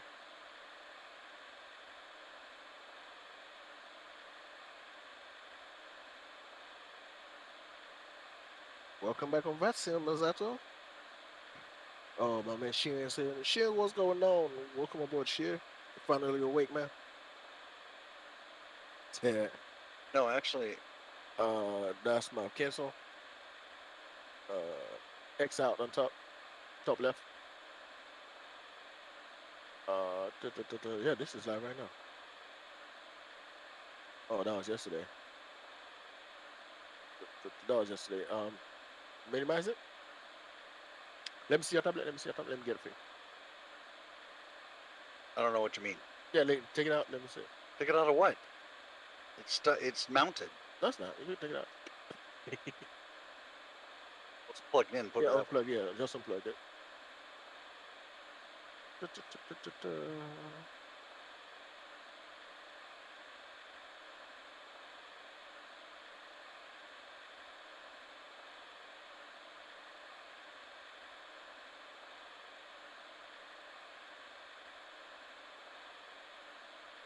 Only thing that would be nice would be a little thing that comes out here where you could stick things. Like some places I've seen have a little tiny, like a compartment where you can stick checklists. And this is it right here.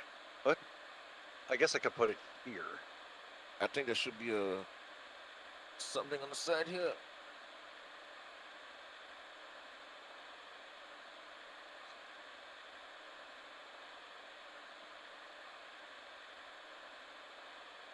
Yeah, it's up the clipboard. Yeah.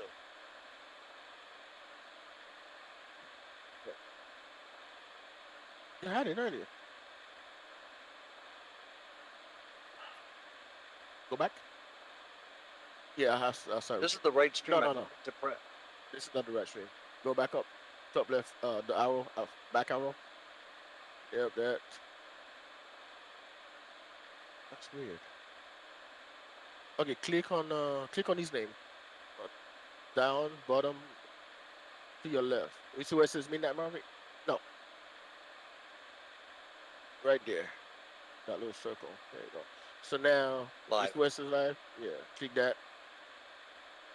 First video right there. No. Yeah, right there. The first one to your left. No. To your left. What do you mean? East West. No. That right there. I don't know if this is mounted back correctly the way it was before. Moving around a lot. It was. Go back on his name. Midnight Maverick. Click that. Live. The first vid right there. Click that. There you go. Should be coming up. Tap it again. There you go. Now you see everything. Is it live though? Yeah, it's live.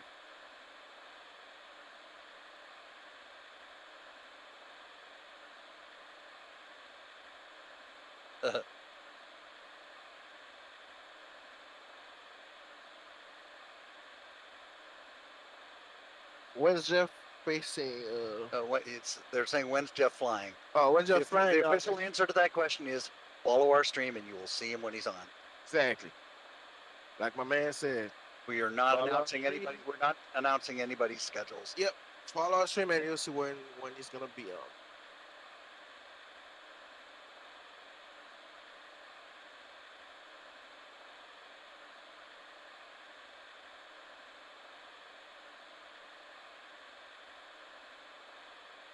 By the way, what he was saying is that Hadley is logged in out there, so that was Rookie that was typing. Yeah. You said hi, Sheer, and it wasn't. No, Sheer's he's not. No, he's not. No, Rookie's on. There's like 3 or 4 different YouTube that are logging in right now. So if you see come out as Sheer, that's officially Sheer and saying. No, it says Rookie. It's Rookie. Oh, is it? That's what I'm trying to tell you. Oh, damn it, Rookie. You gotta listen to me sometimes, Gio. I tell you these things, you won't listen to me. I got you, man. No, you don't. No, I thought he was awake. You and I are gonna fly together a lot, so we have to have a good working relationship. Right. Which means when I talk, you listen, because I've been doing this for 20 years. 20 years now. Yeah. When did they officially started it? 2001. 2001. So for anybody on the stream that's interested in the story, I was in the U.S. Air Force stationed at NAS Keflavik, Naval Air Station Keflavik in Iceland. And we had a regular rotator that used to come through from the States with a plane load of people, half of whom got off in Iceland. So it emptied up, half the seats were just empty. We could get on there and go to RAF Mildenhall in the UK and come back the next day.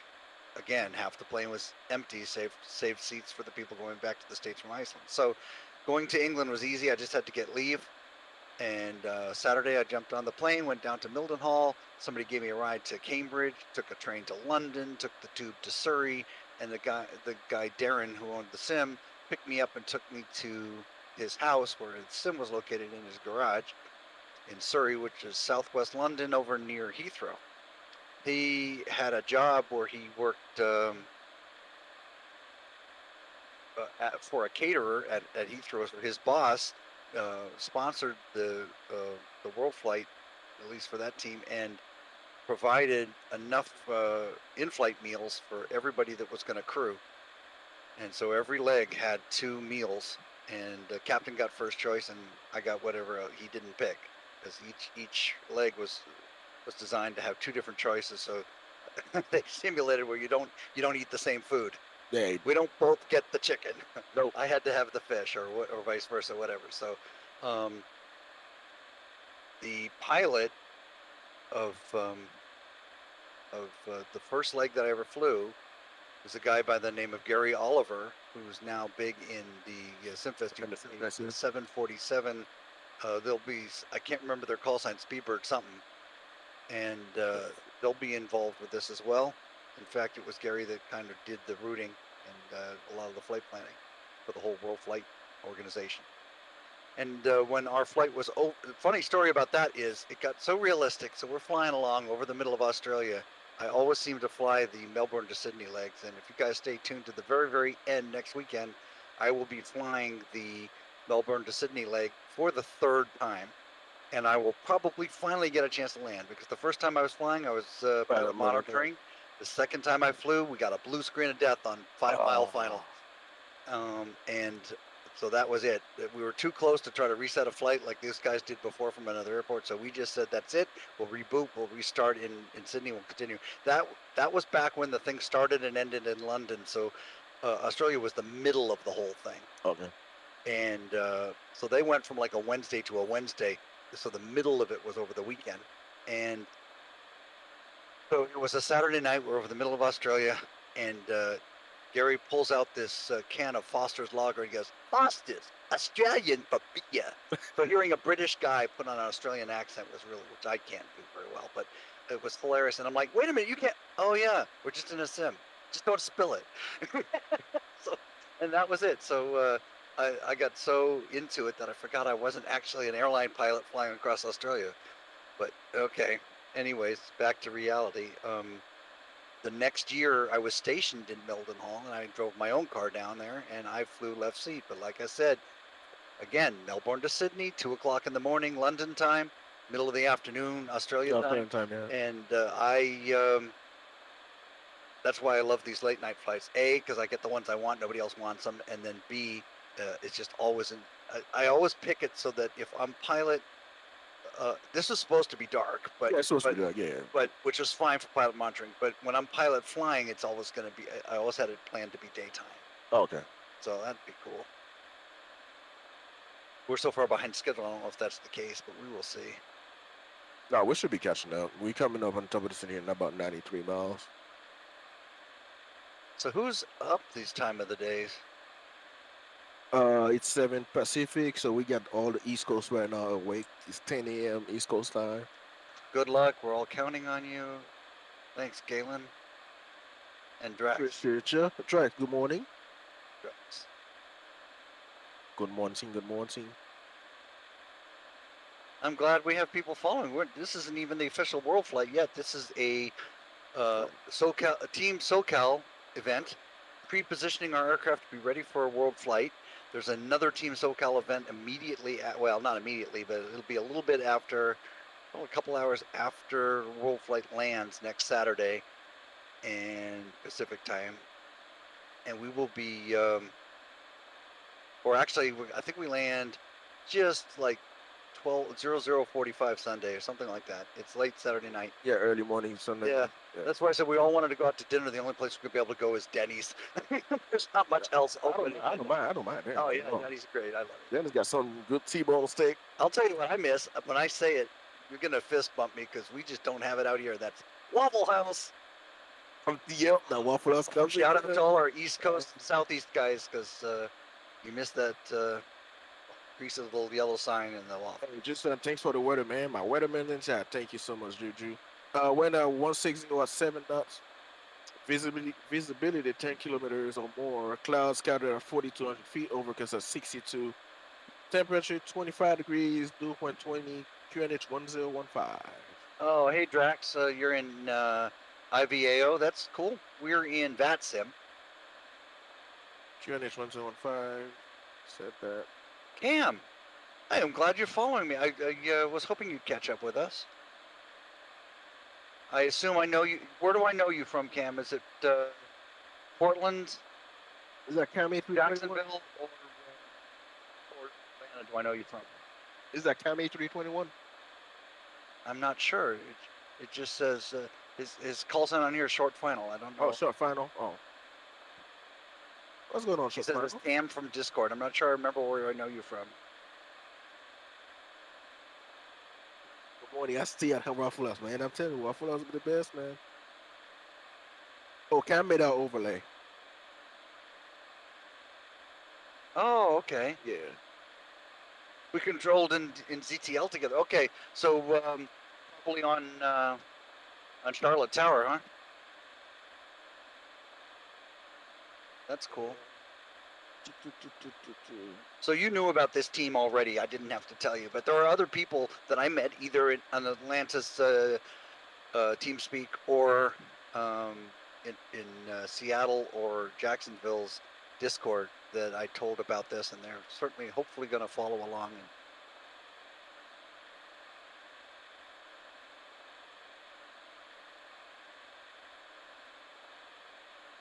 very good job with those overlays. I think they look fantastic. Appreciate that, Cam.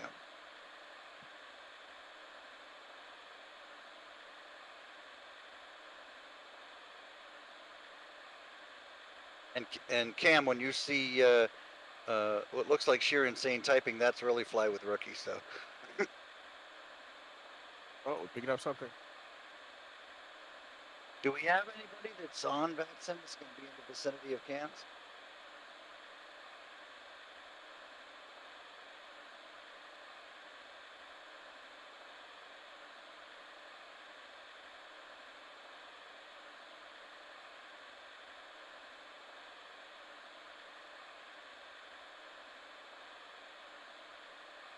Any aircraft, this is Delta 8317 radio check.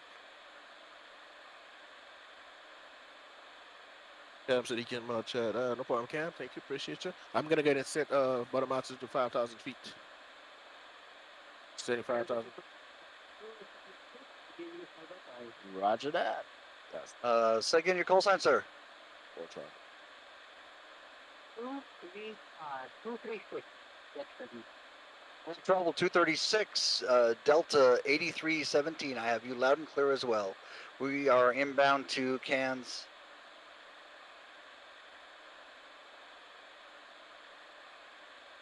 What's going on, Zato?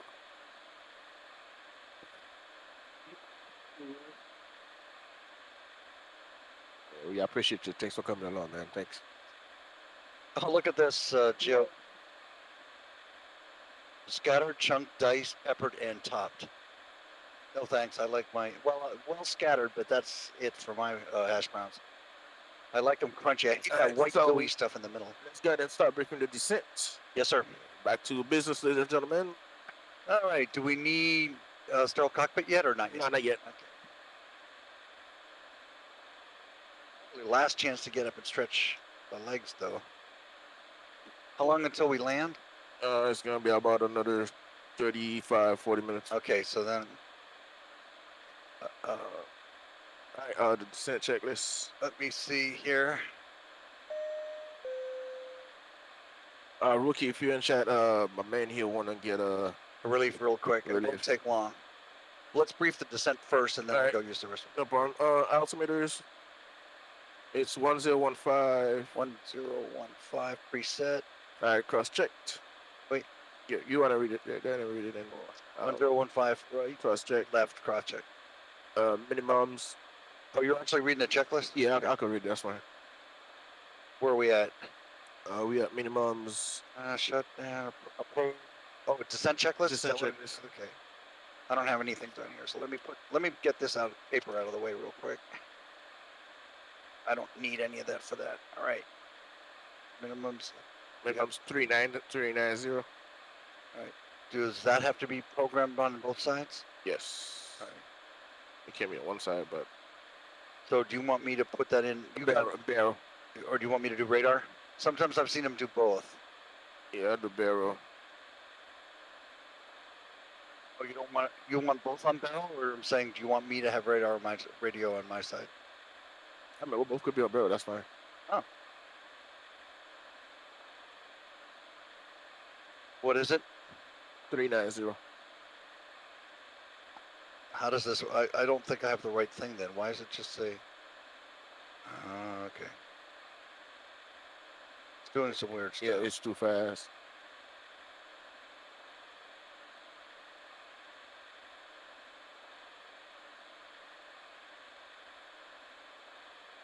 At 20 nautical miles, we're gonna start the descent. Wait a minute, 390 feet? Yep. 390. Right there. But yours says barrel, mine says radio. I don't know how to make it say barrel. Yeah, barrel right there. Oh, okay. Now I gotta do it all over again.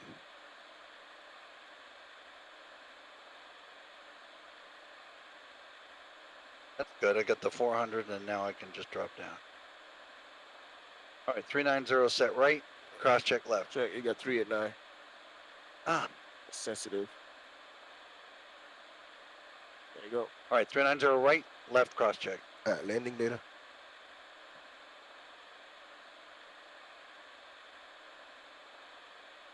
Init ref? Yeah, I know what I'm doing. I just had to get my was it approach or landing? Landing one flaps 30, 146. Where do you get the landing data? Is it approach? Okay, approach. Oh, it is approach. Okay. Yeah. And click that. There's our viewer. Okay.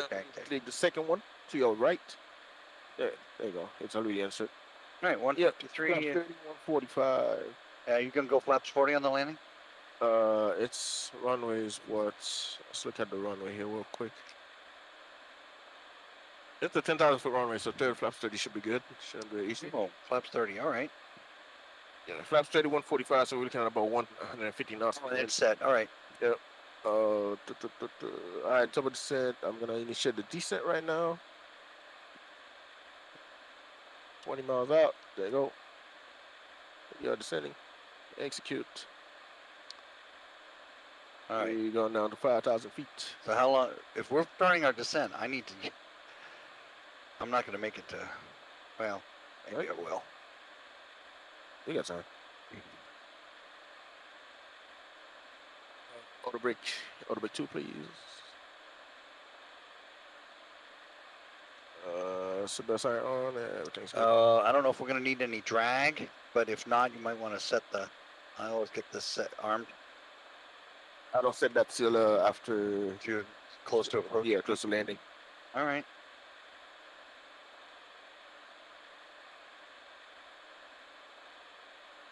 So do you want to run the descent checklist then? I think we've done all the flow for it. Yeah, we've done all the flow for the descent check. Descent checklist, altimeters.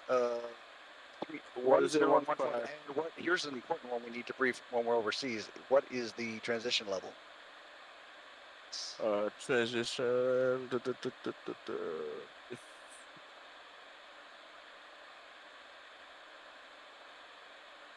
11,000. All right. Transition level is 10,000. 10,000 for transition altitude, yeah. 10,000 for transition altitude. Somebody just said that over Vatsim. I wonder if they're watching our stream and watching our stream. That's talking on. Yeah, that's Bakazato. That is really cool. Yeah. Thank you, sir. I'm not going to answer you on Freak, but thank you. Yeah, 10,000. Oh, 10,000. I thought you said 11. Okay. It says transition level 11,000. Transition altitude 10,000. Yeah, but that's going the other way. On descent, we use 110 as the place to make the switch. It's a transition, and here's our top of descent. So yeah, we actually probably descended early. Yeah, we always do 20 miles out. I just do a shallow. I like to do a shallow descent. 20 miles out of the top descent. Yeah. Oh, gotcha. Like I do a shallow descent, shallower, so I don't have to use speed brake. That's cool. That's a good idea. That's a good technique. Okay, minimums are set. Cross-checked. Landing at us. All right. Oh yeah, there's the minimums were set. Yep. Cross-checked. Landing data, we already talked about that. Checked. The final approach speed 145 was it? All right. Approach briefing. What do we got? I probably need to get out of the stream here. Bye guys. We'll talk to you in a minute. I mean, I'm just not going to be watching the stream here. Hey, what's going on? Welcome aboard, D-Champ. Oh, we do have a question before we get off. Is there any ATC here that's popped up or no? No, not that I know of. Okay, so I'm gonna go back to my charts and look at the arrival. Do we have the ILS? ILS freak is 10.9. No, that was the SID out of there. Where's the star? If you look at your pin at the bottom. Yeah, all I've got is ILS. I don't have the star pulled up as a. So the Cody's this one here, the Cody 7 Alpha. I need show chart overlay. In it, there's that. Okay, so here I'm ready for the brief. We're gonna, and it's just basically Zanny to Gonro. That's all. There's not much to it. Yeah. Yeah. CS to Gonro. Then at Gonro we need to be at 5,000 feet. All right. At Gonro, and that's what we'll. So 5,000 set confirmed. Yeah, 5,000 set confirmed. Then 337. We actually catch the glide at about 3,000 feet. So at 5,000 at Gonro, then 3,000 at Now, what does the weather look like? Are you going to be ILS or are you going to be hand flying in it? Might be doing part of ILS and part of hand flying. So let's go ahead and brief on the weather again. Delete. Send. We're not going to hear the ding when it's ready. That's the problem. Yeah, that's the thing. Yeah. Should be ready right now. Weather. Winds 170 7 knots. Scattered at 5,600. Overcast at 68. Temperature 25. You might be able to make a visual of the app. Yeah, 1015. So we should be good on that.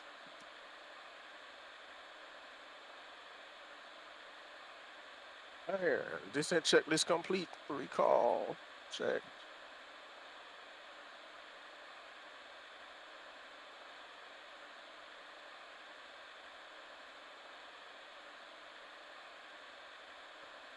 All we need is the approach checklist, which we will call it for at the end of it. So now do we have a little bit of time? A couple minutes? All right.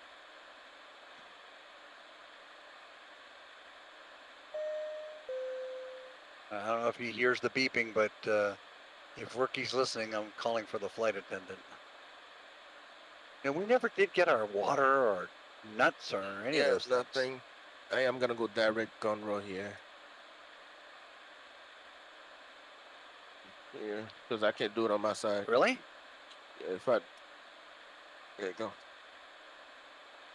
It's cute. Flight deck. One side.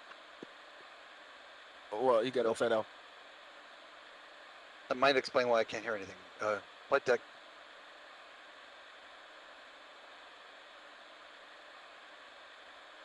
That's fine. I was just giving you a hard time. What I do need is some relief for just a minute.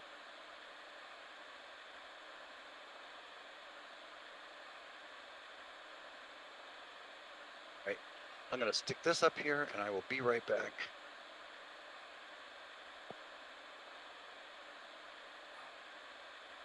Up. And behind it.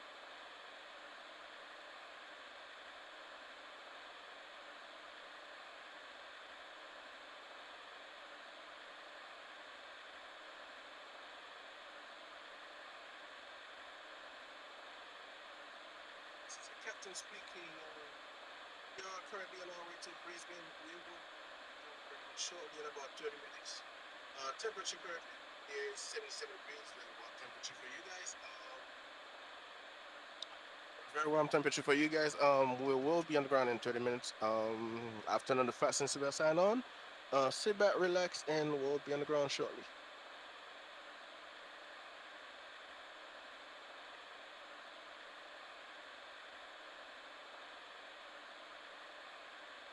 What up, what up, what up? All right, well, looks like I'm in the flight deck alone.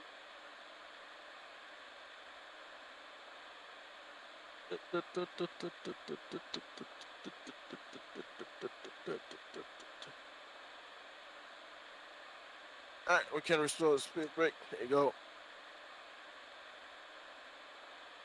Hey, what?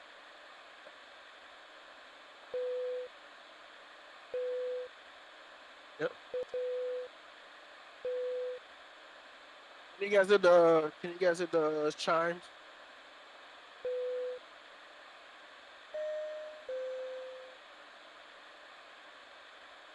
Let us know if you guys can hear the sign. All right, we need some more drags.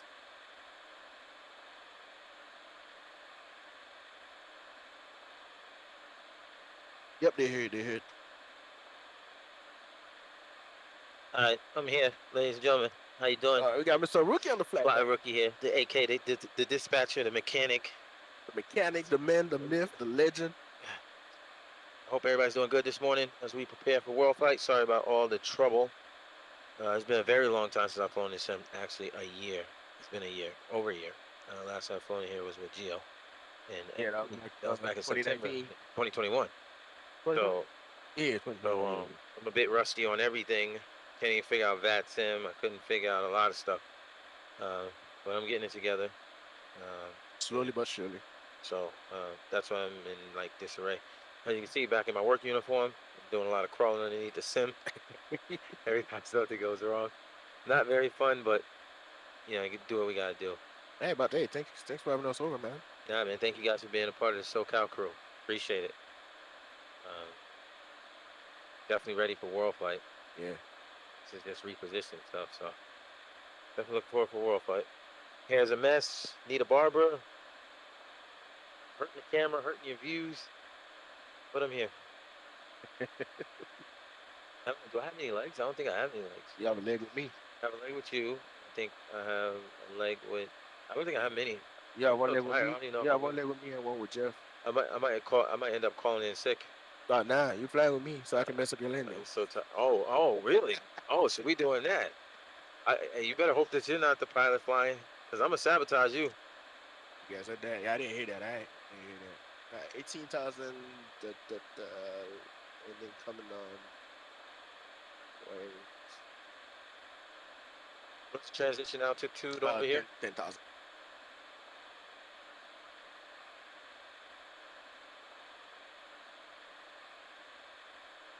Drag required.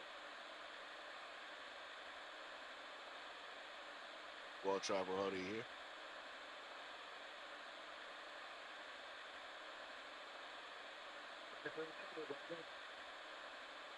How do you hear? How do you copy?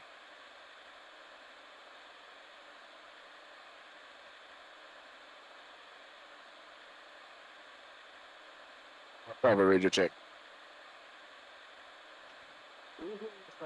We hear you, fine. Yeah, folks.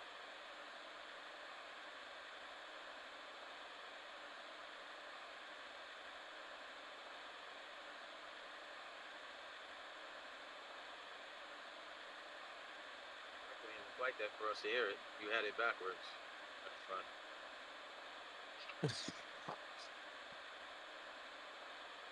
Flight deck.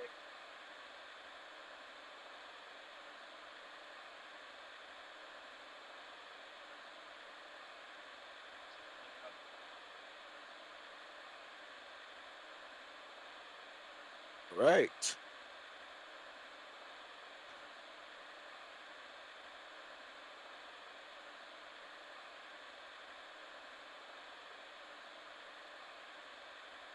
Where we at? 14,000. Oh. Below 18 though, so did you turn on the... Yes, I got the lights. Not the retractable.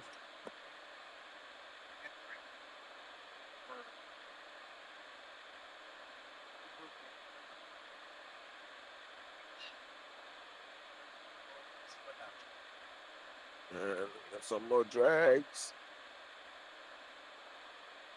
Hello, stream. Doug's back. Which I can't tell because I got charts up. See if I can do what Geo's doing and follow with my phone. That would be kind of nice.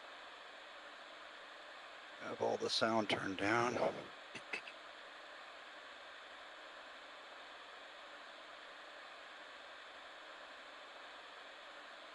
Got to keep drags out. I don't think we turned on the in-flight Wi-Fi though. Nope. Got actual.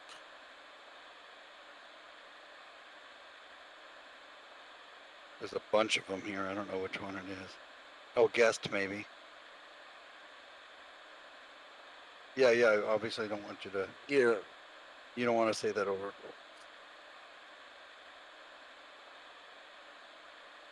Okay, I'll go look at that. Yeah, I'll go check in a minute. Now I'm flying, coming up with 10,000. Yeah, because I can't do anything on my phone. It's not without Wi-Fi. I'll do it later. Next flight. Yeah, I'll need that because the captain's mine is iPad's got to be what the people can see, huh? Yeah. So as long as you got your charts and you're fine with that, I'll go ahead and open this up. Well, no, because we're almost to sterile Cockpit. All right, sterile Cockpit 10,000 feet. So let's go standard. I mean not standard. 1015. Wait. Tractable coming on. You can go standard on yours. I mean not standard. There you go. 1015. 1015 right. check. 1015 left. Cross check. Cross checked. All right, that's 240. We control the speed. Flight nav instruments verified. Cabin notifications complete. Altimeters set and cross check. Yeah. Check. Approach checklist complete.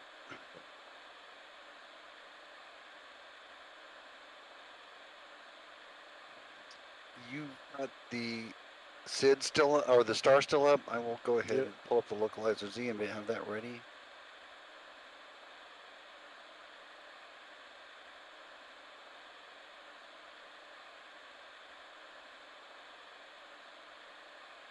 We are almost to gun row. Oh, yeah, there it is. Good. Hey, like I said, Spag, I know you up there watching on us, man. May you rest and may you continue to rest in peace with me, your brother. I know the man, the myth, the legend, the one that taught me how to fly the Mad Dog in any scene. Big shout out to Spag, man. I know he'll be very proud of this moment right here coming into Cairns. That's where he used to live. Spag OC. Yeah, I had a friend when I was in LA Center that was from Kansas as well. Oh, nice. His advice was don't ever come here. No disrespect to your late friend, though. Yeah, no, thank you. All right. Gonna slow down 210 knots. 2170 knots confirmed. All right, we got the ILS. One of the things that I noticed, you do a lot of stuff on your own if you're so used to flying by yourself. Yeah. And one of the things that Mav told me was even when I'm pilot flying, before touching anything or making any changes to the aircraft, we cross-check it. Cross-check, all right, cool. Confirm it, just to make sure you got another set of eyes on it and the decision's not something weird. So it's still your call, your pilot in command, but yeah, I got you. Look at that. Same thing when you're over here and I'm pilot flying. Yeah, no, when I'm over there, so make sure that you let me know what you're doing before we do it. He said anything that changes the plane. I mean, all right. I'm gonna go down to 180. Speed 180. Confirm. 180 confirm. Can I get flaps 5, please? And now I do the opposite. I confirm. Flaps 5. And flaps 5 confirm. Now we watch for it. And when we got the green light and the flaps in transit. Approach. Let's alive. Single channel. There you go. 1, 2, 5. Flaps 5 green. 16 miles out. Flap 5 green. Say again, last? 15 miles out to the airport. Okay. Trying to get visual. Welcome to Australia, ladies and gentlemen. We've made it. We are now within Australian territorial waters. We've arrived in country. We have 2 more legs to go to Sydney. You will Vatsim, so you gotta get your radio call. Oh, okay. Yeah. I'm sorry? We on Vatsim, so you gotta get the radio call in. A what call? Radio. Oh, just a announcement. Traffic, yeah. Yeah. Okay, it's traffic. Delta 8317, Boeing 737-800, arriving on the Cody 7 Alpha at Gunrow for the Localizer Zulu runway 15 approach cans. Gear down. Flap 15. Gear down. Flaps 15. Flaps in transit, gear in transit. Reducing speed to 160. 160, roger. 3 green. Confirmed. Flap 15, confirmed. 3 green. Flap 15, confirmed. 3 green. Gear down, confirmed. Oh, flap confirmed. Green. Flap gear down. 3 green. Gotcha. That's the call. Speed 173 coming down. Landing checklist. Landing checklist. Landing gear down. Down. 3 green confirmed. Flaps. Flaps 15 for now. 15 for now. We'll go flaps 30. Flaps 30 now? No. No, we'll call okay. It's gonna be flaps 30 when we land. Yep. Speed brake. Is it armed? Not yet. Armed confirmed. And engine start switches to continuous. Landing checklist complete. Flaps 25. Flaps 25. And reducing to final approach speed, 9 miles out. Final approach speed, let's verify it again. 145. 145. 150, 5 knots ahead. All right, 150 confirmed, and we now have flap 30. Flap 30, right. Transit. Flaps 30, 30, green. All right, get down 3 green, flaps 30 indicated 3 green. Confirmed. Confirmed, 3 green, 3 confirmed. All right. Landing checklist complete. 2,500. Checked. 2,500 feet. All right, let's grease this thing, boys. Let's get some grease. I got the feeling tight. We have a 17 knot crosswind.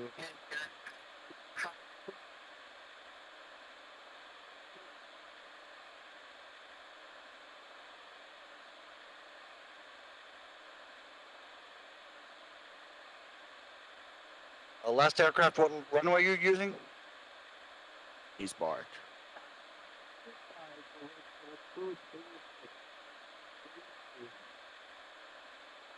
Number 2. 6 miles. Yeah. It's okay. What's our distance? 6 miles out. Delta 8317 is 6 mile final. Runway 15 cans. I have control. Your control. Oh, okay. Aircraft. My throttle. Thank you. All right, let's go ahead and grease this thing, boys. Did you shut throttle off as well? Okay. Yep. Your control. Watch the fly. Yeah.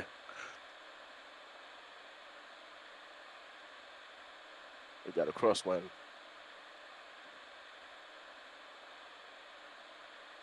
Hi. You're a better man than I, Gungadin. I'd be on auto landing by now. I don't hand fly that well. I am so much better right seat guy. Yeah, I love to hand fly, except on the takeoff. I do everything with the computer, because I had a flight instructor. Well, we'll talk after sterile cut. Yeah, sterile Cockpit here. 1,000. Stable. Okay, gear down, 3 green. Flaps 30. We're configured for landing.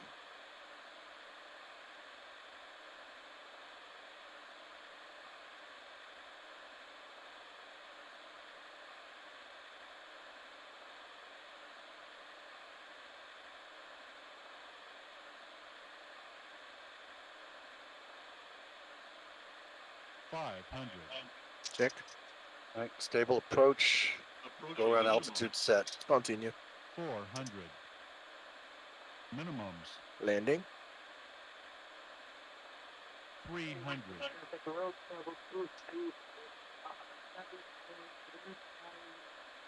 200.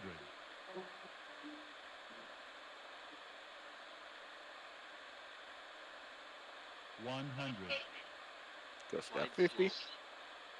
50, 40, 30, 20, 10.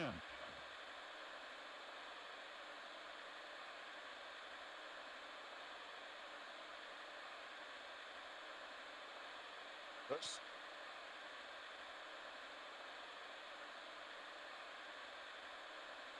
Outside the line a bit. Want me to start to clean up or wait till we're off?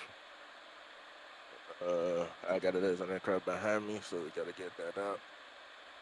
Should I go ahead and clean up? Yeah. All right, flaps up.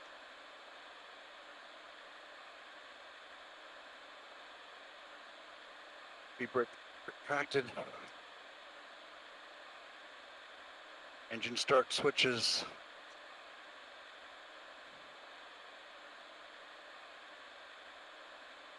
Up, speed brake down, rudder off. Okay. Oh, radar off. Maybe we should have radar off. What'd you push to do? Did you push to shut it off? Just waiting for the radar.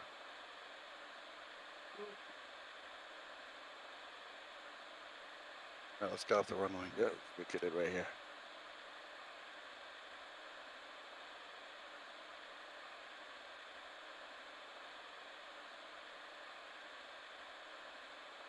And traffic, Delta 8317 clear of runway 15 count. Have a good landing, sir. We can watch him come in if you want. Yep, I see him right there. And look at the Zatu coming in. They're on the other side. I exit the one way, so we're gonna go cross. Oh, okay. Yeah.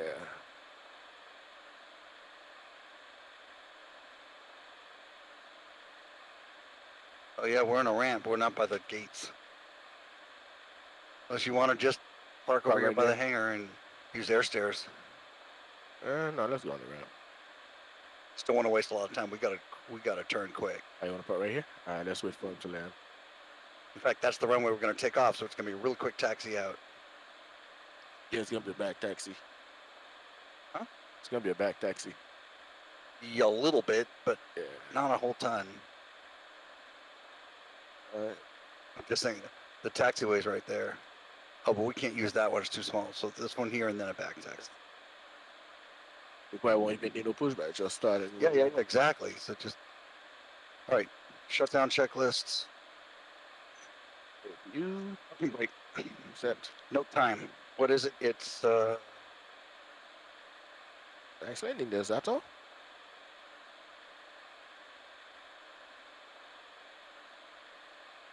$15.37.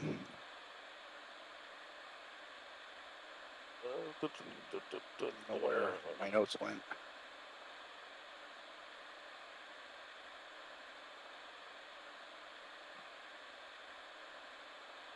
If what's going on, morning chief? Uncle Ray. Well, that can't be right.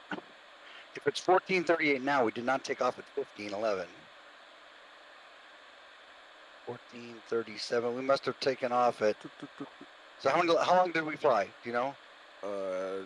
An hour and a half, maybe. About an hour and a half, yeah. All right, so it was 12:11, not 15:11. So we took off at 12:11. We landed at 14:37. I'm gonna get and grab the APU for you for now while you do this. All right.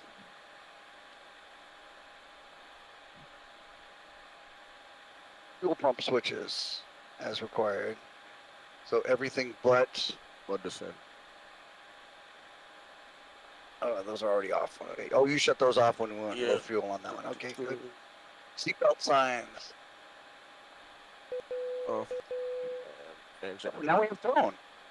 Yeah. We got a ding. Window heat.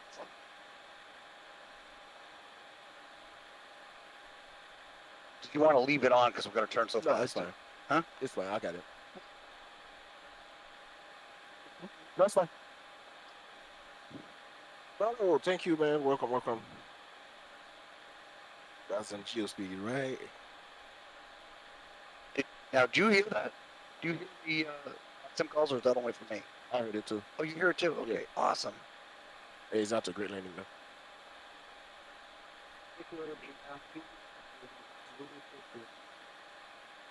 Thank you, thank you. Yeah, we're going to turn as quickly as we can. Our next destination is Gold Coast.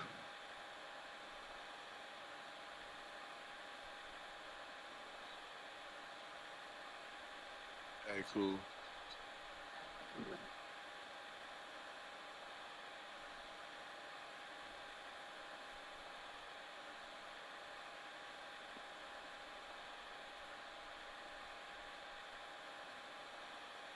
I guess we'll see you in Sydney then, huh? No, he's not flying. He's done for the day. Oh, he's not going to fly in the world flight? Oh, okay.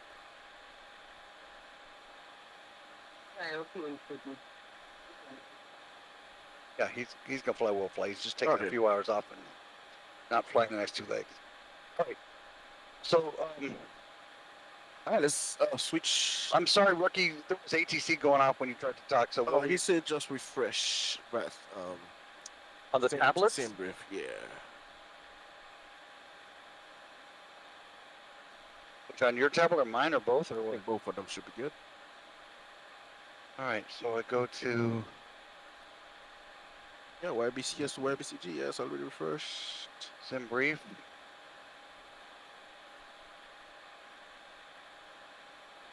Oh yeah, it's already ready. So do you want to keep going or do you want to switch?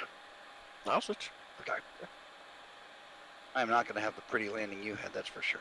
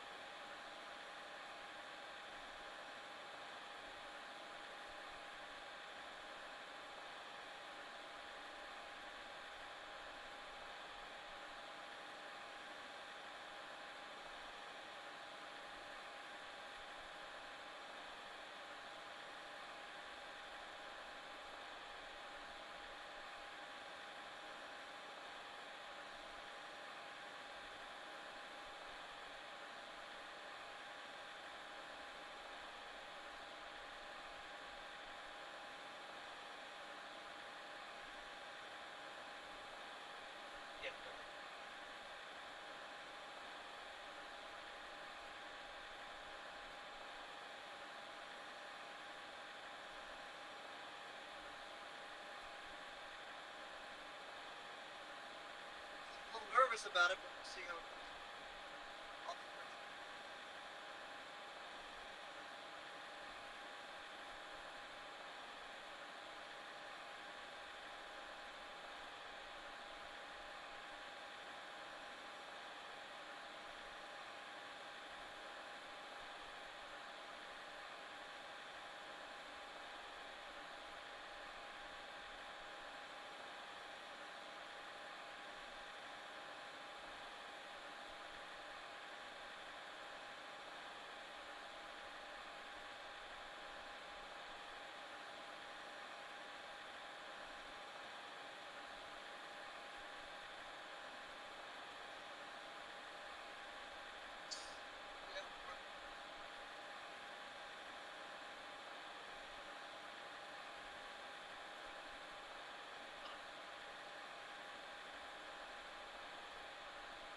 Charge? We connecting on Vatsim?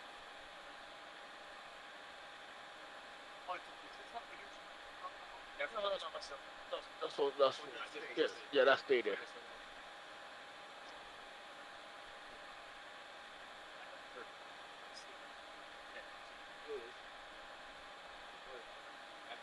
going to be a second. That one is always on both sides. That one is always going to be. Okay. Pull that out.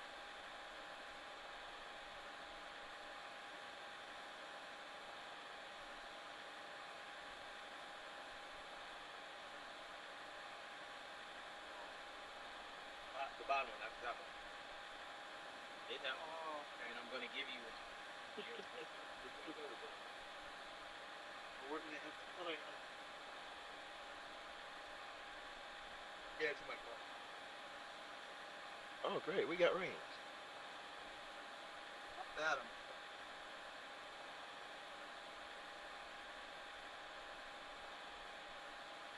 What's it saying we need?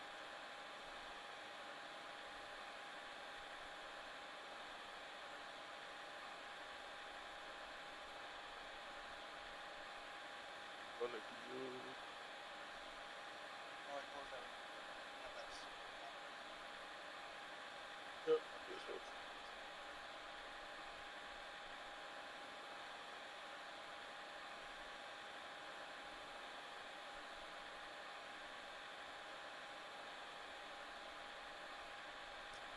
No, it's not. That's new. That's micro use. Oh, we got rain.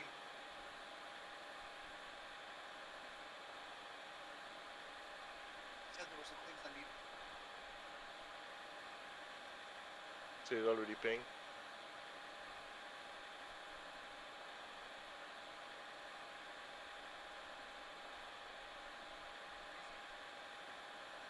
Yep.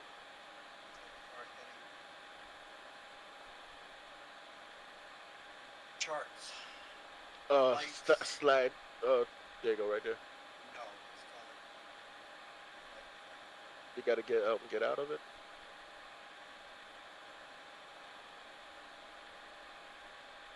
Let me see. I see all this.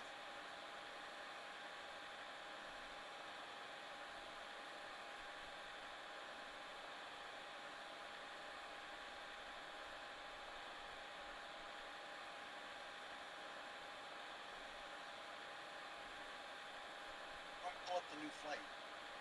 Rookie. Hold on.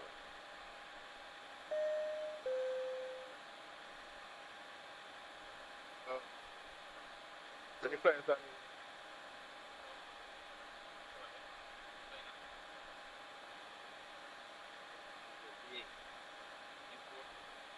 Okay, you imported. Gotcha.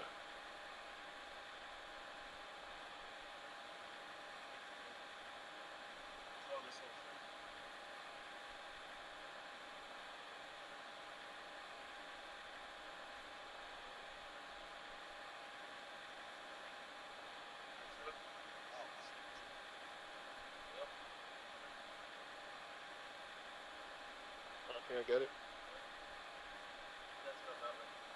So this one?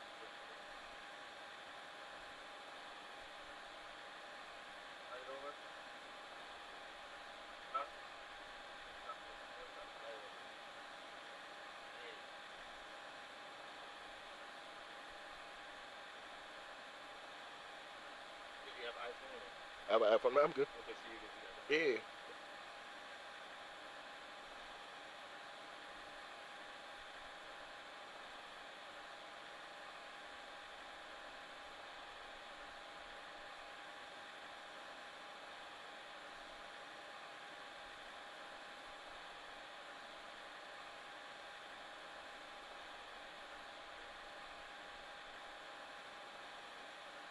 All right. Second leg down to locals.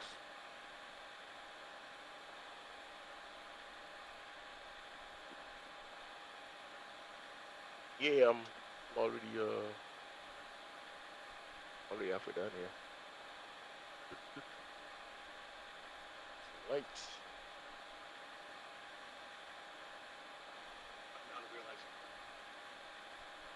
Yeah, I realigned them.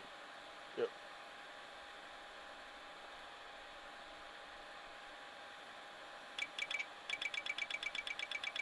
All right.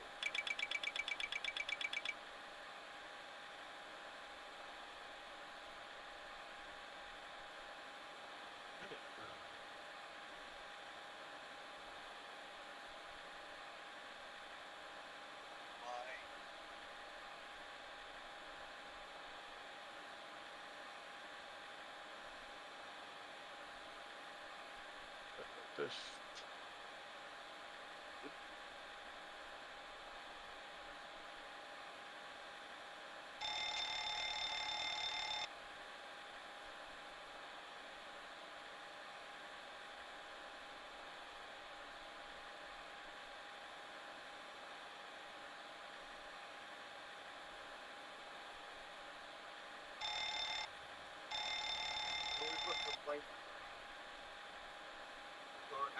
No, just put request.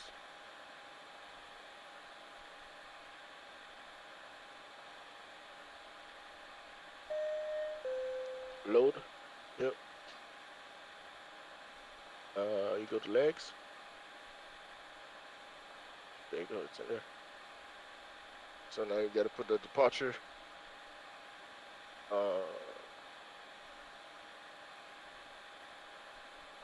Got to go back on same drift to see.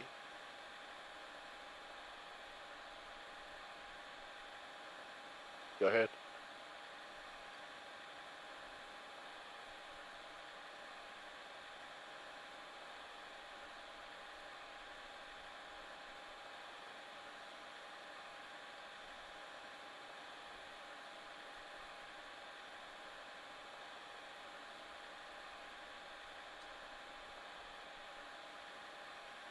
All right, cool.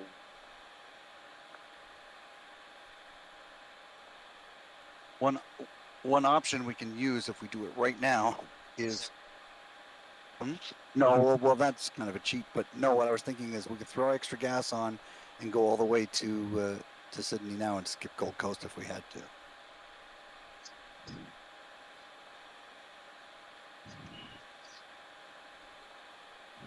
Okay. Roger.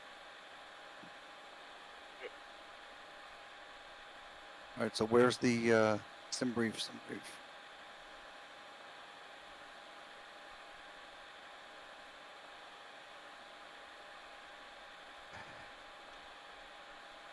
So it's just direct. It doesn't look like they're using a SID. But there are departures here. So overseas they don't put SIDs and stars in the flight plan. We just got to find one that works to it.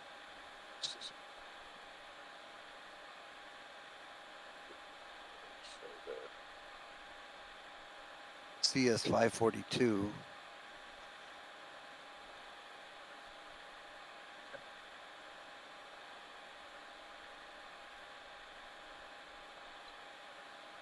I'm trying to figure out a departure. It's not in the sim brief, so. No, well, it says direct, but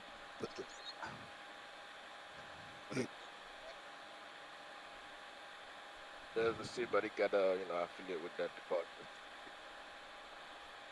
yeah, it's CS2 is the only one, and then let's see.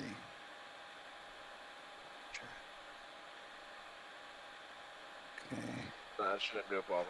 We just need to select which one. It's a dynamic. What runway? 15. No, number 1, right? Was that first waypoint? No. CS 542. Swift.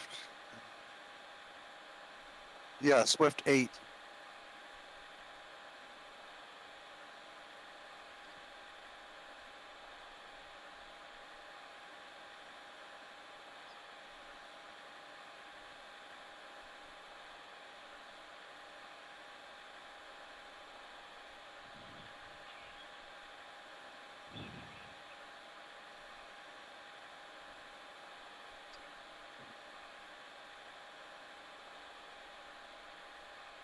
Sorry.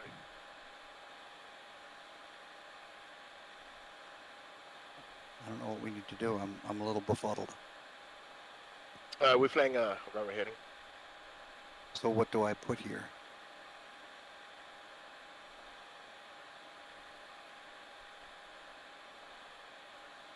YBCS.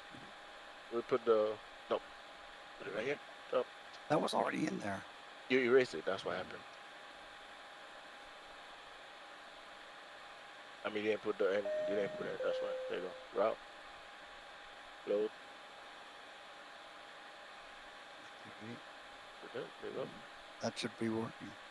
Okay, now we're flying runway heading. And we'll just go to that waypoint first. Okay. All right.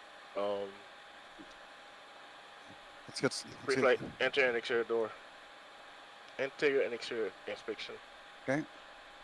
He said to skip the checklist. Just get the thing fired up and All right, cool. Just read the checklist to yourself, and let's just make sure we get everything. Circuit breakers. You gotta repeat it. You gotta grab the checklist and as I'm going through it. Okay. He said, don't worry about the checklist. Just go through it. Make sure we don't miss anything. But let's get going. Let's get started. Is the APU on? No. APU was on. It was? Yeah. Unless we should have put on. The APU was supposed to be on.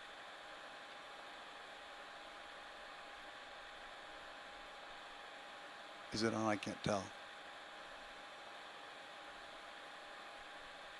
Because we can't hear anything. It's a.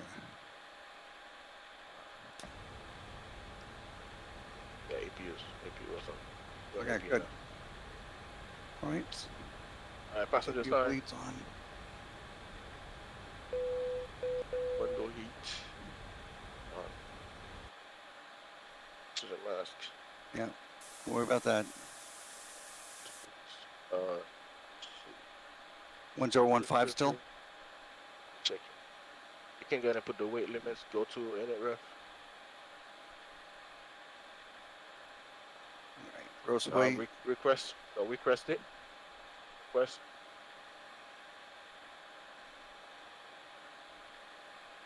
That's right. We don't have to load all this stuff. Load. Very good. Execute that. All right. Flying to 350. Got that set. Flaps 5.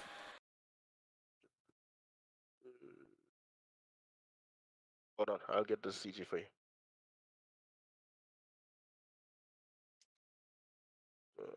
Wait. Why won't it let me clear? No, I got you.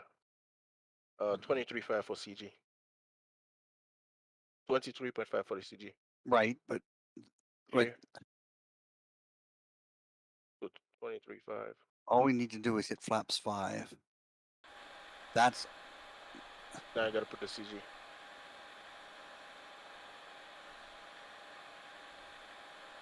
Okay.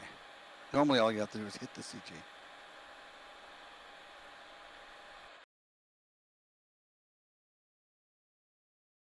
All right. Bridges and transponders. V2 is 149.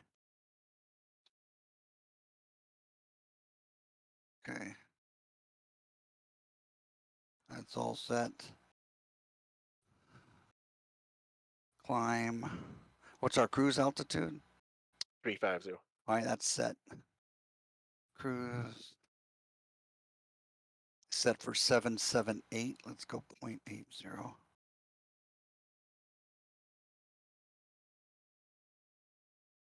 Okay, and should be ready to go. All right. Let's go here.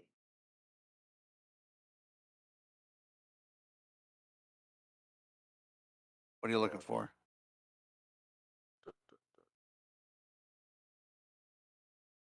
Close. All right, doors closed. I can go. You can go for pushback. We don't need a pushback. We just need to start engines. All right, let's go.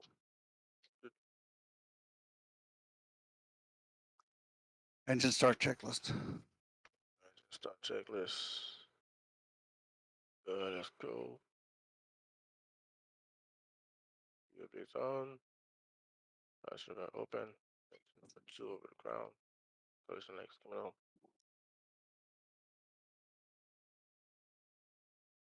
Yeah. Okay, do you have the APU bleed on? APU bleeds on. All right, why are we not getting? Unless you, oh, you did shut up the APU. That's why. I thought I started it though.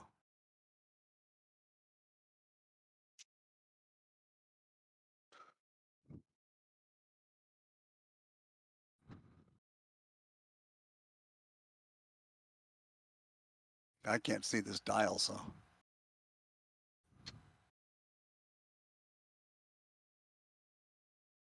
I don't get it because we put it on this bus. Yeah, it wasn't a bus.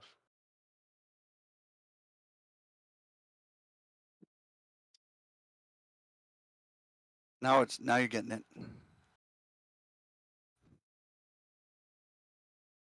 Which one? Well, it says start valve open, but we're still not getting any motion on here. So you got the packs are off. Packs off, bleeds on. Isolation valves open. Yep.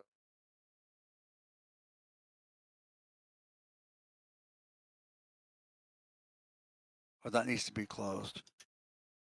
That must be what it is. Should be closed.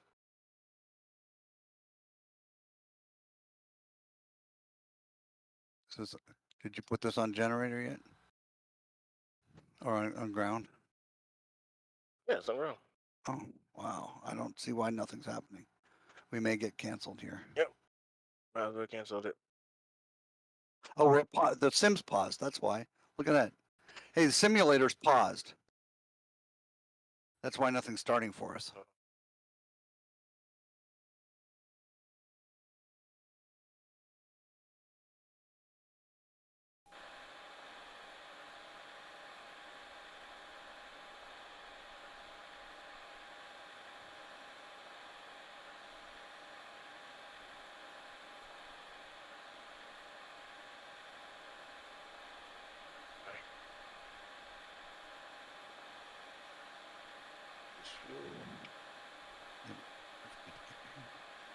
Engine filter.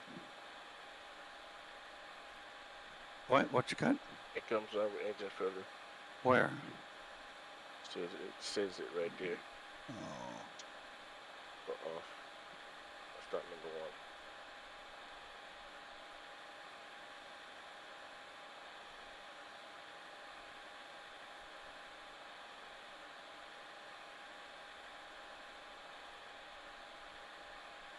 Now you get your 25. Want to bring it back up?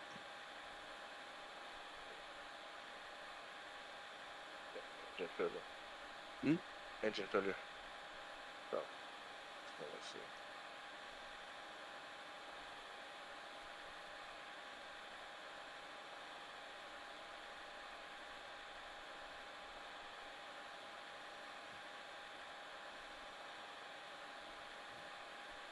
We're both at 25 now.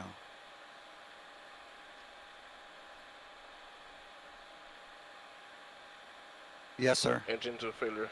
I don't know what we're doing wrong. It seems like we're doing it right. Yep. Both. Yep.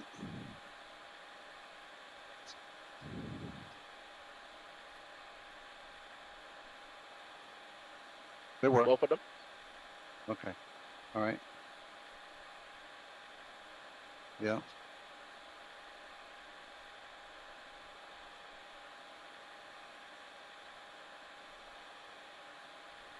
Okay.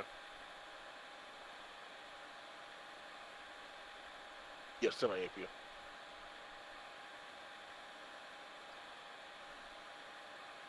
Are they going to idle down if we have the starters on ground? Or shouldn't they be on off?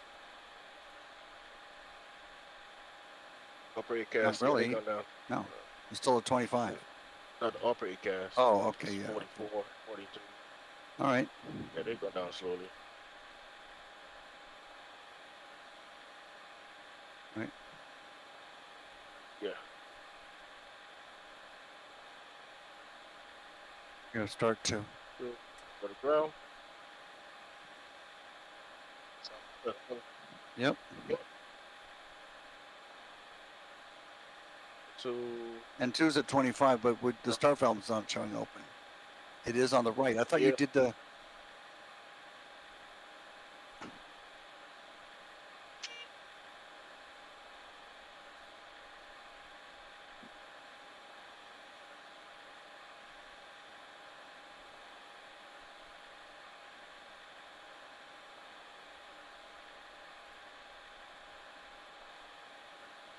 Right there, this one stays at 30. These are coming down now. They were at 25 before. Now they're coming down.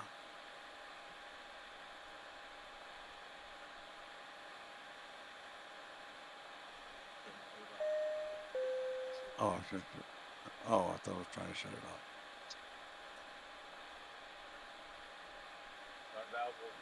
off. Okay, good. Yep. Yeah, now we good. Now we good.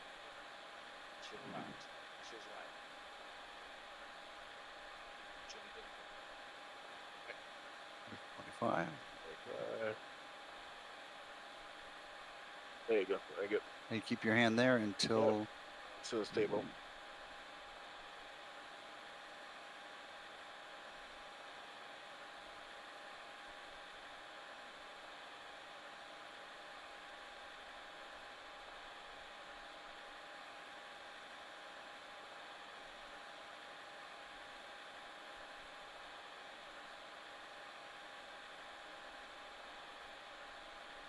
Yeah, that pops. Out. Let's switch for engine to be stabilized.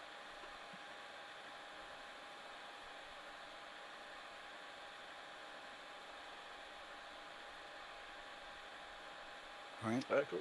Engine number 1. So you can go ahead and put this button into that bus. And that back. Back. Yep, that's good. Back out to that's what yeah, that's I believe you once you get one of them started, you can put your isolation valve to auto. yeah. Yeah. I'm saying once one started, you can you put that one. And that's exactly. All right, that's coming up.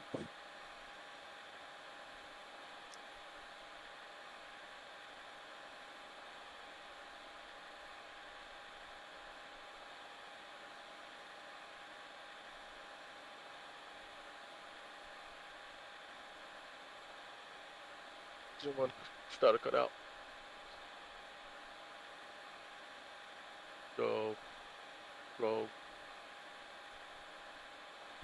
Lights on.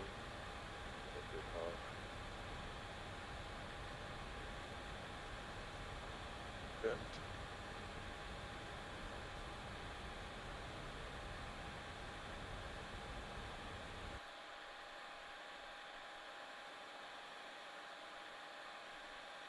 Ready? I don't know why this chart's not coming up.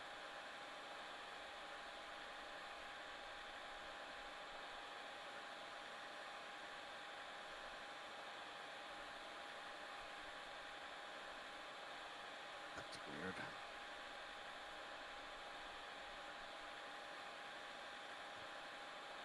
Oh, there we are. Okay, good. We're ready to go.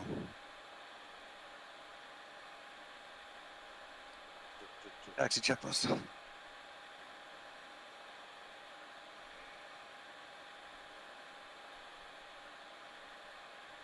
check. Flaps. What was our Okay. You wanna do I'll tell you.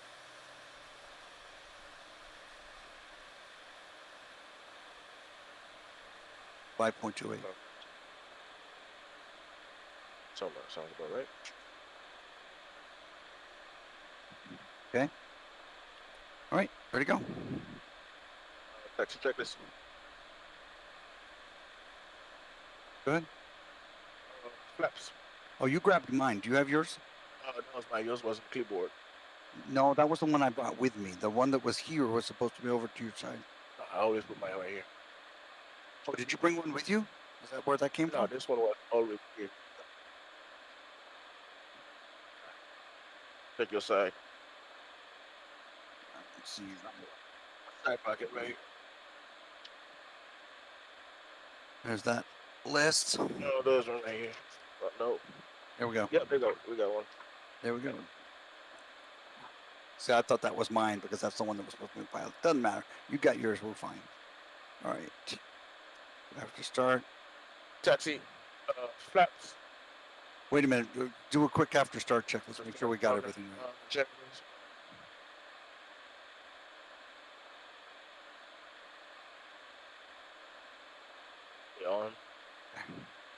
On. Probate. On. Anti-ice. Not McCard. Air conditioning panel. Set. Recall. Checked. Auto brake. Max RTO. Okay. Taxi checklist complete. No, after start checklist complete. Taxi checklist. After start checklist, my bad. Taxi checklist. Flaps. 5 green. 3 green. Get it. Takeoff speed. All right, you got those. V1 138, 140, V2 149. Check. Set and check. Yep. Thrust.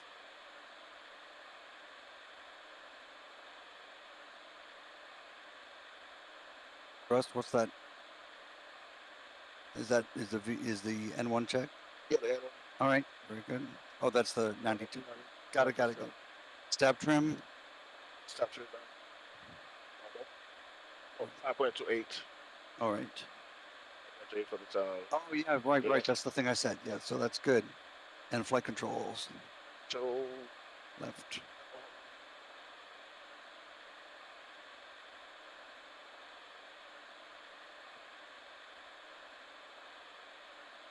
Okay, flight controls checked. Taxi check is complete. All right, let's see. Make a radio call.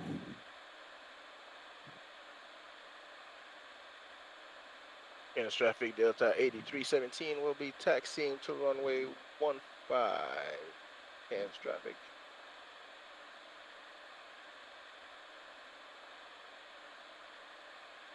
Brakes. Should have released them.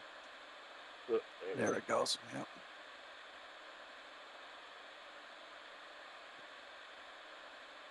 All right, check it because we've got a.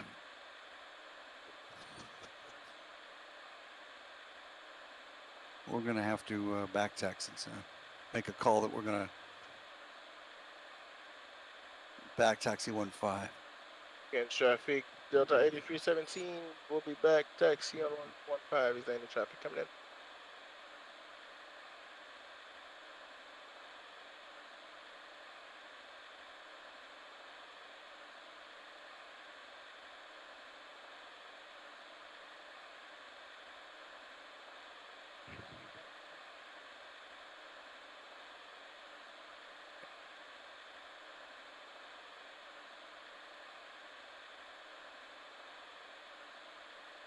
Whoa, that's a little sensitive. Okay, lights.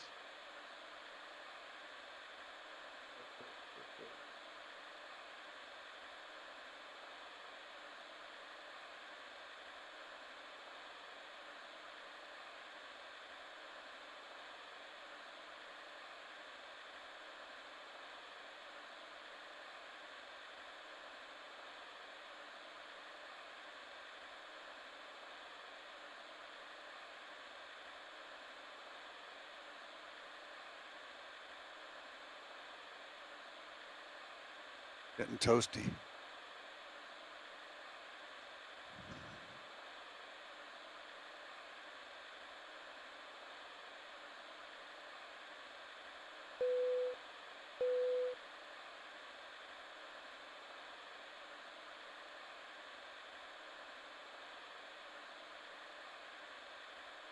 So let the flight attendants know to secure the cabin for takeoff.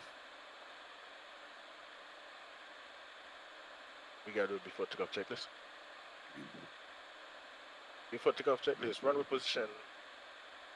All right, we're back taxiing 15. We're going to turn around and we'll be on 15. Okay, 5 green. Navigation briefing. Basically, we're going to fly runway heading. You've got that set. 184. Yep. No, 150, please, on the heading.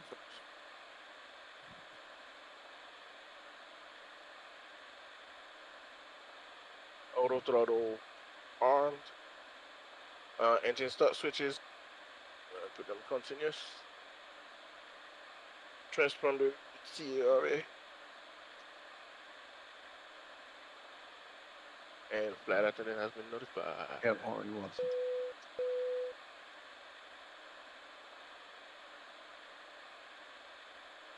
Flight attendant, please be seated for takeoff.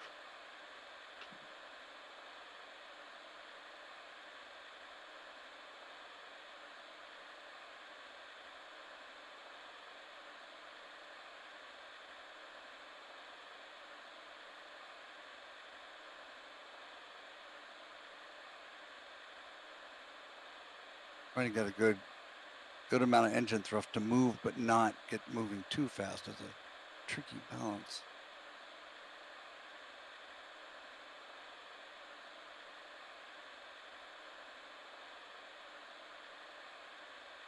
All right, now make a radio call that we're going to be departing runway 15. And traffic, Delta 8317 will be taxiing, will be departing 15, Kansas traffic. Oh, he has it. I know why everything's going so fast. He's got it set on 2 times.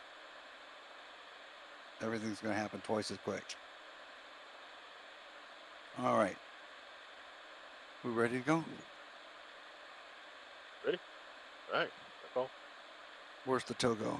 Togo button right here. I got to pull up to 40%. There you go. Takeoff bar set. Airspeed is alive. 80 knot. Cross check. Cross check. B1. Rotate. And positive climb. Gear up.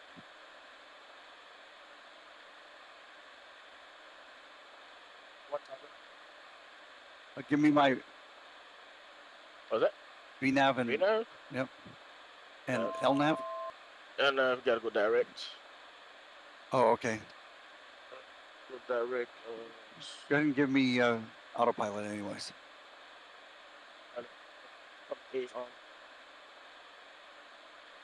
I'm going to 10,000 feet. All right. Autopilot's on. It's my MCP. Yep, once we got. All right. 10,000, you said? Yep. 10,000 confirmed. All right. Flaps. Let's see. Flaps 1.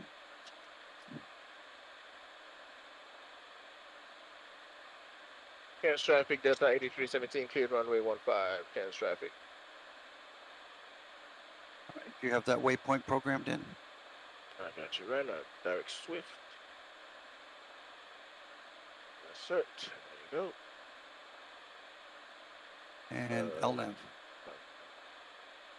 There we go. And we can do flight level change.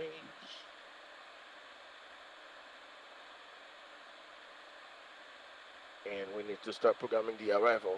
Short flight.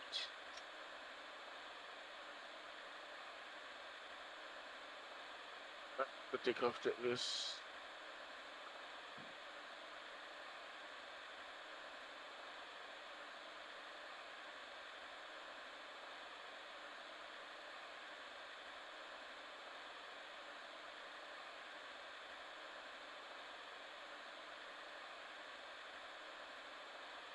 I'll go to 350. What? No, altitude. 350, roger. And what was the transition altitude? 10,000. Right, we're at 7.6 right now.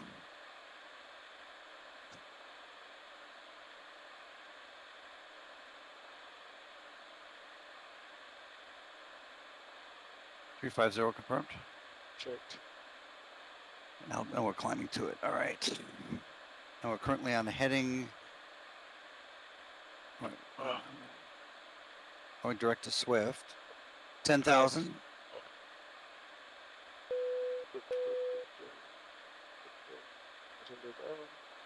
Checked. You still got flaps one out. 10,000 standard. Flap 0. Standard 10,000. Flaps up. Flaps up. All right, standard check. Standard cross check. Yep.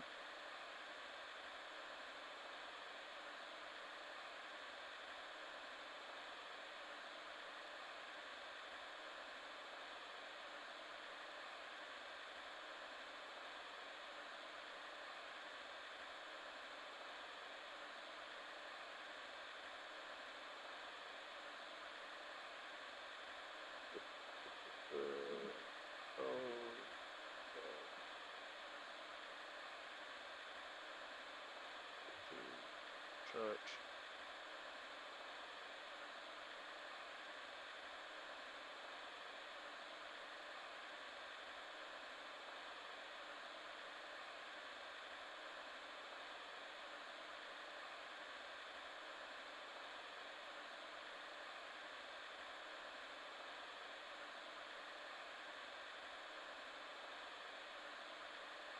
Elections and be talking quickly enough.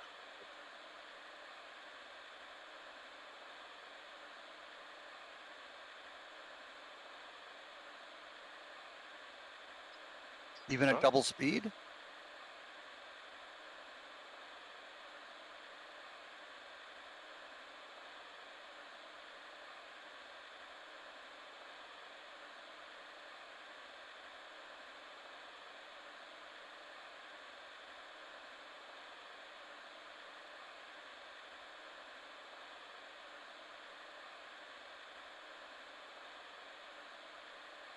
Can't be that far. It wasn't that far. Let's see what my progress says here. We got to put an actual arriving so you can see your progress.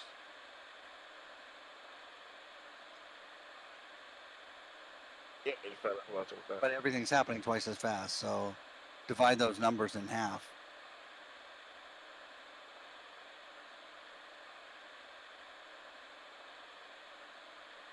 We just cancel. Or just shut the sim off and restart it at the next airport.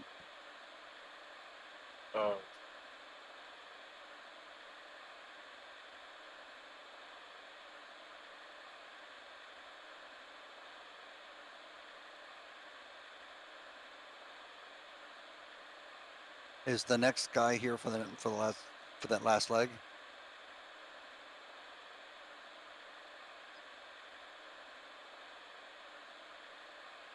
Okay.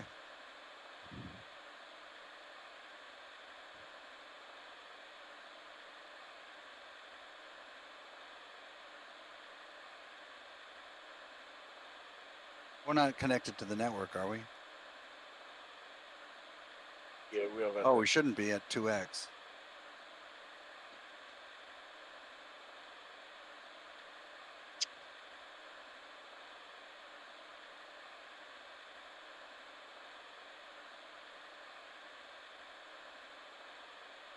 Mate, rookie.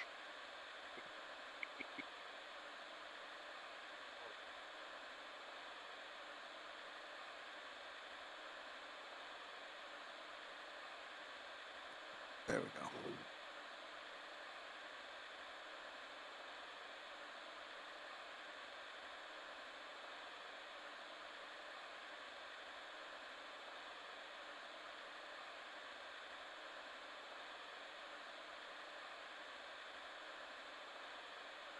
All right, did you run the after takeoff checklist already? Yes. All right. It's silent.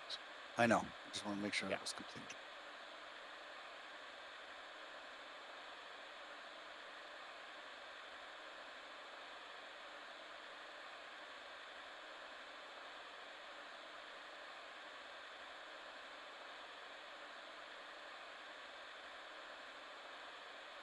I don't mind you doing that. Just let me know what you're doing.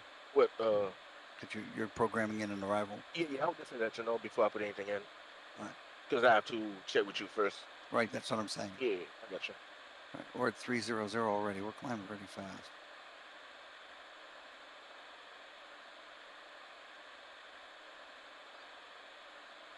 Sorry? What happened? Oh. No problem. Another reason to get bumped.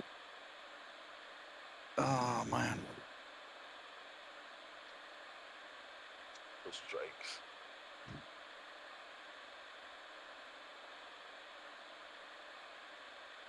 Now, when we start the actual descent, can you go back to 1X? Because I don't know if I can fly it.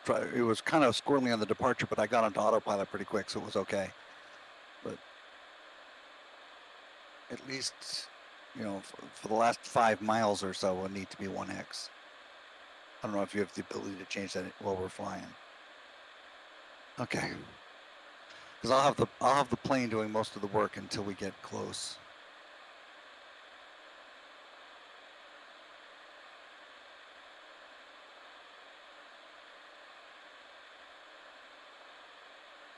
Looks like.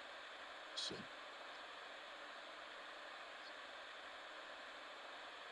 All right, cool. No, you're good. You're good. No worries. Hey, we all got messed up. We all got messed up, man. It happens. It's our scheduled landing time because we need to.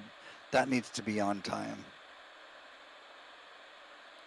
Go back and look at the because it's only 8:30 right now, right? All right, 1,000 to go to 350.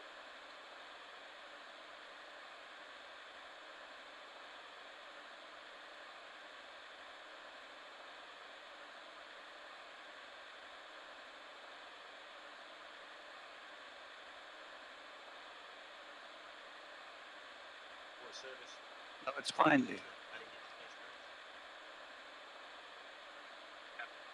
Yeah, I don't need that. I'll just need a bottle of water. That's all I need. Yeah. Hold on. Hold everything else for me.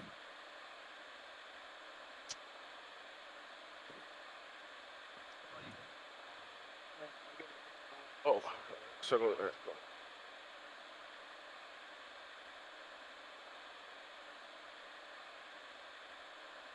Thank you, sir.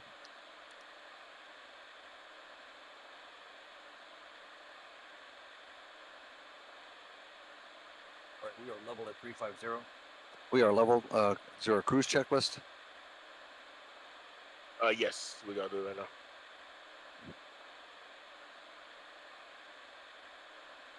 All right, climb altimeter's standard. The climb. It was a climb checklist. Where are we? I'm trying to find it. Altimeter standard. Okay, that's it. Yep. Standard cross check. You want to put them both up there? All right, that's fine. Yeah.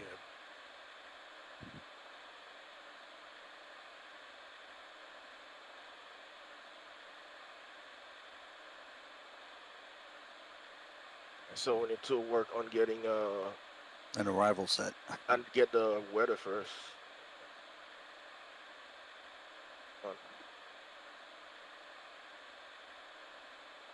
Like, I guess I can get it on this FMC. That's cool.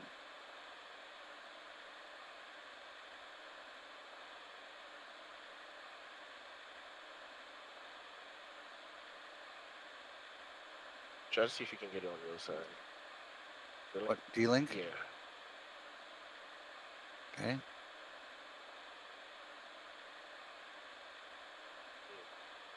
What's supposed to come up?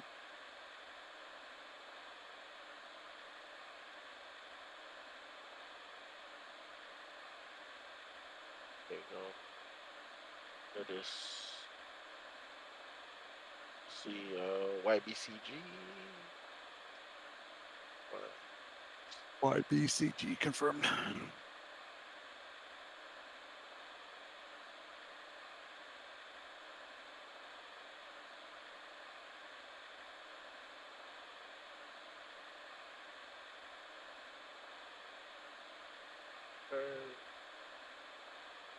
right here. Press. Nope. Further. I gotta look at the link. Okay.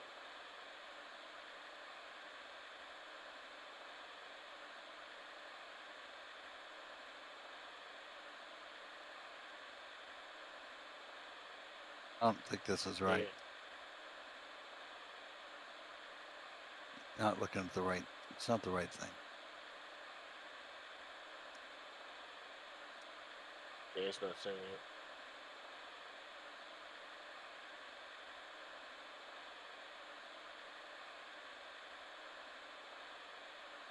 Let's go on the link on the side. No. Menu. The link. Oh no, wait, hold on. Log off. Okay, the link.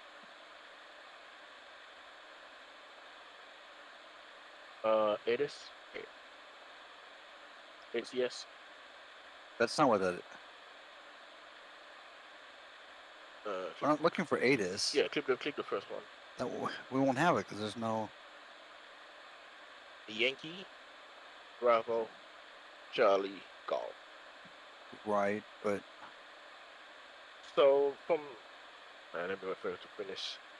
I'll probably get some next waypoints. We're asking for an ATIS that's not going to exist because there's no ATIS. There's no ATC up to post the ATIS. See what I'm saying? You're looking for weather, not ATIS. We want the METAR. We want the METAR. That's not how you get it, though. I don't remember exactly how it is, but that's not how we get it. This one, request. Check the weather. It says delete weather. Huh? There we go.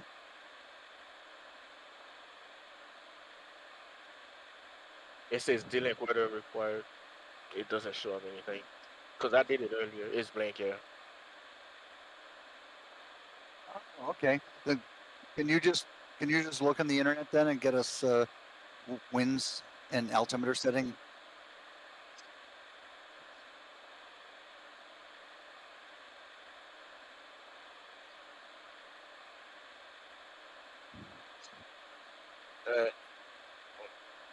You're the goat. Thank you. Appreciate you.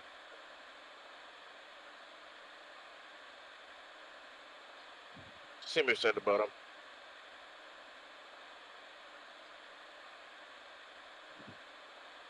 So when's 200 at 2 knots?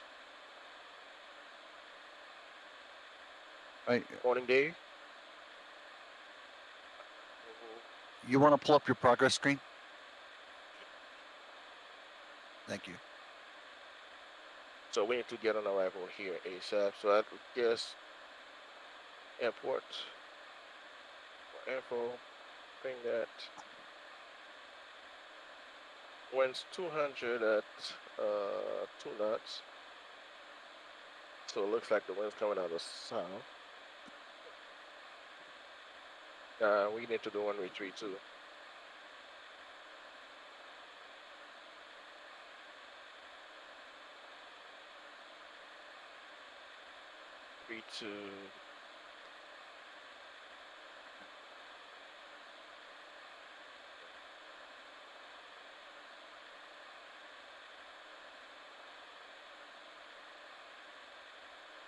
Well, there isn't an ILS for 3-2. It's fine. There's an RNAV Yankee.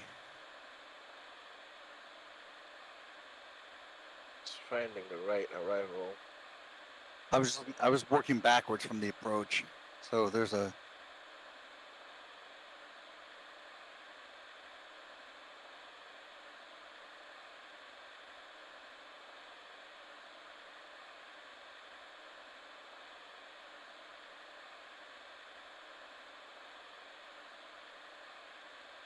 There's the RNAV. It's going to be the RNP Yankee runway 32 approach. So what arrival will go to that? To runway 32. We have 3 different choices.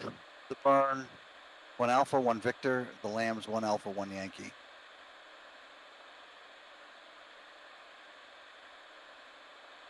When I found Yankee, that'll be via.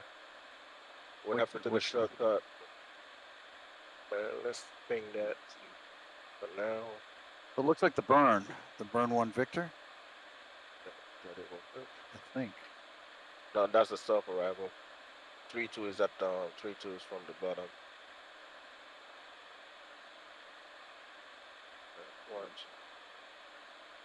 Yeah, 3-2 is a self arrival because we're at 200 at 200 at 2 knots.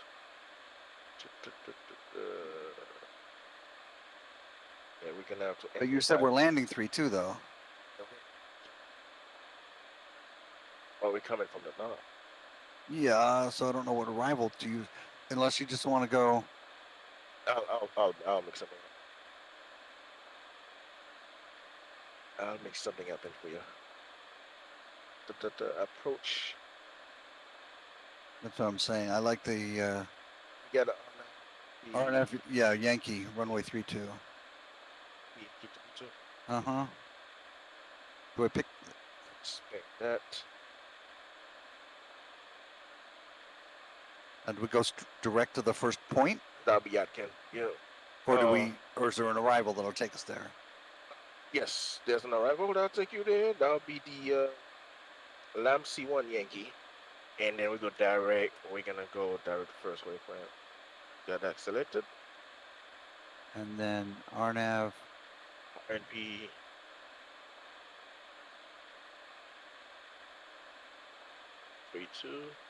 Yankee 3-2. Yep, I can. Right there, tracing. No, tracing. Okay. We Progress. Go to the progress screen real quick. 521 nautical miles. That's about another hour and a half. No, but it's not. It's going really fast. Yeah, it's going really fast.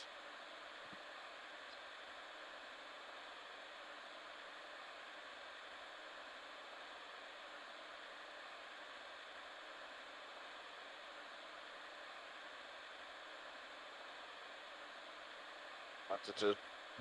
Yeah. Which, all right. Bottom altitude, we're looking at max at Atkin, max 230 knots, 4,000 maximum, minimum 2,500. 2,500. Yeah, minimum. So where should we be? Somewhere in between there, or? You could either 4,000 says maximum 4,000 feet and minimum 2,500. So let's go 3,000. Yeah.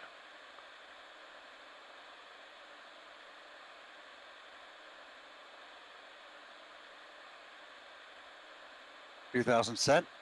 Check. 3,000 set. And oh, but we don't have VNAV. That's not going to do anything. We don't have VNAV.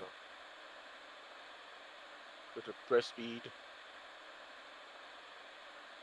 No, it has to do with our settings here. We got to be out of all of this.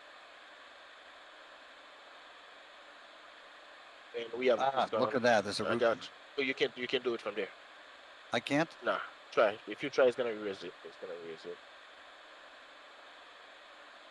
There we go. Oh. And then there's another one. Atkin. Oh, it works. Yes, sir. You erase a couple of them. Oh, there. Yeah, Atkin. Yeah, we're good. No, Atkin is removed.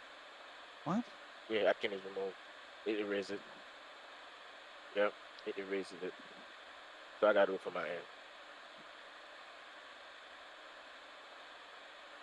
So, departure, arrival within the Lamb C1.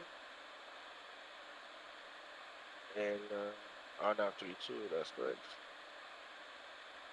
RNAV Yankee? Yep. Okay. Execute. Yep. Leg, so Lamb C. Okay, it's not raced.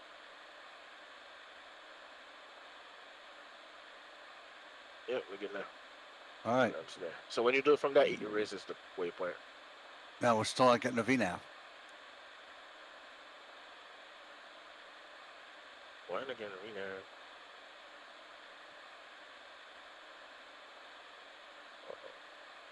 Cruise.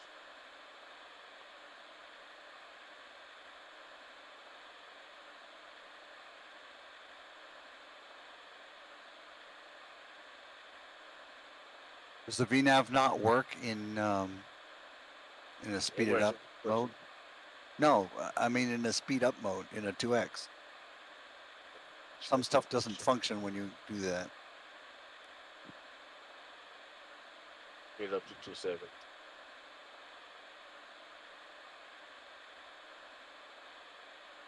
Yeah, speed is not moving at all.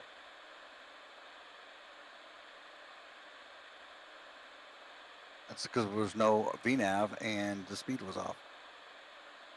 We got it now. Okay, cool.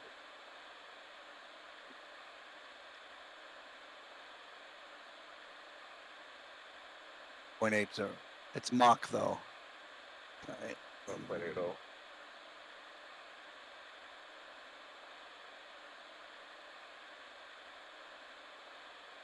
Progress page.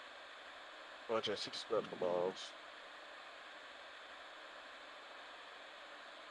Okay, on legs I see all the speeds and all the speeds are set. So I'm not getting why our VNAV's not locking it. Oh, there we go. We got it. Got it. All right, cool. All right. Speed is set. Altitude is set. Set 1024 for the QNH for. Say that again. 1024 for QNH. So we don't miss it. Yep. And the transition transition level should be still at 10,000. Nope, it will be different in every place. Yep. No, it's in Australia. 10,000. Oh, everywhere in Australia it is? Okay. Just like the United States.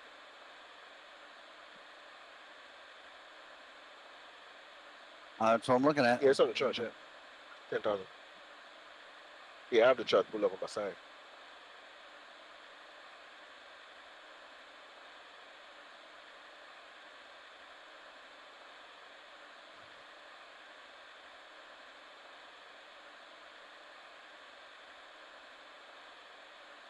That's good.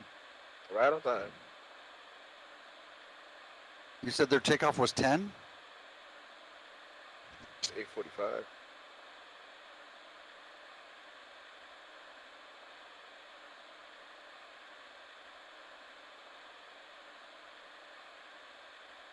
We still have our fly. Oh, hold on. Still got to fly around there, though, right there. Yeah, actually.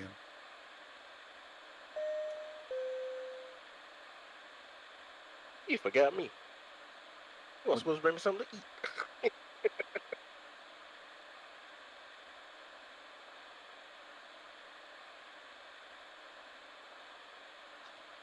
We got a nice course tailwind too, 76 knots. 514 ground speed.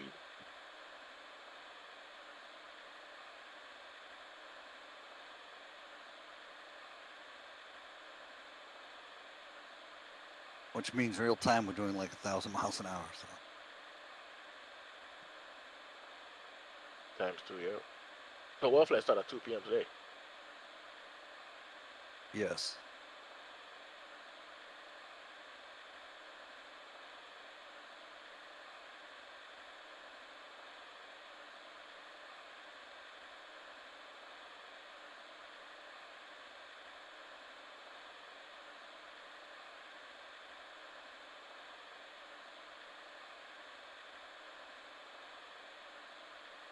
Flight deck.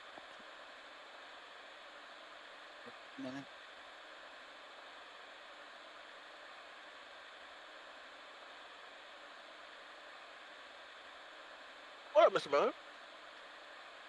Morning. How you doing?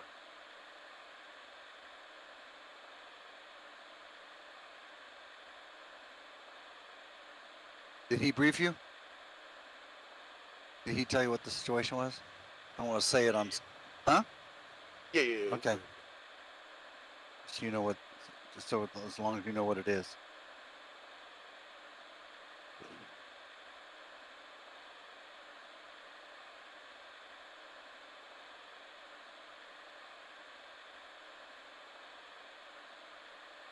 You said then they passed the road data out here.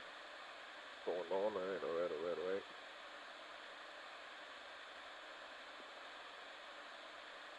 So, man, everything good?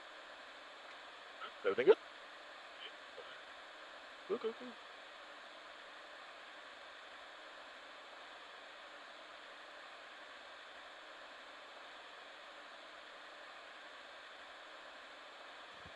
Oh, we might get a nighttime arrival.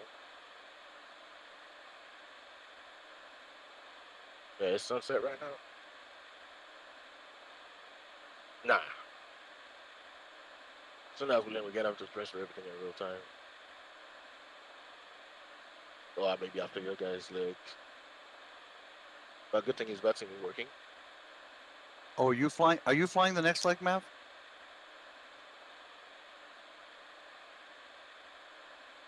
Jeff Oriana? Nah, Jeff ain't No, coming. Jeff isn't coming. He was here till the wee hours, and so Oh, we needed to find another pilot. Jeff left around 4:30, I think.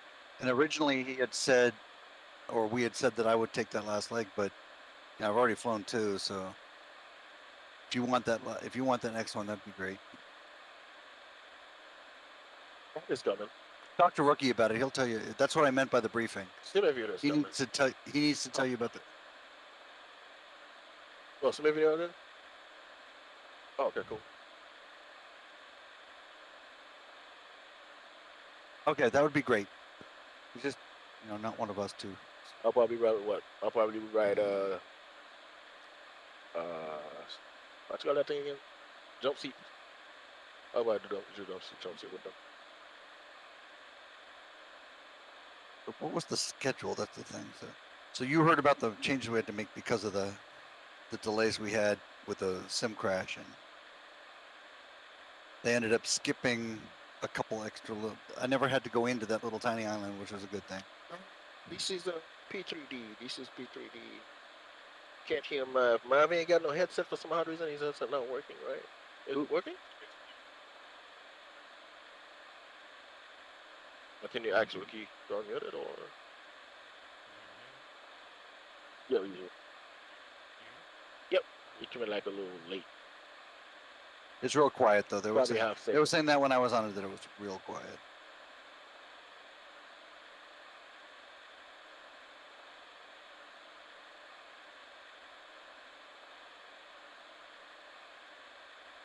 Yeah, it's cold in here. Well, it's comfortable now. It was boiling before. You think it's cold? I think so. Not me. I love it. It's comfy now, finally. Oh, that's not what I want. What did I need?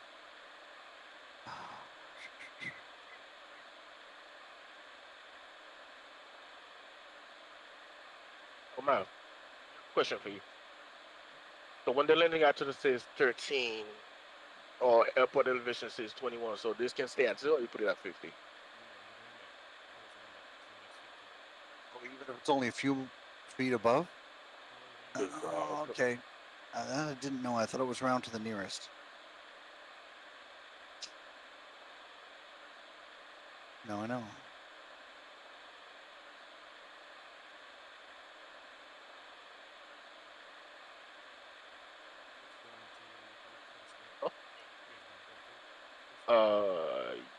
Yeah, and then the next we're gonna do Gold Coast down to Sydney. Yeah. So we were supposed to land by 7. It's already 9. That was the problem. Man, another question for you. When the pilot is flying, the pilot doesn't touch none of these, right?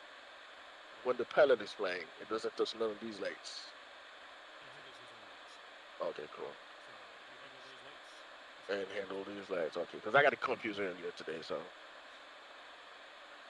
Apparently there was. But if it's hand flying, though, that's when we take over.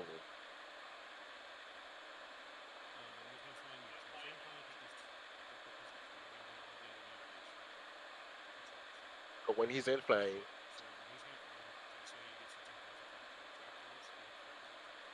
I would do it, or he would do it? Oh, okay, cool.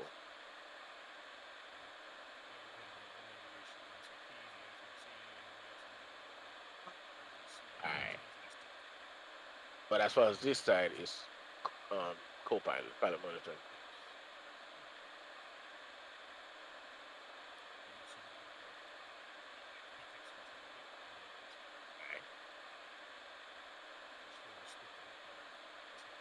Yeah, that's what I did. I started earlier. Yeah. Oh, okay, we're good. We're supposed to land at 9:45. And they're supposed to take off at 10, so. It's 8:53. We good, but it's gonna be close. 301 nautical miles to top of descent.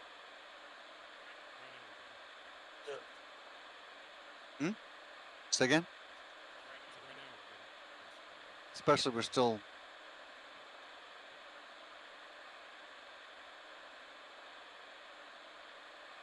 Of course, we had to shut off Vatsim because we can't fly Vatsim at 2x. Yeah. But when it looks like we're going to make it just fine on time, then I'd like to go back to 1x. We can go back to normal. Not yet. No, after we on descent.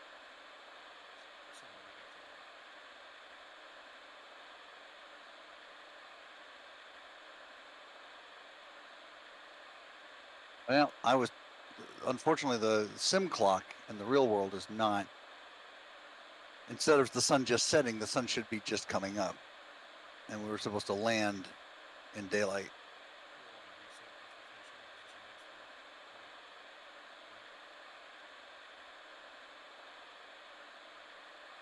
Yep, getting dark faster.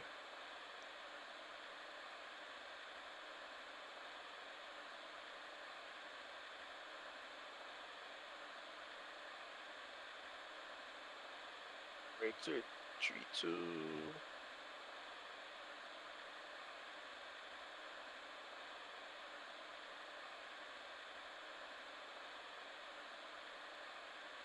Why are we at 348?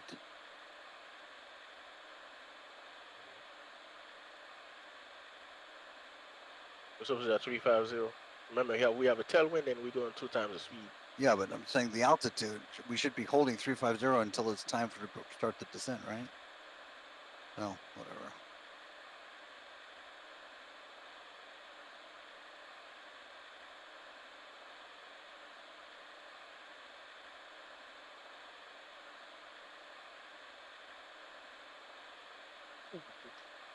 Over.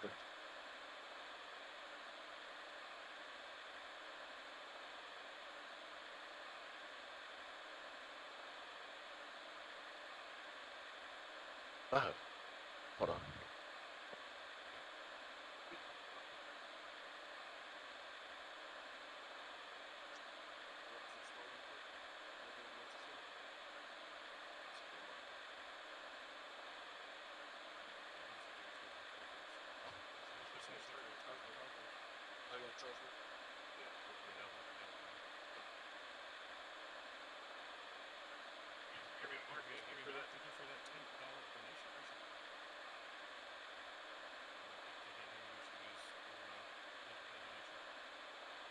I don't know, is the stream hearing Mav okay? Yes. It's a little low, but good. Try to put the volume up on the outside. It's so there should be a plus button. Press it.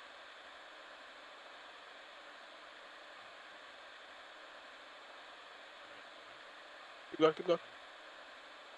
Yeah, very good. Ah, there's no dim, huh? There's no dim, great. All we have is bright, and that's too much. You can turn those on. Ah. Get that a little bit.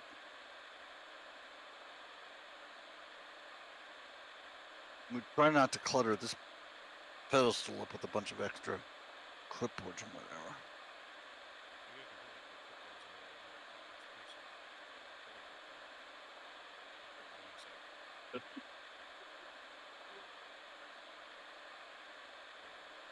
Oh, I know what these are for. These are for copying our clearances down and stuff like that. Marv, can you do me a favor? Can you hand this to Rookie for me? He forgot me over here. Let me call him up.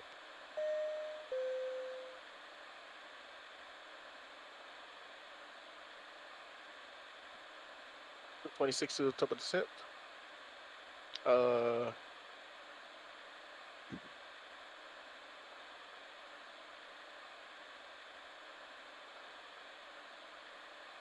Forgot me. Those on the ginger. Oh, I did buzz you in. You said no. You said you said you was gonna come back. All right, cool. Yeah, he's coming in, Buzzman. Hey.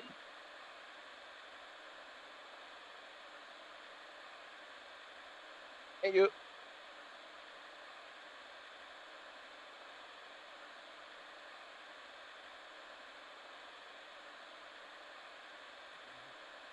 I'm glad you're here, though. Yeah. Because I thought I had everything under control, but apparently the last leg proved that not so much. Oh.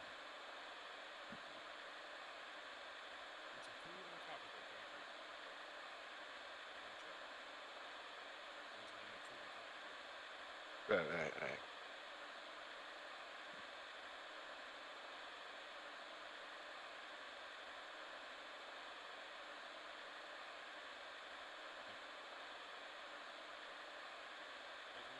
Yes.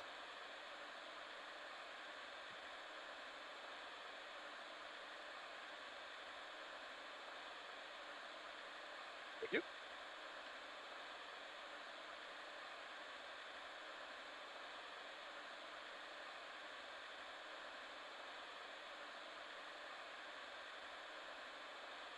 That's the pin you was looking for? Where'd that come from? Was in the cup holder right there. Hmm? In the cup holder. Oh, okay. That's yours, right? Yeah. I don't want to put it in my pocket, though, because it's got some ink that leaked down to the end. Mav, do you see my clipboard back there? You probably almost sat on it. Yeah, could you clip that to it? I don't need the clipboard. I just need this pen, and I can't put it in my pocket because it's leaking.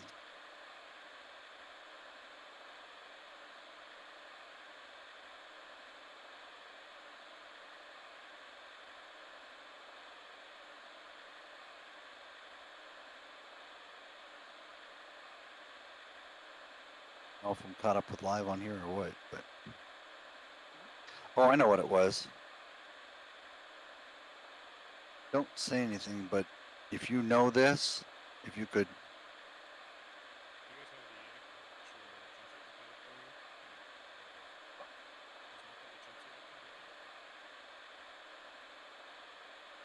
It was right there.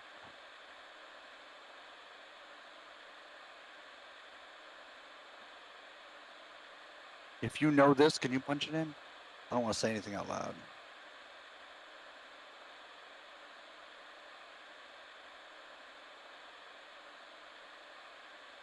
Like I said, the stream picks up, so don't say it. Just be nice if I could have the Wi-Fi. So the airline pays all that money for the Sky Wi-Fi.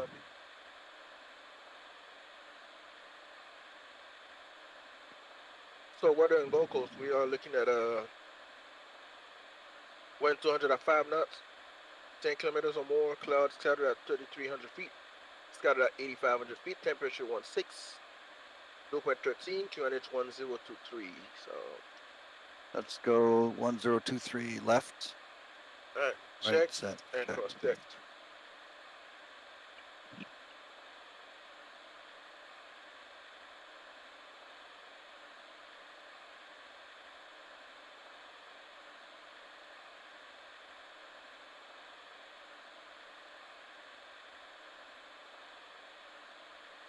Seems like we're a lot closer than maybe than we are, but.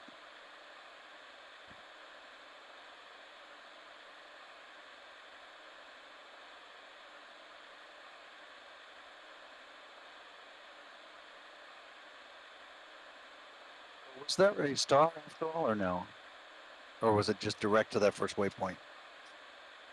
We have a star. It's lap 1 Yankee. Arrival.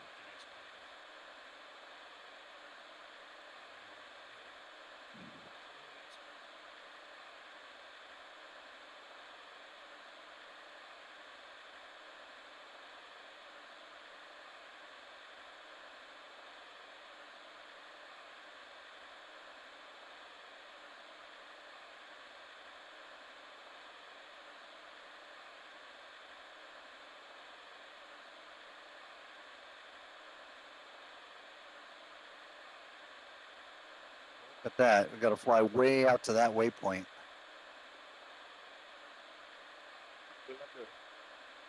Do this. Did you cut it off straight to Lamsey from Atkin? When we start heading that way, and do we want to skip this waypoint and go direct Lamsey then? That might speed things up a bit. Which one? Hold on. You concur with that? Go direct Lamsey or yeah, see Lamsey's this. Right now we're going here and then flying way out to there and then back. It'd be faster if we just flew straight out to the turn point in. So I can do direct tenant. Want to direct tenant? No, that's too close in. No, it's not. Yeah, it's right here. Direct. We'll be at 4,000 feet by then.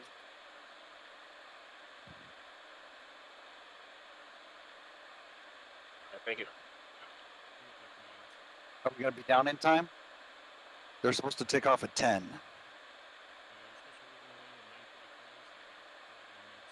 So, if we're good, do we want to go to next then yet, or no?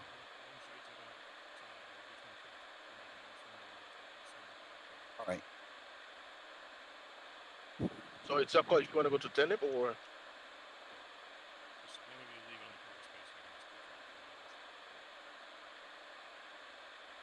Yeah, I'm on progress. You can leave it en route. Yeah, we're at 100 miles from top of descent right now. So up to you if you want to go direct Tenip, or you want to. So let me. You go ahead and switch. Could you go progress up for a second, so you can still see that? Let me go ahead and go to legs. So right now.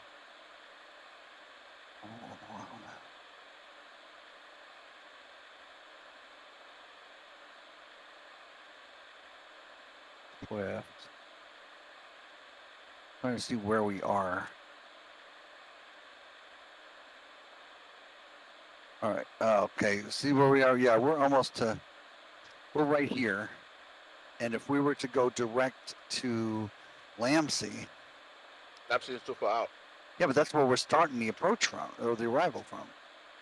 Yeah. See, right now we're gonna go to this point and then go way out to Lamsey. Well, we can cut that out and go direct to Nip to cut some of the approach. So we'll be down.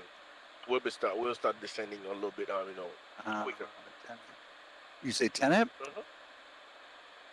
So we already got this set to 3. So yeah. 4. Yeah, well, we don't have any ATC, so that's not going to be a factor. All right.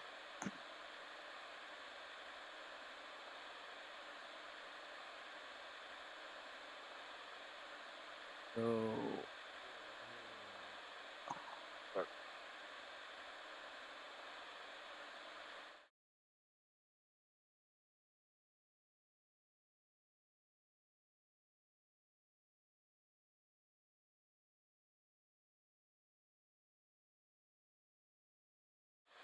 So you see how Tenip is closer to the initial approach fix into Atkin. So we'll go Tenip and then Atkin start the initial approach.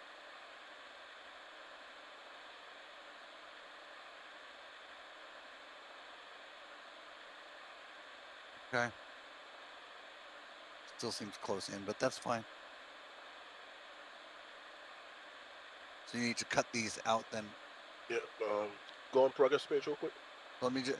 So if you concur, I'll just go direct Tenip now, and that'll cut. You just want to do it. It's gonna erase the waypoint. The other waypoints in between. Yeah, it's gonna erase the. No, it's gonna erase Tenip. The one you're trying to go direct to. It won't do it. Remember, we tried to do it. Oh, you do it on your side. All right. So let me go back to progress. You go to legs. Now you can hit Tenip. Direct. Confirm. Checked. All right, there we go. Double descent right there too. And now we're at top of descent. So boom, we're at top of descent now. So we should start descending here in a second. Now we're at 0.25. We don't want that. We want 1. We're super slow now.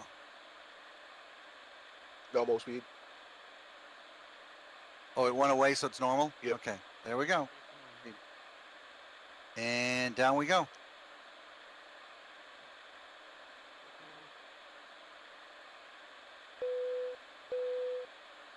Ladies and gentlemen, from the flight deck, we have begun our descent.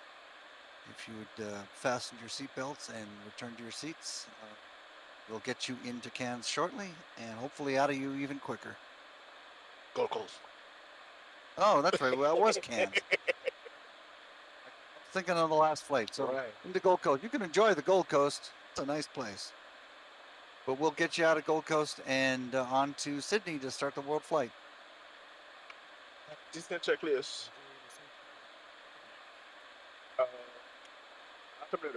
Altimeters. 1023 preset left. 10223. Verify that number. Cross check. Was it 23? Yes. Okay. I've got 23. You got 23. 23. Cross check. Minimums. Minimums into there. 360. Okay.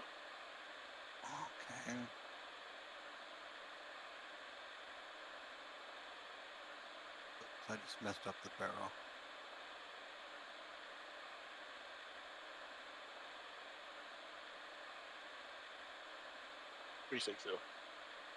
I turned the wrong thing. Stand by. 2, 3, and the. You got 2-2. It's over here. You got 2-2. Yep, it's the one on the left. What was the number again? 360. Okay. Oh, that's too much.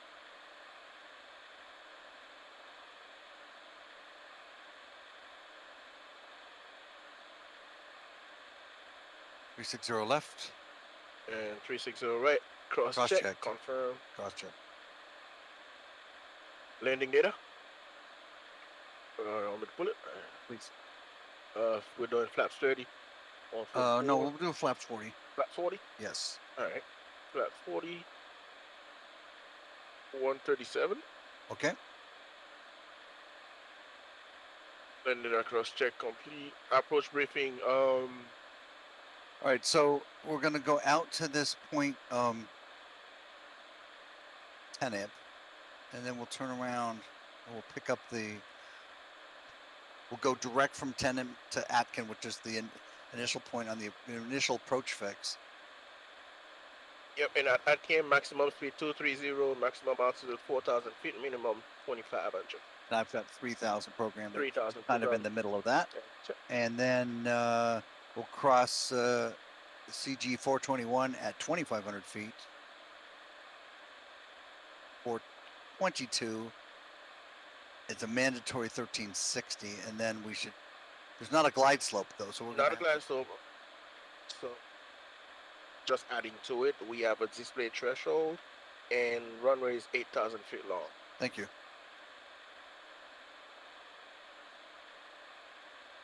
All right. The auto brakes. You want to go auto brakes 3? Your call. No, 2's fine. 2's fine. Short runway. Oh, it is? Yeah, 8,000 foot. All right, 3. All right. Auto brake 3. Cross checks. A little rough to the passengers. Seatbelt sign on. A little early for that or no? Yeah, we descending, so usually they start at the descent. But it was. Yeah, for still cockpit. Still cockpit at 10,000, so. Yeah, 10,000. Seatbelt sign on. Pressurization panel set. I confirm the landing altitude. And recall check. Engine. We have a cushion here.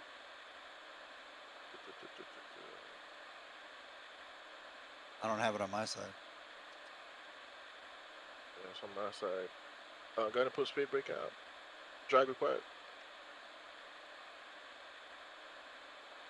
Speed brake armed? Got an arm. You got drag required. Oh, I see what you're saying. It says it right here. Oh, gotcha. So flight detent. Gotcha. All right, descent check is complete. The next one is approach. Thanks for. No problem. Thanks for the backup.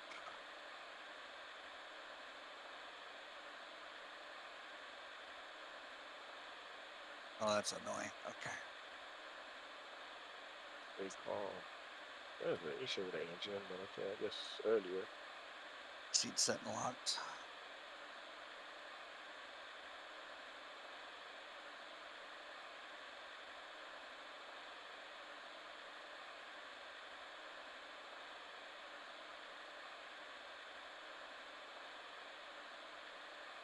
Starry night.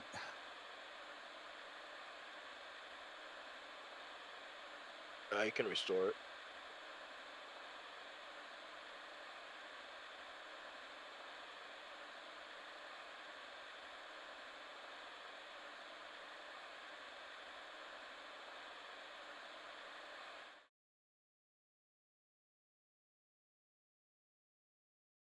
Back off the drag. Yep.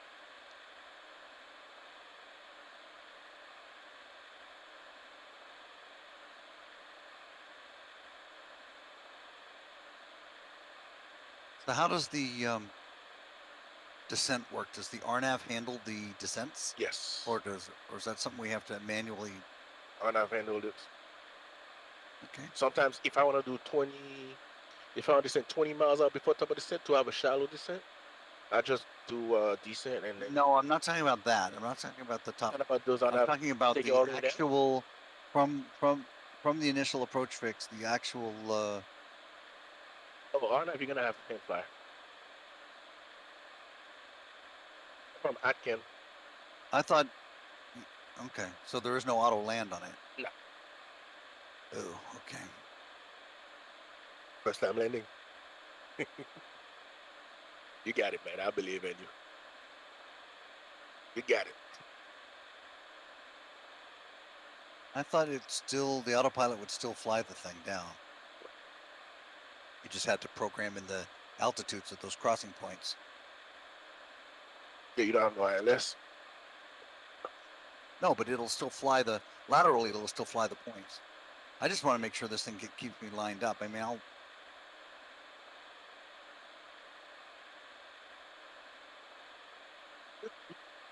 right, back on progress.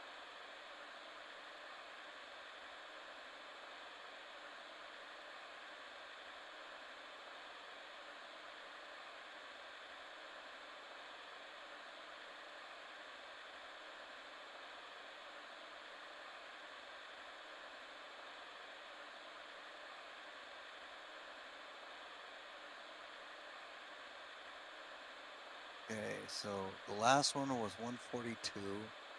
Let's go one. Well, let's check.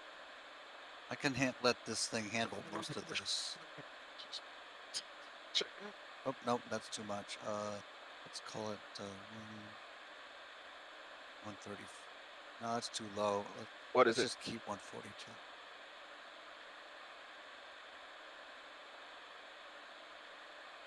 Sorry? What was it? They've got us down to 142, that far out. Oh, wait. That's climbing out. Never mind. Yep. That's not what I want up here. That's a runway. Yeah, but we said the final approach speed was going to be 143. I mean, 136. 136 plus 5, that's 141. Okay. Yeah. So we're going to leave. So 142 is fine then? Yep. You have to execute on your side. No. Cancel that.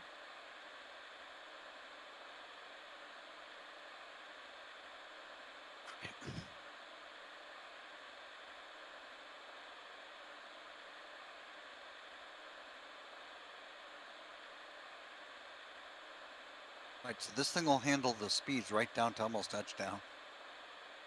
Just need to kill the auto throttle before we touchdown, or it won't do the reversing. And then, actually, this will do auto throttle disengage. Right. Say again? Right. Press 18. Oh, thank you.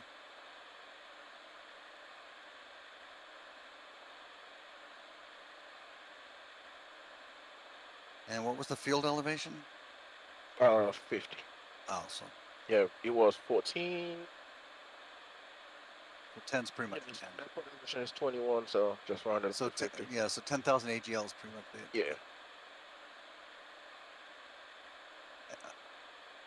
And what did you say the transition out level was? It was 10,000.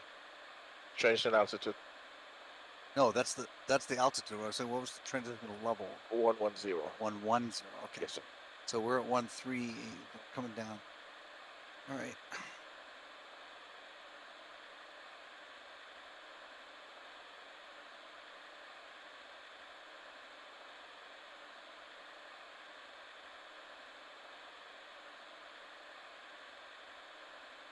So just to give me the extra time, let's go sterile cockpit. All right.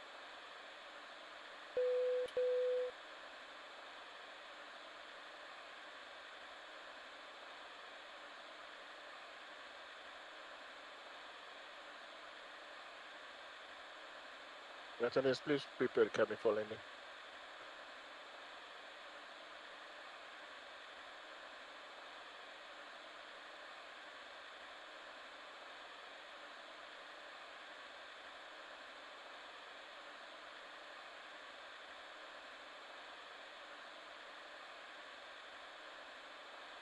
So we got quite a ways. We got to go out to 10 at first.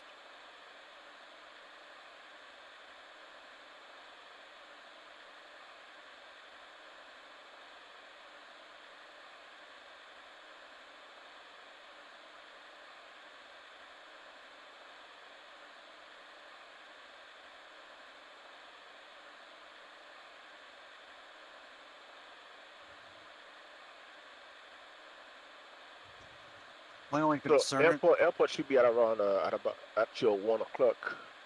Over down there. Yeah, my only concern is that we're going to be coming in awful. It's going to be an awful sharp turn.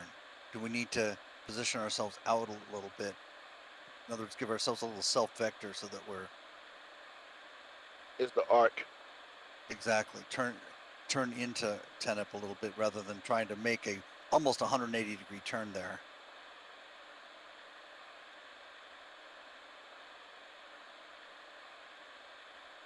Just got I need speed as well. Once we leave Atkin, before we get to Atkin, we need to be at 230 maximum. Yeah, but that's coming back the other direction. I'm saying heading down this direction. Let's see, Tenip, we need to be at 240.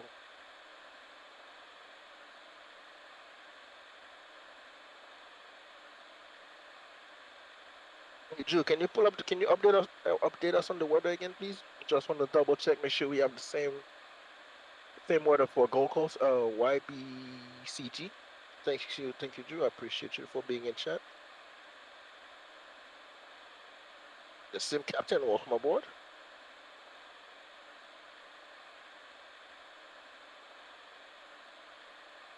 Thank you, man. Thank you for wishing us luck. We appreciate you.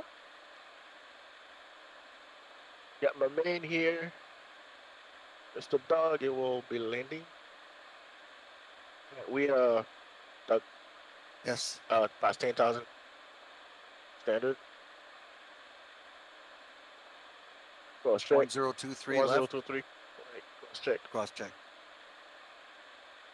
And in the middle.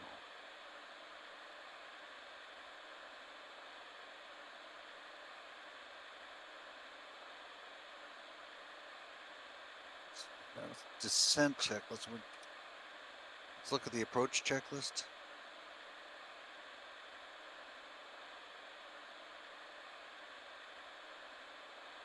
Approach checklist. Flight and nav instrument. Verified. Right. Okay. Cabin notification. That's complete. Altimeter. 1023 left. 1023 right. Check. Cross check. All right. And thank you, Drew. Winds 210 at 8 knots, visibility 10 kilometers. Clouds counted at 8,500, temperature 17, 0.13, altitude 1023. Let's still get the same altimeter. Good.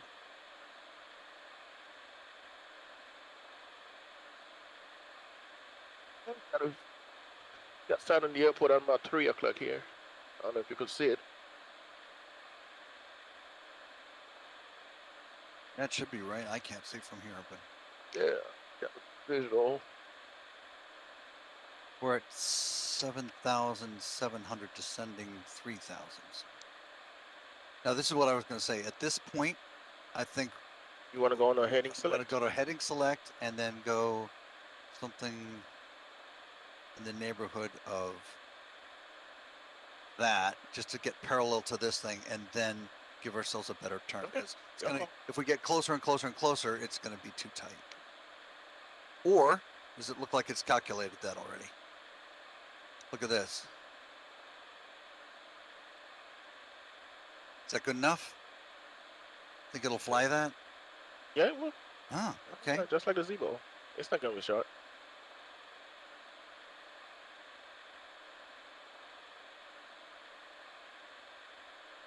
You're not on heading select. No, but it says here we're supposed. Wait a minute. Why does it say we've departed Tenep? Tenep's out here. Yeah, it's just gonna make you to take that sharp turn. That's why if you want to go on heading select, it will be easier. So you have a, you don't have a sharp coming turn. So let's do that now.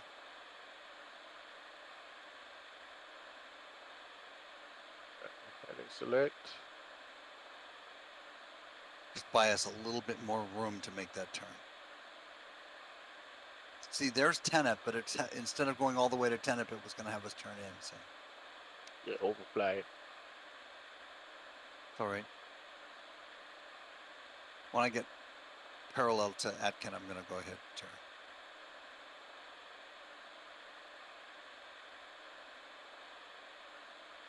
Course would be 319.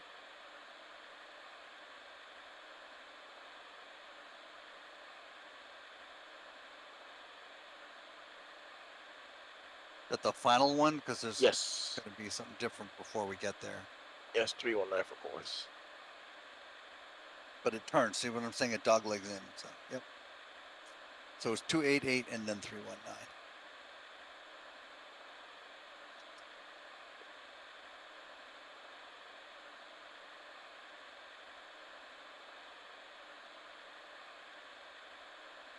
All right, still saying we're not going to be down to 3 until we get to that point. Remember, it's 4,000 at maximum 4,000 at Atkin at the next waypoint we just passed. Right, that's what I'm saying. Yeah. It's saying that we're not going to get down to 3, which is what it's set to until we get out to that point. So, and it said something about a decel. Are we going the right speed? Yeah, getting to be at 230. That's that. Again, we need to be at 230 you maximum. concur we should probably shut off the VNav and start managing the altitudes. Sweet. So let's, we got 3,000 set. We're descending to that. Continue the level change. And the speed we want, what did we say? 230. 230 checked. And now we can go back to LNav. Nope, you're gonna have to go direct. Direct Atkin. No, I'm good. I'll do it for you. Can't do it on this side. No, one. Let's go legs. Execute. And LNav. No. And there you go. Doing it. Doing that.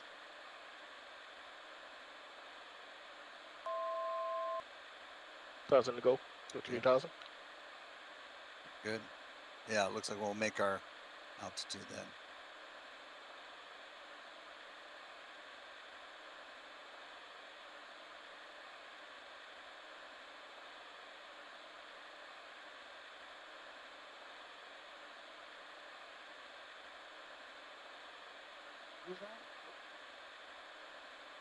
I think Rookie did from the outside. How they're doing that from outside? Awful bright. Oh, it's not the same light. It's not the same. Rookie, you might shut off this light for a little bit, man. It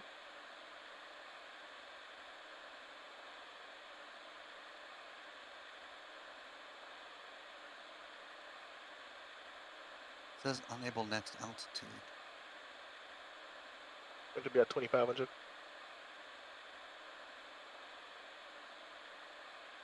And level change. And are we on a vertical speed then? If the level change isn't going to do the trick. Level change should do it. How about 800 feet per minute? Is that good or doing? I got about 1,000. Right. Very good. Concur. Of course, it's 319. I don't know why I'm 1216. Remember, short approach. Start putting flaps out. All right. Thank you. Oh, now I see the runway. Or the approach lights. So we're not to the up thing yet. Doesn't have to pass that before we can start to put it out. No, we're already below 250. So yes, flaps 15. Or excuse me, I'm sorry, flaps 5. Flaps 5. Speed checks about 5. All right, what's the next one? 10's at 210.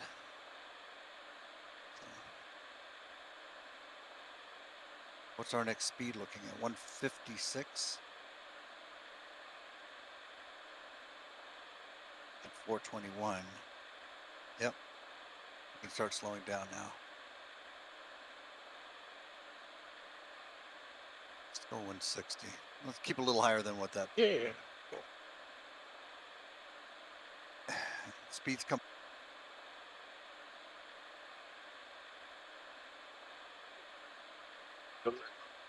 Yeah. Left side, okay. All right, cool. Oh, it was for the stream. That was. Yeah.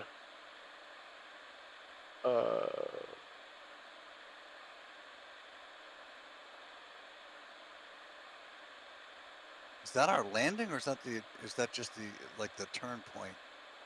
Turn point coming up. Airport should be right there. We should be down to 2,500. Are we descending enough? Yeah, we're descending. Okay. We already got 25. All right, next one's 1360.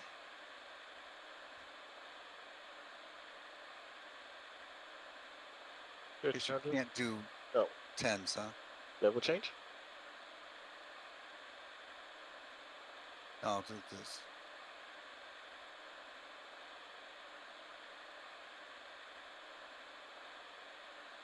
All right.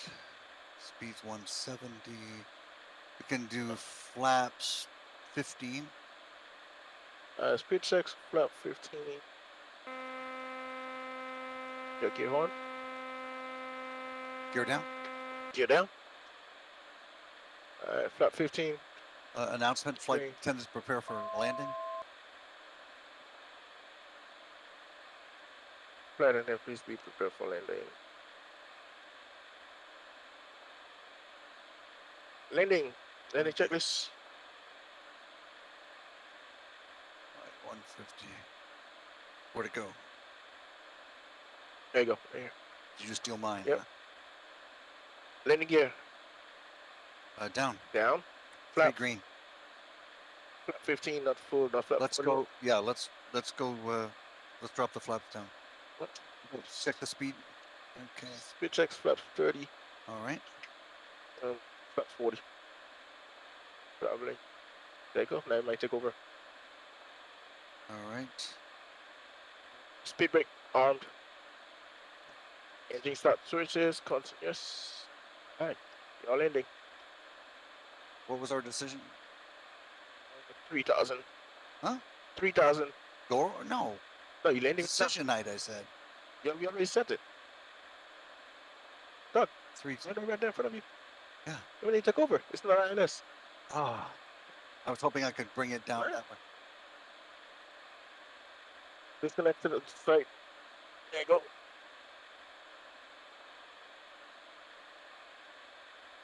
I got you.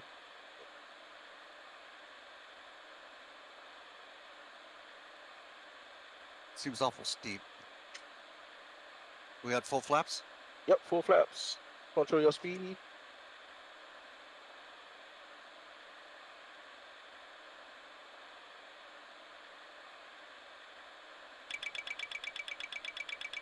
Over the speed. 1,000.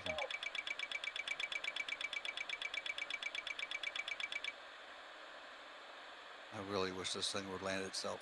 You want to go around? Not yet. Sync rate. Crap. Short runway. Sync rate. Yeah, we're not. Dang it. Approaching minimums.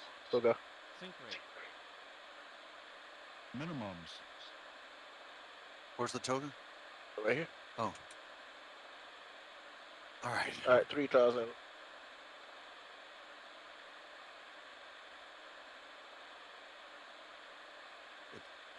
Autopilot not on yet? No. It's still controlling the aircraft. We're going around. Why won't it come back on? Let go. Yes. Let go. Let go. Go. All right, so let's get heading back the other direction. You gotta go ahead and select. All right, so that's that. I'm not going to enter it yet. I'm just going to go ahead and turn this turnout first. And flaps. What, 515? Yeah. Yep, flap 15 up. About, what do you recommend? 160 on the speed, 180? Oh, 180. 180. And we can go flaps 10 if you'd like. But the gear's still down. Yep, gear up. Should be a called. Yeah, that should have been a question, and I would have said yes, gear up. That's cool. About 5. This is going to be a tough one. If the thing won't... I was hoping it would, like, at least steer itself in, and then we can manually, set the altitude so... It's when it's on nav, you have to take over and land it. Yeah. You want me to program the approach again? Yes. All right. We can actually fly a visual. I mean, it's very, very clear.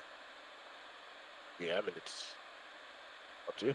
Because remember, we on crunch time right now. Yeah, I know. So I don't really want to set the whole approach again. Now C1 Yankee.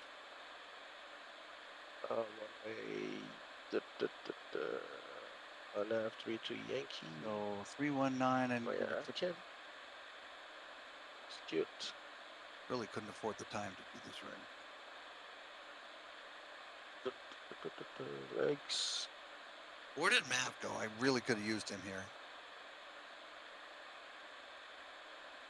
Cute.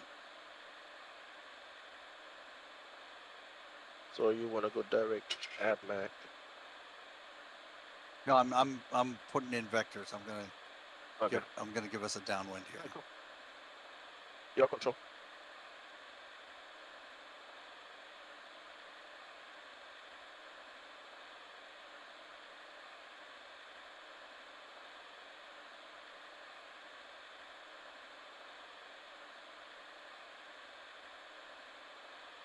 Seems like it turns around pretty quick.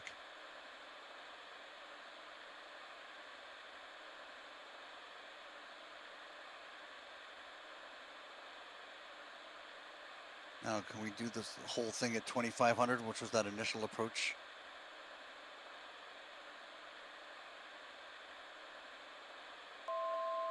Don't have to go down very fast. Got plenty of time.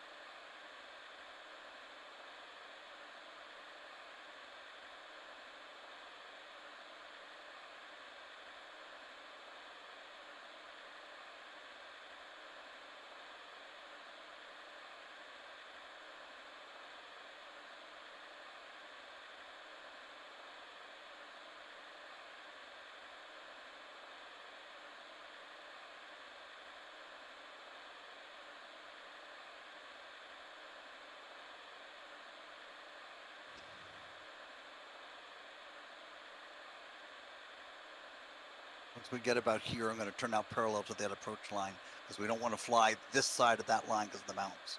That's why the line comes in that way. Exactly. Yep.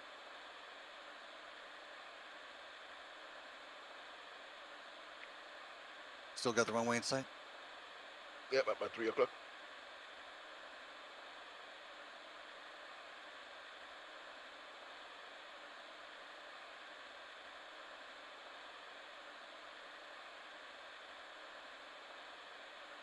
Yeah, I'm going to try to let this thing go much farther down. I'll use the autopilot to control it. Okay. And then if it keeps us lined up and it's straight, I can take it off just before the flare. I know you gotta with the VNAV, or excuse me, with the RNAV approach, you have to manage it at least, but it doesn't mean you necessarily have to hand fly it. But you do have to manage it.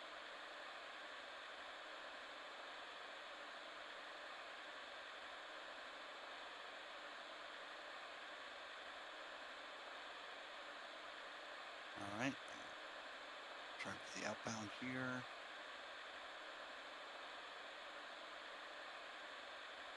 And then when we get about here, we're gonna about parallel to that. I'm gonna start the turn back. All right, cool.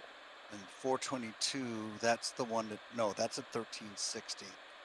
So no, I'm gonna go to. Don't need to go all the way to Atkin, but we need to be 2500 at 14 at 421. So yeah. So I guess I can turn now, but we just need to descend to like 13. 1300. You'll 1360. You want to make it color 1400? You 1400. want to make it Huh? 1000? Huh? You want to make it 12? So it'll be. No, let's go just a little bit higher. Let's make it 13. I'd 14, love 13. 1400? Yeah, 1400. I'll call.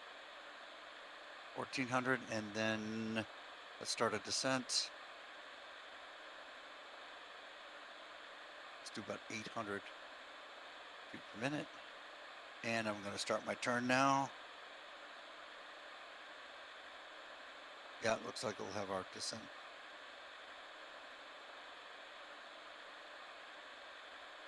Okay, that looks good.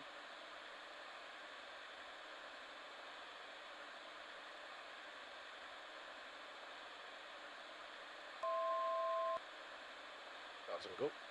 It's pretty good.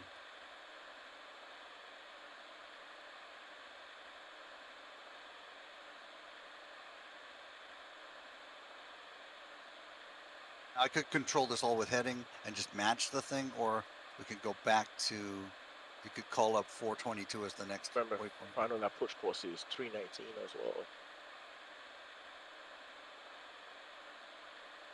I'm just going to send, trying to intercept this now, and maybe we can get a little bit closer. Got to feel I'm at 2 o'clock. All right.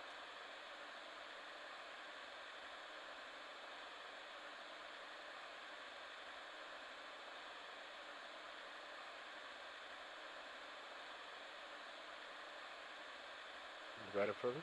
Down to 1,000 now.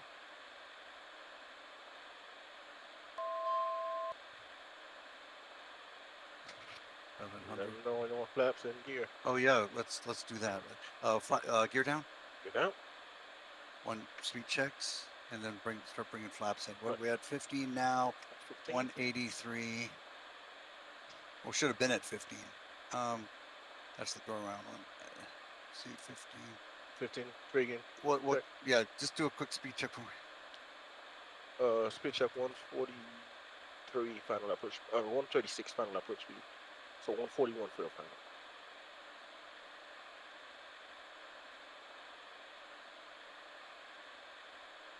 Landing checklist.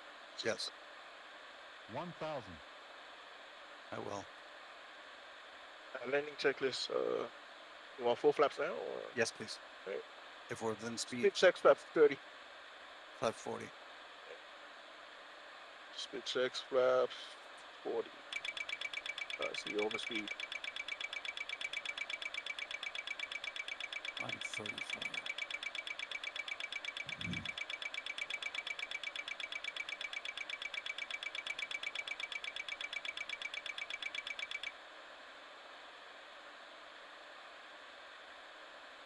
Then checklist, let's get it down.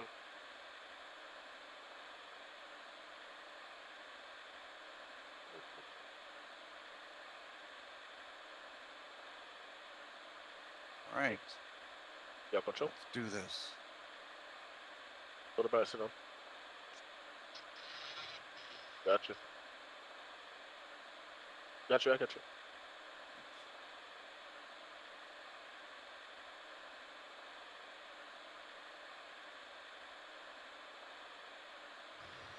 Speed 152. Control your speed.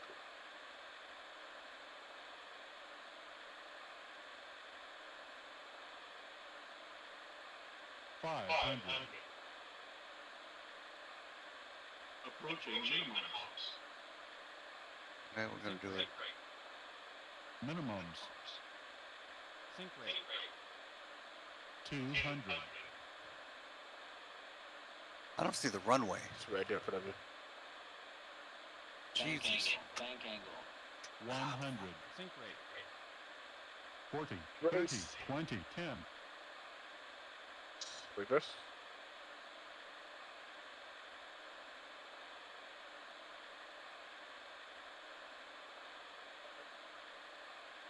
Green.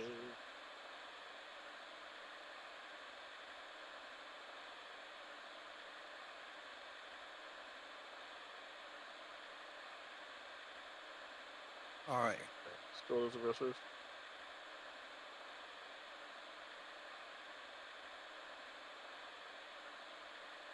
We can't see anything. Where's the taxiway? Taxi lights on. All right. Airport. We're gonna make a right. All right. At the end.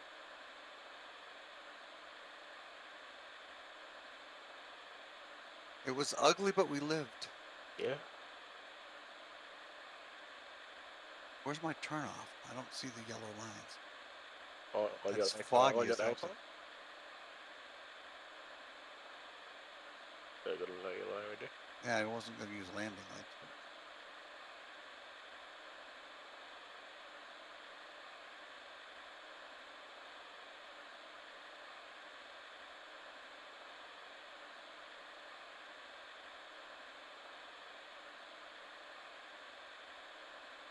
The landing. After landing checklist. Stroke off. If you 1, 2, 3, 4, 5. All right, where are we parking? We can't go to any stand. We just want the other crew to get in, so we can't go to any stand up. You're coming up. Where are those stands is what I'm saying. It's gotta be to your left. Keep an eye for the yellow line. I don't have the airfield chart, unfortunately. I forgot. Yeah, I'm looking. I'm putting got mine up right now. All right, looks like we've got some stuff off to the left, but I don't see where the entrance to it is. Yeah, it's further down. My speed. Oh, I'm only doing 10. I need to go a little faster. 20. All right, here's all the buildings.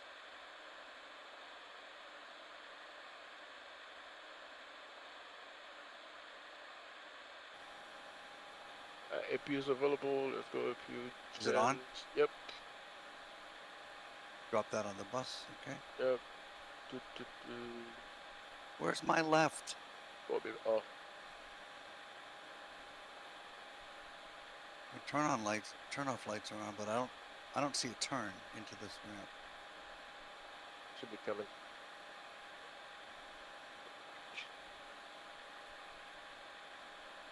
All right, let's get the cockpit cleaned up as best as possible for the next crew.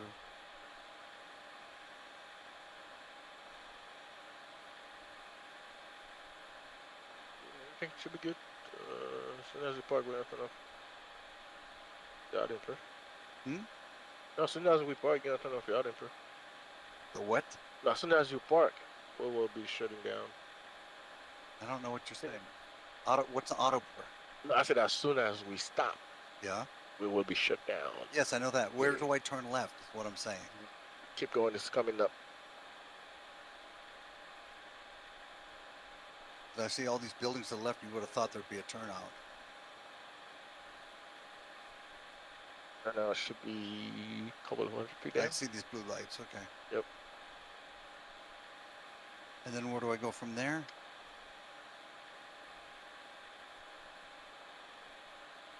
Okay, here comes a left. Yeah, right there. To the left.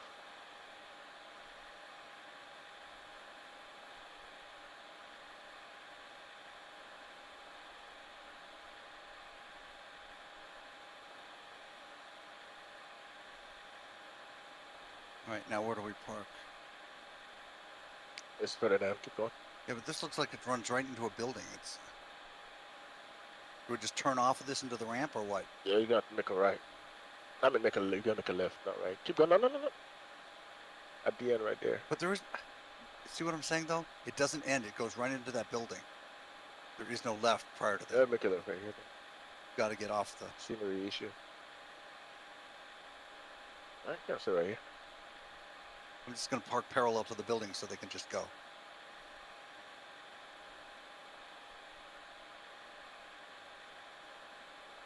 All right. Parking brake set. All right. Shutdown checklist. Checklist. Parking brake. Set. Fuel pump switches.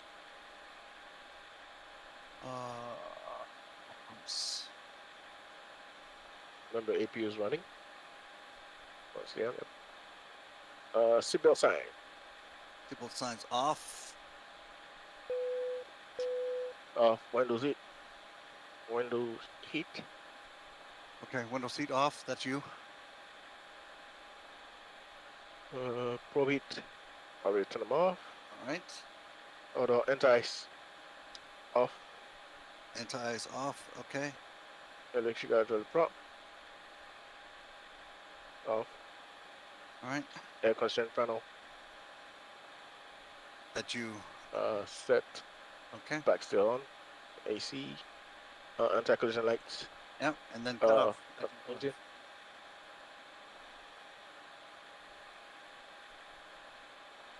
Make sure we have. Back is the lights off. Engine start levers cut off. Transponders. Position that can stay on stem and everything else is off. The first thing by. All right. That's it. Shutdown. Shutdown checklist. I don't think we need the secure checklist, do we? Because we're not shutting off. Well, we can run through it real quick and skip the ones we don't want. Step trim is required.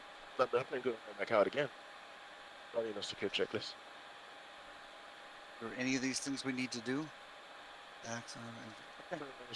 Sharks confirmed. Brakes may be released for cooling tangent. All right, that's good. All right.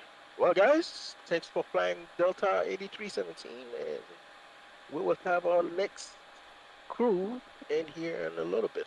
Just bear with us in a moment. I'll see you guys in a few. Not me, but you know, the other crew. I might be riding jump seat though. Who knows?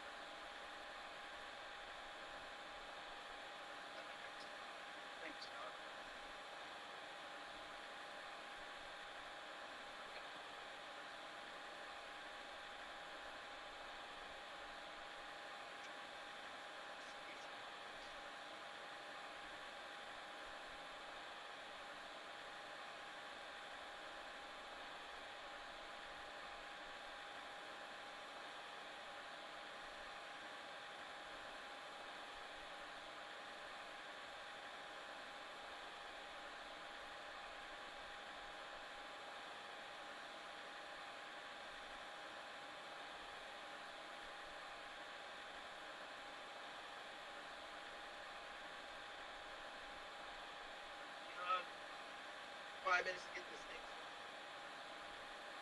landing in which call it? Yeah, everybody's landing is there.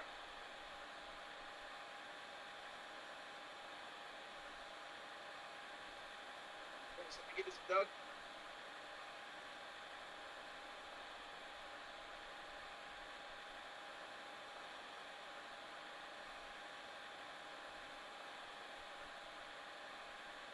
Flying, man.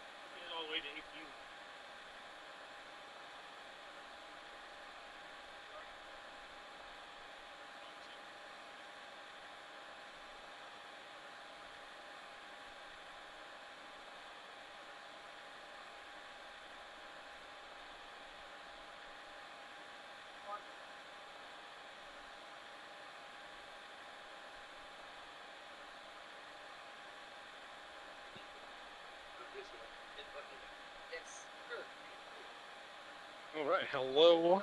Hello, hello, hello. Have no fear, Maverick is here. Thank you.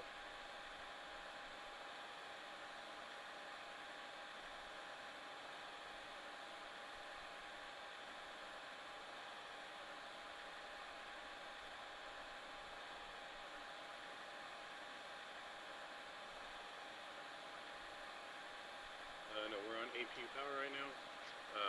So turn around. State.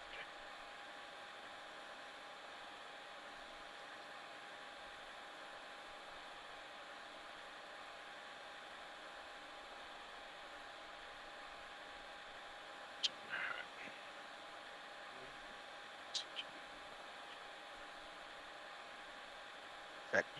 Check, check. 5 by 5.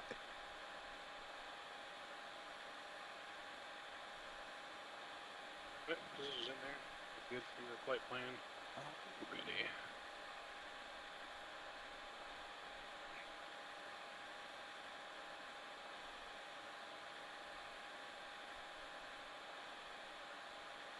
Hey, what's going on, sup, man?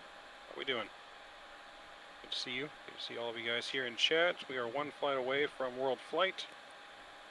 We're taking the plane down to Sydney to kick it off. Yeah. Thank you for subscribing. Sorry, I can't pronounce your name, but thank you for subscribing. I don't want to say it long.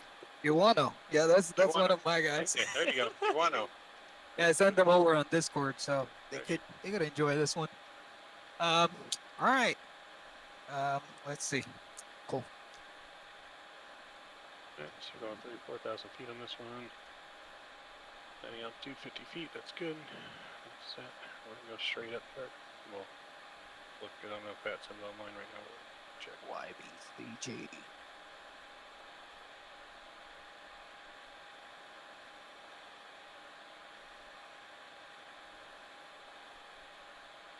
The data links not working.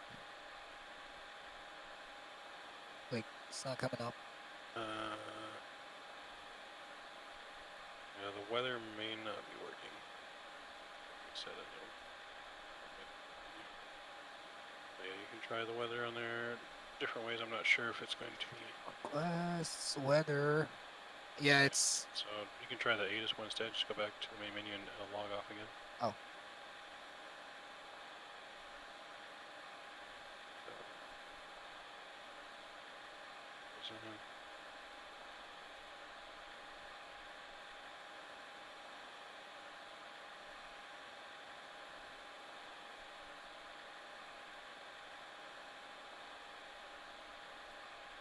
I think that's fine. Well, oh, I guess we don't probably have ATIS as well.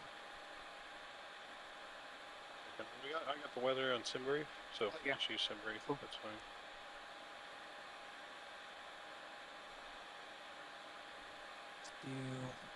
Let's do YSSY.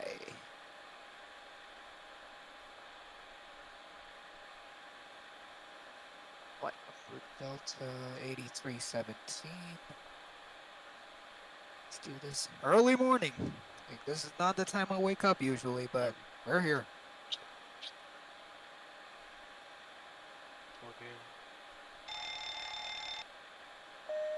Is this live time?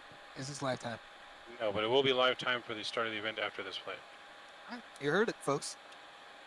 There'll be live time for the complete world flight event starting after this flight. This is our warm-up flight going to Sydney, and after that things will be reset. There'll be a small break, probably about an hour and a half break or so before the event as we get our sim reset and everything and loaded into Sydney, and real weather, real time, all that schnaz will be done after this flight. No, we're still on Vatsim. What other iPad? There was nothing in the right window. Geo took it probably.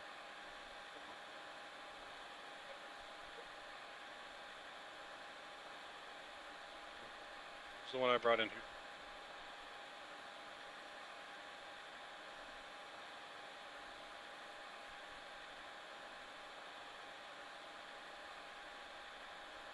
I said live time.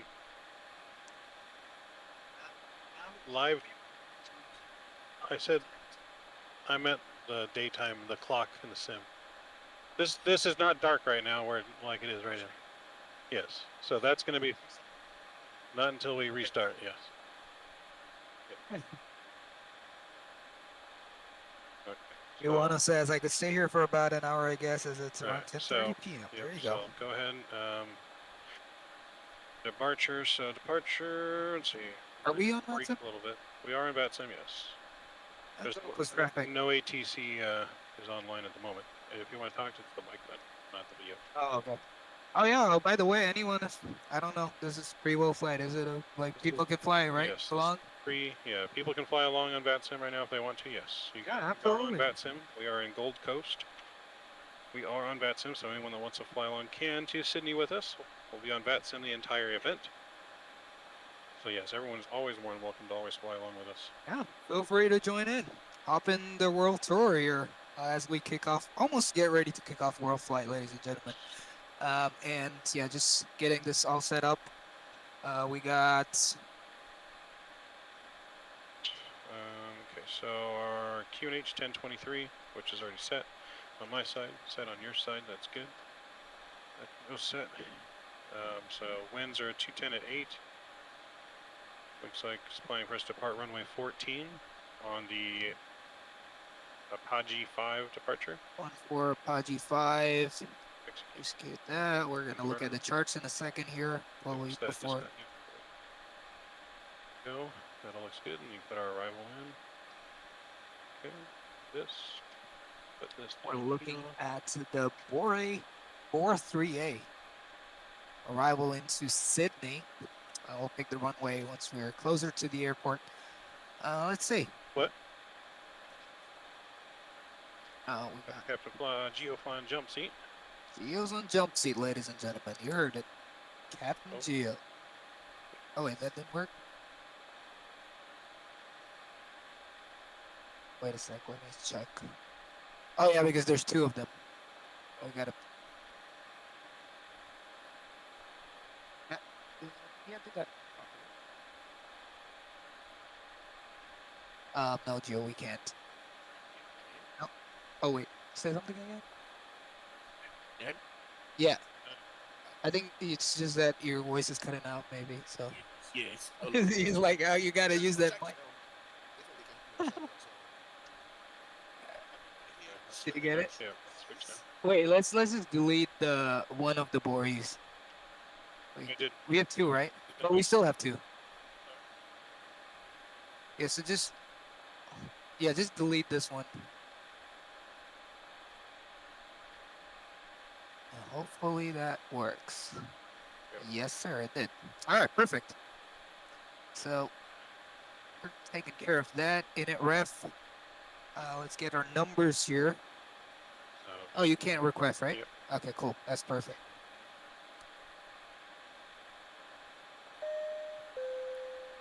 CJ, this is Sim Aviator. What's up, man? Dave is here as well. Dan, what's up, man? Boogie? Well, you just gotta scroll up. No password. Uplink already. Let's load that up. And let's go back to init.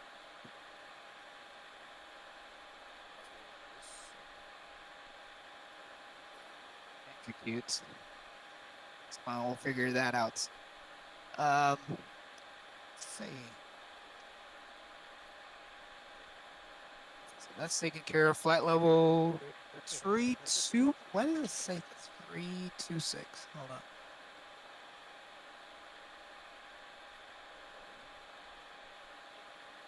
Yeah, I'm this Delta flight plan. Not used to this. Oh, yeah, page 2 and 3 has everything on there. 2 and 3. Where's my cruise altitude? Cruise altitude. 340. 340? Oh, so that's the one? Yep. Okay, cool. 340, we should have. Transition altitude, we have to put that in, so I'm just going to get the charts here up real quick. Navigraph. And... Transition's 10,000. Oh, it is 10,000. Also, it's picking everything up. Great. Cost It mix is, of but always 23. good to confirm, yes. That's 10,000. We got 340 reserves of 2.3. Cool. Let's go in with limit. We're not gonna derate any takeoff. We'll just do normal climb, normal takeoff, normal climb. Takeoff flaps 5. And then we just need the CG. Okay. 21.6. 21.6%. Let's get the speeds. We go 147. The V2. And I think we're good to go. Let's review the charts. If you are ready to go, Mike. Yes. We'll review the charts and do the before takeoff briefing, and then we'll call for push.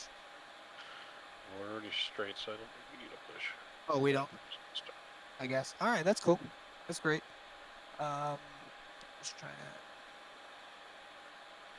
Oh, charts. So Gold Coast.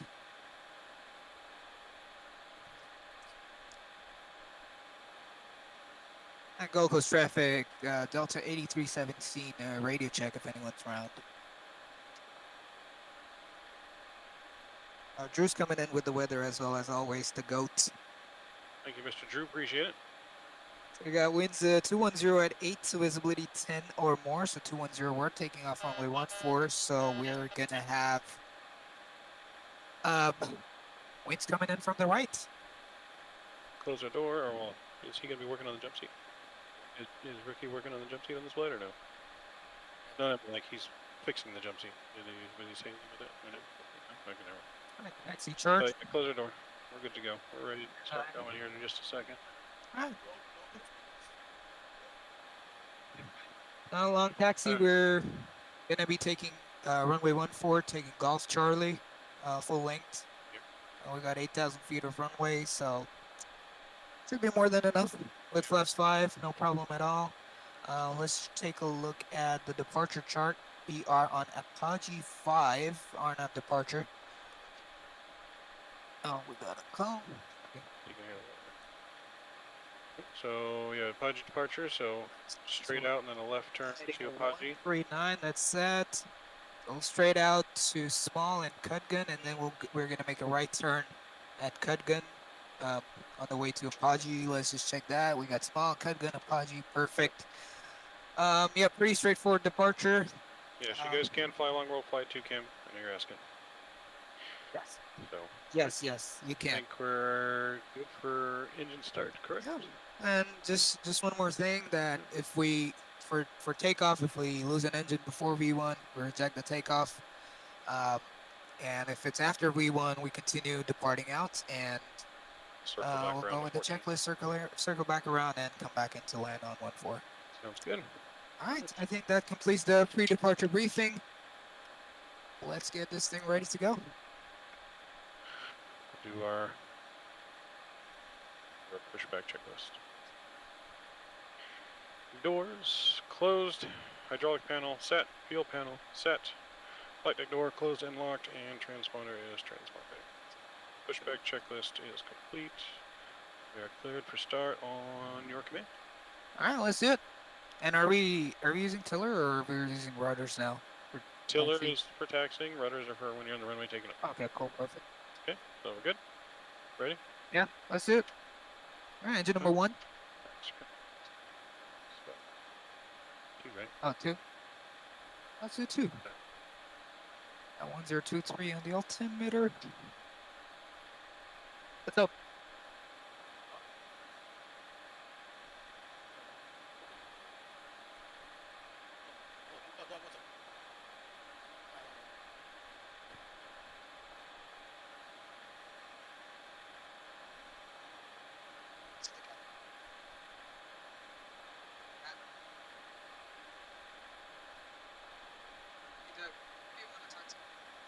Yeah, it's me, Matt.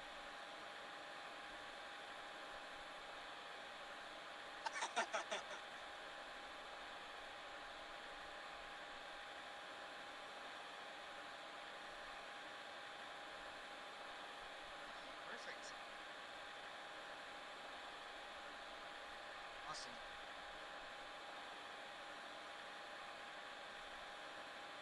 You too, man. See you. Yep. Bye bye.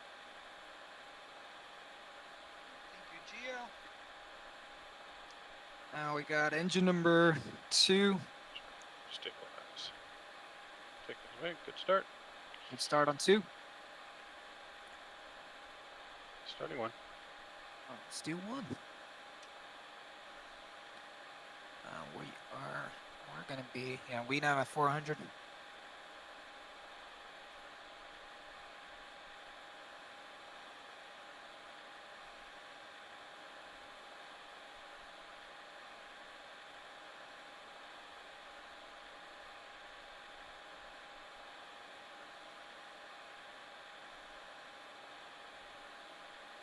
Engine number 1.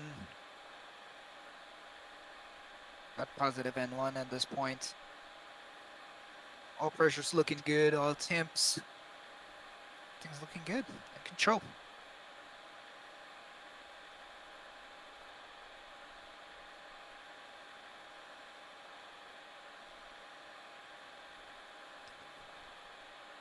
Starter cut out. Waiting for stabilization.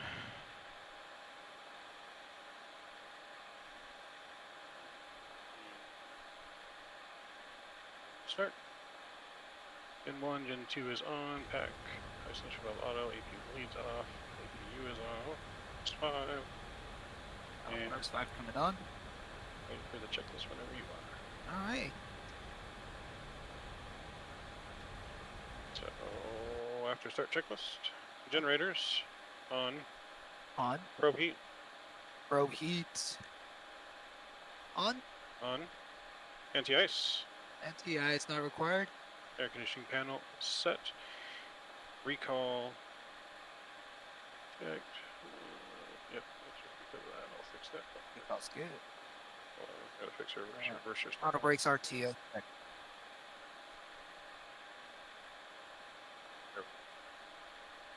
ready recall. Recall checked. Auto brakes RTO. After start checklist complete. Yeah. Next. Taxi checklist next. Right. Flaps. Flaps 5 indicated green. 5 in green. Takeoff speeds. Set 135. Let me just quickly look at that. 135 is a V1 rotate at 137 and V2 is 147. Checked. 135, 137, 147. Cross check. Thrust. Thrust is full send. 97.6. Toga. Check. Check. Step trim.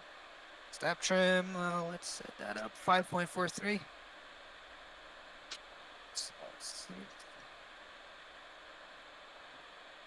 Step trim is 5.44 set.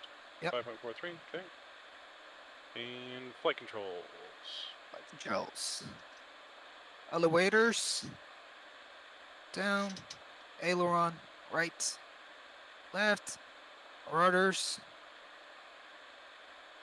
Checked. Flight controls check complete. Controls free and clear. After taxi checklist is complete. Let's start taxi. There you go. Taxi lights coming on. Perfect. Ready when you are, sir. All right, let's get the parking brake off. And ready to taxi. So we're gonna be making. Okay. U-turn. I'll go in a little bit. We got 360. Okay. All right, let's start moving.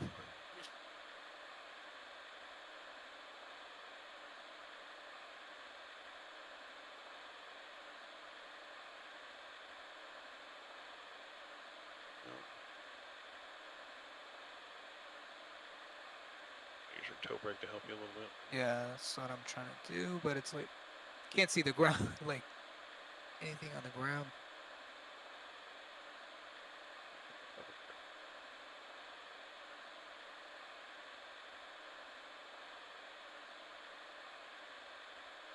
Keep going, keep going. Now we're making a 360. Let's continue with that.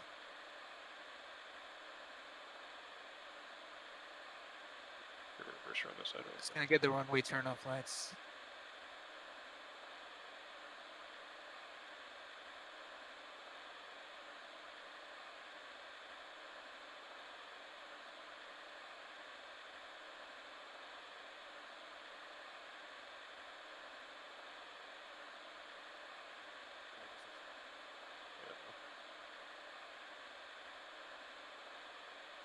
Get out of here. I'll fix the reverser. Sorry.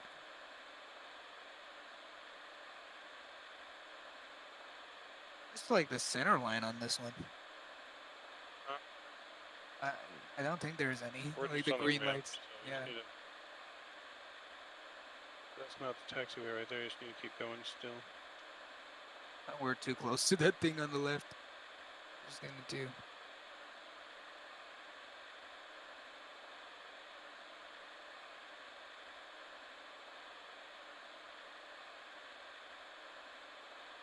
Now turn right, yeah.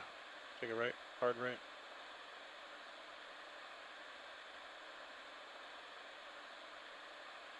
So it is, you're gonna follow that blue light out. I see. And we overshot that one. So just follow right between the blue lights out. I think we should just get the lights off, like internal lights off for departure, I guess. So.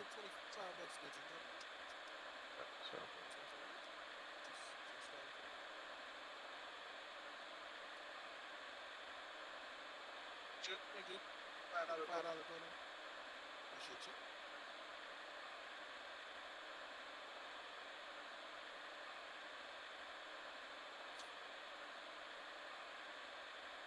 Yeah, there's the line right there. Okay, so we're good. There you go. Finally.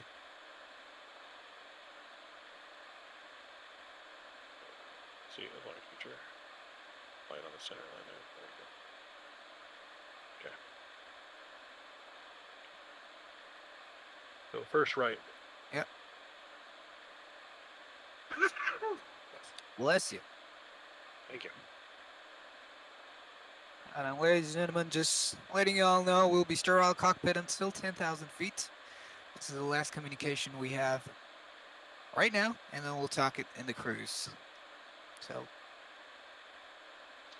You're right. Right.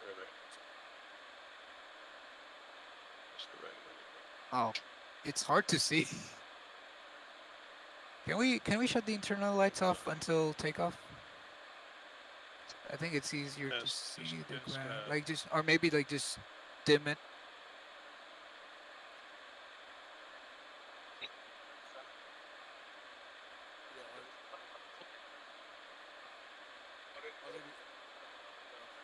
He did. That little neat, right? Yeah, they went on. All right. We're on the right track now. That's great. Oh yeah, this is much better. For just like being able to see the taxiway.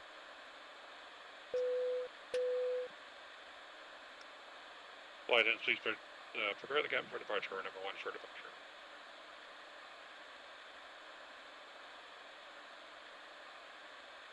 Okay, fix that while we're moving.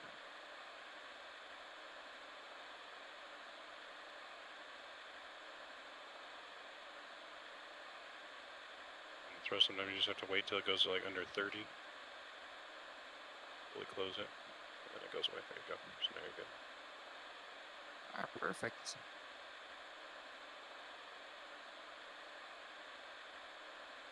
Coming up on full length, we'll be turning left.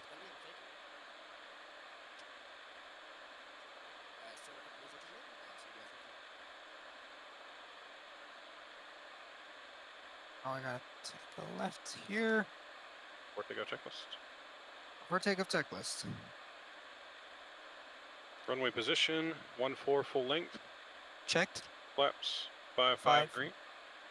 Navigation briefing. Complete. Takeoff warning.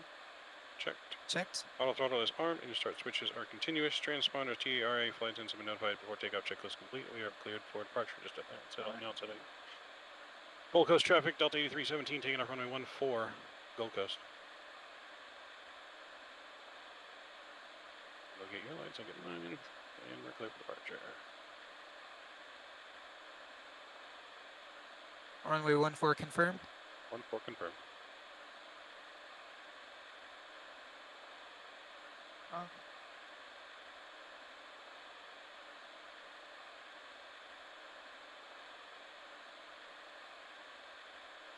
Engine stable, 40%. Stay.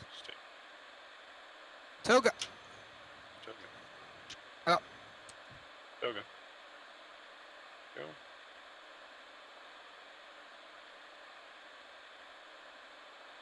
Power set. 5.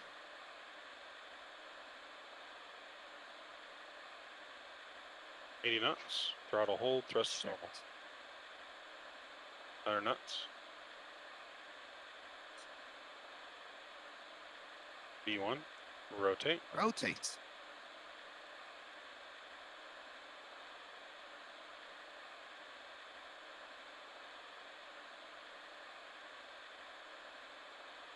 Positive rate. Gear up, please. Gear up.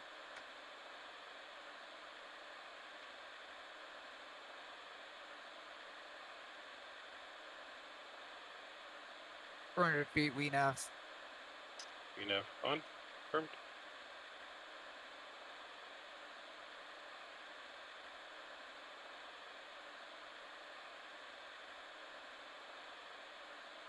Feet. Checked.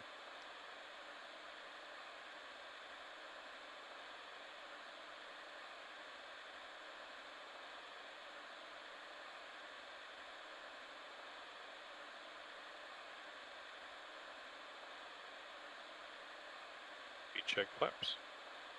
Flaps 1. Flaps 1. Flaps up. Flaps up.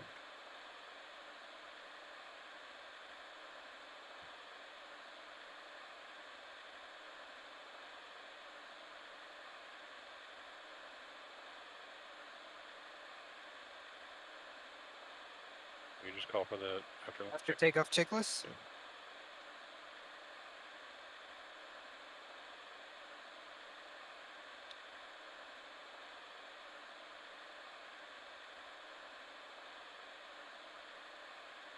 Takeoff checklist complete. All right.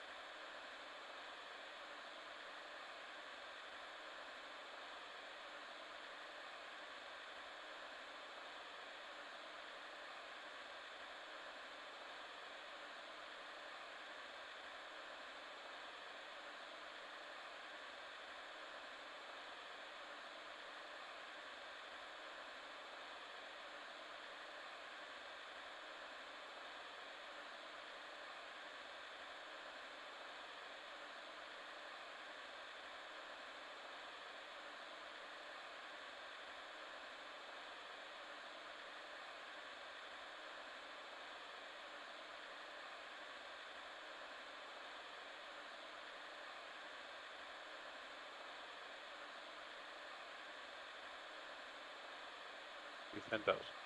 10,000 feet.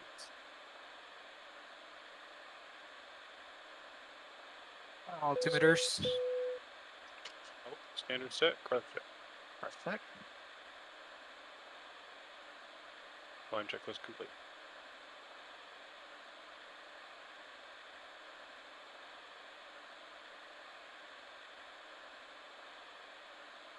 Let's get CMDA.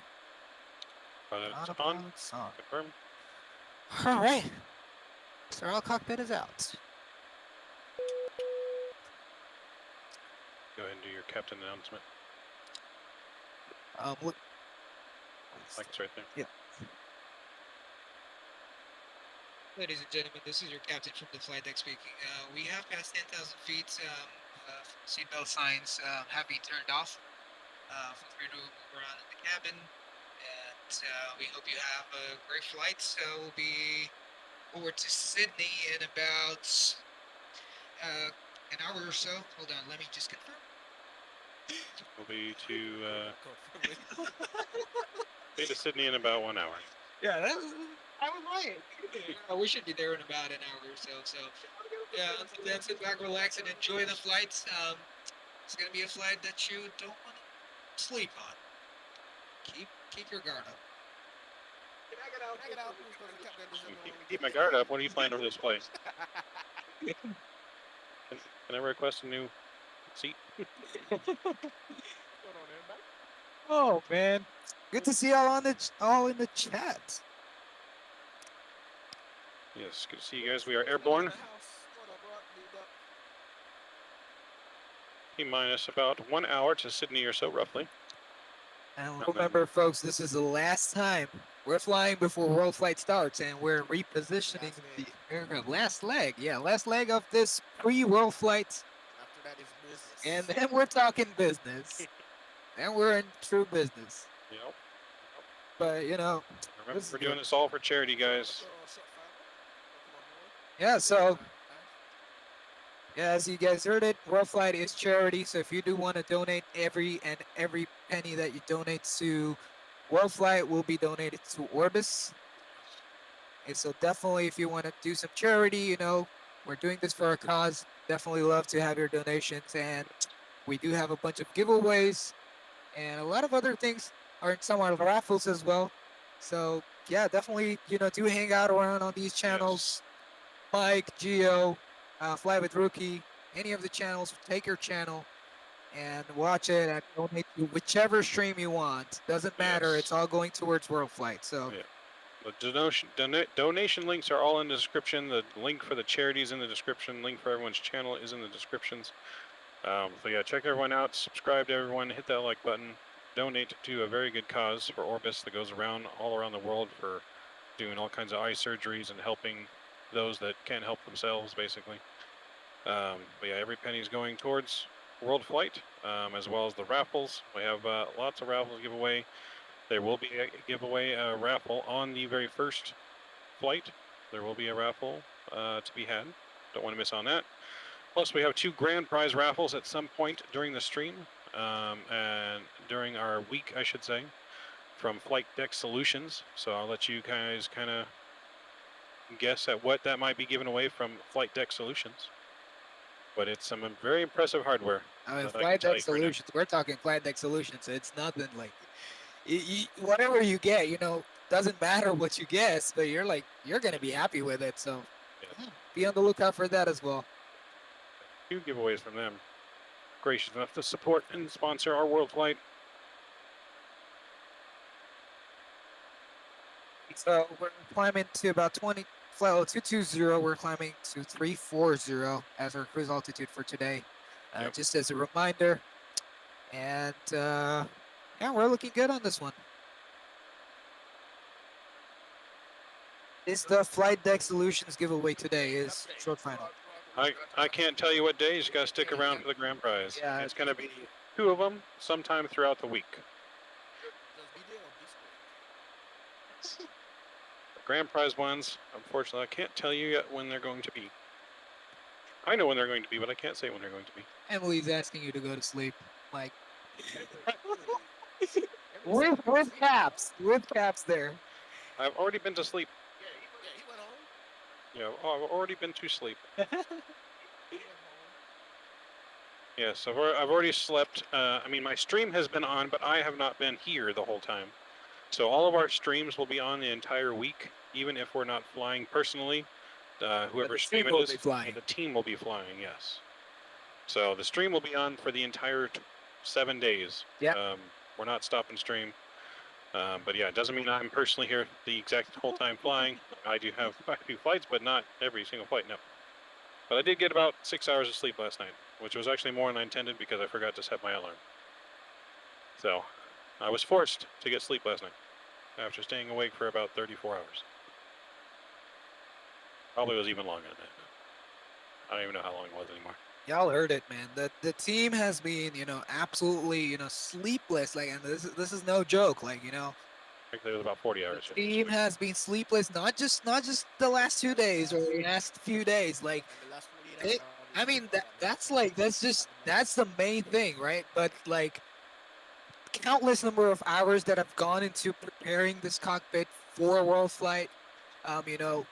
Just this sim is actually like based on Microsoft, but for world flight we're using P3D just for better compatibility, better stability, compared to Microsoft yet at least.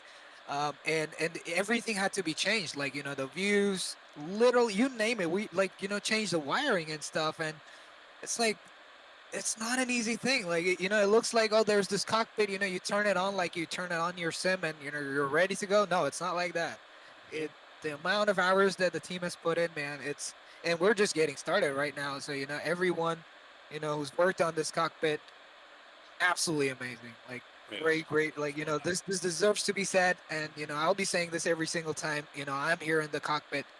But not a lot of people know what goes behind the scenes. Like if you are here, if you see what people are doing, that's when you realize, oh God, that's a lot of work. Like people have spent nights, I'm not talking about days, but even nights to just get this thing going and ready. And it's not a 2-day thing, it's not a 10-day thing, it's not a month thing. Like this world flight was actually we planned last year, right?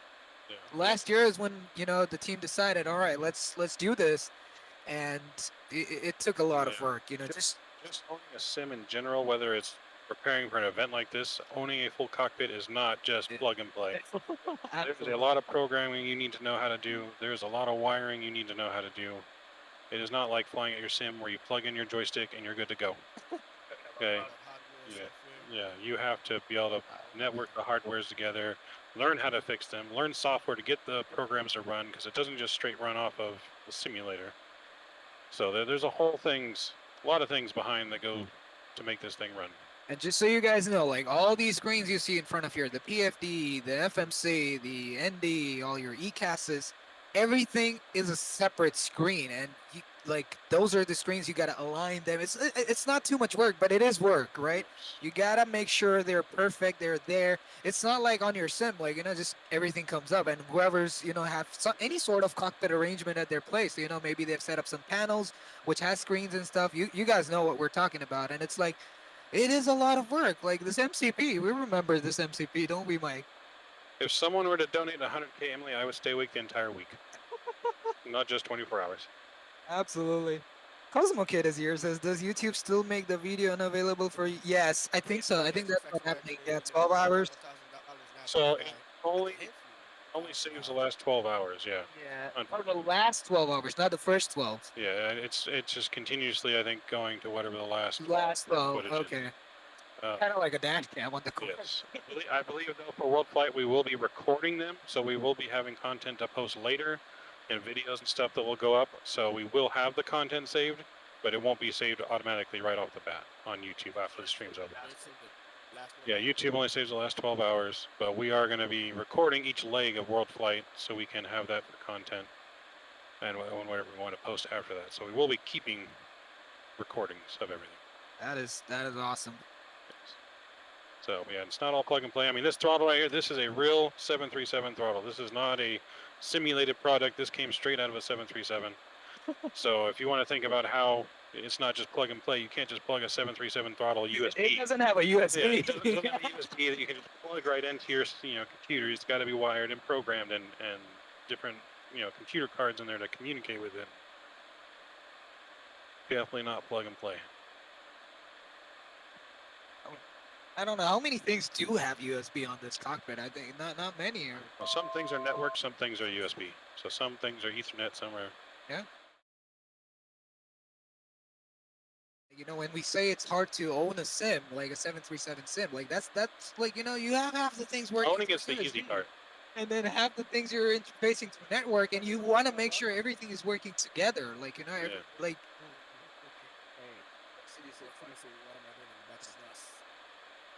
I'm writing the shut bus today, y'all. Hey, he said it, not me. Reaching cruise. Hey, Rock City, what's going on, man? Drew, as always, like chatting on all the streams. The goated man of all time in the Drew flight. always has like 8 streams up at once, moderating on them all. He's like I don't know how on he a does it. phone, on an iPad, on probably I don't know if does Xbox have browsers anymore. Like now, I don't have. If he's on his computer, he probably just has 8 different windows open. It's like and the funny thing is like everywhere. listening to it, like listening to everyone, and like there's people that watch a streamer and they're flying along and they don't listen to the ATC either. All right, we gotta call you. Play deck. Okay, I'll let you. Put him in. We have our snacks list coming. Snacks list.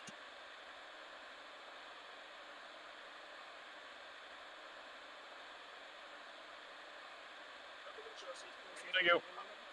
That is nice. Like, so that you don't have to have multiple papers.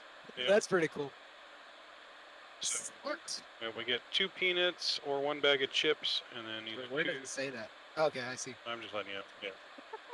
Either 2 bags of peanuts or a bag of chips, and then you can get up to 2 waters and 1 soda. Up to 2 waters and 1 what? Soda. Soda. Okay, I see. I'm gonna take our Coke Zero. Here's your marker to mark your stuff. What is that? Gas what? Call me and let me talk to you.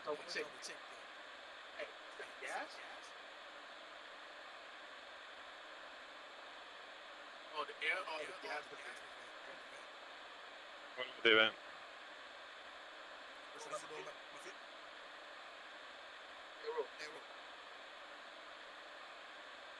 We're getting some technical stuff sorted out here. What about it? Yeah. Oh, if we want it. Okay.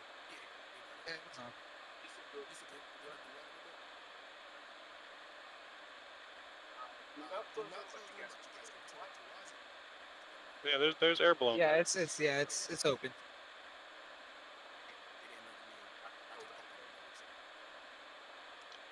I'm gonna get me some cashews and a Coke Zero.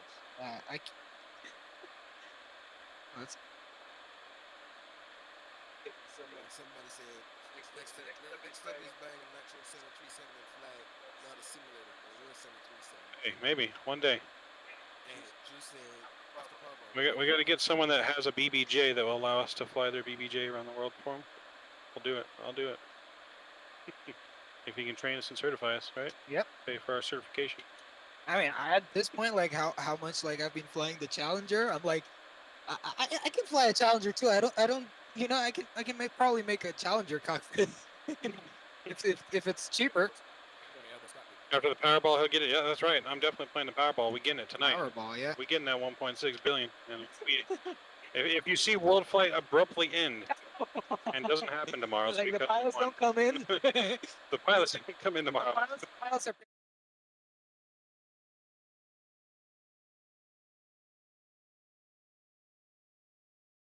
Let me figure it out. I'll just do peanuts as a salted. Yeah. Oh, cashews. You can mix the peanuts, so you can do 1 of each. 1 of like 2 bags. You can do 2 different bags. Just put on there 1 and 1. This is confusing. This is too many options, man. it's